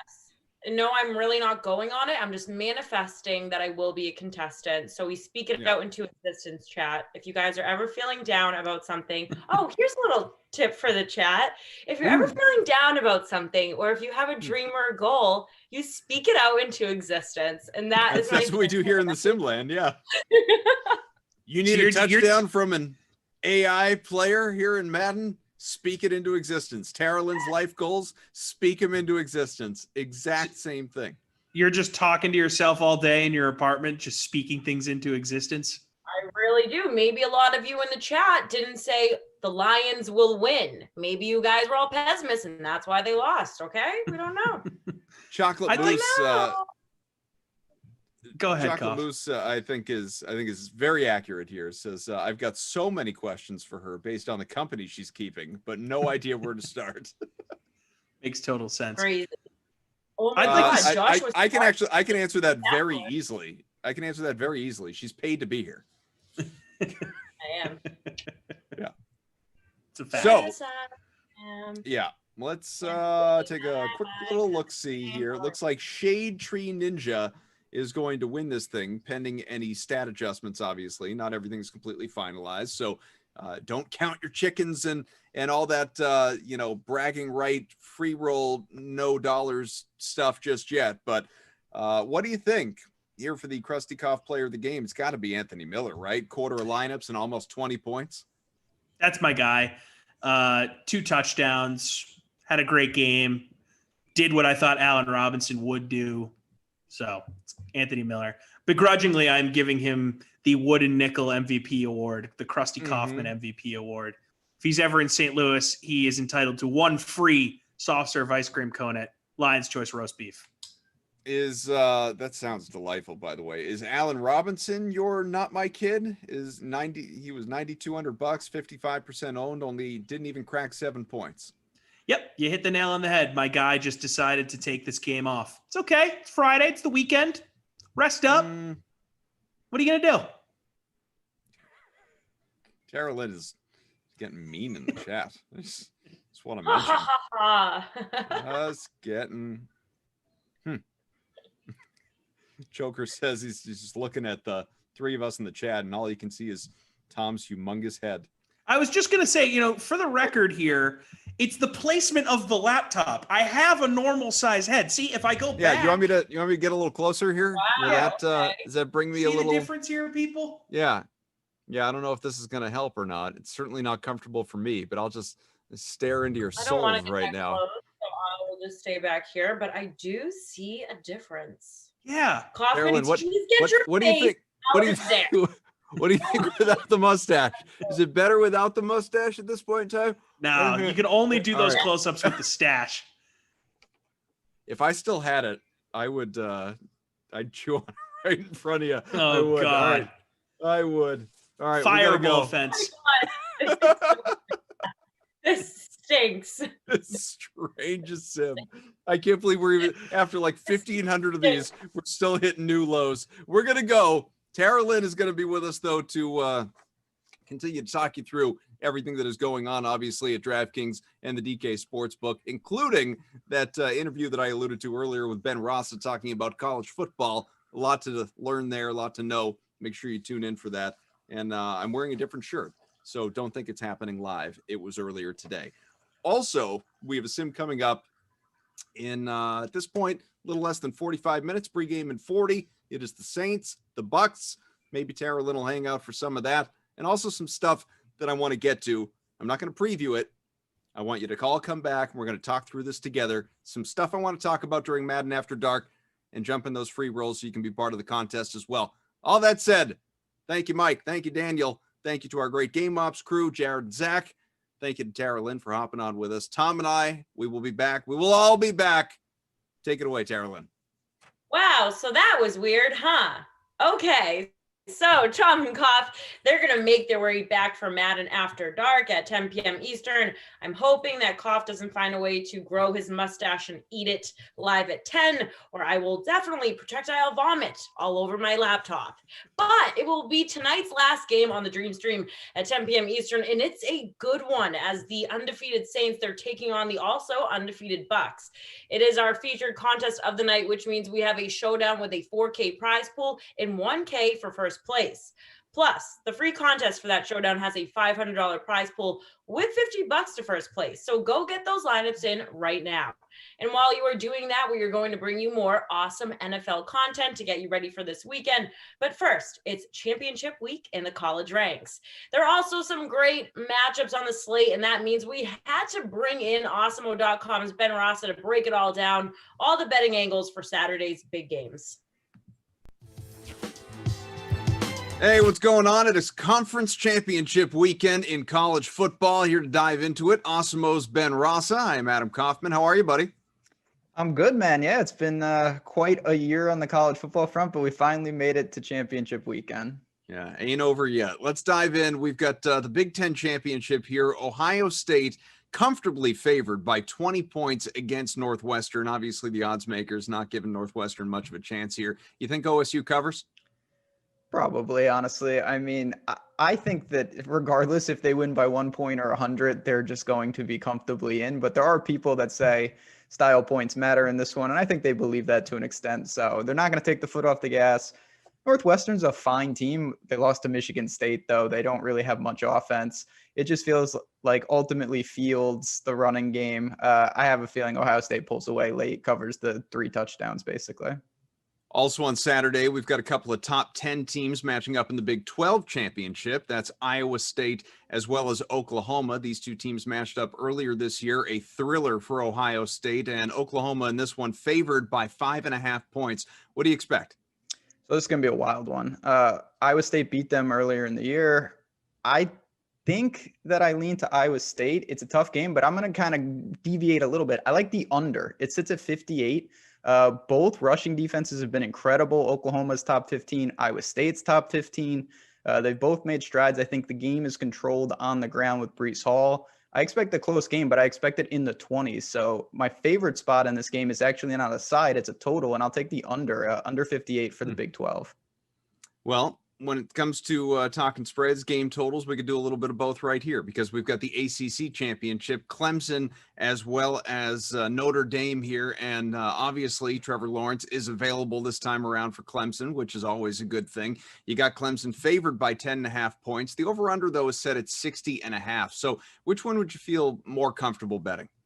Honestly, again, I hate to be a downer. I feel like betting unders is not fun at parties, but you know what? It's about making money. And this is another spot. First matchup, obviously, is a backup QB, but there was, went to overtime, double overtime. There was a scoop and score. These offenses did not march up and down the field, especially late in the game. So this is another one. I think it's controlled on the ground. Obviously, Clemson needs the game probably more than Notre Dame, and I think they get it. But man, 10.5 is a lot of points. I can't stand Notre Dame for various reasons, but I don't really like the spot for the Tigers in terms of the spread. I do like under 60.5, though. That's a lot of points in a game that I think could also stay in the 20s. How about this one just should be a ton of fun. Obviously, a couple of Heisman Trophy candidates are going to be going head-to-head here in Trask and Jones, matching up Alabama and Florida. Over-under set at 74 points. Could be an incredibly wild one. Is it going to live up to the hype? Is this going to be the shootout we expect?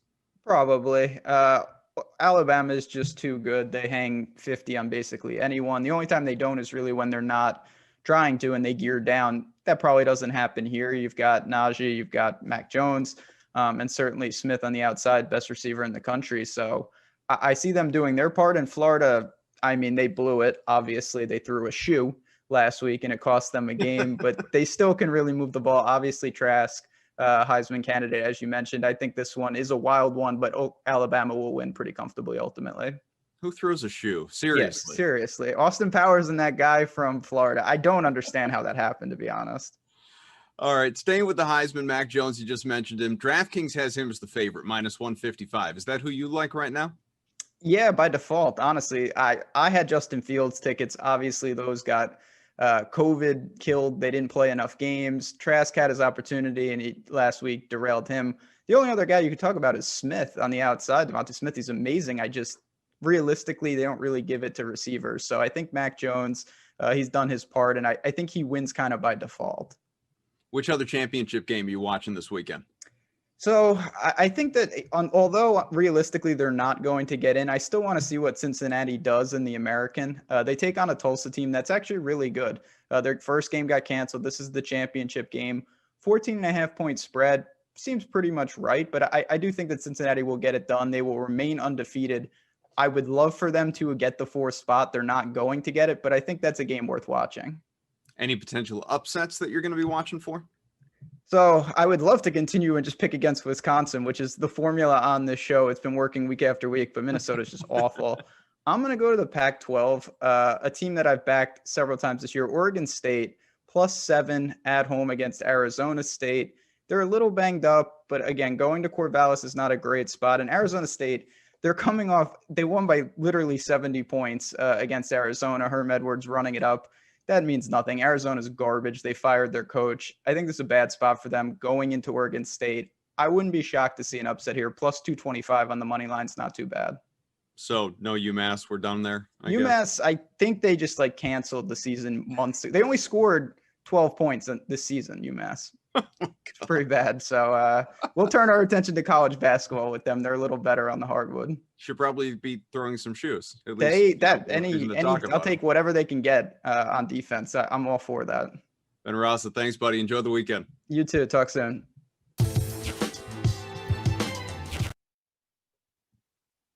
All right, it's time for the DraftKings Dream Stream play of the day. We've had Sunday, Monday, Tuesday, and even Wednesday football this season. So how about some Saturday action? Well, the NFL, they have 2 games scheduled for Saturday in Week 15. So, of course, we had to celebrate with a millionaire contest. Our NFL 2.25 Saturday Millionaire Special is live right now in the DK lobby. Draft your lineup from the Bills Broncos and Panthers Packers games. Of course, $1 million to first place for that one. So go check it out right now. What are you doing? All right, and to get ready for this weekend's slate of games, here's Mr. Pat Mayo with a look at wide receiver matchups for Week 15. Okay, let's move to receivers. We'll talk about stacks once we get to the quarterback section, but as one-off plays, if we go to the very top, you have Tyreek Hill now as the most expensive receiver. Are we overthinking this, that the move should just be jamming as many Chiefs and Saints as you can possibly afford, and then just use Lynn Bowden at $3,600 and be on your way? I mean, Tyreek Hill is now getting the volume we've always dreamed about, right? He's seen, 25 points in 6 of his last 7 games. He's getting those double-digit targets. They're moving him inside to the slot, which is where you want to attack the Saints, so he's going to avoid Marshawn Lattimore. Not that Lattimore has been what he once was or can cover Hill, but he just gets these clean releases and gets downfield. They're manufacturing touches for him. Mahomes is now playing in a dome in the highest total game in a competitive game. I think Tyreek Hill is going to put up big numbers again. This is the most dangerous player arguably in all of football, now seeing double-digit targets on a weekly basis. It's tough to say that he's not a great play. The issue becomes you can't afford him and one of the top-end running backs. Yeah, you have to make that stand. You can, but your team sucks, basically. Yeah, you can do it, and then the rest of your team is Lynn Bowden and Chase Daniel, and you're like, whoa, maybe not. This isn't the best strategy. But yeah, I mean, I think that if you're going to do Tyreek Hill, it makes a lot of sense to do the game stack with him and Kamara and Patrick Mahomes, or potentially him, Michael Thomas, and Taysom Hill, something like that. I think game stacking up that Chiefs-Saints game makes a lot of sense. So of the very top-end receivers, you have Hill, you have DK Metcalf at $8,600. Calvin Ridley, and I doubt we're going to see Julio once again, although it's against Tampa. We'll see how that works out. DeAndre Hopkins, A.J. Brown, Allen Robinson, Justin Jefferson, Michael Thomas, Adam Thielen, and Cooper Kupp. That's the $7,000 and up range this week. I'm I'm hard pressed to find a good one-off that I really want to go to here. It's either maybe Allen Robinson is the one-off that I could see myself using, just because regardless of whether Trubisky is good or bad, he is the one who's going to end up having a good week on the Bears. But everyone else, it feels like they almost need to be a part of a stack because they're so expensive. Yeah, Allen Robinson is in a great position against a Minnesota team with 3 of the worst 10 corners in fantasy points per route run against. We know that Trubisky is going to lean on Allen Robinson. It's a game in a dome. I think Robinson's got a really good chance at 10-plus targets. I actually think Trubisky is a reasonable guy to talk about when we talk about tight ends, potentially even Cole Kmet. But we'll get gross in a minute. We're talking about good receivers right now. DK Metcalf, I think you can make an argument for being a one-off play and taking up the entire Seahawks passing offense. They're not letting Russ cook as much as they used to, and so it's tough to imagine both him and Lockett going off. But Metcalf saw 8 targets last week that came out in the middle of the third quarter. He's seeing more and more targets. He leads the league in air yard share the last 4 weeks. The Washington is 32nd DVOA against wide receiver ones. DK Metcalf is second in the NFL on end zone targets as well, so he's got a ton of touchdown upside. He's one of these guys that can go off for 100-plus and 2 touchdowns anytime he steps on the field against anybody, and I'm not particularly worried about Kendall Fuller. I know that Washington's got a good front, and their defense is a little underrated, but I think Metcalf is a guy that you could make an argument for being a one-off because you look at Cook, you look at Henry, and you look at Hill and Metcalf. I think it's a safe bet that Metcalf has the lowest ownership of the 4. In the $6,000 range at receiver, it kicks off with Julio, who's probably not going to play. Then you have Woods, who I'm guessing that maybe there's too much Cam Akers love, that the Ram stack is not as high as it probably should be against the Jets. But then you're into your Lockett's, Evans, McLaurins. Is this a situation where everyone wants to use the shiny new toy and just take Brendan Ayuk against the Cowboys at $6,300, which seems like a really good situation? Or do you say, hey, Alex Smith looks like he's playing. McLaurin's coming off 2 bad weeks. Now he gets Seattle. This could be a really good opportunity for him to finally really explode and break the slate. Yeah, I mean, he's gone off against San Francisco and Pittsburgh the last 2 weeks, and they've limited him. But Seattle, they've been better of late, and they're still the worst team in the NFL in basically every single wide receiver metric. McLaurin still is going to eat up all the as many wide receiver targets as the Washington can handle. I think he's at 6,600. He's going to be sub 10%. I think he's one of the best tournament plays of the week. Jumping up a little bit, I think Kupp and Woods are definitely in play as that stack. If you did a Goff, Woods, Kupp stack and faded Akers, I think you have a lot of leverage on the field. And the Jets are going to give up 30-plus points again in this one. So if it doesn't end up going on the ground, Goff could see 4-plus touchdowns, and Kupp and Woods could really go off. So I like that call a lot. But yeah, I do want to say Brandon Ayuk gonna be chalky, but for good reason, right? His target share is top 6 in the NFL the last 4 weeks. No Deebo Samuel, he sees 2 more targets a game.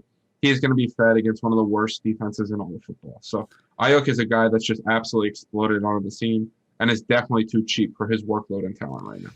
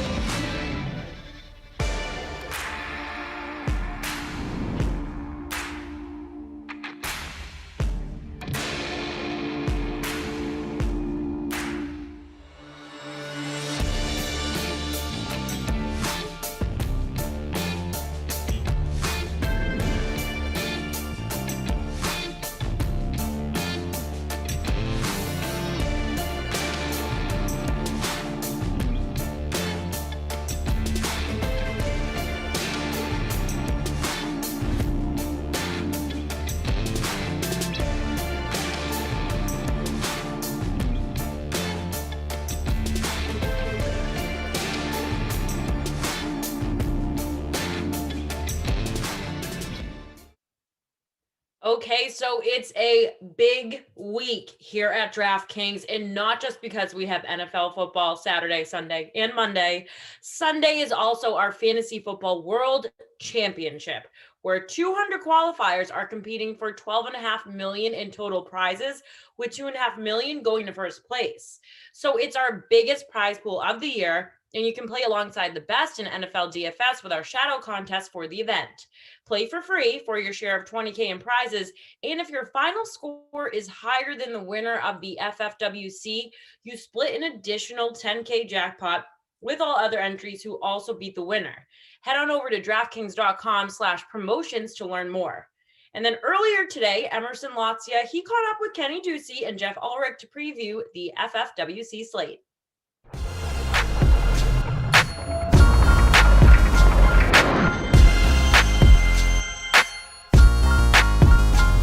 Big event coming up on Sunday, $12.5 million in cash prizes, $2.5 million going to the winner. DraftKings contributors Jeff Ulrich, Kenny Ducey are here for a little slate breakdown. But guys, check this out. Before we get into expected ownership for stacks and studs and value plays, I want you to look at this. Some of the more popular plays from some of the more recent FFWC events. Look at this. Highest owned, Joe Mixon in 2018, 66%. Yet Adrian Peterson at 55%. Drake was at 53% in 2017. And me and Julio down by the schoolyard, 52% back in 2015. Jeff, who do you think will be the most popular stack? Who do you think will be part of that? Yeah, look, I know we could talk here about fancy stacks, about cheap quarterbacks. Some of these players might pivot to, but I still think it's going to be the Kansas City Chiefs who's going to be the most popular stack. I think you look at most projections this week, the Chiefs stack just is projected to have so many more points than the next highest stack. And yeah, okay, Patrick Mahomes is expensive and his targets are expensive. But again, we're talking about a 200-man field. I think a lot of these players are going to be okay jamming in like really extreme value plays to fit in the Chiefs and another stud. And again, I also think you have a player like Travis Kelce at tight end, who is so clearly the best play there, that a lot of these players are just going to take the free points with Mahomes and Kelce. And then, like I said, try and jam in value elsewhere. So, yeah, I think that spots like Arizona, Tennessee might become like a bit of a popular stack because Tannehill's in such a good spot. Maybe like the cheap Philly stack, but I really feel like Kansas City will be the most popular stack. Yeah, and speaking of that, former Kansas City wide receiver Jeremy Maclin, 21% owned in 2015. Ooh, wow. Yes, interesting. Kenny Ducey, who do you think will be the most popular stack? I always remember Jeremy Maclin from getting a name drop in an Asher Roth song when he was the newest to Philly. But yes, I actually, just for contrarian sake, yeah, I do think that the Kansas City stack will be pretty heavily owned. But I actually think this Tampa Bay stack against one of the worst secondaries in football in Atlanta could be pretty popular, considering the price tags. Tom Brady coming in at just 6,600. Then you compare him with the Mike Evans or a Chris Godwin, 65 or 6,200. There's also Antonio Brown at 5,400, who the targets have sort of dropped off, but I still think that he's a big enough part of that offense at $5,400. Maybe you think, you go with a Gronk and a Brown and a Brady, or maybe you mix in Cameron Brate at 2,700. I just think there's a lot of options here for people playing Tampa Bay against a bad secondary, which is why I think that ultimately this is a stack that'll be pretty popular. Kansas City, you're going to have to pay really far up to get Hill and Kelce, but you could maybe get, two of the better pass catchers here for Tampa Bay at a discount, and then Brady also at a discount in a game which they should maybe score 30 points. So I think it could be pretty popular, and it could definitely work. All right, you mentioned Hill and Kelce and people paying up for them. Which other stud do you think our competitors will be paying up for? Yeah, we were just talking about it before we came on the air, and it's a meme at this point. But Derrick Henry, I think, at $9,500 is going to be pretty popular, considering the fact that he's got the matchup. We saw what he did against a bad matchup, or a good matchup for him, rather, last week with 200 yards. I mean, the guy has only gone for under 100 yards like 4 times this year, or 5 times. So it's pretty much a lock. You're going to hit the bonus with this guy. Also, Detroit is effectively out of the playoff race at this point. Nothing left to play for. That defense has been bad against the run all season long. They look defeated. They look tired. There's no Darius Slay there anymore. I don't know. I figured I'd mix that in. But yes, Derrick Henry is going to be very popular here, and for good reason. This is the type of the part of the season where he excels weeks 16, 17, 15, 14 are when he really comes to play. You got a stud you think everyone's going to be paying up for? Maybe besides Derrick Henry, Jeff? Yeah, so definitely Derrick Henry is going to be like in the top 3 players owned. I would be shocked if he wasn't. But I think the other player who's really going to steam up in ownership is Brandon Ayuk of the 49ers at 6,300. And it has a lot to do with price. I mean, this player is just getting targeted at an insane rate. And they're going up against the Cowboys this week. It's such a good matchup for Ayuk. No Deebo Samuel in the lineup. And I think a lot of these players are just going to look and say, well, I can't necessarily fit in a guy like Derrick Henry and pay up for multiple over 7K receivers. Ayuk is sitting there at 6,300. He offers insane volume. He's got really good upside in the matchup. I think you're going to see him creep in. Possibly might even be the highest owned player in this contest. It actually wouldn't shock me. I definitely think he's going to be in the top 3. So look for Ayuk to garner a lot of ownership here. Man, 4 of his last 5 games, he's gone north of 20 DK fantasy points. He's a pretty good value play, as you mentioned, Jeff. Who do you think will be the most popular, if not Ayuk? Yeah, this one's going to be really interesting to watch. We're trending towards Leonard Fournette possibly being the value play of the slate. And I think that Leonard Fournette is going to make or break a lot of weeks in this contest as well. You just look around the league. I mean, there's just not that many other cheap RBs in this type of situation. Obviously, Ronald Jones looks like he's not going to go, or if he gets ruled out, Fournette has already been declared that he's going to be the starter. At 4,500 going up against Atlanta, how do you get away from this? And I think a lot of these sharper players are realizing the same thing. We don't have another player down there. Even in the 5K range, we don't have a lot of good plays. McKissick is up to 5,700 if you want to just go for cheap PPR points. David Johnson going up against the Colts at 5,100. I think most people are just going to say, no, thanks. I can't trust that. Fournette could end up being the guy here. I think that he's got a real good shot of being the highest owned value play on the slate. What do you think, Kenny? Well, I actually think that some of the Eagles might garner some attention here just because of the price tags and also, new quarterback. I think there's still a buy low option here. You look at the 2 highest targeted receivers by Jalen Hurts. Dallas Goedert at $3,900 received 6 targets last week. Greg Ward at $3,000, the minimum, with 5 targets. I think that those guys, especially Ward at the minimum salary for a wide receiver, will be guys that are looked upon for value here just because, again, I think that, a lot of times we think that we can beat the system. We can beat DraftKings. We can beat the books by, they haven't caught up yet to, Greg Ward is Jalen Hurts' favorite receiver. Now, obviously that could all change this week, but ultimately I do think that there is, something to be said about Ward. He is a good receiver. We've seen him have good games before. He just has to have the ball thrown to him, and Jalen Hurts clearly likes throwing him the football. Last week we saw. So I think this is, again, a revitalized offense. I think that the matchup isn't the worst here, and the Eagles, even though they're big underdogs here, certainly you can beat this Arizona secondary, and this team needs a win here to keep their playoff hopes alive. So I actually expect a lot on offense from them. I could see Greg Ward hauling in 5-6 catches at $3,000. That's pretty good.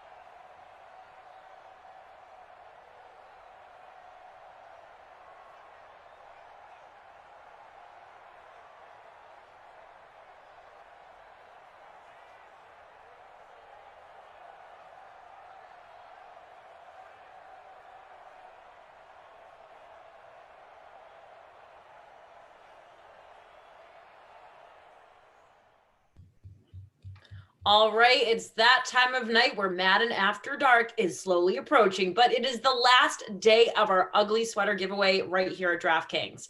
All week, we have been giving away our DK holiday sweaters right here on the Dream Stream and our social platforms. But tonight is the last day you can win one. So head on over to the DraftKings Twitter and find out how you can win one of our last few ugly sweaters.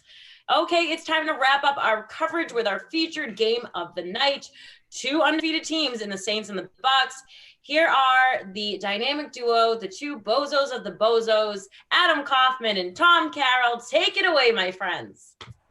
What here he is. This ugly sweater? Is it this ugly sweater that we're talking about? Oh, it's a nice one. I gotta tell you, this is a good ugly sweater that everybody wants a chance to win. I can promise you that.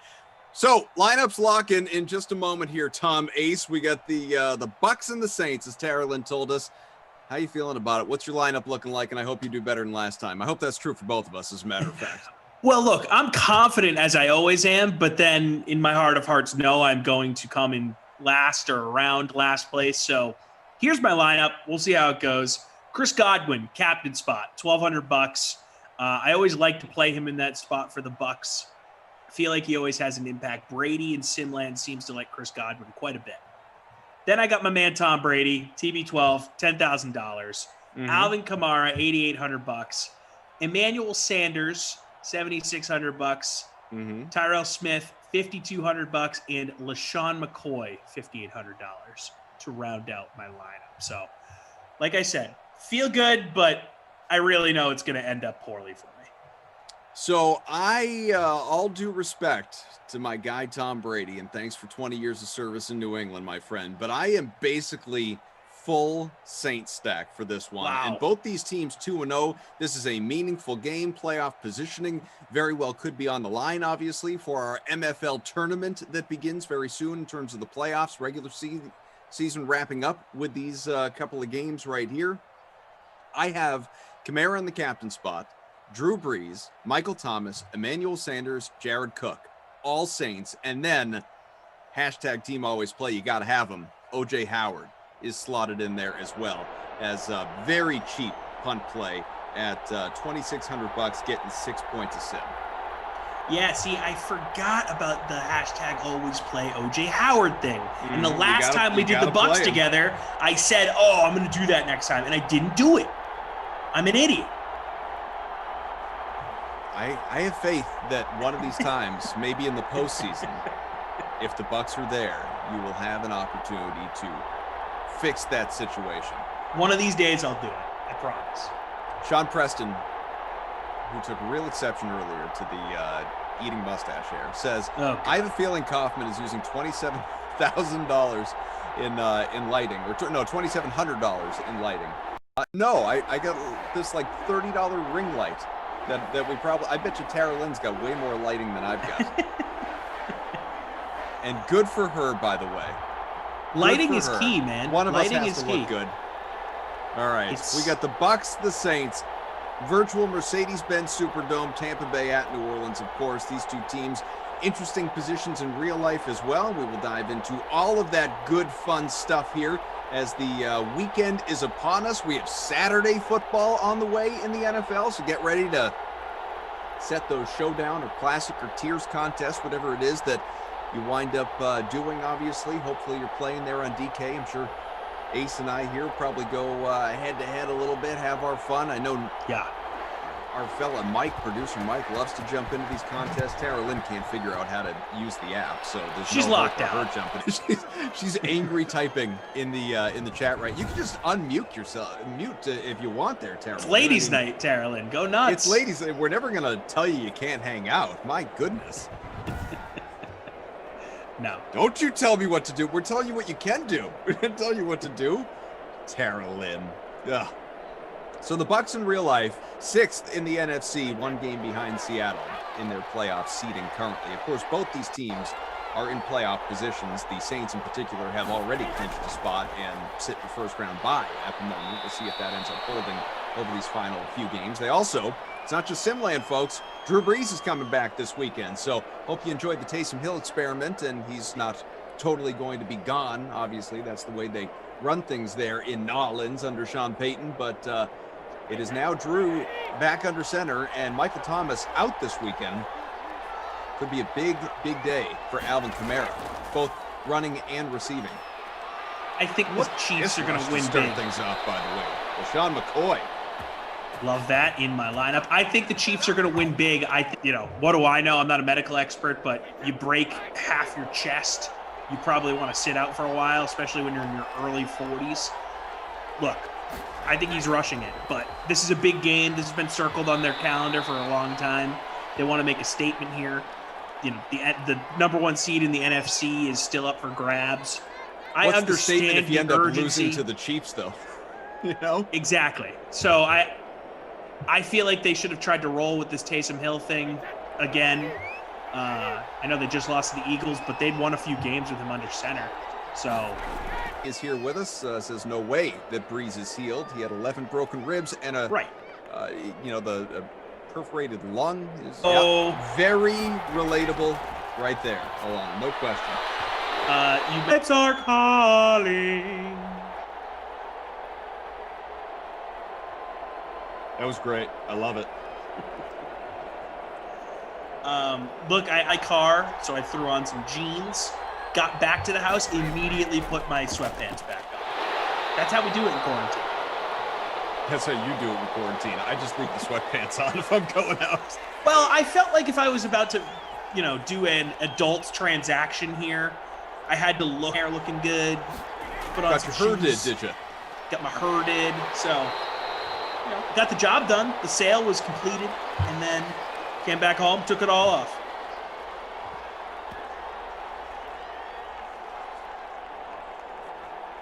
Being told that the Emmernet is a factor right now. We got a buffering issue going on here. I can't see it, but a lot of people are complaining. We're a happy family. Yeah, there it is. Hashtag Carney. Clearly influenced by a big purple dinosaur. The internet is a bit unstable at the moment, we're being told. That's okay. We're going to get our crack staff of 2 people to make sure that the internet for the world is corrected. As Mace, he smells terrific. Adam Kaufman, as well as producer Mike. We got Daniel, our technical director, who truly, he is trying to solve all the world's problems. Tara Lynn. Speak things into existence. Everyone at home, just start wishing your Wi-Fi well. Also, someone on YouTube telling me to do my dishes. I'm up to speed on my dishes, buddy. I'm a dish sergeant. When it comes to dishes, as soon as I'm done eating, I put it in the sink, wipe it down, throw it in the dishwasher. That's how it works in this household. So I don't know what you're talking about, bro. An issue. I need to know what we're dealing with here. I need to know exactly what things are sounding like. To make sure that we fairly smooth. To make sure that we don't have, if you will, a delay. This is an old radio trick when people were on different locations. 2, 3. A, B, C, D, E, F, G. Okay, I think we're in line. I think. Okay, we're good. We're good. Okay, yeah. Okay, great. So we're fine. I hope that helped our team. Good. He's getting 18 points a sim, 99 overall player, X Factor eligible with the max security X Factor. He's got 16 touchdowns here in Simland, 25 points or more, 7 times thus far. Here's the thing, if you call them out yourself, it'll wish it into existence. So just start calling out the plays that you want, the players you want to do well. It's going to happen. That's what I learned tonight on Ladies.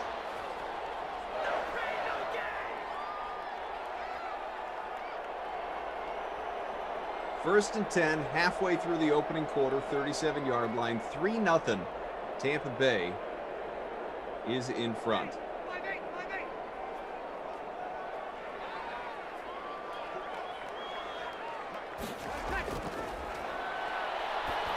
This is going to be a fun little showdown for the next few years while Tampa is still a Gronkaneer. Having him and Drew Brees go up against each other, as long as Drew Brees decides he wants to play, is always great. 2 of the great all-time quarterbacks. for my money, 2 of the 15 best quarterbacks of all time. Brady obviously being number 1. Breeze, I'd have to Hey, it's not obvious to everybody. It's obvious to me. It's not obvious to everybody. There are some that say Tom Brady is not, in fact, number 1. They penalize the man for losing Super Bowls. Right? 3 Super Bowls. Getting there and losing, that's a problem. Losing Super Bowls should hurt your resume unless you've won 6 of them. Like John Elway has gone to 5. He lost 3 of them. That should hurt Elway's argument for being the GOAT. Brady is 6-3 in Super Bowls. You're not the only one to throw this out. Here's a name drop. I have had this argument so many times with Mike Francesa. I cannot wrap my head around the logic of losing a Super Bowl hurts your resume. It shouldn't. But when you're 0 for 3, Jim Kelly went 0 for 4, didn't he? Jim Kelly went 0 for 4. Is he a crappy quarterback because he went to and lost 4 Super Bowls? No, because is it better to go to 4 Super Bowls and this is what it comes down to, right? Is it better to go to 4 Super Bowls and lose them all, or never go to a Super Bowl? And it depends on your view of the world in this area. There are some people that believe the answer to that question is, I'd rather not go to a Super Bowl. I think it looks better to go 0-0 than to go 0-4. And no, because you were the best team in your conference 4 years running. You went to the Super Bowl. You can't just go and win whenever you want. That's not how it's supposed to be. Difficult to win a championship. Totally. And I agree with you. I'm saying when you differentiate, when you're in that top tier, that's when Super Bowl record matters. If you're going to the Super Bowl, that helps your resume. You got a conference championship on there, that's a good thing. You're going to want to put that in your honors/awards category on your resume when you go to Canton. But to say that Brady losing 3 when he's been to 9 is a detriment is blasphemy. It's just such an asinine argument that I will never, ever understand. Yeah. It's just Brady haters. And it's not even me being a Patriots honk, which I can fully be, and I will readily admit that. But in what area does he trail basically anybody? He has better playoff numbers than any quarterback in NFL history, and you want to say that comes down to, number of games played, fine. Well, again, you need to win those games to have that many opportunities. You can't have all these one-and-dones like Peyton Manning, for instance. Right, and I've heard that argument. Season, he now has he's got the longevity to pass Manning and others in a variety of categories. The only guy, and he's not even, because of the injury, he's not even trailing Drew Brees in passing touchdowns anymore. So it's basically Brady across the board at this point, folks. And he's going to hang on long enough until it is Brady across the board. He has no interest in doing anything else. He's going to play football. It's just, I don't get it. And if I weren't a Patriots fan, if he hadn't done all of that in New England, prior to this little swan song experience in Tampa Bay, I would be saying the exact same thing. The difference is, instead of saying it proudly, I'd be saying it begrudgingly, but it's still true. It is still a fact. He is the greatest of all time. If you want to come at me with the whole rules have changed and you can get to the quarterbacks, back in the day, you could, it was much more physical. Now you can't even touch them and fine. But everyone plays by those rules at this point in time. Yeah, the seasons are longer than they once were. The game is easier in a sense than it once was. Fine. Then have eras of football that you want to classify guys, and refuse to compare generations if you want to. But you certainly can't say Brady is worse than Breeze, or Brady is worse than Manning, or Brady is worse than, I don't know, Rodgers. Well, I wasn't even, Rodgers, I know what he said the other day, there were probably 15 goats and I'm one of them. Good, great. You would be in that category. But no, you're not, we're not putting you obviously into a situation where you're up there on that pantheon with those guys. No, and it's not close. He's been to one Super Bowl. And that hurts him, man. If Rodgers won 4 Super Bowls, then we could be having a solid debate between Aaron Rodgers and Tom Brady, because you and I both have eyeballs. We watched the guy play. He's incredible. And he's still incredible. But to not have the playoff resume kills him in these rankings. It absolutely kills him. That 15-1 Packers team not winning a Super Bowl is a huge, huge red mark on his resume. Peace of mind saying, what is Cuff saying? Something about Uncle Rico? Yeah, he's gonna throw the football over them there mountains.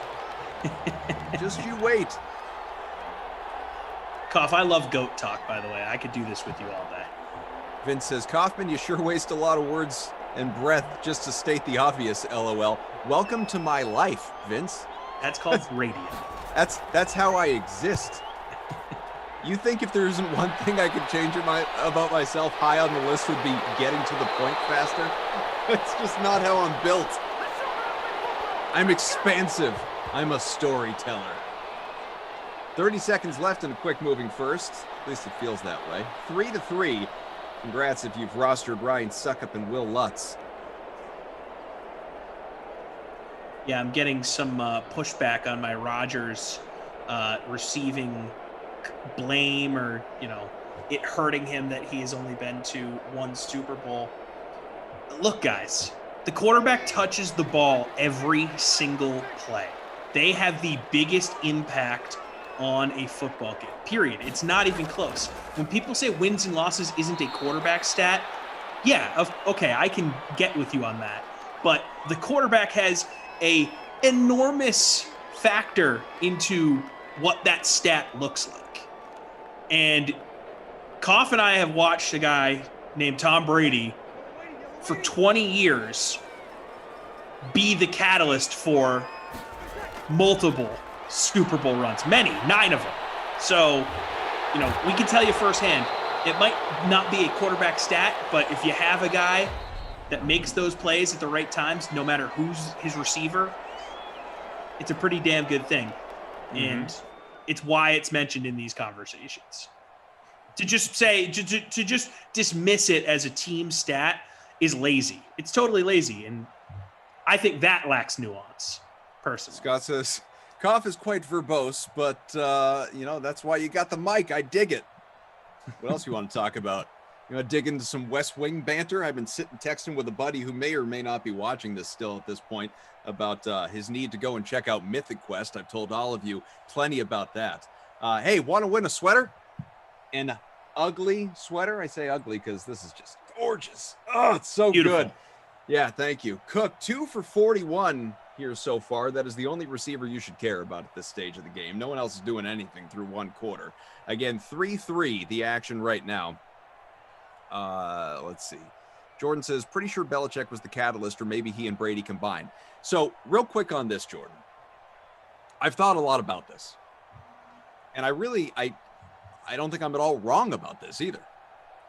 So it's absolutely, you want to have the debate all the time about who was a bigger part of the dominance, the dynasty. Was it Belichick? Was it Brady?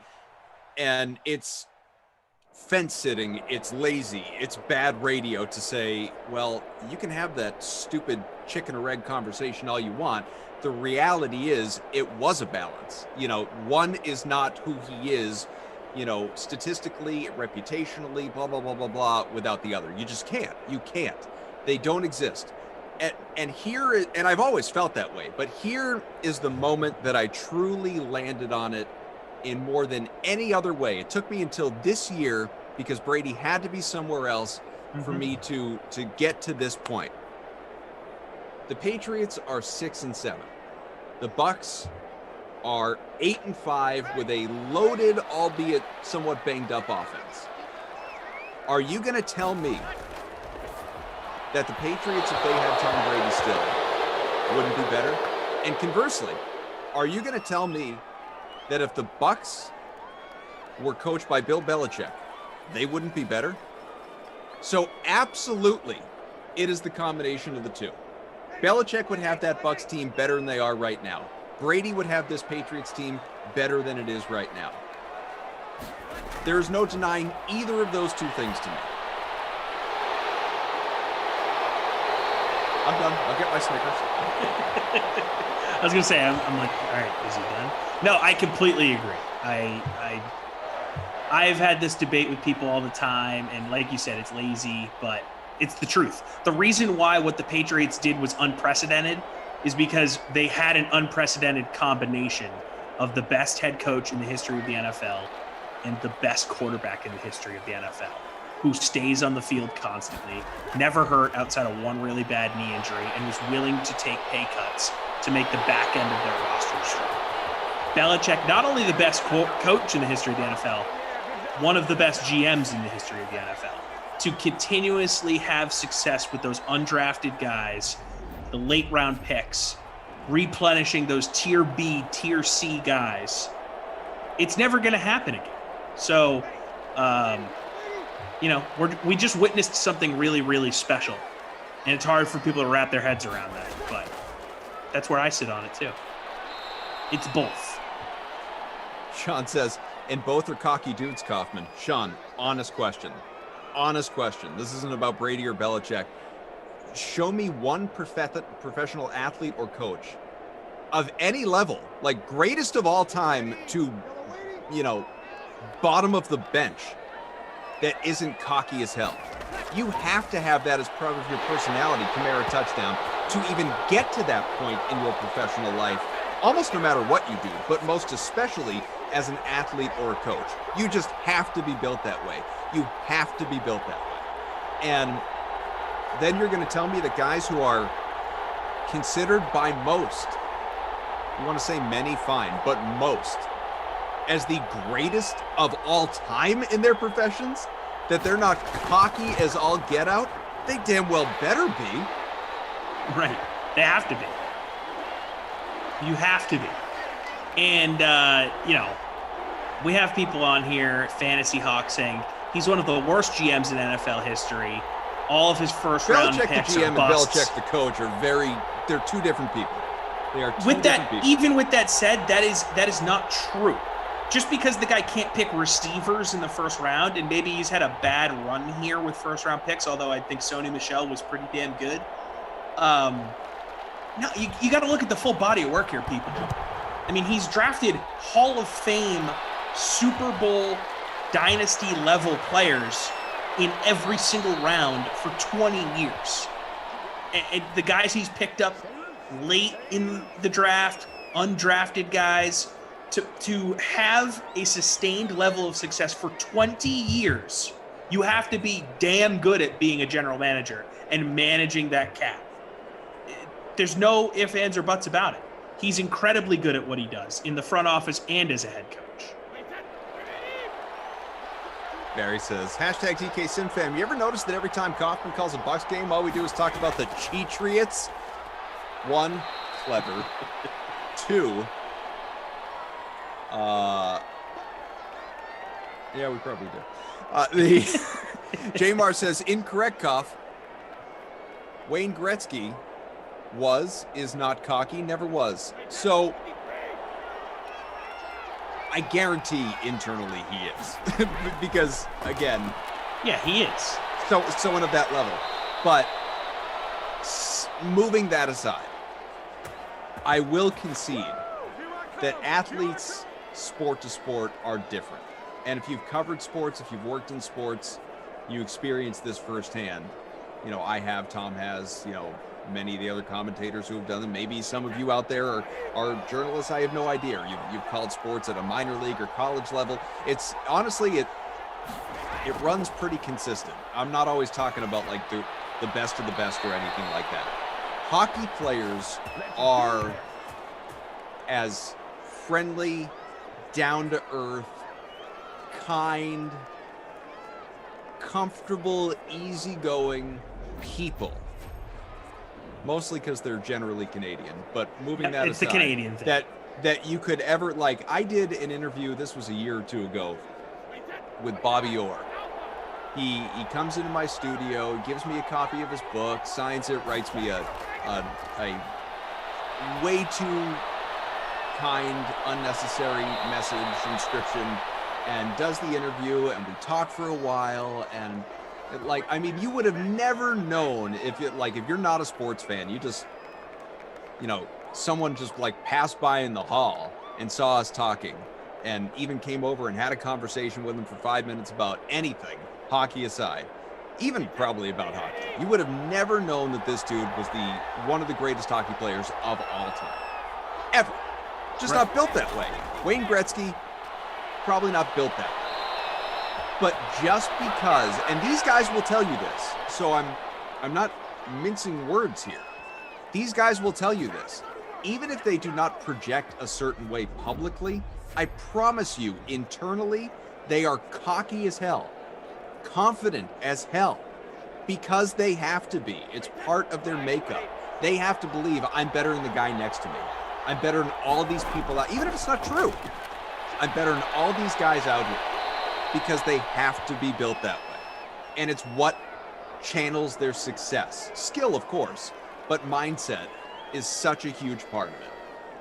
Yep, and you can tell by watching the guy play, right? Like, to be Wayne Gretzky and to shoot the puck as much as he did, and to make some of the passes that he made in his career, you have to be cocky. Like, you might not be saying it, but you're showing it in the way that you play. So, you don't need to just be outwardly cocky or, walk a certain way. The touchdown here from Leonard Fournette. But the RB1 this weekend in real life, by the way. Ronald Jones out after finger surgery and on the COVID list. And, of course, LaShawn McCoy's not that guy. So Leonard Fournette, Uncle Lenny, RB1 this weekend. Gyro on YouTube saying, Tom, name the Hall of Famer Bill Belichick drafted. I'll wait. Okay. Tom Brady. Julian Edelman might be. Rob Gronkowski. I mean, we're not going to just rattle off a bunch of names here, but I mean, it's a long list. There are some defensive guys in the early Richard stage Seymour is going to get in. Yeah, that will be. Yep. Devin McCourty might get in one day. I mean, it's just a damn Kaufman says, watch the NFL's 100 greatest players of all time. Jerry Rice, Ed Reed, two of the nicest people ever. Cocky as hell regarding their abilities. Totally. Yeah. I mean, Devontae Adams the other day, someone asked him if he was the best receiver in the NFL, and he said yes. When do you ever hear Devontae Adams being a cocky guy? But when asked if he was the best receiver in the NFL, he said yes, because you have to think that way to be at that level. And Gyro saying, I could disagree with you, but I could, but I'm not going to fake disagree if I agree with him. Yeah, if I was spouting anything incorrect, then sure he could. We've disagreed on things. I'm coming at you with facts. Bam. Now, not to move on from the Patriots conversation, because I love the Patriots, but Koff, I'm curious about this. Who do you have as your second greatest quarterback of all time then, if Brady is by far and away number one, like you and I agree on? And yes, Vince Wilfork is a Hall of Famer. Who's number two for you then? I've truly never even thought about it, because who cares about number two? However, love it. First place loser.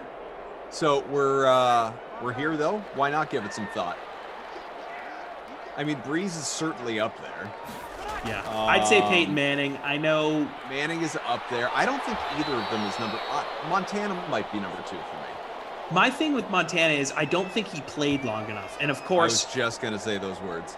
I know I didn't watch him play. I mean, I don't have conscious memory of watching him play. He was with the Chiefs when I was a young kid. Ira says Drew Bledsoe. Fringe Hall of Fame. He could get in at like age 80. You know how they sometimes just let these old guys in? I think he was predicting my answer to. I think he was predicting my answer to you saying Koff was the second best quarterback of all time. Drew Bledsoe. Right. No, Jarrett Stidham. Yeah, exactly. Yeah. Rohan Matt Castle. Yeah. Yeah, I just don't think Montana's peak was for long enough. I think he was really good when he was in his prime, winning championships and whatnot, but I don't think he sustained it for as long as a guy like Peyton did. I think Montana, and this is one of those areas where, I'm sorry to cut you off, this is one of those areas where stats matter. And yeah, Manning, Breeze, they have insane statistics. and have obviously played longer, both of them, than Montana did. Montana had the injuries late, obviously. But, like, Brady takes number one because he has the numbers and the championships. Those guys have titles, but not as many, obviously, as Brady or Montana. Montana has 4. He went 4-0. You know, for me, that's when, like, number of Super Bowls creeps ahead of, you know, and the fact the different era and getting to the quarterback and all the stuff that we outlined before. That's when it starts to infringe upon that generational debate for me. But it doesn't with Bradshaw, and maybe it should. Maybe I'm a hypocrite with Bradshaw. I still view those other guys as better than Bradshaw. It's also, you alluded to this, it's very difficult to fully weigh in on this when we're talking about guys now that we didn't watch play. Right, you know, and I fully admit that. Read about them, you know, you see highlights and all that stuff, old games, but we didn't watch them week in and week out. Right, and I do. I mean, look, you and I are both as plugged in as it gets as sports fans, right? So we're reading all this stuff, we're watching all this stuff, we're talking to guys that played with and against Montana. I mean, we had Ronnie Lott on my podcast a few weeks ago. You know, Morton Anderson, my co-host, played against the Niners twice a year for, you know, 15 years or whatever until they realigned things when the Saints and the Niners were in the same division. So, this isn't coming from an uninformed place, but I can't fully speak to it without having watched him play. But I just look at resume and I look at, you know, how long did they sustain their absolute peak? And I look at MVPs as well, and I know that that's semi-flawed, but it's a good snapshot of the year. And Peyton did it at an extremely high level for a long time. So I gotta throw him number 2. Not a Lamar Jackson number 2, of course. That's a different kind of QB number 2. Correct. And I will say that, you know, someone mentioned Dan Marino on here. We've had a lot of love for Dan Marino. Again, this is where rings sort of separate people. You have to have to even be in the conversation, you've got to have a championship. Yep. And I think that you have to have the numbers and the peak to get into the tier. Like there's definitely a GOAT tier. Like Roger said, there's 15 GOATs on one of them. Yeah, sure. He can be in the GOAT tier, but then you differentiate within that tier based on postseason success. And that's why I think Brady is head and shoulders above everyone else. That's why I think Peyton is a notch below him, because he did have some weird postseasons. I think getting that last ring, even though he was a shell of himself, helps him. I don't know. Elvis saying that it sounds like I don't believe my own nonsense. I don't think I'm speaking nonsense here. I think it kind of makes sense. Very close. Your boy. Very close. Could have used that. Jared Cook. 10-10, 34 seconds to go in the half. We haven't peeked in our lineups in a while. 196 entries, almost filled it. The Madden After Dark, the Hall of Fame quarterbacks free roll. See, folks, it was foreshadowing that we would have a conversation like this. The Hall of Fame quarterbacks free roll. I'm 41st right now. Ray Boogie 1032 is in front. Nope, as Struff dropped to second with the live updates here. And touchdown, Kamara. That's going to shake things up. Kamara's second of the day. The man is a free square, folks. 29 touchdowns in Simland. I am in 98th. That Kamara touchdown probably bumped me up a little bit, although I'm sure a lot of people have Kamara in their lineup. Yeah, he is owned in our smaller free roll here in 86% of lineups, 34% in the captain spot, including by this guy. He already has 34 points in the captain spot. He's a beast. Bump me up to 28th.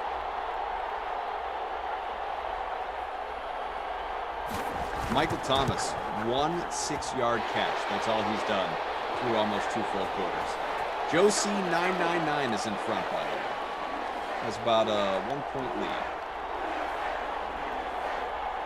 Fantasy Hawk saying, anyone with one eye and 2 brain cells can clearly see Manning was better than Brady and Rodgers is better. I don't know how you can say that having watched all 3. I think all 3 are incredible, and I think what Brady did in the postseason separates him from the other 2. That's where I sit on it. I appreciate this comment because I've never really thought about it. It's from I can't pronounce it, but it says that's like saying David Eckstein is better than Barry Bonds and Ken Griffey because he's won 2 World Series. So obviously we know that's not true, and the point is that that's not true. I get that, but what I'm going to ask is there a difference between sports, given the the importance of, because I wouldn't say this of any NFL player. We're talking about quarterbacks. Mm-hmm. Yep. Baseball is obviously very different, very much a team game. Like you can have a Ken Griffey Jr., arguably one of the best players ever, arguably the best player ever, but he is just one of 25 on the roster. He is one of 10 on the field plus on a given day, when you consider substitutions, pitching changes, all that stuff. There's only so much he can do in a 162-game season, day in, day out, versus a 16-game season where your quarterback touches the ball every play. Yeah, can make all the difference. So is it just a distinction between sports where, ultimately having the World Series isn't, that separator for you? Mm-hmm. I think with quarterbacks and with NBA players, that rings matter when you're talking about GOATs, because you can have a amazing impact on a game as a singular person. When it comes to baseball, you're only batting 4 or 5 times a game. You're only making a play if the ball's hit your way. And I guess if you're a pitcher, you're having an amazing impact on the game, but your offense also needs to do something.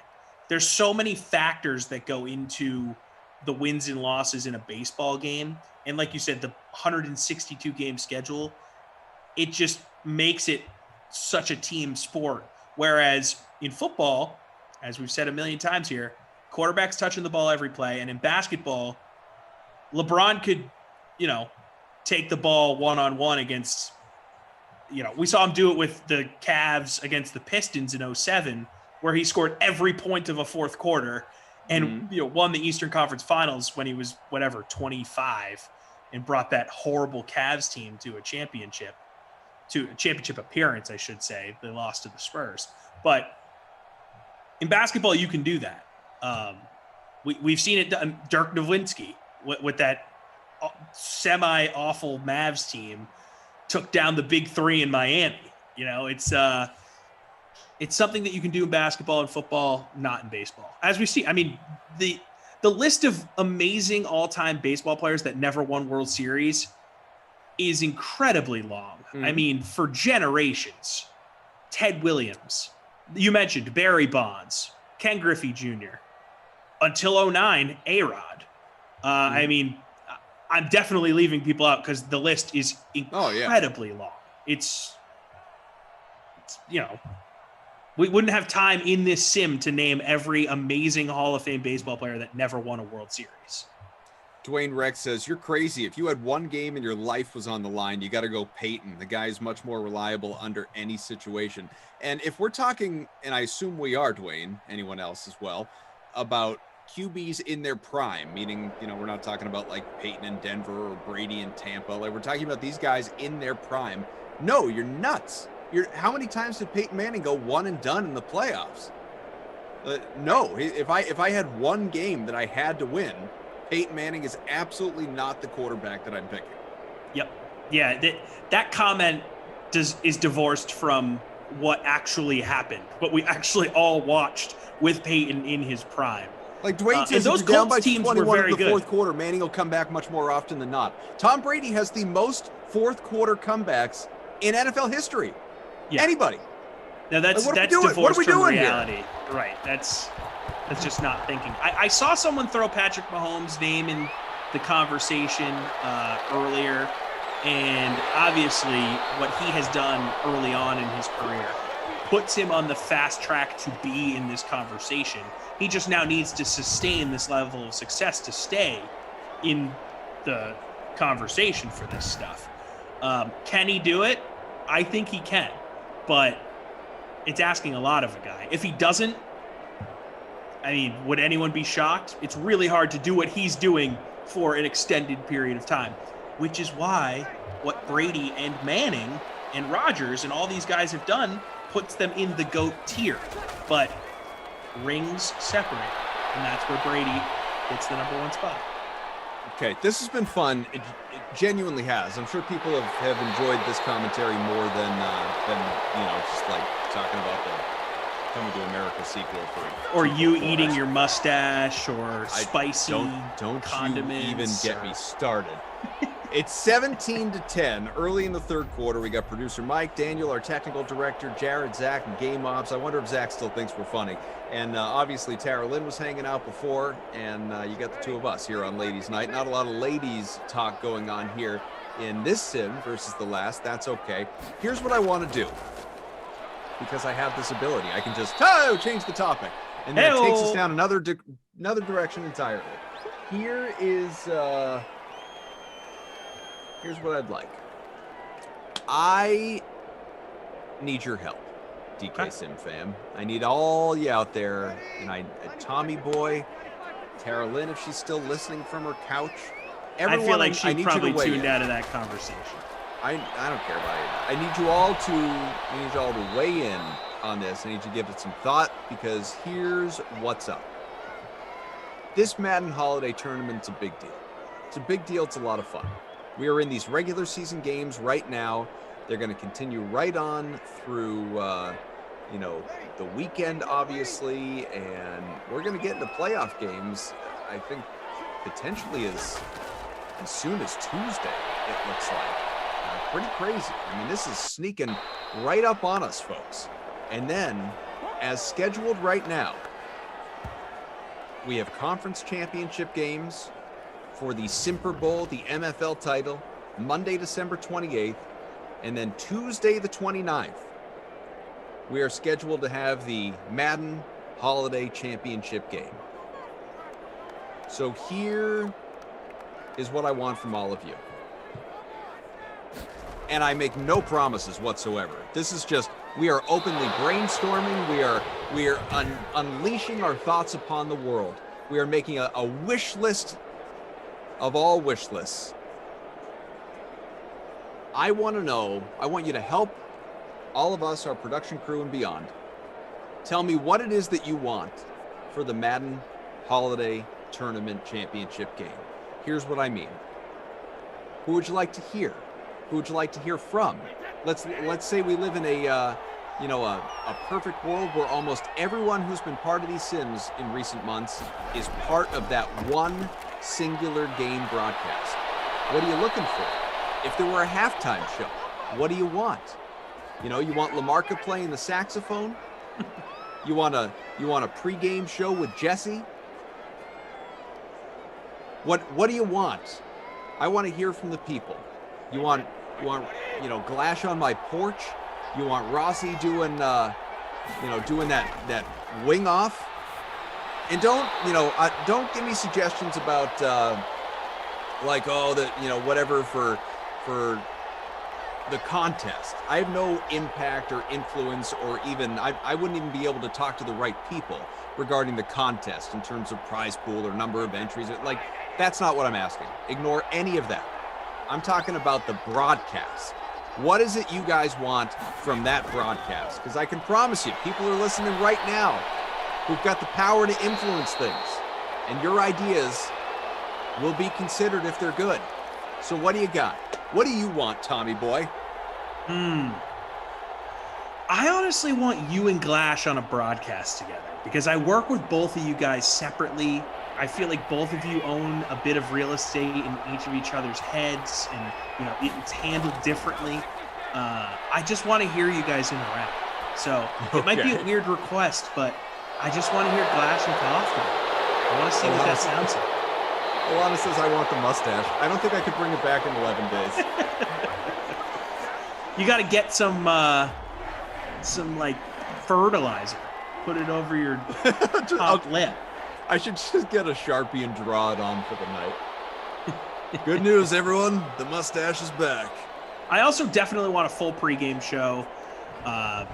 Get Emerson involved in that. He's crazy. Maybe Jesse or Tara Lynn gets involved in that as well. Halftime, postgame. I want the whole deal. I, in a perfect world, would love if we could get like a player or a coach from one of the teams that's participating or even if it's a former player or a former coach and we interview them pregame, maybe one from each team. I think that would be awesome. Yeah, I mean, that would be great. Obviously, extremely hard to pull off, but I'm saying, hey, ideal world. Well, especially since we're not even going to know who's playing in the game until the day before. Look, if the Saints get in, I will get us Morton Anderson. Okay, all right, now we're talking. Mark me down for Morton.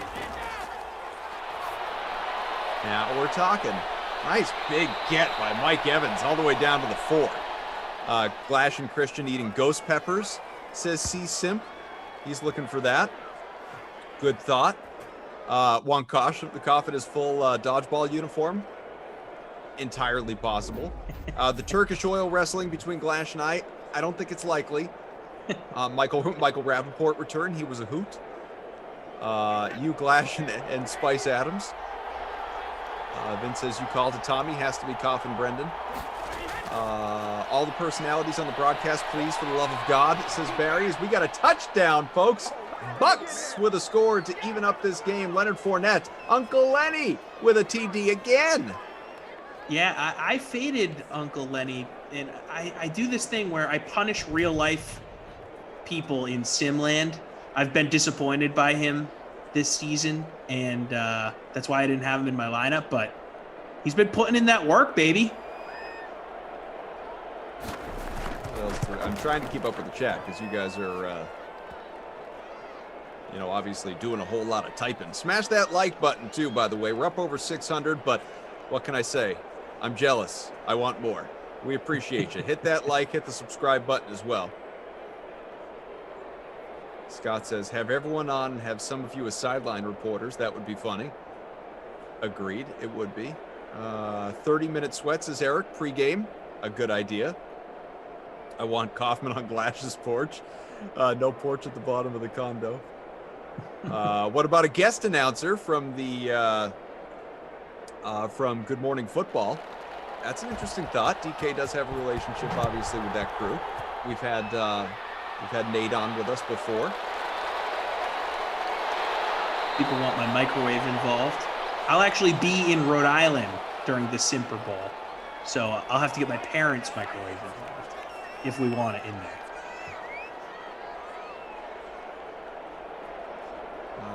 What else?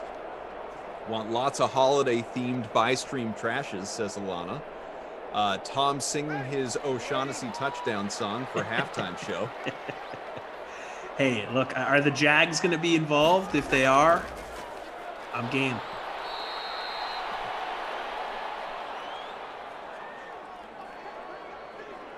What else? And Spice Adams mentioned. Flash on Koff's porch with a kitten in his lap. we know the man needs a kitten for sure. I'm gonna drive to his house and bring that cat. I really am. So is Glash a cat guy, or is he allergic to cats? Or no, Sarah. He promised Sarah that she could get a cat, and he's petrified of cats. Is the very short answer to that question. Interesting. And so he has managed to put this off for a very long time, but has conceded at some point in time they will get a cat. But I don't know. He's really stringing her along, the poor gal. Oh, brutal. Yep. People still looking for the boxing match. Dean says, holy cow, more than halfway through the third quarter, you guys actually recognize 2 of the 4 TDs that have been scored. LOL. Hey, nice. Hey, you want to talk about GOAT quarterbacks again? No, I'm kidding. I'm kidding, everyone. And Frank look, we're all says just having fun here. Frank says, I want Rossi to dress up like an elf and sit on Tom's giant nugget for an Xmas card.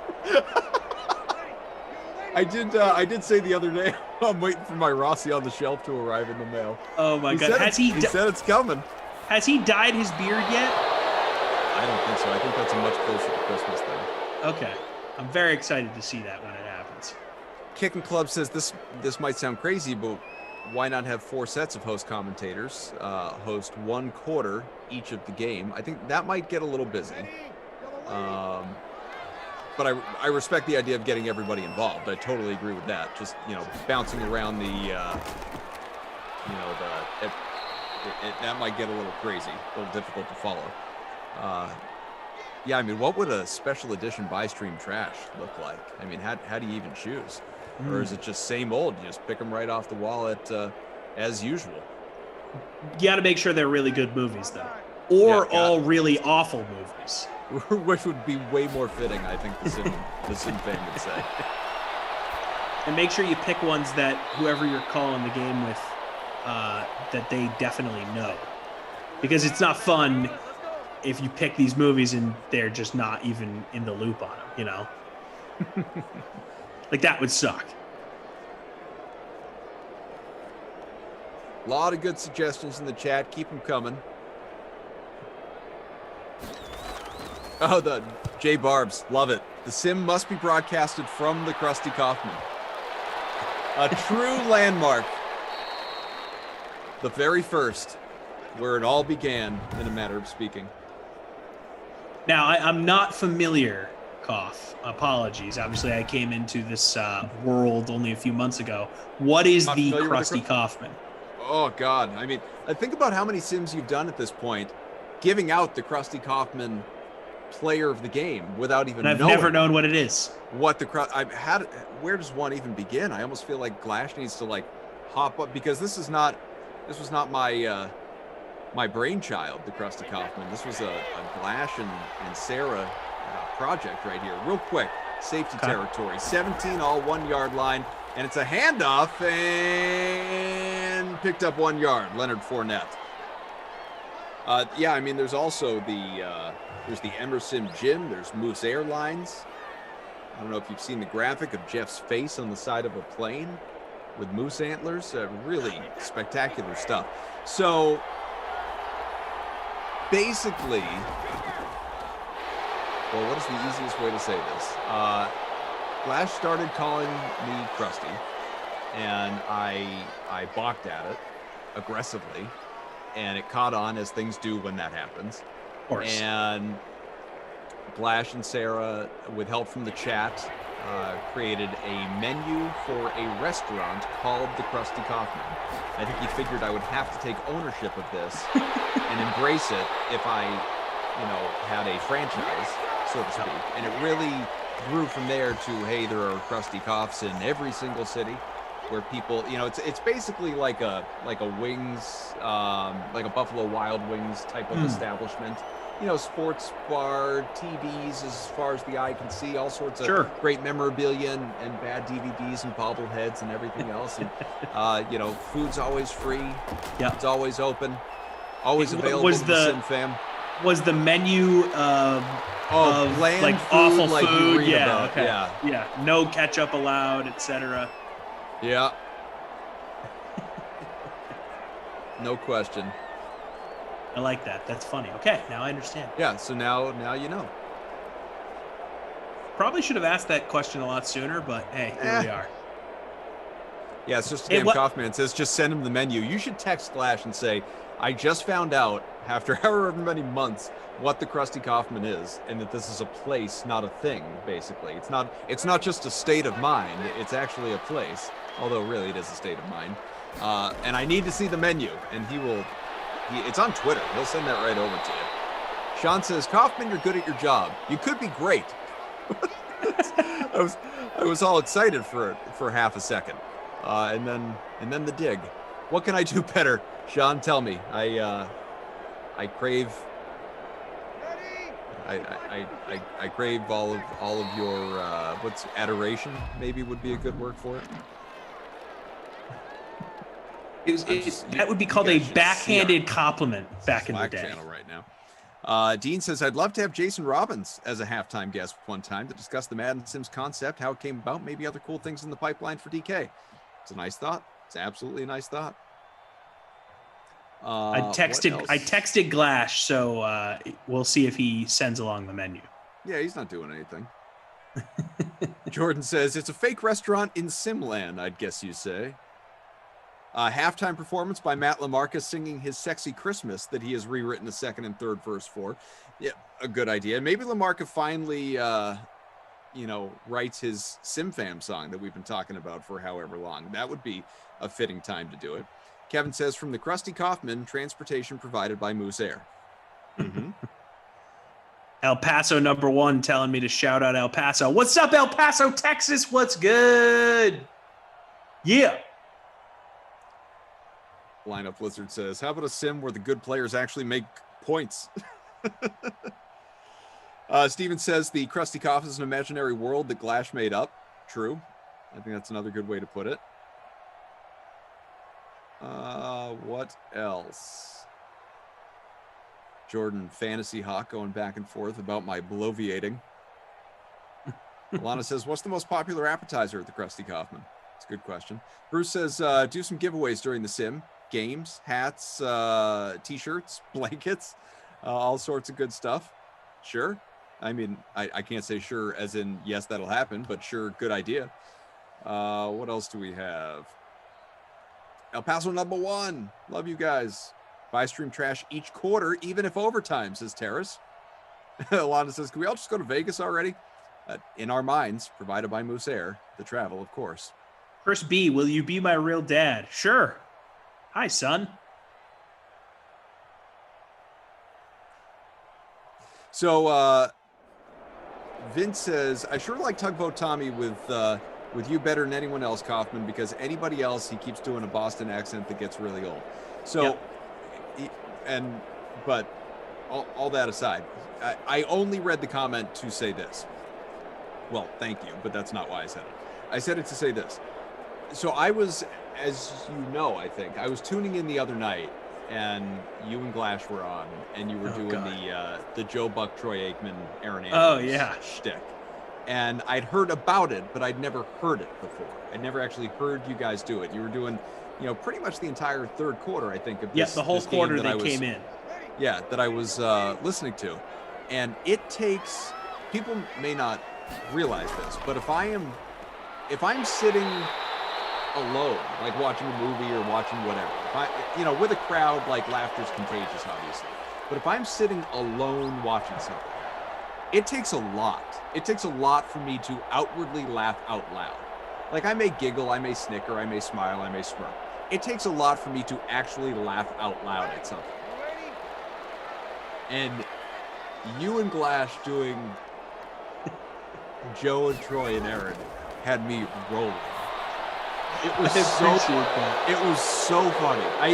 I should have texted you. I did text him, and I was like, "This is so good." Like I mean, I'm sure you could kill the joke eventually, but because it was the first time that I was hearing it, I was loving it. I was loving every second of it. Well, I appreciate that, and I think it's important for us to not do it too much because we don't want to kill it. That's why we have very high standards. We needed to get to 700 likes before we did it. We can't just break it out every time someone calls for it. It needs to be earned. Right. And also, Joe and Troy need to not be busy. They have busy schedules, so to get them the Zoom, it takes a lot of effort. But we love doing that. It's so fun. I much prefer doing Joe and Troy to the Boston accent thing, but we just get sucked into that because Glash and I make each other laugh when we do the Boston accent thing so much. It's more like we're having fun with each other on the Zoom and we forget that the broadcast is going on. So I need to crack down and do a better job with the Boston accent. It does get old. I even get sick of it. We should probably involve Sarah too, right? Sarah, I mean, maybe she needs to introduce a new landmark or something like that, because it has been a while since the last one. I think the last one was the last one the Emerson Gym, or was the last one the Babysitter Billy's Daycare Center? Oh, good, perfect. Sarah's in the chat, just like that. I tell you, speak people's names into existence. Say like Beetlejuice. You just say it 3 times and they show up. Sarah, and I'm not even talking about the thing you and I have discussed. This is just a general question. When is the next landmark? Because we think maybe during the Madden chip, the holiday championship game, maybe is a great time to introduce something new. Sarah coming right at me. You are the Super Bowl MVP. I know. I didn't send you a picture for a while. Touchdown! Make it 3 out of 5, Dean. Saints go ahead. Traquan Smith. There you go, Traquan. In my lineup, I'll be curious to see how that affects everything. But I have breaking news here, Koff. Glash sent me the Krusty Kaufman menu. Okay. Would you like to hear some of these items? It's been a long time since I've looked at it. Please go right ahead. Okay, so for appetizers, we have a crust crab salad with all of those spelled with a K, of course. Mousse, glashed cauliflower, crusty pizza rolls, glashed potatoes / glash browns, and werewolf salad. That's under appetizers. For breakfast, coffee cake, obviously spelled like Kaufman. The crusty heart attack, which is an overcooked, way too crispy bacon over toast, white bread topped with an over hard egg, and a ladle of sausage gravy. That sounds like a crusty heart attack right there. Adam's Crusty Benedict, crusty spelled okay. We're gonna go down to drinks here. Lagoon water, sweet tea Fowler, Sim Slurpee, and 5-hour Emerson energy drink. So that's just half the menu here. It goes on if you want to let me keep going here. We got entrees. Got a reverse pizza, 95% crust and 5% sauce and cheese. A glashu chicken instead of cashew, served with a crusty Kaufman sauce and a side of Emerson Oyster Casinos. Crusty Kraft mac and cheese, smothered in ketchup. We know Koff hates ketchup. The Creature, which is a delectable seaweed crust topped with a lagoon butter and glashed potatoes. The Quad Father, a quad steak marinated with Professor Z's special blend of herbs and spices and cooked with a cornflake crust with K. Moose meat sliders with Grim Reaper pepper challenge. Eat 25 sliders and get a free alligator pizza to share with Kaufman. And then the crusty crab patty, the crusty crabby patty, I should say. Well done beef patty topped with a raw portobello mushroom smothered in ketchup. There you go. It's unbelievable. It's great stuff. Matt here found the original Glash tweet with the first logo designed by Sarah. It is astounding that the Krusty Koff came into existence, entered our lives, all the way back on June 3rd. This has been a thing since June 3rd. Unreal. And the menu looks fantastic. Again, credit to all the brains. I get to take ownership in that my name is involved, but I assure you, and this will surprise no one, I am not the brains behind the operation. Great stuff. Sarah, bringing it back. Yeah, we're gonna definitely share a drink. Same straw, two straws later on. Oh, I'm excited. Got some creative people over there. Creature from the Glash Lagoon says, Koff, why is my Twitter blowing up? I'm down here in the lagoon and suddenly I'm getting tweets about the Krusty Kaufman. Now Glash is in the chat. Koff, ask everyone if the promo hit. Oh, I heard about it. I heard, Glash. I already heard. And guess what? I think that still needs to happen, you and Christian. And look, Glash, as your friend, don't do it. Do not eat a ghost pepper. You're going to be in so much pain. I love spicy food, but oh my God, don't do it. Oh, I love it. Sarah said, by the way, she's got some things up her sleeve. She's working. And I never doubt the creative mind of the point. It's Grumpy Hawk fan. I'm 29. About 15 points off the lead. Probably too little too late, but we'll see. Where are you at right now, Tommy boy? Oh, let's see where I am. That last touchdown. I got to start to play you in some Madden head-to-heads instead of these real-life ones. Give you a spanking. No. God, no.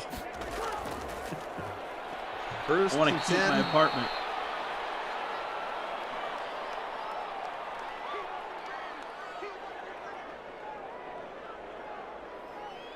All right, so it's a touchdown lead for the Saints.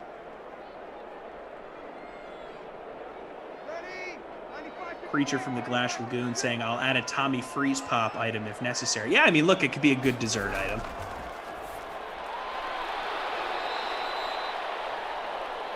Not trying to put myself on the menu here, but I'd be honored. I would be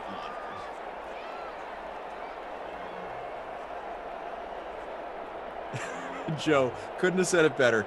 Koff couldn't take the heat of the kitchen, but still put his name on the house. I didn't put my name on anything. I simply eventually embraced it. There is a difference.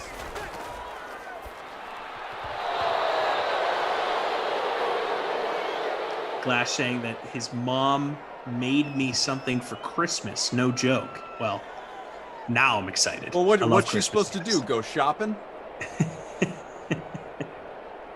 Love it. Love a good arts and crafts project. I got to tell you, even at 11 o'clock on a Friday night, where all my friends are here, my phone just died, and I don't have a charger even on this floor, so I will not be charging my phone until I get to another area of the Kaufman compound, and I feel powerless. I can't do anything. Having a dead phone, you just feel like you're disconnected from society, even when you don't need it. Even while on the internet, talking to hundreds, thousands, millions across the universe. Wow, Glash telling me that she has a cricket machine and she made me a freeze pop holder. That's amazing. I feel like Jeff, formerly of Game Ops, should receive one of those before you. I know you got the Tommy Freeze Pops moniker, but Jeff, formerly from Game Ops, formerly of Game Ops, Freeze Pops guy. I mean, that was his shtick here in The Sims before you came along. I mean, gigantic head. This is look. This gigantic head has been doing the freeze pop thing since about 2015 here, and watch out. I don't know, but that's great. Vince says after getting to know you and the way you love soup, if you're on the menu, it's got to be some kind of soup. I do love a good halftime soup. Maybe it should be like, I don't know what the witty name for it would be, but something having to do with freezer Kit Kats. Yes, well, although refrigerated Kit Kats is the way to go. But I mean, look, we've done a lot of food discussion since I've joined the team here. It's one of my expertise. As I've mentioned on the previous sim, I am quoted in an academic text about my expertise in buffalo wings. That was my favorite story. I wish I could remember exactly the way you phrased it the first time, but it was one of the funniest things I've ever heard doing The Sims. It just came out of nowhere. One of these days, I'm going to break out the textbook and show you. I'll read you the passage about my buffalo wing blogging in this piece of academia. It had to do with the buffalo wing blogging, for sure. That's right. I had the textbook laying around here somewhere. Kevin 2-minute says, I love hanging out at the Krusty Cough. Great place to chill and have a few. That's what I'm saying. It's where we all come together. The menu is beautiful. Twinkie Toes Tom. No, you want to talk about some fat toes. Get a look at Glash's toes the next time that kid puts out a picture when he's vacationing by his pool. You want to see some toes with minds of their own. He's got toes the size of my head. Oh, they look like humans on a foot. Each one of them, little sausage humans. Aggressive. Little sausage humans. I don't know why that just got me.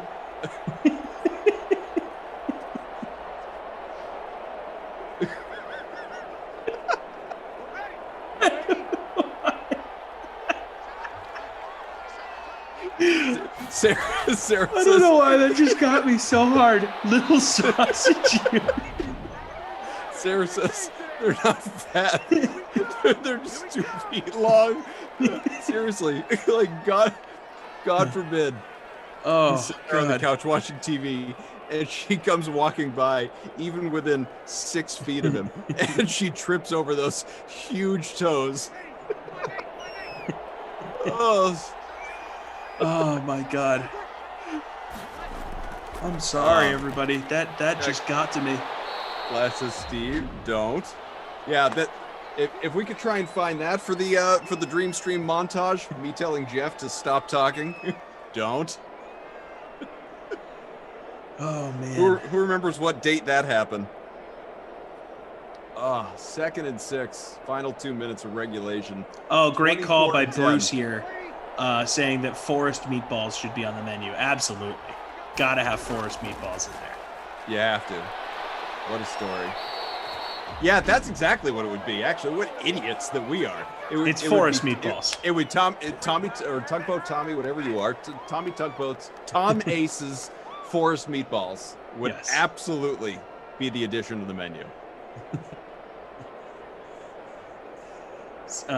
Priv saying his toes are in the way if his feet are on the coffee table.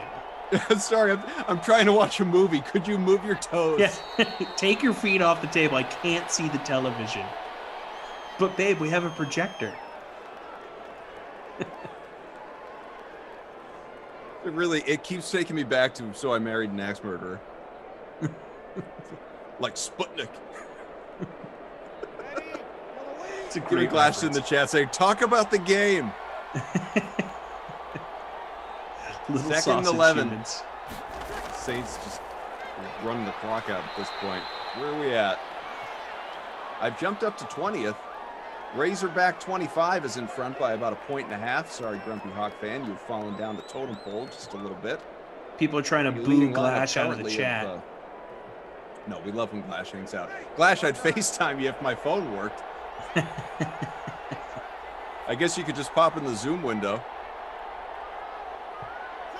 3rd and 9. Taking a knee. That'll do it.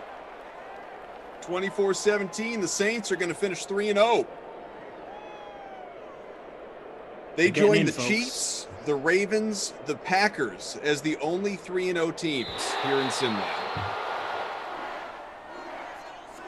That's good because I want to continue to watch the Saints play.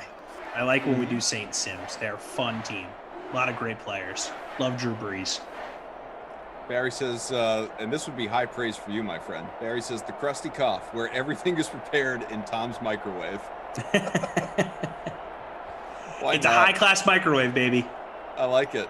See, this is, well, I preface this by saying we aren't going anywhere, so I don't want people to worry about this comment. But what are we going to do when these aren't a thing anymore? Honestly, what are we going to do? I have no idea. I wish I had an answer for how we're going to fill. I mean, we're going to have a lot more time on our hands, but how will we fill the void that would be left in our lives by not Massive having void. this outlet? Who can I talk about mustache hair to, if not all of you right here with us? No one. Goodness You're going to just have to gracious. talk. You're just going to speak it into existence, as Tara Lynn says. Just going to talk out loud. Don't give her credit for coming up with that. I don't know who it was, but it certainly wasn't her. Hey, she put it at the 264. forefront. He did. She did. Breeze 264 passing a touchdown. Brady 123. This is why you fade Tom Brady in Simland. I'm sorry, just not great. Not great goat here level. In Madden 21. Kamara 19 for 91, a couple of touchdowns. He just barely missed out on the bonus, but has himself now 29 touchdowns in Simland, which is just a wild total. Leonard Fournette found the end zone on the ground. 7 for 20 for him. McCoy 6 for 45. You had Jared Cook hit the bonus, 7 for 128. Only guy with more than 4 catches. Kamara chipped in 4. Sanders as well. My guy Manny. Smith had 3 for 30 with a tud of his own. Leonard Fournette was involved in the air as well. Let's see. What do we got? Yeah, Fournette's only catch was a 7-yard score. So multiple touchdowns for Fournette brings him to 21 in these sims. So don't sleep on Uncle Lenny, folks. I got to stop sleeping on him. Every time I do the Bucks, I say, screw that guy. And then look Alana at me. says, I'm in 20 last. years in the future, who's the crazy guy in the alley wearing an ugly sweater muttering about mustache hair? Yeah. I remember when. Yeah. All right. Well, we appreciate all of the great suggestions, ideas, feedback. I promise you, it's been an active Slack channel internally, getting a lot of this good stuff down. We'll see what we can speak into our existence ourselves and, make happen for that championship coming up on, what did we say again? December 29th, rapidly approaching, folks, only 11 days away. So here's the deal. This is either good or bad for you, depending on your perspective. But I am out for the next week I am not coming back until Sunday the 27th is when I'm coming back. So you're going to be without me for the next little while, folks. I hope you survive. I know you will, but you will have plenty of Glash. I can promise you that, including, of course, tomorrow. Here's the deal tomorrow for an unorthodox Saturday in these sims, because we do have real NFL football going on. You have got the nooner, first sim of the day in about 13 hours. Falcons, Panthers. Emerson Lazia and Jason Rossi will be alongside. Tom comes on back with Rossi for the Falcons, Seahawks for the the Madden matinee, pardon me.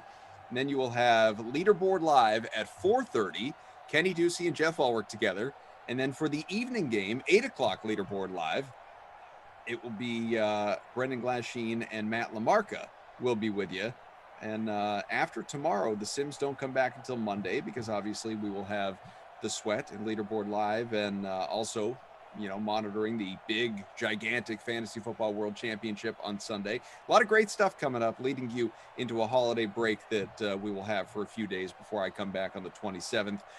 Energized and ready and excited and prepared for a championship. That is for damn sure. Who's your Krusty Koff player of the game in this one? Gonna give it to Alvin Kamara.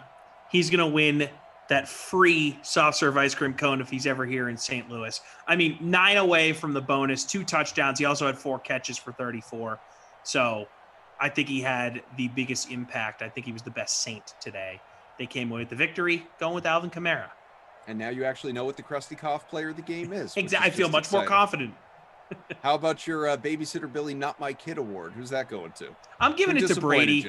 I'm giving it to Brady because, we had all this GOAT talk, you and I just, bowing down to our leader. And then, if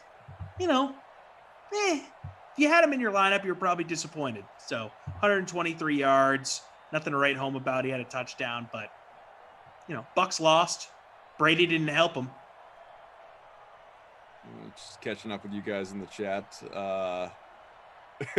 Creature from the Glash Lagoon coughs out until his wife finishes delivering all the presents Adam didn't buy. No vacation time for me, says Nikki. Alana says she might actually have to be productive. Brendan's run away, Simba, and stop calling me Daddy Glash. Really, it's getting a little too comfortable, to be honest. I feel like I need to mentor you or something like that.